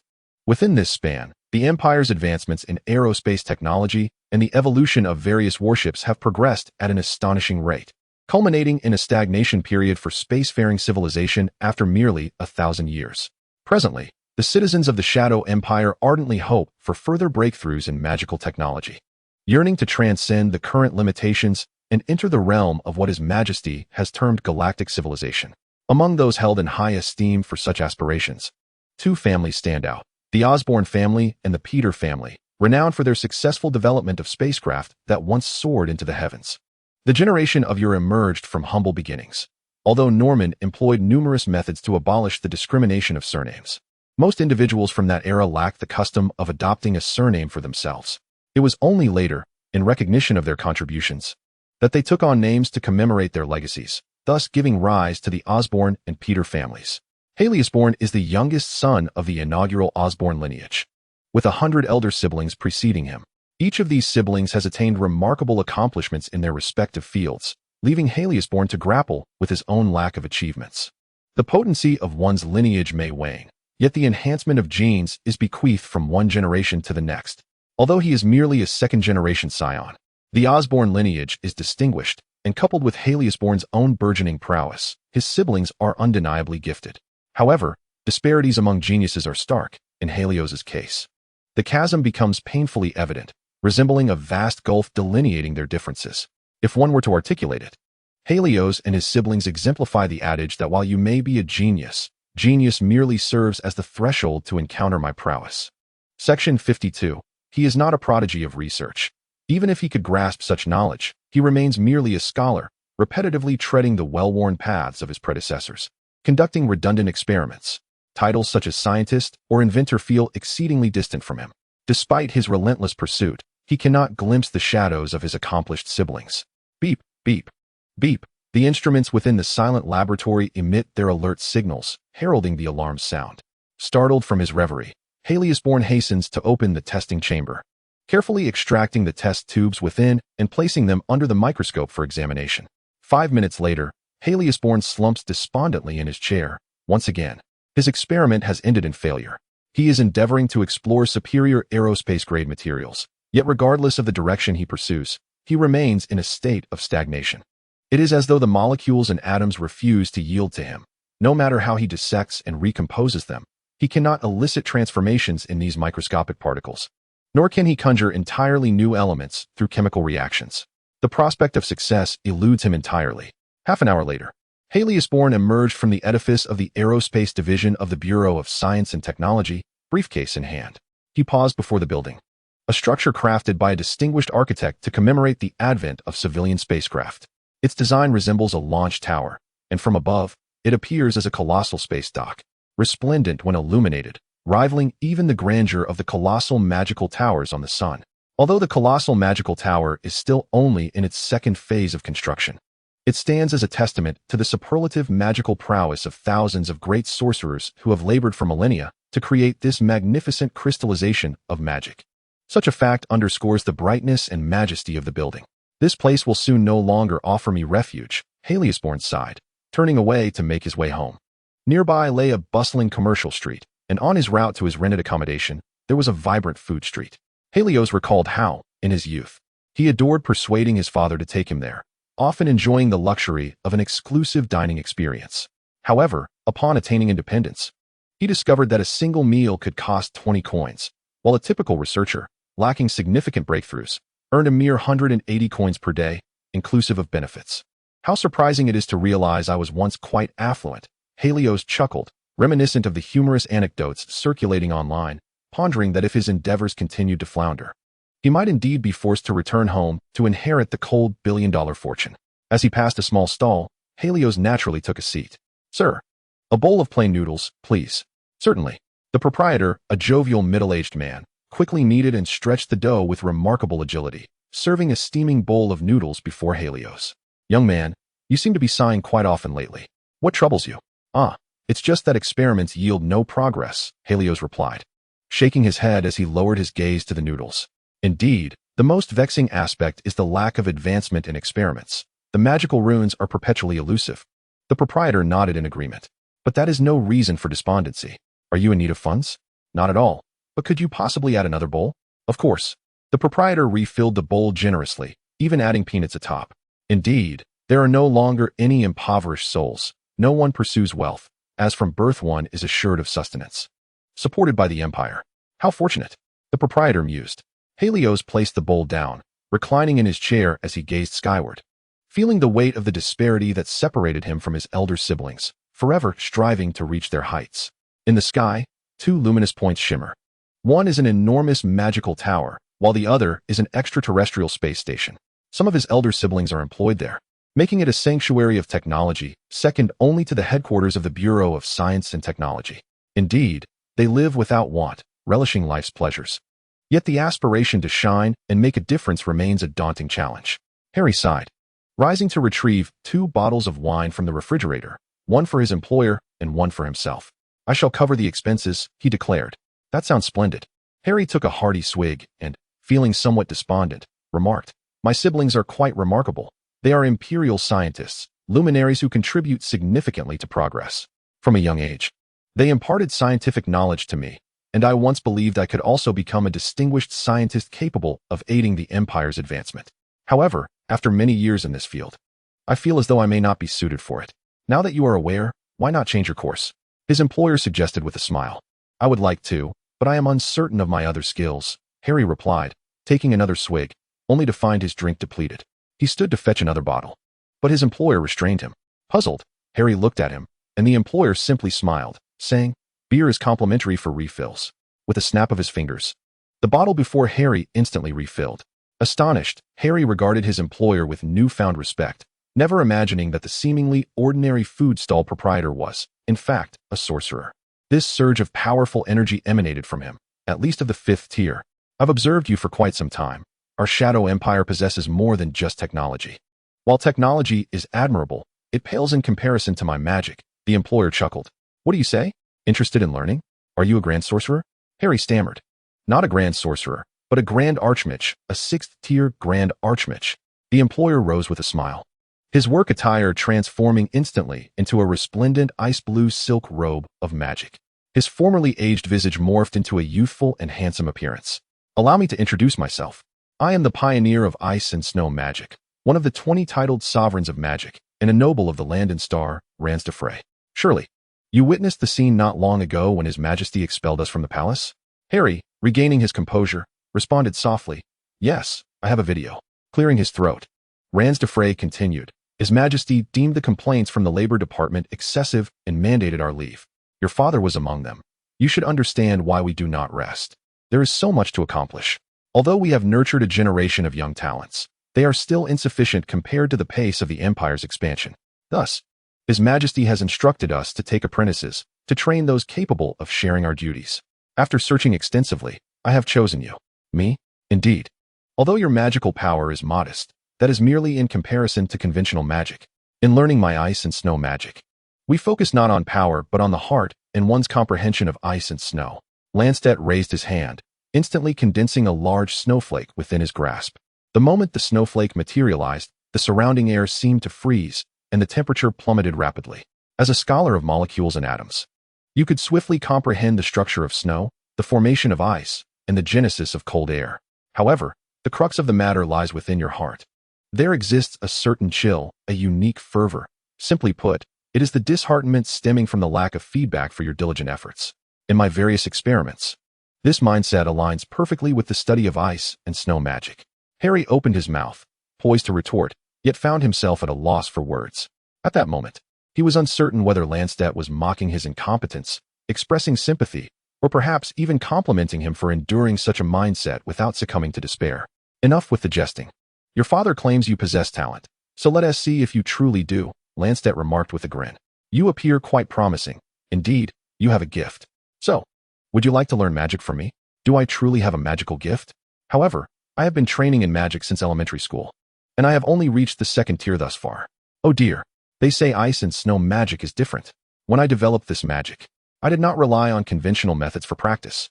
Fear not, the entire planet is imbued with the essence of ice and snow magic, making it quite accessible to master. Shall I give it a try? Harry inquired uncertainly. Many aspire to be my apprentice, yet I do not accept them easily. You seem hesitant. Very well. I shall guide you in a trial. Landstet chuckled, then waved his hand, leading Harry away. In an instant, Landstet brought Harry to his wizard tower. You have seen the wizard tower, have you not? Yes, I visited one during my studies at the Magic Academy. The structure of the wizard tower is not particularly efficient. It was designed as such because the spiral ascent better absorbs the magical energy from its foundation, facilitating superior energy conduction.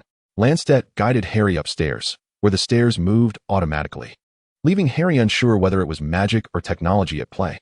This knowledge was acquired from higher dimensional spaces. Once you break through to the 3rd tier, you too shall have the opportunity to visit. I will assist you in applying for it. The development progress within the higher dimensional space is still lacking. However, we have discovered some relics. You will have 3 suitable wizard towers to choose from, and I recommend you select Tower 3, as its magic harmonizes best with our ice and snow magic. As he spoke, Landstet produced a thick, bound tome and tossed it to Harry. Start with this.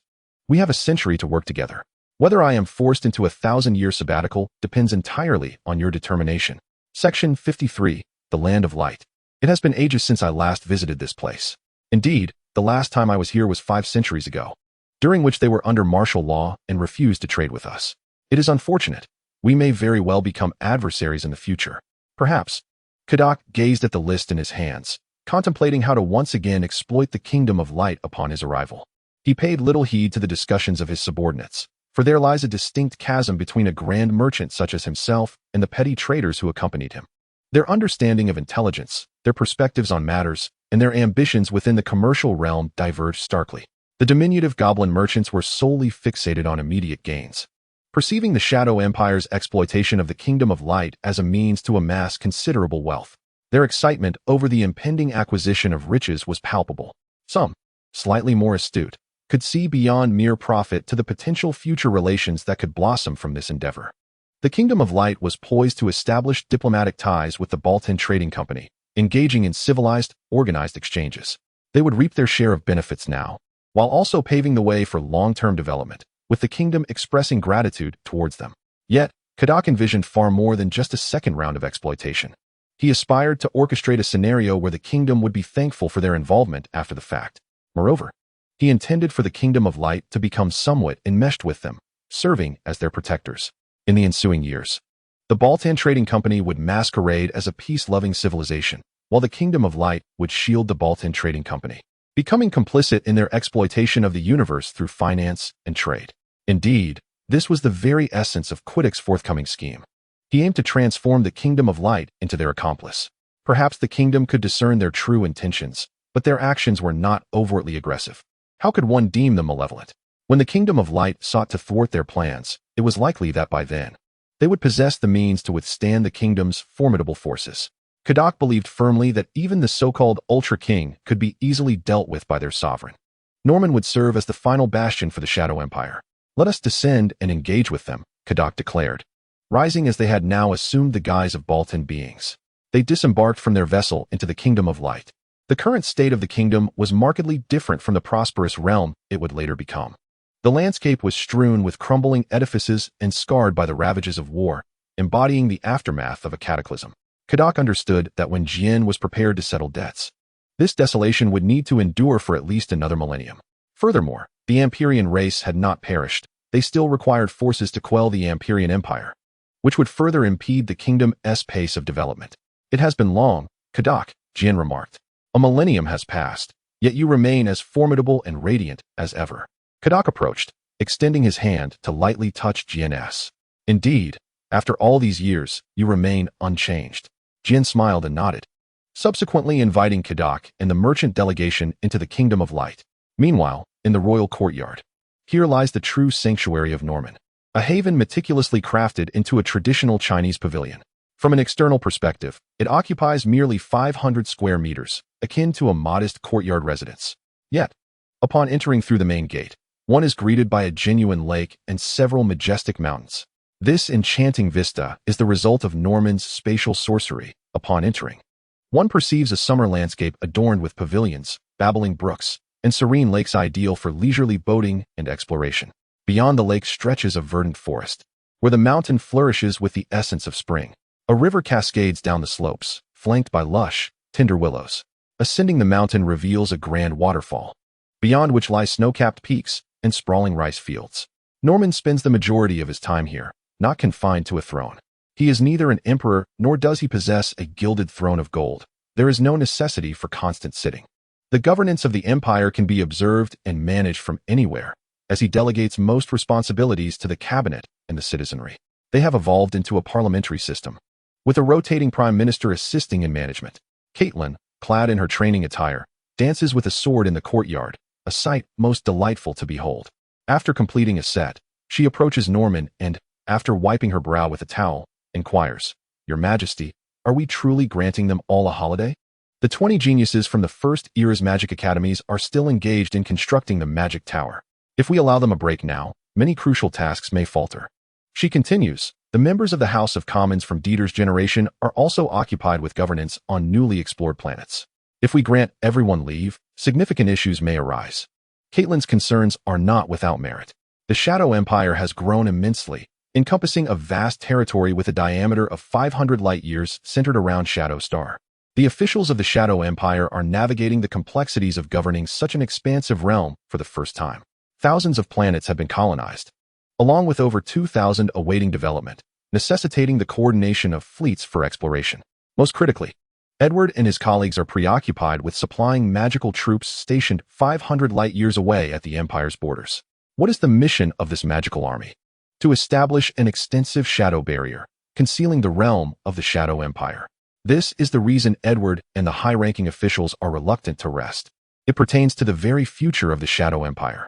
At that moment, Norman, seated under the eaves engrossed in a book, looked up with a smile at Caitlin's query. There is no need for concern. They are currently engaged in training disciples. Within a century, we shall witness the emergence of many formidable individuals. Caitlin, intrigued, asked, "And what shall follow, Your Majesty?" Norman gazed skyward, for his own strength remains formidable. The magical array he established nearly 2 millennia ago continues to operate. Though the star remains extinguished, it is anchored in place, serving as a gravitational center to ensure that the planets within the Azure Galaxy do not drift apart. Above the stars, the colossal magic tower continues to rise. Perhaps, once this tower is completed, they shall truly embark upon a new era of magic. Norman pondered and declared, I desire for them to surmount their challenges through their own strength. Our civilization is capable of advancing independently. Henceforth, I shall remain here, allowing them to flourish on their own. Beyond this, Norman wished to summon an old acquaintance into their empire. Jian, accompanied by the merchant delegation of Quiddick and Balvan, arrived at the embassy of the Light Kingdom, a place relatively well-preserved amidst the surroundings. Through Jian's persuasion, the Council of the Light Kingdom consented to repayment, thus tidying up the area and restoring some semblance of dignity to the Light Kingdom, should it hold any significance to them. Great Merchant Quiddick, please take a moment to rest here while I retrieve the ledger and arrange for the necessary supplies to be transported to the port. Your patience is appreciated, Jian remarked. Quiddick nodded with a smile, acknowledging that there was little for him to do at this juncture but wait. Jian nodded in return, then took flight into the sky after exiting the hall. He attended to certain matters before arriving at the location of the council. He had just received word that the council had deliberated on a matter requiring his presence in the meeting. Meanwhile, as Quiddick prepared to rest, he suddenly heard Norman's voice calling, Quiddick, Your Majesty. Quiddick exclaimed, startled, soon realizing that it was his sovereign connecting with him through the power of their bloodline. As Quiddick responded, Norman's ethereal form materialized in his chamber, devoid of any force that might draw attention. Even the King of Ultra would remain oblivious to this occurrence. Gazing out at the scenery, Norman smiled and remarked, I once visited the Light Kingdom, engaging in a brief duel with the King of Ultra. He is formidable. Yet in time, I shall surpass him. Let us not dwell on that. Norman continued, turning to face Quiddick, who knelt in reverence, filled with admiration. A warrior from the Light Kingdom witnessed my battle with the King of Ultra. Although we have never conversed, I sensed a profound yearning within him. Deliver this dark seed to him. Upon your meeting, he shall instinctively know its origin. With that, Norman's presence dissipated, and Quiddick bowed respectfully, proclaiming, I bid you farewell. Your Majesty. Upon rising, Quiddick discovered a tangible seed in his hand. Though it soon vanished from sight, he could still sense its presence. A person from the Light Kingdom harboring darkness within their heart might find this seed exceptionally useful. With a glint of cunning in his eyes, Quiddick decided against resting, instead leading his companions out to explore. He could continuously sense the location of the individual harboring burgeoning darkness, and thus, he began his investigation, inching closer with each step. On the opposite building, Belial summoned Mary with an air of confidence, stating, The Council is deliberating the establishment of a cosmic guard, and due to my contributions, it should be finalized soon. He chuckled awkwardly, scratching his head, and added bashfully, So, could you possibly? Belial's words trailed off, shrouded in ambiguity. Meanwhile, out of courtesy, Mary tilted her head, struggling to decipher his intentions. Just then, Ken rushed over, his face alight with excitement as he proclaimed to Mary, The Council has reached a decision. They will form the Cosmic Guard and have appointed me as its first captain. Really? That's wonderful, Mary exclaimed, stepping closer to Ken, who opened his arms in response. Witnessing this exchange, Belial felt dizzy, as if reality had shifted. He opened his mouth to reach out, but ultimately realized that their gazes were solely fixed upon each other, completely disregarding him. Bowing his head in resignation, he turned and soared away from the land of light. As Ken and Mary prepared to embrace, a gust of wind swept through, the departure of Belial. Belial? Was he here too? Mary mused. Yes, he just invited me here. But I couldn't quite grasp what he was trying to say. Is that so? I'll ask him later, Ken replied, scratching his head, ultimately opting to strengthen his bond with Mary over his brother. In a fit of rage, Belial flew out of the land of light and landed on a nearby asteroid. Curse it all, he bellowed, and with a display of brute force, he shattered a mountain peak on the asteroid, sending debris crashing down to form a new rise. Turning back to gaze at the land of light, he recalled the battles of the past millennium, particularly those from 1,000 years ago. Originally, he had been stronger than Ken. Both belonged to the Silver Clan, starting from the same point. However, the chasm between them widened when Ken's family awakened a unique power known as the True Force during their evolutionary process. As time passed, their will grew ever stronger, allowing their lineage to awaken, causing their horns to enlarge dramatically and amplifying their strength exponentially. It was this very awakening that enabled Ken to wield the ultimate blade and triumph over the ambulance. Although the aftermath left him with permanent scars, his power only intensified, stabilizing at the mid-level of the supergalactic scale. Throughout the millennium of conflict, Belial had always led from the front, striving for greater achievements to propose to the Ultrawoman he admired. He had brought victory after victory to the Land of Light, and in terms of accolades, he had surpassed Ken's achievements. He had anticipated that the Council would select him as the captain of the Cosmic Guard, thus summoning the courage to express his feelings to Mary. However, little did he expect that his closest companion would compete with him for a woman. Furthermore, the Council appointed Ken as the captain without even consulting him. This betrayal left Belial feeling utterly forsaken, not only by the Council, but also by his dear friend. How infuriating. Why has it come to this? Belial let out a roar of frustration, sinking into despair as he gazed at the distant Land of Light, suddenly feeling a tinge of estrangement from his once-beloved homeland. Is that Mr. Belial? Someone wondered. Why is he sitting here? Just as Belial found himself at a loss, Quiddick appeared nearby, accompanied by a delegation. The members of the delegation were diligently surveying the small asteroid, as if calculating something. What brings you here? Belial inquired, still somewhat dazed. Yet, he had not lost faith in the Land of Light nor succumbed to despair, so he remained wary of Quiddick and his companions. We possess the necessary surveying permits. We wish to establish a branch of our trading company here to sell our goods, Quiddick explained as he approached Belial. He, disguised as a Baltan, stood before Belial, akin to a human gazing at a newly born kitten. However, his presence was formidable, and even Belial could not overlook it. Quiddick turned his gaze towards the Land of Light, and, suddenly pivoting back, asked, "Tell me, why is it that you sought us out first? Yet it is Ken who has been in contact with us?" Belial replied, "Indeed, why is that?" He fell silent, pondering the perplexity of the situation. He could not fathom why, although he had initially reached out to the Baltan Trading Company and led the charge against the Ampera. It was ultimately Ken who liaised with the Baltan and assumed the role of captain of the Cosmic Guard. What could possibly explain this? Can't figure it out? Quiddick chuckled lightly, casually tapping Belial's ankle. In the end, it comes down to a disparity in strength and the absence of a guiding belief. A disparity in strength? The absence of a guiding belief. Belial scoffed derisively, rising to his feet. "Hand over your permits. I wish to inspect them." "Of course," Quiddick replied, presenting the official documents approved by the Council of the Land of Light. After Belial confirmed their validity, he returned them to Quiddick and departed without a backward glance. Quiddick, unperturbed, recognized that his mission was accomplished, and he no longer needed to concern himself with Belial. His encounter with Belial had been fortuitous. He had originally pinpointed Belial's location, but just as he intended to approach, Belial had taken flight. At that moment, he surmised that Ultraman was likely off to undertake a mission at least 100 light-years away. Since he had left, Quiddick resolved to wait for the next opportunity. It was not that he was indifferent. On the contrary, to fulfill his mission, he sought out Ken to discuss the commencement of their trading endeavors. Indeed, the reason for his presence in surveying the location for the construction of the merchant branch was his desire to remain and await Belia's return. Little did he expect that, having just obtained permission and piloted his spacecraft, he would encounter Belia, who had flown in this direction. Quiddick reflected and glanced back at the Land of Light. However, it must be said that this fellow seemed to be experiencing a subtle transformation within. "Hurry up. Stop dawdling. Let's prepare this place swiftly so we can proceed to the next location." Erica, donning a bright yellow hard hat, tirelessly directed the workers around her as they operated magical machinery to assemble components of a colossal magical array. The striking contrast between her colossal form, adorned in armor and wielding a great sword, and her safety helmet was quite remarkable. As one of the royally endorsed representatives, Erica's extraordinary talent surpassed that of most royal offspring. After a millennium of cultivation, she had already achieved her gigantic form, her power reaching the threshold of half a star system. Even Alice, the staunchly faith-driven royal scion of Norman, could not match the rapid progress of her exceptionally gifted sister. "Supervisor, the tasks here have been completed. We can move on to the next phase."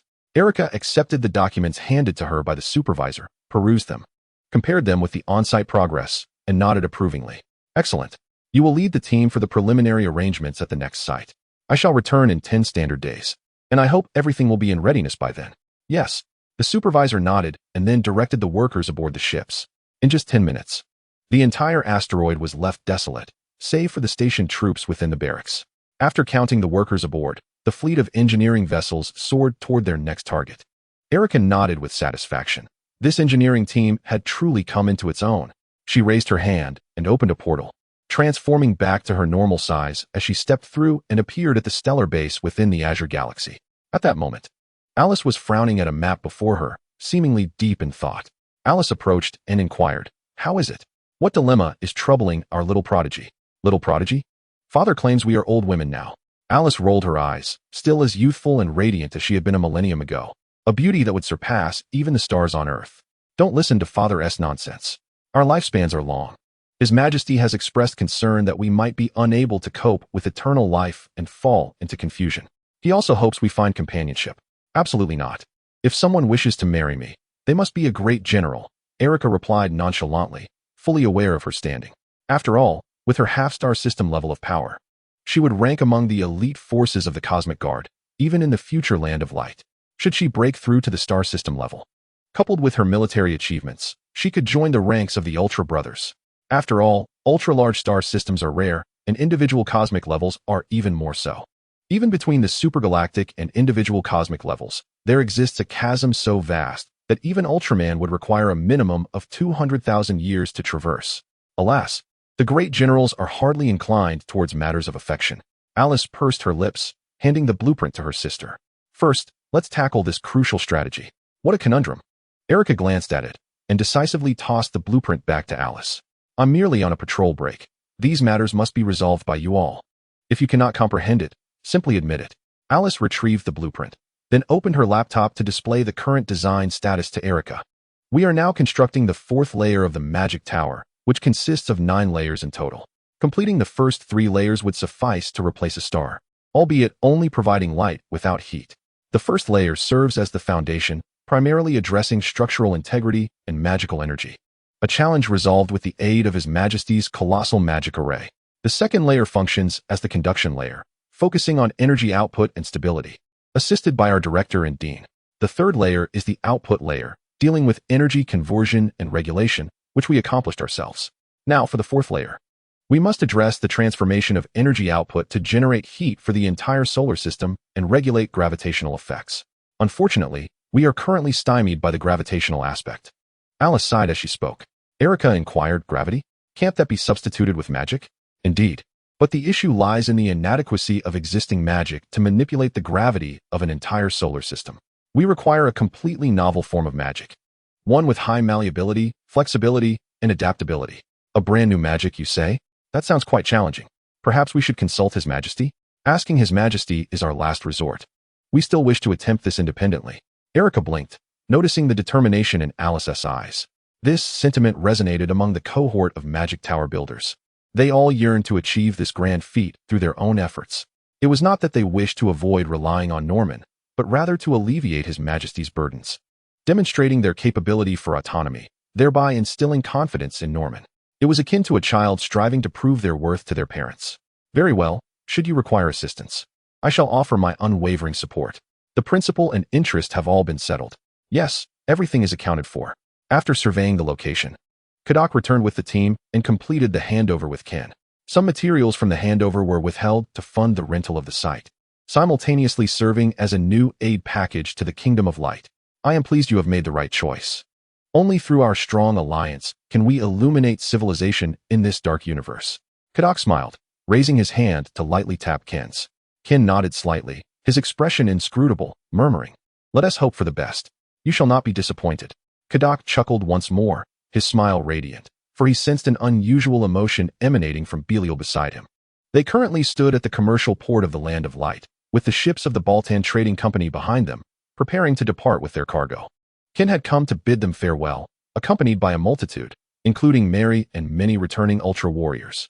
However, without exception, they all stood behind Ken. Even Belial, stubborn as he was, only maintained an equal stance with Ken out of his own obstinacy. In fact, while standing on par with Ken, he attracted peculiar glances from others. Ken's strength continued to grow, and Belial found himself utterly unable to gauge Ken's prowess. The disparity between them was indeed vast. Unable to bear the scrutiny, yet unwilling to retreat, Belial found himself in an awkward predicament. At this moment, Kadak adeptly interjected, "Mr. Belial, I foresee more collaborations in our future. Thank you for initially choosing our trading company." "Not at all. If you could offer us some discounts, that would be even better," Belial replied. his eyes flickering as he stepped forward to shake Kadok's hand gently. Of course. Kadok responded with a smile. Next time you assist the Land of Light with a loan, we shall extend to you an interest-free loan. After all, you are our first major client. Thank you. Belial said sincerely. Not at all. Kadok nodded with a smile before leading the trade delegation away. There was no need for him to manage the Baltan branch here. Given the current technological level of the Shadow Empire, without the aid of magic, the products manufactured were merely of superficial interest to the Land of Light. The volume of trade might be limited, with no significant contracts to discuss. However, it mattered little. It merely served as a diplomatic outpost, allowing for intelligence gathering and the maintenance of amicable relations with the Land of Light. As the ship powered up, Kadok and his companions soared towards the new home of the Baltans, located at the core of the 78 Nebula. This site also served as one of the transit points for the Shadow Empire, where goods needed to be sent back to the borders of the Shadow Star domain through concealed large magical gates. As Kadok departed, Belial turned his gaze towards Ken, casting a meaningful glance before attempting to leave. Belial, Ken called out, be wary. Kadok and his associates harbor ill intentions. It is best not to engage with them too closely. Not to engage too closely? Belial scoffed, retorting, that is none of your concern.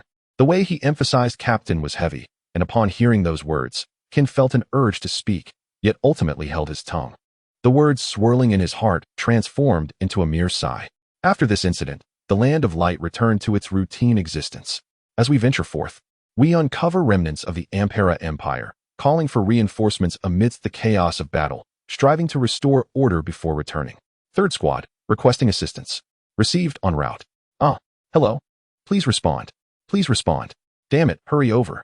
In a dark expanse, 100 light years from the 78th Nebula, warriors from the Kingdom of Light engage in fierce combat against an Ampera Empire battalion. The skirmish is intensely contested, with countless beasts and extraterrestrials from the Ampera Empire succumbing to the warriors' luminous beams, exploding like fireworks in the dark cosmos. Conversely, some warriors from the Kingdom of Light fall to the onslaught of these aliens and monsters, dissipating into radiant nothingness. Each confrontation stretches on for decades, weaving the narrative of the ensuing tumultuous 3,000 years. In the stillness of the battlefield, Ken descends from the cosmos, arriving at this asteroid strewn with debris, where a brutal clash has recently transpired. An Ultra squad on reconnaissance encountered a legion of monsters, igniting a fierce struggle. The squad issued a distress signal, but by the time Ken arrived, the conflict had concluded. The Ultra squad, outnumbered, was entirely annihilated. Scanning his surroundings, Ken suddenly spots a lone, still moving Ultra warrior in a corner. He rushes over to assist the fallen comrade. Are you all right? Hold on. I cannot go on.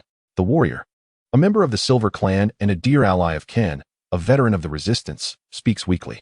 Captain, please take care of my child. No sooner had he uttered these words than the timer on his chest dimmed, and the light in his eyes extinguished completely. A wave of sorrow washed over Ken as he turned away, unable to witness the fading of his friend. After a long pause, Belial rises, erecting a memorial, and then charges towards the direction indicated by the last signal. Shortly thereafter, a battle erupts ahead. Under the sweep of a beam of light seemingly capable of traversing the universe, the conflict swiftly subsides. Ken returns to the Kingdom of Light, seeking information about his fallen comrade's son.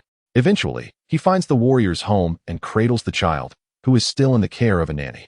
Gazing at the child, Ken sighs and declares, from this day forth, you shall be my adopted son, and your name shall be Zofi, after your father. During the 3 millennia of warfare in the Kingdom of Light, the Shadow Empire has also reached a critical juncture. After 2 millennia following the Great War between the Kingdom of Light and the Ampera, the Shadow Empire has endured for 3,000 years. Within the stellar base of the Cyan Blue Galaxy, Alice distributes copies of design blueprints, along with her attempts at scripting magical runes, spells, and principles, to everyone present. Present at the gathering were not only Erica, Dieter, Kate, Mansnodo, Mandanodo, Lanster, Osborne, and Peter, but also 19 other magical prodigies of Lanster's era. They currently constitute the 20 foremost members of the Magic Society, serving as the primary force in the pursuit of innovative magical practices. Although Alice is also a magical genius, her primary profession lies in physics. Despite her brilliance, she has not reached the realm of the arcane. Unlike the neighboring genius physicist, who can effortlessly develop new equipment, Alice's focus has been solely on her field. To return to the matter at hand, The convocation of these esteemed individuals was prompted by Alice's breakthrough idea for the inception of a new form of magic, leading her to seek their counsel. The purpose of today's assembly was precisely this. I reiterate, we must resolve this matter independently, without troubling His Majesty until it becomes absolutely necessary. Alice articulated, in order to achieve the fourth tier of energy transmission, we require an entirely new form of magic to supplant conventional energy conversion. The assembly turned their attention to the copies Alice had distributed, engaging in earnest calculations. A new form of magic? Are you certain you wish to invite us to collaborate?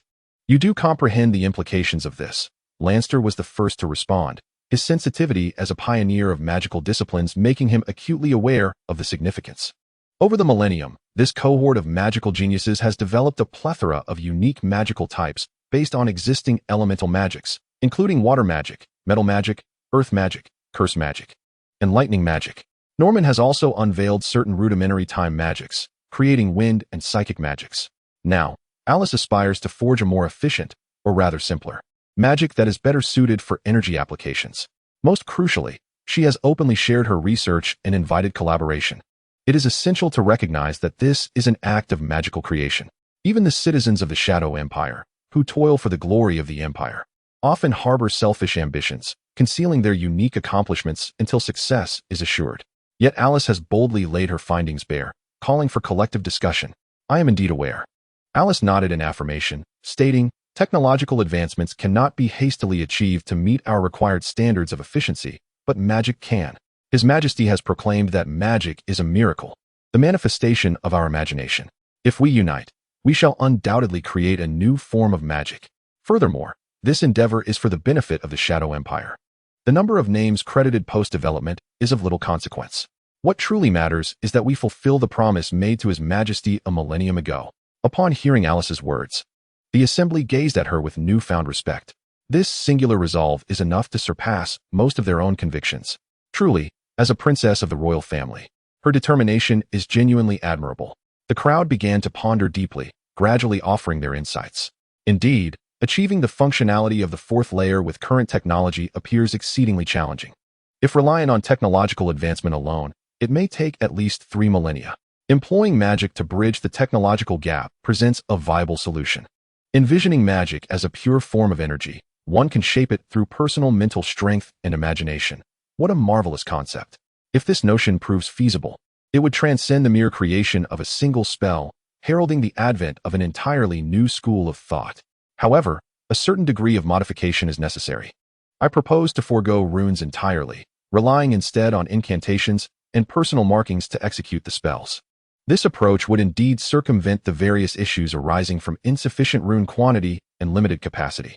The discussion intensified as the group delved into experimentation. The brilliance of geniuses is formidable. When a multitude of gifted minds collaborates harmoniously on a single endeavor, the results can be astonishing. Within merely a year, they achieved significant breakthroughs. Standing within the experimental ground, Alice raised her hands, eschewing runes and instead channeling her magical energy to connect with the ambient magical forces.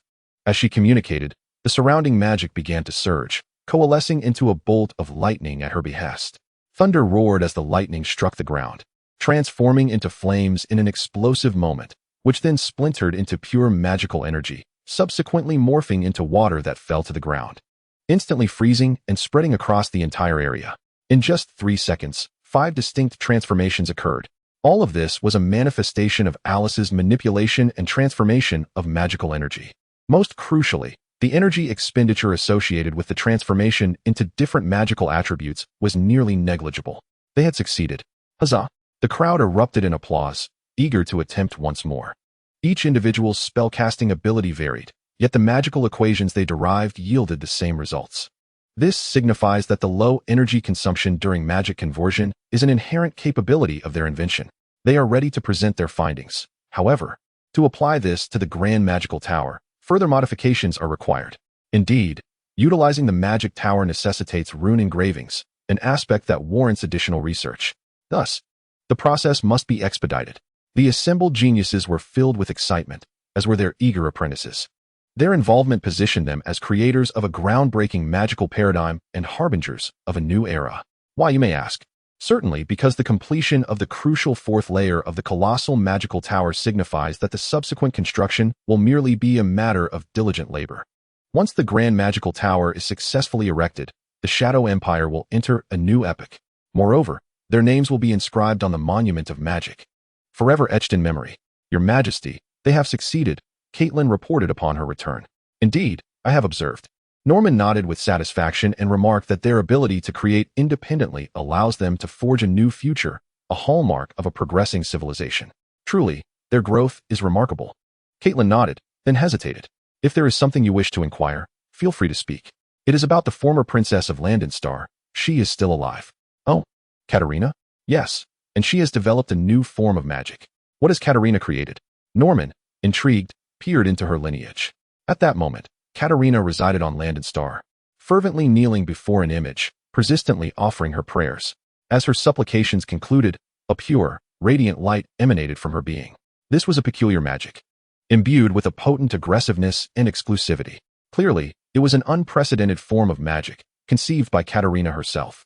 As this extraordinary white light blossomed, it released a beam invisible to others, which then flew towards Norman. Oh, Norman gazed at the light, imbued with a pure essence of wishful power, beneath which lay Katarina's hopes and desires.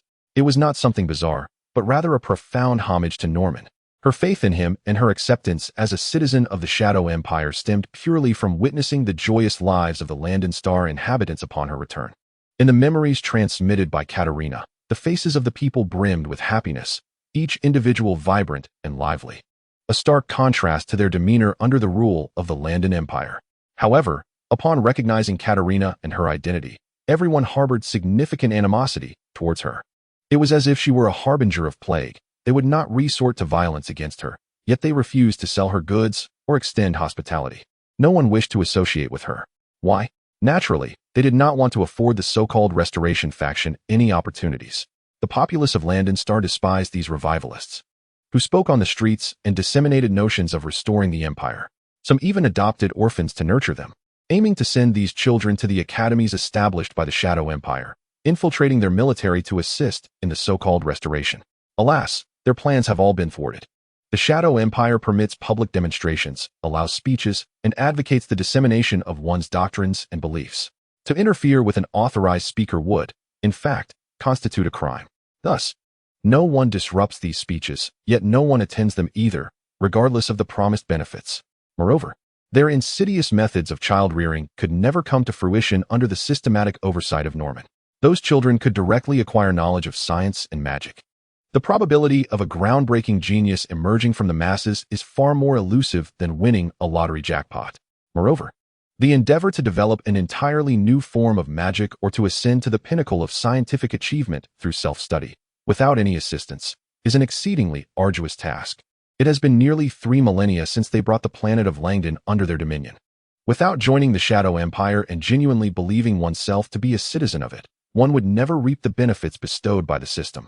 Furthermore, the true power structures and significant positions within the Shadow Empire are reserved exclusively for those loyal to the Empire and to Norman. Those who remain unrecognized by the Empire or who do not acknowledge their allegiance to it are entirely barred from entry. Those who embrace their identity as subjects of the Empire, who affirm their loyalty to Norman, inevitably transform into his staunchest adherents. From the outset, this has been an inextricable dilemma. It was witnessing the transformation of those children after their exposure to the Empire that allowed Katarina to set aside her reservations and to begin understanding the Shadow Empire and Norman. Ultimately, as Norman had foreseen, 30 years after he released Katarina, she acknowledged her identity as a citizen of the Shadow Empire and devotedly pledged her loyalty to Norman. With the Empire's progress and witnessing the evolution of the populace's lives, her fidelity deepened and solidified, leading her to grow ever stronger, enduring until the present day. Now, in her current state, Katarina, through a millennium of unwavering prayer, has transitioned from quantitative to qualitative change, naturally triggering the miracle of magic and establishing an entirely new system. Although I do not have a particular fondness for this form of magic, diversity is an inevitability, so let it be. With a wave of his hand, Norman granted Katarina's prayer. As Norman responded, a radiant white light entered his being, bestowing upon him the power derived from faith. In return, Norman imparted a portion of his strength to Katarina. Empowered by Norman's borrowed strength, the prostrated Katarina suddenly erupted with formidable energy. Her rank soared from the surface level to the pinnacle of planetary status, a mere half-step away from galactic level. This exemplifies Norman's might, representing the insurmountable chasm between supergalactic and galactic tiers. Just a fragment of power is sufficient to elevate an individual to the foremost echelon of the cosmos. Katarina lifted her gaze, her exquisite features momentarily reflecting surprise, which swiftly morphed into a more resolute devotion. She once more knelt, offering her most sincere and pure faith to Norman. Surrounding her was a force of darkness and shadow, obscuring the sacred halo she had previously gathered. The formidable power emanating from the darkness enabled her to wield the forces of shadow at will, to communicate and pray to Norman, and to act as his envoy in exercising a portion of the powers of darkness and shadow.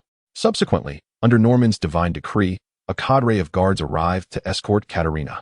As Katarina stepped out of the door, the first Shadow Saint of the Shadow Empire was born. The ceremony in the realm of light culminated here. Let us all cheer for Jian. The square erupted with fervent applause and jubilant shouts. Draped in the Ultra cloak and adorned with a Medal of Honor, Jian smiled and waved to the crowd. Behind him stood Belial, whose contributions were nearly on par with Jian's, yet he was deprived of the Ultra cloak. The King of Ultra's congratulations, and even a mere mention from the host. It was as though the crowd had deliberately chosen to forget him. Amidst the cheers, Belial silently withdrew to the corner. The only one who noticed was the King of Ultra. The magic cast by that mysterious figure is truly terrifying. The King of Ultra sighed. The reason Belial was overlooked by the masses was partly due to his own disposition. However, a significant portion stemmed from the dark power unleashed by Norman, which carried a sinister curse. This curse did not affect Belial himself, and it could hardly be deemed a curse at all. Rather, it functioned as a form of protection. It diminished Belial's presence, rendering him somewhat invisible in crowded settings. While this might seem trivial to others, for Belial, who yearned for attention, it was a crushing blow. Yet, the King of Ultra had no remedy for this enchantment. Truly, there was no solution. This was protective magic, and dispelling it like a curse was futile. As various events unfolded, Belial's discontent grew ever more intense. His grievances were not solely directed at Jian. In his perception, everyone ignored him, and Jian's achievements were merely a reflection of Jian's superiority. Ultimately, it all boiled down to power, and he now craved strength. It was this desire that emitted a powerful resentment, attracting another entity from the cosmos. Another millennium passed, and it was said that Jian had adopted a son named Zafi. Was this Ultra worth noting? Certainly, as he might become exceedingly powerful in the future, though opportunities to act were scarce. Your Majesty, Katarina requests an audience. Norman set aside the documents in his hand and replied, "Bring her in." Katarina approached the palace, kneeling respectfully before Norman. "Katarina, I greet your Majesty." Norman smiled at her, saying, "I did not expect you to choose to join us." At these words, Katarina lifted her head. The transformation of her bloodline had rendered her even more beautiful. Though shrouded in dark power, she appeared utterly pure. This was the true nature of her magic, unaltered by strength. Not only did it transcend the realm of the Shadow Empire's pure dark magic, but even when wielding malevolent curses, she would still radiate this sacred quality. She cast a glance at Norman and remarked, "I have witnessed the lives of the original Landonians. Their existence has improved, a phenomenon unprecedented on Landon. They have long since discarded the Landonian Empire into the annals of history. Everything I have done was in pursuit of transforming their lives, and the Shadow Empire has indeed succeeded in that endeavor. This is precisely why I am willing to serve." Norman nodded, responding, "The Shadow Empire requires no religion. For the subjects of the Empire, faith is of little consequence. I share your sentiment. Thus, your belief in magic may not find acceptance among our people, yet it constitutes a commendable magical system. Would you be willing to propagate your faith in another world? Is this the reason you have designated me as a saint?" Katarina inquired. "Indeed, I have glimpsed another world from a higher dimension, a universe akin to our own, populated by extraterrestrials and monsters, yet devoid of our kind in the land of light. Your mission is to spread faith there and cultivate more followers." As Norman spoke, he handed a coordinate to Katarina. "Understood." Katarina accepted it, rising to depart towards the site of the malevolent Bagaru. The evil Bagaru can no longer be considered merely a secret weapon. It serves as a designated point connecting to higher dimensional spaces. Soon, Katarina entered the higher dimensional realm, traversing into another universe via the designated coordinates. The higher dimensional space is a unique and singular expanse, interlinking the entire Ultra universe.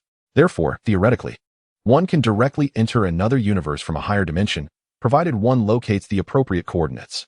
However, due to the peculiarities of the higher dimension, everything within remains unknown. Entry must be anchored by the malevolent Bagaru to prevent detection by other entities within that realm. While Norman currently harbors no concerns about those entities, he is reluctant to expose himself or the Shadow Empire. This aversion to revelation has led him to abandon plans of entering other universes through higher dimensional spaces. Now, with a sufficiently capable pawn who can be discarded at any moment, he finds an opportune moment to explore other universes.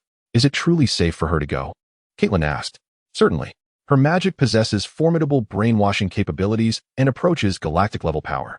As long as she can establish her footing without being discovered, she will swiftly be able to rally a legion of devotees. Norman chuckled and continued. This legion need not bear the name of the Shadow Empire. They simply need to believe in the dark-hearted king and embark upon cosmic conquests.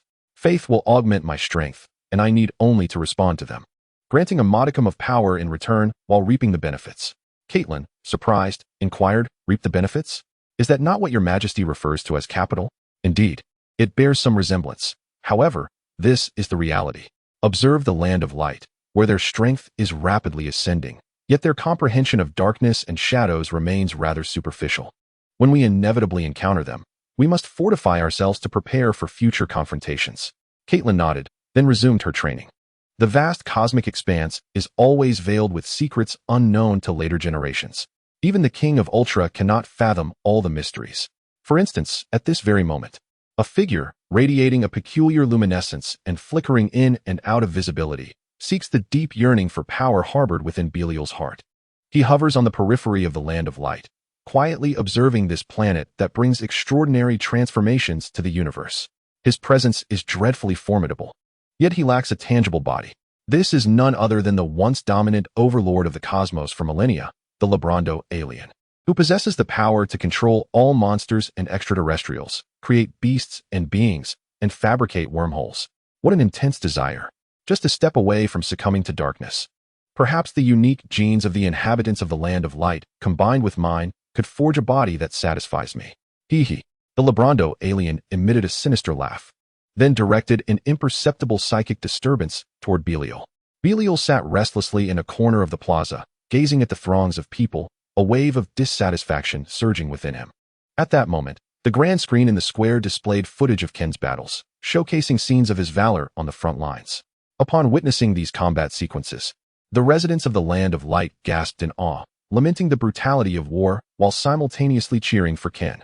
In the 58th segment, Ken was sculpted into a hero of the land of light, for they desperately needed a champion. Yet, in the incessantly replayed footage, Belial's presence was glaringly absent. He had been forgotten. With a crunch, Belial clenched his fists tightly, his heart ablaze with fury, yearning to unleash it yet uncertain of how to do so. He recalled the moment he witnessed Ken battling the ambulance. This memory led him to think of a subsequent confrontation, or rather, a test between two formidable beings. The figure shrouded in darkness, though slightly weaker than the King of Ultra, possessed the power to contend with him. In Belial's perception, this was achieved through the might of darkness. Is darkness truly endowed with such formidable strength?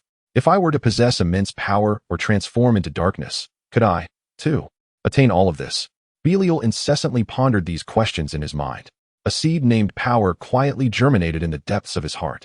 Concurrently, as these thoughts arose, he naturally recalled the enigmatic figure he had encountered previously. If I were to locate that individual, would he assist me? No. The outside search would be too troublesome. There is an opportunity right here. At this moment, Belial, influenced by the Reblando aliens, felt an overwhelming thirst for power that intensified to the point where he sought it actively. Thus, he gazed upon the pinnacle of the land of light, the plasma spark tower. Perhaps I might venture there. Belial was inherently impulsive and action-oriented. However, this time, his desires were not purely his own, but rather the seeds sown by Norman and the temptations of the Reblando aliens. This led to an internal conflict of great magnitude. He perceived that his nation had betrayed him. Those around him seemed indifferent to the merits he had earned, instead idolizing the might of others. He yearned for power, but was reluctant to forsake his beliefs entirely. He contemplated acquiring the formidable strength from the plasma spark tower. Yet he understood that removing it could potentially freeze the land of light in an instant. This contradiction continuously tormented Belial. Amidst such turmoil, He spent yet another millennium in a state of disarray, refraining from battle and instead honing his light manipulation and physical techniques within the confines of his home. Yet today, he ventured out. Belial arrived at the headquarters of the Cosmic Guard. With the support of the Baltan Trading Company, the survival rate of the warriors from the Land of Light significantly improved over this millennium of conflict, and the resources brought back multiplied. Not only did they repay the newly acquired loans, but they also established a fair trade agreement with the Baltan Trading Company, rebuilding the once dilapidated Land of Light and constructing an outer space base, now the headquarters of the Cosmic Guard. As Ken turned to discuss matters with others, he spotted Belial and approached him with great delight. "Belial, how have you been?" He extended his hand, eager to reconnect with his old friend. For a millennium, whenever he had a moment, he would seek out Belial, but Belial consistently eluded him. Now, at last, he was willing to emerge, which was a positive sign. "I wish to spar with you, to see how much I have progressed." Belial composed himself, striving to suppress the surging anger within, as he too desired to gauge the current disparity between them. "You wish to spar with me?" "Certainly. Right now?" Ken was somewhat taken aback, but quickly acquiesced. "Yes." Belial nodded affirmatively. The chief officer and several others, who were engaged in discussions about upcoming battles, hesitated to speak. They were strategizing on how to expel the Ampera Empire from the 78 Nebula. Any delay could jeopardize their campaign and lead to dire consequences. Yet Ken waved his hand dismissively, leading Belial to the arena, where he opened a private training room. "Come on, Belial. Let me see how much my dear brother has progressed." Ken loosened his cloak and assumed the fighting stance they had practiced together in the past. As Belial beheld the scene, a fleeting glimmer of nostalgia flickered in his eyes, momentarily alleviating the weight upon his heart. "Very well, allow me to show you," he declared, charging towards Jian with remarkable speed. Proficient in claw strikes, he swiftly unleashed a flurry of 4 claws, effectively sealing off any potential escape routes for Jian. "Bring it on." Jian responded with a grin, retreating just enough to raise his hands and block Belial's arms. Belial's pupils constricted, prompting him to alter his tactics and launch a series of relentless attacks. Unfortunately, each strike was effortlessly thwarted by Jian, who, with mere punches, possessed sufficient strength to dismantle Belial's efforts. This disparity was not merely one of technique, but rather a fundamental difference in physical prowess and strength. He and Jian existed on entirely different planes. "Why has it come to this?" Belial knelt, staring vacantly at his own hands. "In truth, you have made significant progress, Belial. Were it not for the true power, I fear I might not have been able to contend with you at all," Jian remarked, stepping forward to extend his hand. Belial gazed at Jian, who smiled and nudged his hand forward once more. The sight of Jian's smile struck Belial as painfully bright, while Jian's words dripped with irony. "If it weren't for the true power?" he scoffed. "Indeed, he possesses the strength of inheritance, inherently superior to me. I too require strength." With a sharp motion, Belial brushed Jian's hand aside, rising in a daze and retreating to his quarters. Jian stood there, bewildered, gazing at his own hand before turning to the retreating figure of his friend, a wave of foreboding surging within him. A voice within urged him to pursue, lest he risk losing a comrade in battle. Just as he resolved to follow, the alert sirens of the Cosmic Patrol headquarters blared ominously. "What is happening?" After much hesitation, Jian propelled himself towards the Cosmic Patrol. Before he could land, he inquired about the situation from the approaching personnel. "A squad of monsters from the Ampelia Empire is advancing towards us. They attacked one of our outposts but were repelled. However, we have discovered a significant number of troops in their rear. This could very well be the final counteroffensive from the Ampelia Empire. They are taking the initiative. All units prepare for battle. We must strive to defeat them decisively." "Yes." The Ultra Warriors responded in unison, soaring into the cosmos. Jian too joined them, ready to command from the front lines. Meanwhile, as they departed from the Land of Light, Belial also made his exit, though his destination was not the battlefield. It led instead to a realm saturated with dark power, near the Baltan Trading Company. The Baltans' use of dark energy was known even to the Land of Light. Yet, their guise was rather convincing. They utilized dark forces solely due to their home planet's circumstances, preferring trade over combat. It was merely out of necessity for a dark environment that a living area was established in this commercial establishment. Belial arrived here, seeking to locate Quidduck, inquiring whether he could bestow upon him some dark powers to experiment with. He desperately needed to grow stronger. "Is Quidduck available?" Belial inquired at the reception desk. The Baltan receptionist looked up and responded, "Ah, Lord Belial. If you seek the esteemed merchant, I can facilitate your connection." "So simple? He must be quite busy. Is an appointment not required?" For others, it would certainly be necessary, but the esteemed merchant has instructed that should Lord Belial come seeking him, he must be contacted immediately. I see. Then please assist me in reaching him. Belial nodded, feeling somewhat despondent, a shadow of his former self. I have made the connection, and even arranged for you the finest suite. Please, follow me. Belial was escorted into a lavish suite, where at the center of the room loomed an enormous screen. Hello? Shortly thereafter, Quiddick's visage appeared before Belial. Long time no see, my friend. Why do you look so haggard? Quiddick remarked. Let's cut to the chase. Can you assist me in acquiring some power? Oh. Quiddick displayed a look of surprise and chuckled. My old friend, this is rather uncharacteristic of you. To come and test me. This is no test, Belial replied, somewhat embarrassed, as he sank into a sofa designed for Ultramen, weary in demeanor. I need strength. Ken is growing ever more powerful. I just sparred with him, and I was utterly defeated. As he spoke, the fury within him became increasingly difficult to contain. Yet they rally behind Ken, for he is the mightiest among the Light Kingdom, second only to the King of Light. They require Ken's formidable prowess to safeguard the Light Kingdom, and thus they disregard my contributions. Even Mari. It is precisely because I cannot surpass Ken that all of this has transpired. If I too possess strength, capable of unleashing greater potential, I could certainly become the captain of the Cosmic Patrol. So, my old friend, can I trust you? Belial gazed at Quiddick, his eyes brimming with an unusual ferocity, as if the mere utterance of a negative response from Quiddick would incite him to rend him apart like a beast. Of course, my friend. Quiddick replied without a hint of hesitation, resolutely stating, you can trust me. After all, you are the first individual from the Light Kingdom I have encountered. Besides, I find you more agreeable than that, Ken. Your straightforward nature suits us Baltans far better. Is that so? Then can you procure for me dark powers? Belial inquired. Forgive my presumption, but may I ask why you are so intent on obtaining dark powers? Quiddick retorted, as Belial hesitated for a moment. He finally spoke. After battling the Ampelans, I witnessed another conflict where an entity wielding dark powers was able to contend with the King of Ultra. Perhaps it is not solely the power of light that is formidable. The power of darkness may also be harnessed, potentially even surpassing that of light. Although I am not adept at nor do I relish combat, the strength of darkness is indeed formidable. If you truly wish to seek the power of darkness, Quiddick suddenly paused. This piqued Belial's curiosity, making him increasingly impatient. Do continue. Quiddick hesitated, then spoke vaguely. I have merely heard a rumor that, 300 light-years beyond the 78 Nebula, there exists a malevolent king, a master of darkness, possessing powers that exceed those of the Ampelans. However, I cannot ascertain its veracity. Tell me the coordinates. I shall owe you a favor. Belial replied after a moment of silence. Very well, my friend, but you must be cautious and stay safe. Quiddick hesitated once more, then sent a set of coordinates to Belial. Thank you. Belial confirmed the coordinates and subsequently took flight towards their location. As he watched Belial's departing figure, Quiddick, utilizing the power of his bloodline, contacted his sovereign to relay the news of his successful plan.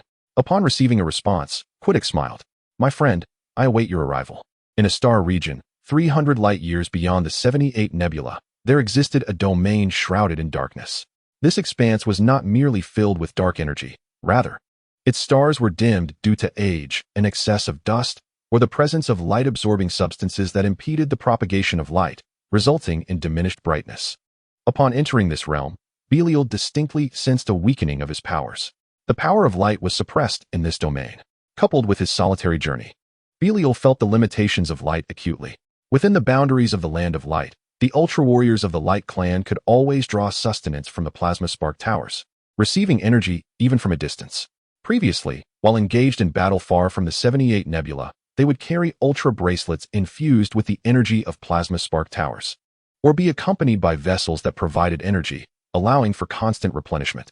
In those times, the limitations of light were not as pronounced. However, having departed from such resources, Belial discovered that the vast majority of the universe was engulfed in darkness. Indeed, darkness is the power I seek. Belial rejoiced, embarking on a quest to find the malevolent king that Quiddick had mentioned. Despite the ominous connotation of the name, Belial sensed that the entity might not be as malevolent as suggested by the title. After all, even someone like Quiddick, who abhors war, refrains from speaking ill of others. It is evident that the counterpart is certainly not a warmonger like the Ampelian. Where could they be? Belial felt a surge of irritation as he hovered around, searching for the so-called Darkheart King. Norman stood upon a white dwarf, observing Belial as he flitted about. The gravitational pull of the white dwarf was immense. Even a being of light like the Ultra Warrior would find it nearly impossible to escape once ensnared. However, Norman could employ magic to open a portal, leaping into higher dimensions to evade the white dwarf's gravitational grip.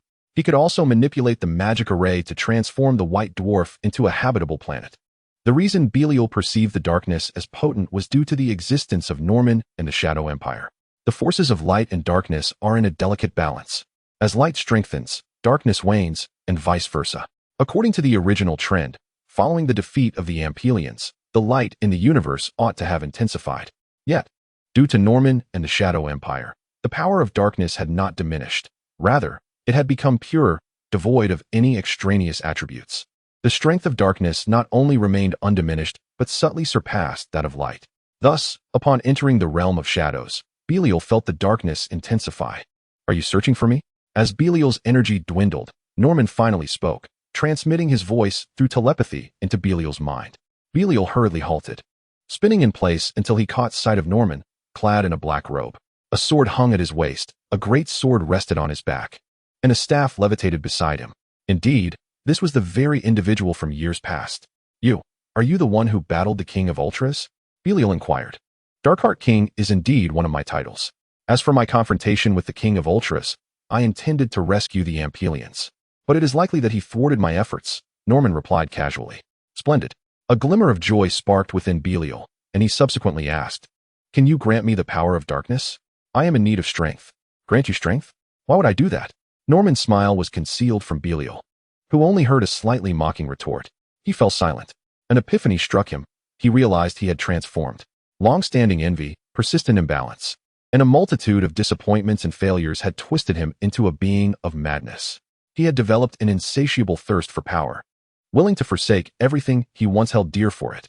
After all, the former version of himself would have never yearned for the power of darkness, nor allowed anyone to mock him so brazenly without retaliation.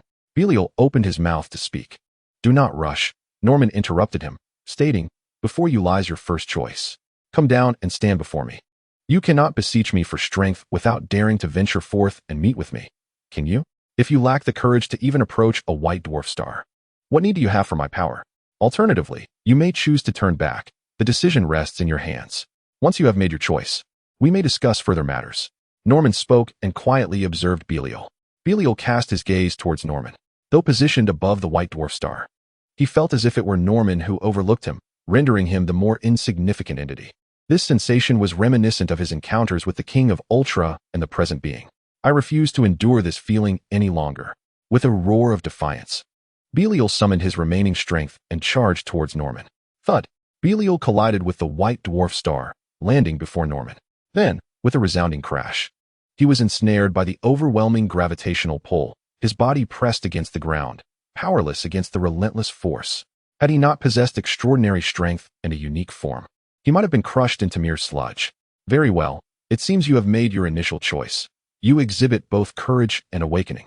Norman nodded and remarked, "I can lend you the power of darkness, but the question remains, what can you offer me in return?" This was indeed a profound inquiry, leaving Belial momentarily speechless. Indeed, he sought dark power from another. What could he possibly provide in exchange? After so many years, one should understand that everything comes at a cost. If you cannot pay the price, you shall not receive an equivalent reward. What is offered for free is often the most costly. Belial found himself at a loss for words, struggling to raise his head to meet Norman's gaze, yet the formidable gravity rendered him immobile. "I can bestow upon you the power of darkness, but where will that power lead you? Back to the land of light.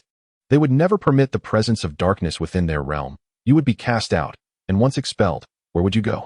Norman, embodying the wisdom of an elder, elucidated the repercussions of Belial's pursuit of power.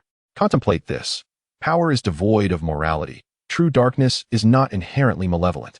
If you come to a clear understanding, you are welcome to return to me at any time. And if you find yourself without a refuge, you may always seek solace here."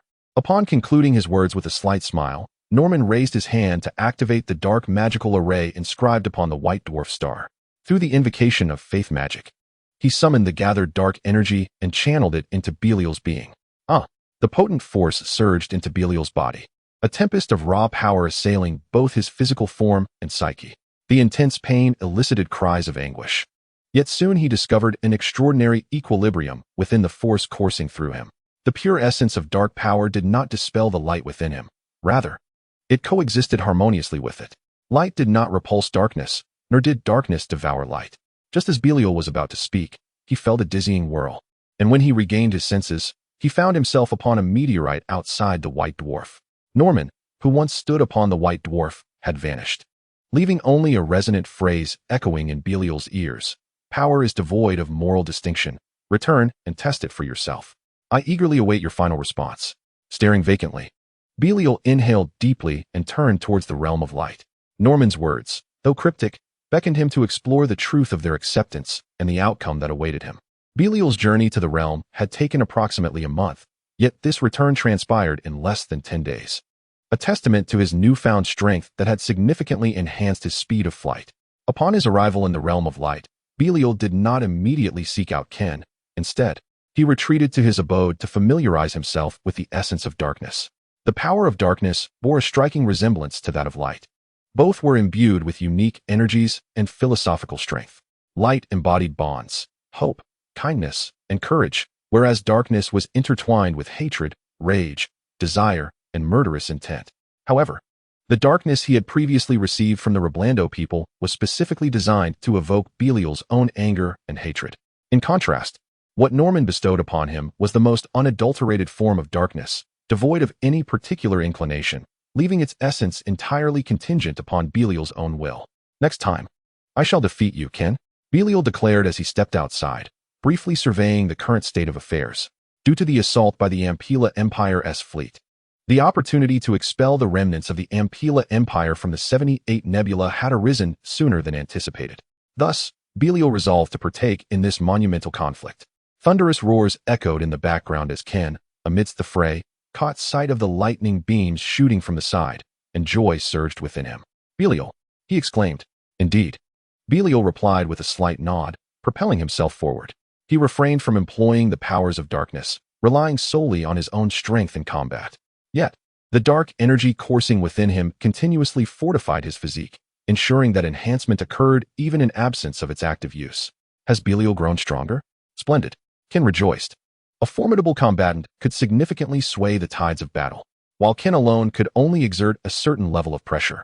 The emergence of Belial as a fresh force on the battlefield would deliver a devastating blow to the last vestiges of the Ampila Empire. All forces, heed my command. Advance with Belial and me. Break through from both flanks. Under Ken's command, the Ultraman warriors instinctively divided. A faction trailed the advancing Belial, while another surged forth alongside Ken. Soon, the defenses of the Empyrean Empire fleet were obliterated by the combined might of Ken and Belial. Amidst ceaseless bombardments of radiant energy, the final remnants of the Empyrean fleet within the 78 Nebulae met their demise. Subsequently, the Ultraman warriors soared outward, embarking on a quest to locate the remaining factions of the Empyrean Empire. Ken, eager to seek out Belial, caught sight of him hovering in the distance, gazing back. I await you in the arena, he declared, before vanishing like a fleeting light into the horizon. Contemplating Belial's retreating figure, Ken handed over command to his lieutenant and followed towards the Land of Light. At the outskirts of the Land of Light, a whirlpool suddenly emerged atop a small asteroid, unfurling into a portal through which Norman and Caitlin stepped. Gazing upon the Land of Light, now within reach, Norman casually conjured a magical array and set down 2 chairs with backs, taking a seat. As a battlefield journalist of the new era, he felt it imperative to witness the impending cosmic spectacle firsthand. How many years have passed since we entered the age of space exploration? He mused. In a few more years, we will reach the 10th millennium, Caitlin replied. Time indeed flies. Were it not for the protective enchantments of temporal magic and the immersive pursuit of knowledge, many would struggle to withstand the burdens of existence, Norman sighed. The transition from ephemeral beings to those of longevity inevitably invites such psychological strain. Even the eternal beings, devoid of ambition or pressure, may succumb to an abyss of existential void, ultimately leading to their own ruin under the weight of indulgence and desire. The Land of Light stands as a unique anomaly. It was the establishment of their initial goals that truly defined their righteous path. After all, who among us could remain steadfast in the pursuit of justice after witnessing the myriad shadows and tragedies that unfold over millennia? Even the Shadow Empire, after 10,000 years, must concede that darker ideologies have crept into its midst. Many, having lived for so long and experienced all that life has to offer, begin to feel an overwhelming sense of emptiness and ennui. The majority devote themselves entirely to the pursuit of magic or science, seeking to uncover the ultimate truths of these realms. A select few, however, engage with the populace, striving to enrich the lives of those whose lifespans continue to extend, all while adhering to legal and traditional frameworks to cultivate new forms of entertainment. Meanwhile, more radical factions find themselves exiled to fringe planets, distanced from society, where they delve into the study of dark magics of peculiar nature, such as curses and malevolent sorcery. While the circumstances may resemble those faced by a certain emperor, Norman's grip over the situation is far more formidable. The emperor shies away from controlling the thoughts of all, for such subjugated minds cannot withstand the encroachment of the four small beings. The subtle and pervasive influence of the system is far more terrifying than the four little ones. Norman possesses absolute control over the entire empire. Those within the empire are undeniably subject to his influence. Even those who embark on the study of magic with peculiar or even sinister properties are swayed by Norman, constantly preoccupied not with conquest and devastation, but rather with survival and self-control. That said, such occurrences have not transpired in the Land of Light, at least not yet. The temporal magic of His Majesty safeguards everyone, yet they remain unaware of the potential doubts it may instill in Caitlin. Trust is reciprocal. Without clear communication, even a trivial matter could lead to irreparable rifts. The number of formidable individuals among the populace is indeed increasing, is it not? Norman inquired. Yes, according to incomplete statistics. The surface-level combatants in civilian ranks have reached a staggering 100 million, if not more. It is believed that in another 10 millennia, our entire citizenry will achieve surface-level prowess, evolving into a superlative civilization akin to the Land of Light. Inevitably, they will eventually come to this realization. Once the average strength of the populace reaches planetary level, they will qualify to study time magic. Norman chuckled and said, "Please, take a seat. The grand performance is about to commence." With a wave of his hand, a curtain unfurled before them, revealing the two figures of Belial and Jian, who had returned to the arena. Their second match was about to begin. "Belial, it brings me great joy that you have come to participate. Together as brothers, we shall surely lead the Land of Light in safeguarding justice." Jian earnestly expressed to Belial, having long desired Belial's return to lead the Cosmic Guard alongside him. However, upon hearing his words, Belial merely scoffed in disdain. Spare me your captain's rhetoric. Today, I shall defeat you." With that declaration, Belial launched a powerful punch directly towards Jian's face. Jian sidestepped and retreated, responding, "Very well, if you wish for a contest, then let it commence." With that, Jian no longer held back, swiftly attacking with rapid punches that not only boasted incredible speed, but also remarkable power. Belial, undeterred, met him head-on, throwing his own punches in retaliation. Boom! The collision of their fists produced a thunderous explosion, sending shockwaves rippling outward from the point of contact, lifting the surrounding floor. This direct confrontation left both Belial and Jian astonished. Jian marveled at the growth in Belial's strength, while Belial was taken aback by the enhancement granted by dark power. "Belial, your strength!" Jian exclaimed in surprise. In response, Belial remained silent and threw another punch. "Come at me." Jian, invigorated, began to engage earnestly with Belial. The intensity of their exchange escalated, growing faster and more exhilarating. Yet, with each clash, the pressure on Belial mounted increasingly. As the battle raged on, he grew increasingly formidable, swiftly discerning Belial's attack patterns and promptly devising countermeasures. How infuriating! If only Belial possessed teeth, he would surely be gnashing them in frustration. Despite my relentless efforts and my willingness to humble myself in seeking power from others, why, oh why, can I not surpass him?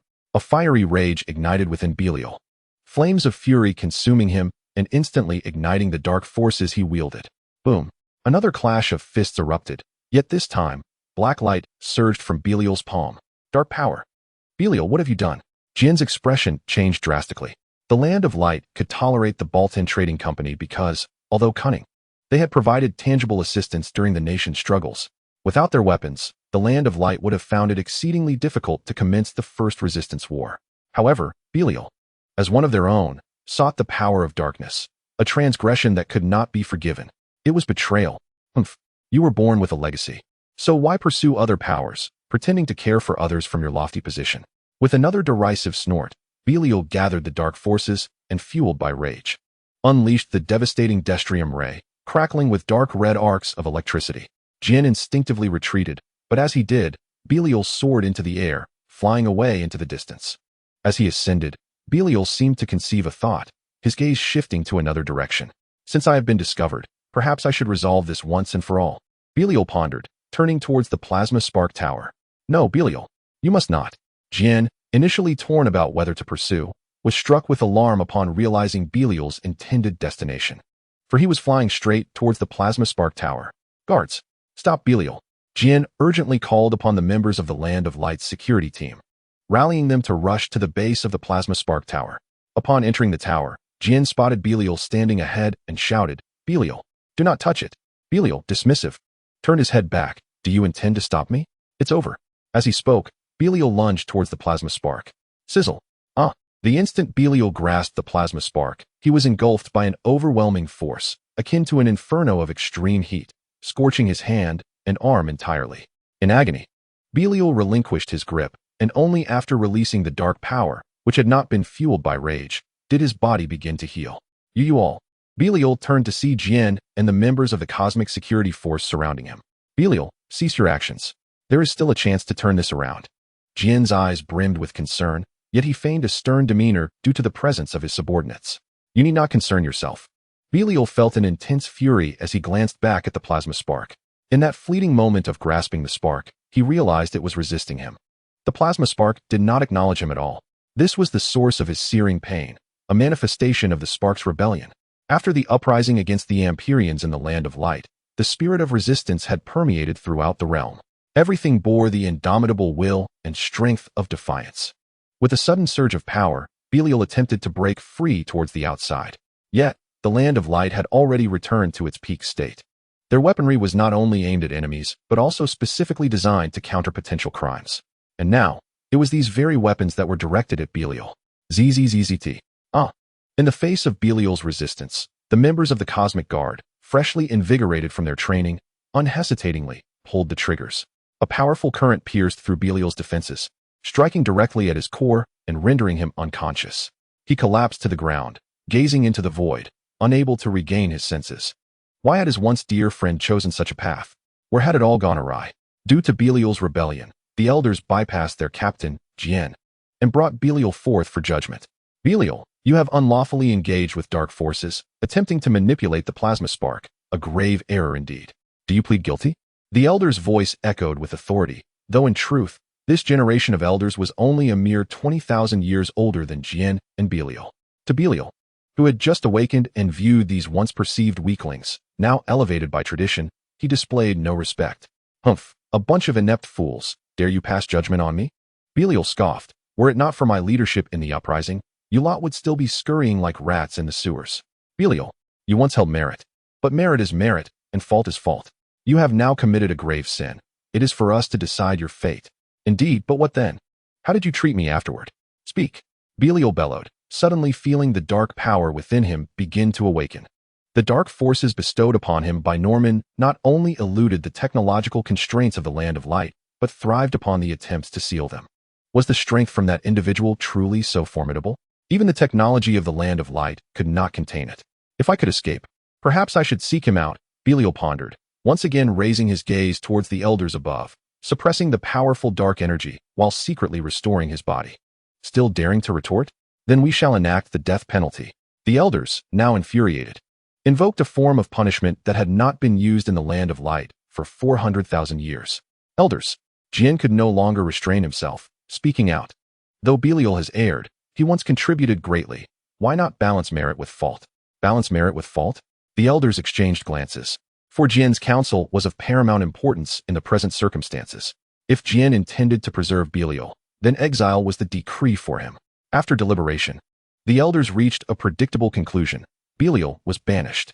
The condemned Belial was shackled and escorted to the outskirts of the Land of Light, where he was cast into the vast expanse of the cosmos, relinquished to drift into the unknown. At long last it had arrived. Norman, who had been observing the entire affair, broke into a smile. With a wave of his hand, as Belial was on the verge of entering a mysterious realm, he conjured a super magic circle that merged the forces of time and space. With a hum, the magic circle unfolded, and Belial naturally found himself ensnared within it. However, The Belial who entered the magic circle was a version poised to traverse the mysterious space, the so-called Belial of the previous second. Outside the magic circle, Belial's silhouette remained visible, yet it was the Belial of the next second. The Belial within the circle existed in a peculiar state, suspended between the past and the future, reminiscent of a relative time constraint often seen in web literature, though not yet of that magnitude. Where am I? Belial landed, yet his bindings remained intact. We meet again. Norman and Caitlin, cloaked in dark robes, loomed before Belial, having grown in size. Evil King, what brings you here? I was just looking for you. Upon seeing Norman, Belial was initially taken aback, followed swiftly by a surge of elation. Please, free me from my restraints. I am willing to join you. Willing to join me? Indeed. Belial nodded earnestly, presently in a state of guidance, slowly drifting towards malevolence, yet retaining his original resolve deep within. Now that he had been cast out by the land of light, he was free to determine his own allegiances. Joining is acceptable, but you must undertake a certain task. What task? There is an ancient soul wandering through the universe that has set its sights on you. It seeks to inhabit your body, but shall also bestow upon you formidable power. Norman smiled as he continued, I am intrigued by its power, yet my intent is merely to study it. Both the power and the entity can be yours. I shall inscribe a magic circle within you. If you feign a state of despair to lure it into your body, my magic circle will bind it, preventing it from affecting your thoughts. In doing so, you can seal it away and become its vessel, freely wielding its strength. This will serve as your pledge of allegiance. Dare you to attempt it? Are you suggesting that if I succeed, I may acquire its power, while you merely wish to conduct research? And what if I fail? Belial was momentarily taken aback. Could such fortune truly exist in this world? Or was it that since leaving the land of light, my luck had turned for the better? No. It was upon encountering the evil king that my fortune began to flourish. This was indeed a fortuitous encounter.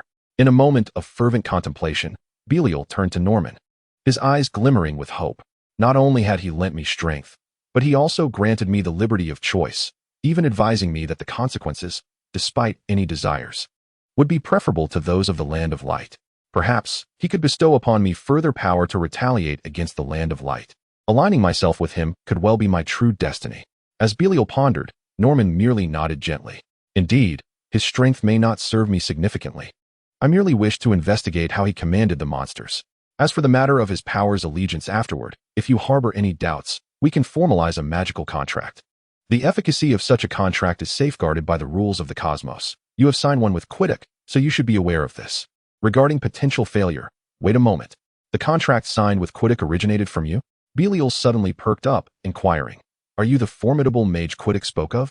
I am indeed a mage, though the term formidable might be an understatement. Superb would be more fitting, Norman replied with a smile, then continued, should failure occur.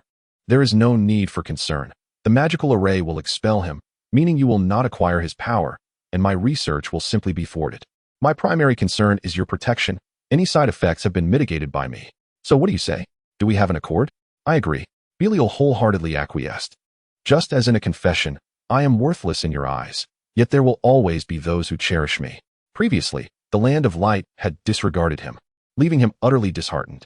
Yet now, with Norman's considerate gestures, bestowing power, presenting opportunities, and primarily ensuring his safety, the contrast was stark.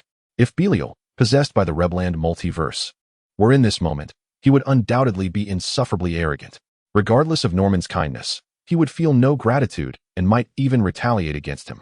However, the current Belial remained innocent. His inherent goodwill had not faded. Upon feeling respected and valued, all he could conceive were feelings of gratitude and a desire to reciprocate. Now, hold still. Norman raised his hand, infusing Belial with protective magic, temporal and spatial enchantments, as well as an enormous sealing array, all concealed beneath a veil of shadow. All is set. To the outside world, nothing has transpired, not even for a second. You need not pretend, simply follow the rhythm of your counterpart. With a smile, Norman, before Belial could fully comprehend the situation, cast him out of the magical array's confines. Thud. Upon departing the magical array, Belial instantly landed on an asteroid, stirring up a cloud of dust. Damn it, how could this be? Just as Belial opened his mouth to speak, an immensely powerful source of energy materialized before him. Belial, do you desire great power? Do you wish to strike back at the land of light? A haunting voice resonated through the air as Belial lifted his gaze, encountering a manifestation of thought or, more aptly, a collective of consciousness. Upon recognizing the distinctive head before him, Belial identified the being as a Reblondo alien. The Reblondo alien hovered, emanating an aura of darkness and malevolence. This eerie dark force induced a profound discomfort within Belial. It was an essence of evil, chilling, profound, and imbued with a terrifying scent, characteristic of the majority of extraterrestrial beings and monsters. Belial comprehended that the utilization of pure dark energy, devoid of any peculiar attributes, akin to that of the corrupted king, was a rarity within the cosmos. He had no doubt that had he encountered the Reblondo alien without first experiencing the potency of pure darkness, he would have succumbed, yearning for that warped power. Yet, after witnessing the pure darkness showcased by Norman, he formed a resolute judgment. What he desired was a dark power completely under his control, one that would not alter or impose upon him, rather than this force that would transform him against his will. "I want," Belial began, echoing the words of Norman and the Reblondo alien. "Ha ha ha, then embrace me," cried the Reblondo alien as it charged toward Belial, plunging into his body with fervor. "Aya!" Belial felt an immense agony surge through him. As he contemplated resistance, the magical array implanted within him by Norman activated. "Wait, what is this? You dare to conspire against me?" exclaimed the Reblondo alien, astonished and enraged. A formidable magical array unfurled around Belial, intricate patterns radiating outward as if crafted by the most precise instruments in existence, ensnaring the Reblondo alien that had intruded into Belial's being. Time coalesced into golden threads, binding the Reblondo alien in layers, while dark magic secured it, continuously siphoning its power. Space transformed into a purple box, enveloping the ensnared Reblondo alien, diminishing its form, ultimately trapping it within the very core of Belial. "Looks like it's a success. Although your appearance has changed slightly, it's not a significant issue." Norman and Caitlin appeared before Belial, their smiles observing the completion of the sealing ritual. Exhausted, Belial reclined on the ground, gasping for breath as he glanced at Norman. You didn't mention it would hurt this much. It's merely a bit painful when it entered. Now it serves as your large energy reservoir. Have you not felt the enhancement it provides?" "Really?" Belial exclaimed, hastily rising to assess the power coursing through him. As he summoned his energy, a formidable storm of power erupted forth. Boom! Caitlin stepped forward, brandishing her great sword to shield Norman, although it was entirely unnecessary. Upon awakening his latent powers, Belial underwent a remarkable transformation. His distinctive elongated eyes and formidable claws remained, yet he stood tall and unbowed, his posture straight. The predominant hue of his form was still silver, now adorned with intricate black and crimson patterns. This subtle alteration symbolized his resistance against being subdued by power. With Norman's guidance, Belial seized control of his newfound abilities. From this moment forth, he would no longer be a mere vessel of power, but rather embark on a wholly new path. Chapter 80. Belial's Blitz to the Realm of Light. Is this the essence of dark power? Belial mused as he gazed at his massive claws. Though the light had departed from his exterior, his heart remained untainted by malevolence and madness. Retaining his original demeanor, proud yet receptive, devoid of unfounded malice towards others. Perhaps this was a manifestation of dark power. Norman turned to Belial and inquired, "So what shall it be, Belial? Are you willing to join the Shadow Empire?" "The Shadow Empire? Indeed, that is the civilization and dominion I represent. After all, where do you think my title of the Malevolent King originates?" "Ah, I see. I shall join, for I have no other place to go." Belial waved his claw nonchalantly, readily accepting the offer. He had come to view Norman as his benefactor, convinced that aligning with him would yield advantages. Moreover, being personally invited by a ruler of a civilization, a figure of strength rivaling even the Ultra King, was a stark contrast to the indifference he had experienced from the Ultra King. How could he possibly refuse? "Welcome, Belial," Norman said, lifting his magical robe to reveal his appearance. Once Belial recognized him, Norman gestured to open a portal, turning to lead Caitlin through it. Belial, intrigued by the portal, scratched his chin with his massive claw before following suit. Upon emerging from the portal, Belial beheld the entirety of the Shadow Empire. The sky was shrouded in darkness, with only the stars twinkling faintly in the distance. As he gazed downward, he realized he was situated at a vantage point akin to that of the Ultra Square, affording him a view of the sprawling city below. In a world devoid of sunlight, how do you survive? Belial inquired with curiosity. "Through our lineage and magic," Norman replied. "If you truly wish to join and recognize the Shadow Empire as your civilization and nation, you shall learn all there is to know." "Is that so?" "While I am willing to join, I find myself entirely unfamiliar with your ways," Belial shrugged. He then noticed his claws brushing against his legs, prompting him to absent-mindedly rub them. The library is freely accessible, but you must shrink in size. Our ability to grow is permanent, yet not our default state, Norman explained, shrinking himself and waving a token. Observing this, Belial also diminished in size, accepting the token with a nod. Very well, I shall take a look. After taking just a couple of steps, Belial suddenly recalled the earlier conversation regarding the transaction. He turned back and inquired, "Oh, by the way, weren't you supposed to study the Reblandrons?" Norman nodded, casting an appraising glance over Belial, and replied, "Though the Reblandrons have been sealed within you, a portion of their transformation has indeed succeeded. You have now acquired the genetic traits of the Reblandrons, granting you the ability to control monsters and extraterrestrials. We shall discuss this in detail after a thorough examination. However, I assume you have your own matters to attend to." "Indeed, I shall take my leave then," Belial responded as he exited, navigating his way to the library following the guidance of the token. Upon entering the library, the patrons exhibited no surprise at his arrival. Their expressions revealed a familiarity with his presence. The library was a sanctuary of silence, where inquiries were to be directed to the consultants, and if all else failed, they could seek him out. The librarian handed Belial a credential and then resumed his repose. TCH. Belial clicked his tongue, yet refrained from further comment. The reason was clear. He discerned the librarian's formidable prowess, rivaling his own past capabilities. Such an individual was relegated to the role of a librarian. One could only imagine the true strength of the Shadow Empire. Belial began to peruse the history of the Shadow Empire, embarking on a comprehensive study. His decision to linger was driven by a genuine desire to understand the Shadow Empire, as well as a need for recuperation. Although he had gained immense power, the punishments he endured in the Land of Light, coupled with the injuries inflicted by plasma burns, had yet to heal. What he yearned for was to return to the Land of Light immediately, to showcase the strength he had acquired. Norman had permitted him to stay, intending for him to rest and recuperate, which explained why Norman urged him to first comprehend the Shadow Empire. This endeavor would span a full 5 standard years. Now, 5 years hence, Belial had garnered a substantial understanding of the Shadow Empire. This newfound knowledge instilled in him a faint sense of belonging, at the very least. He now regarded the Shadow Empire as a temporary refuge, or perhaps a second home.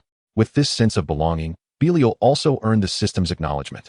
So it is, he mused, bloodlines, magic, technology, all truly wondrous. As he felt the surge of newfound bloodline power coursing through him, Belial experienced an unprecedented sense of ease. The next step was to return to the Land of Light, and let them witness his newfound strength. With this thought in mind, he utilized the general's token bestowed by Norman to traverse from the Shadow Empire's portal to the frontline outpost. Following the memories of the Reblandrons, he journeyed to a certain star region in search of the legendary ultimate combat instrument. This must be the place. Soon, with the aid of Leonix's bloodline power, Belial effortlessly retrieved the ultimate combat instrument. Subsequently, without a moment's pause, he embarked on a relentless quest, seeking one planet after another, summoning formidable beasts, ultimately converging upon the monster graveyard, situated perilously close to the Land of Light. "Come forth, my monsters." With a crackling sound, Belial raised the ultimate battle instrument, reviving several monsters from the graveyard. Gazing at the legion of beasts before him, Belial's lips curled into a sinister smile as he aimed the instrument toward the Land of Light. "Let us charge into the Land of Light." The monsters roared in unison, rushing towards their destination. Meanwhile, the Land of Light, having enjoyed nearly 6 millennia of tranquility, had minimal defenses aside from essential security measures. Taken by surprise by the sudden onslaught of the monsters, chaos ensued within the Land of Light. Enemy attack. As alarms blared, the station Cosmic Guard barely managed to respond, hastily mobilizing to the surface to engage in battle. However, the tide shifted with Belial's entry onto the battlefield. With a thunderous crash, he effortlessly obliterated over a dozen Cosmic Guard warriors into shimmering particles of light, then directed his monstrous horde toward the Plasma Spark Tower. He sought to avenge past grievances, illustrating to the inhabitants of the Land of Light the true essence of darkness. Belial. At that moment, a youthful voice resonated. A young silver Ultraman bravely stood before Belial. "Oh, you are the one they call Zophi?" Belial observed the youthful figure of Zophi, a grin spreading across his face. Zophi, raised by Ken, had access to the finest resources from an early age, achieving remarkable success. In fact, Belial had even trained Zophi during his formative years. Now, this prodigy had not only matured but also dared to confront him directly, even chastising him. Truly, he was worthy of being Ken's heir. "Boy, Since you are aware of my presence, do not obstruct my path. With that, Belial mercilessly swung the ultimate battle instrument towards Zophi. Unfazed, Zophi calmly unleashed the spatium ray. The powerful beam collided with the ultimate battle instrument, rebounding due to the force, allowing Zophi to create distance and subsequently employ his signature 87 ray. As Zophi's distinctive voice rang out, the formidable 87 ray erupted forth, melting the ground beneath it with its searing heat as it surged towards Belial. Interesting. Belial, wielding the ultimate battle instrument in one hand, executed the Belial defense with the other, successfully blocking the incoming 87 ray. He then lifted the ultimate battle instrument with one hand, unleashing a bolt of Belial's annihilating lightning, while simultaneously firing a barrage of black energy orbs. Observing the approaching assault, Zophi, propelled far back by the immense recoil, was left with no choice but to halt his offensive and switch to defense. After forcing Zophi to retreat, Belial stood in place, scratching his chin with curiosity. An astonishing 870,000 degrees of light. Indeed, Ken has nurtured a remarkable successor. Belial chuckled and inquired, "Young one, would you care to join us? We can offer you so much more." "Belial, do you think everyone is like you, willing to forsake their identity for power?" Zophi retorted sharply, charging at Belial once more, appearing utterly naive. "Is that so? What a pity," Belial smirked, and as Zophi lunged forward, he swung the ultimate combat instrument with great force, sending Zophi hurtling away. Boom. Zophi felt an overwhelming impact, and then saw the surroundings rapidly receding, realizing he had been struck out of the land of light by Belial. Belial, still concealing his true strength? This was Zophi's last thought before he could no longer withstand it and succumb to unconsciousness. Humph. Watching Zophi being sent flying, Belial smiled nonchalantly. Had he been completely consumed by darkness, he might have contemplated how to eliminate Zophi to resolve a potential future threat. However, untainted by darkness and with a clear mind, he knew who his true target was. He had come seeking Ken and the Elders. And those members of the Space Guard who attempted to thwart him were not innocent either. Their demise would not matter. Yet Zophi was merely a junior. Their affairs had no bearing on him, and he could spare his life for the moment. Perhaps he could even take Zophi along, to see if he could draw him into the darkness as well. Just as Belial pondered this, a voice rang out from the air. It was Ken, who had rushed back. "Finally decided to show up? If you hadn't, I would have finished off these minions." "Belial, have you completely succumbed to darkness?" Ken descended draped in a cloak, accompanied by a squad of elite Space Guard members, swiftly surrounding Belial. The outer members of the Space Guard launched a rapid offensive, working in teams to clear the surrounding monsters and extraterrestrials. Belial observed their movements, but felt no sense of threat. To him, within the entire land of light, only Ken and the Ultra King warranted his attention. And since the Ultra King was not present, only Ken remained a concern. "Succumb to darkness?" Belial scoffed, saying, "You remain as shallow as ever, seeing only darkness and light, oblivious to the deeper truths that lie beyond. Power knows no morality. The choices we make are entirely our own. Watch closely." As he spoke, the ultimate combat instrument in his hand aimed at Ken, unleashing a powerful bolt of lightning. Boom. The Ultra Warriors surrounding Belial were instantly propelled away, while only Ken raised his cloak to shield against the onslaught. "What are you thinking? Did we force you into this position?" Ken questioned angrily. "Is it not so?" With a slight smile at the corner of his mouth, Belial unleashed yet another strike of the death scythe. Ken cast a deep glance at Belial before shedding his cloak and raising his hand to deflect Belial's assault. A resounding explosion echoed, and amidst the swirling smoke, Belial's form suddenly vanished, reappearing instantaneously behind Ken. A thundering impact resonated as Ken swiftly parried, their arms colliding with a muffled sound, both of them stepping back momentarily. "Belial, your power? Surprised, are you? You think your strength can soar? I can do the same." With a grin, Belial swiped again, while Ken raised his fist to block. The two exchanged blows in a rapid flurry, trading strikes from the ground to the sky and back down to the buildings, demolishing several structures along their path. Empowered by the ultimate battle instrument and bolstered by the strength gained from absorbing the energy of the Raybrondians through Norman, Belial's power was amplified several times over. Even though Ken had attained a mid-level strength within the supergalactic tier, he felt no trepidation, for he possessed comparable might. In the blink of an eye, they clashed thousands of times, each landing with such force that they created deep craters upon their descent, momentarily creating distance to regroup. As both combatants were nearly evenly matched, the damage inflicted from their fists and feet was similarly reciprocal. Now, both were battered and bruised, their stamina and energy nearly depleted. They locked eyes. neither making the first move, each waiting to seize every fleeting moment to fully restore their powers. Ken, fighting on his home turf, was energized by the plasma spark tower, while Belial, in an away match, exhibited a recovery speed that was not significantly inferior. Within Belial's being resided two sources of energy. One, a magical array inscribed by Norman, continuously siphoning the power of light and converting it into dark energy. The other, derived from the Raybrondian, functioning as a power bank from which Belial could draw energy at will. As both warriors neared complete recovery, Belial suddenly launched an assault. Prepare yourself. Ken raised his hand in defense, but as Belial swung the ultimate battle instrument, Ken managed to block with one hand while counterattacking with the other. Boom. Bang. They exchanged blows, but it was Ken who fell. In that fleeting moment, both Ken and Belial had unleashed simultaneous strikes. Although it appeared that both hands wielded the ultimate battle instrument, in reality, Belial pressed down with one hand while the other struck at Ken's side. Belial, Ken felt an overwhelming weakness. The injuries from their previous battle had yet to heal. Did you not expect this, Ken? Belial smirked wickedly, standing before Ken, raising his hand and declaring, "Farewell, Ken. I shall take good care of the land of light in your stead. Farewell, Ken." After Belial finished speaking, he struck forcefully. Yet his attack did not land upon Ken. An invisible barrier shielded Ken from this lethal blow. Don't move.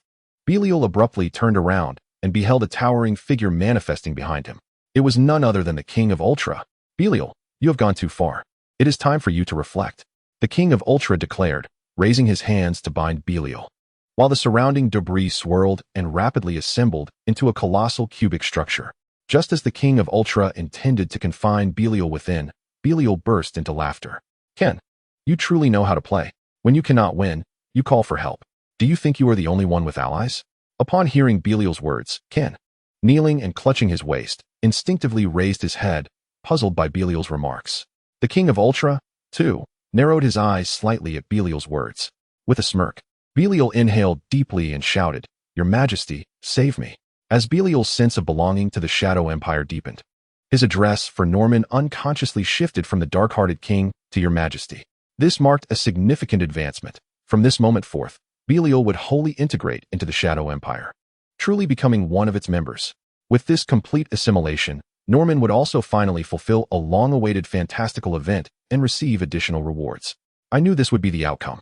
Suddenly, a portal appeared behind Belial, and the gigantic Caitlin stepped forth. "Release him. He is one of us now," Caitlin proclaimed as she swung her sword towards the King of Ultra. A terrifying force surged forth, compelling the King of Ultra to relinquish his hold on Belial. "You bear the aura of that previous dark powerhouse. Did he lend you his strength?" The King of Ultra gazed at Caitlin, astonishment evident in his eyes. For the sword Caitlin had just wielded had already approached the level of a singular universe. "So, you are the legendary Ultra, King of Ultra? You are formidable. I am no match for you now. We shall duel another time." Caitlin's eyes sparkled with battle fervor, yet she had no intention of lingering, nor the qualification to do so. The only reason she could repel the King of Ultra was that Norman had bestowed upon her his power, along with the strength of half a star system temporarily summoned through a magical array.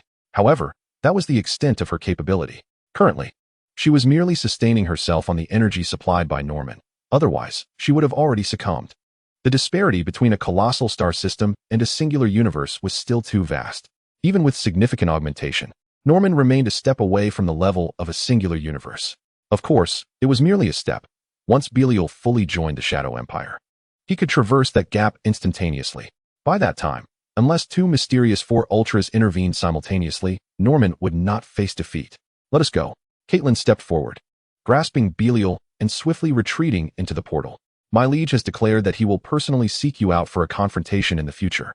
As the portal closed, the King of Ultra stood steadfast, his gaze seemingly able to pierce through the fabric of space.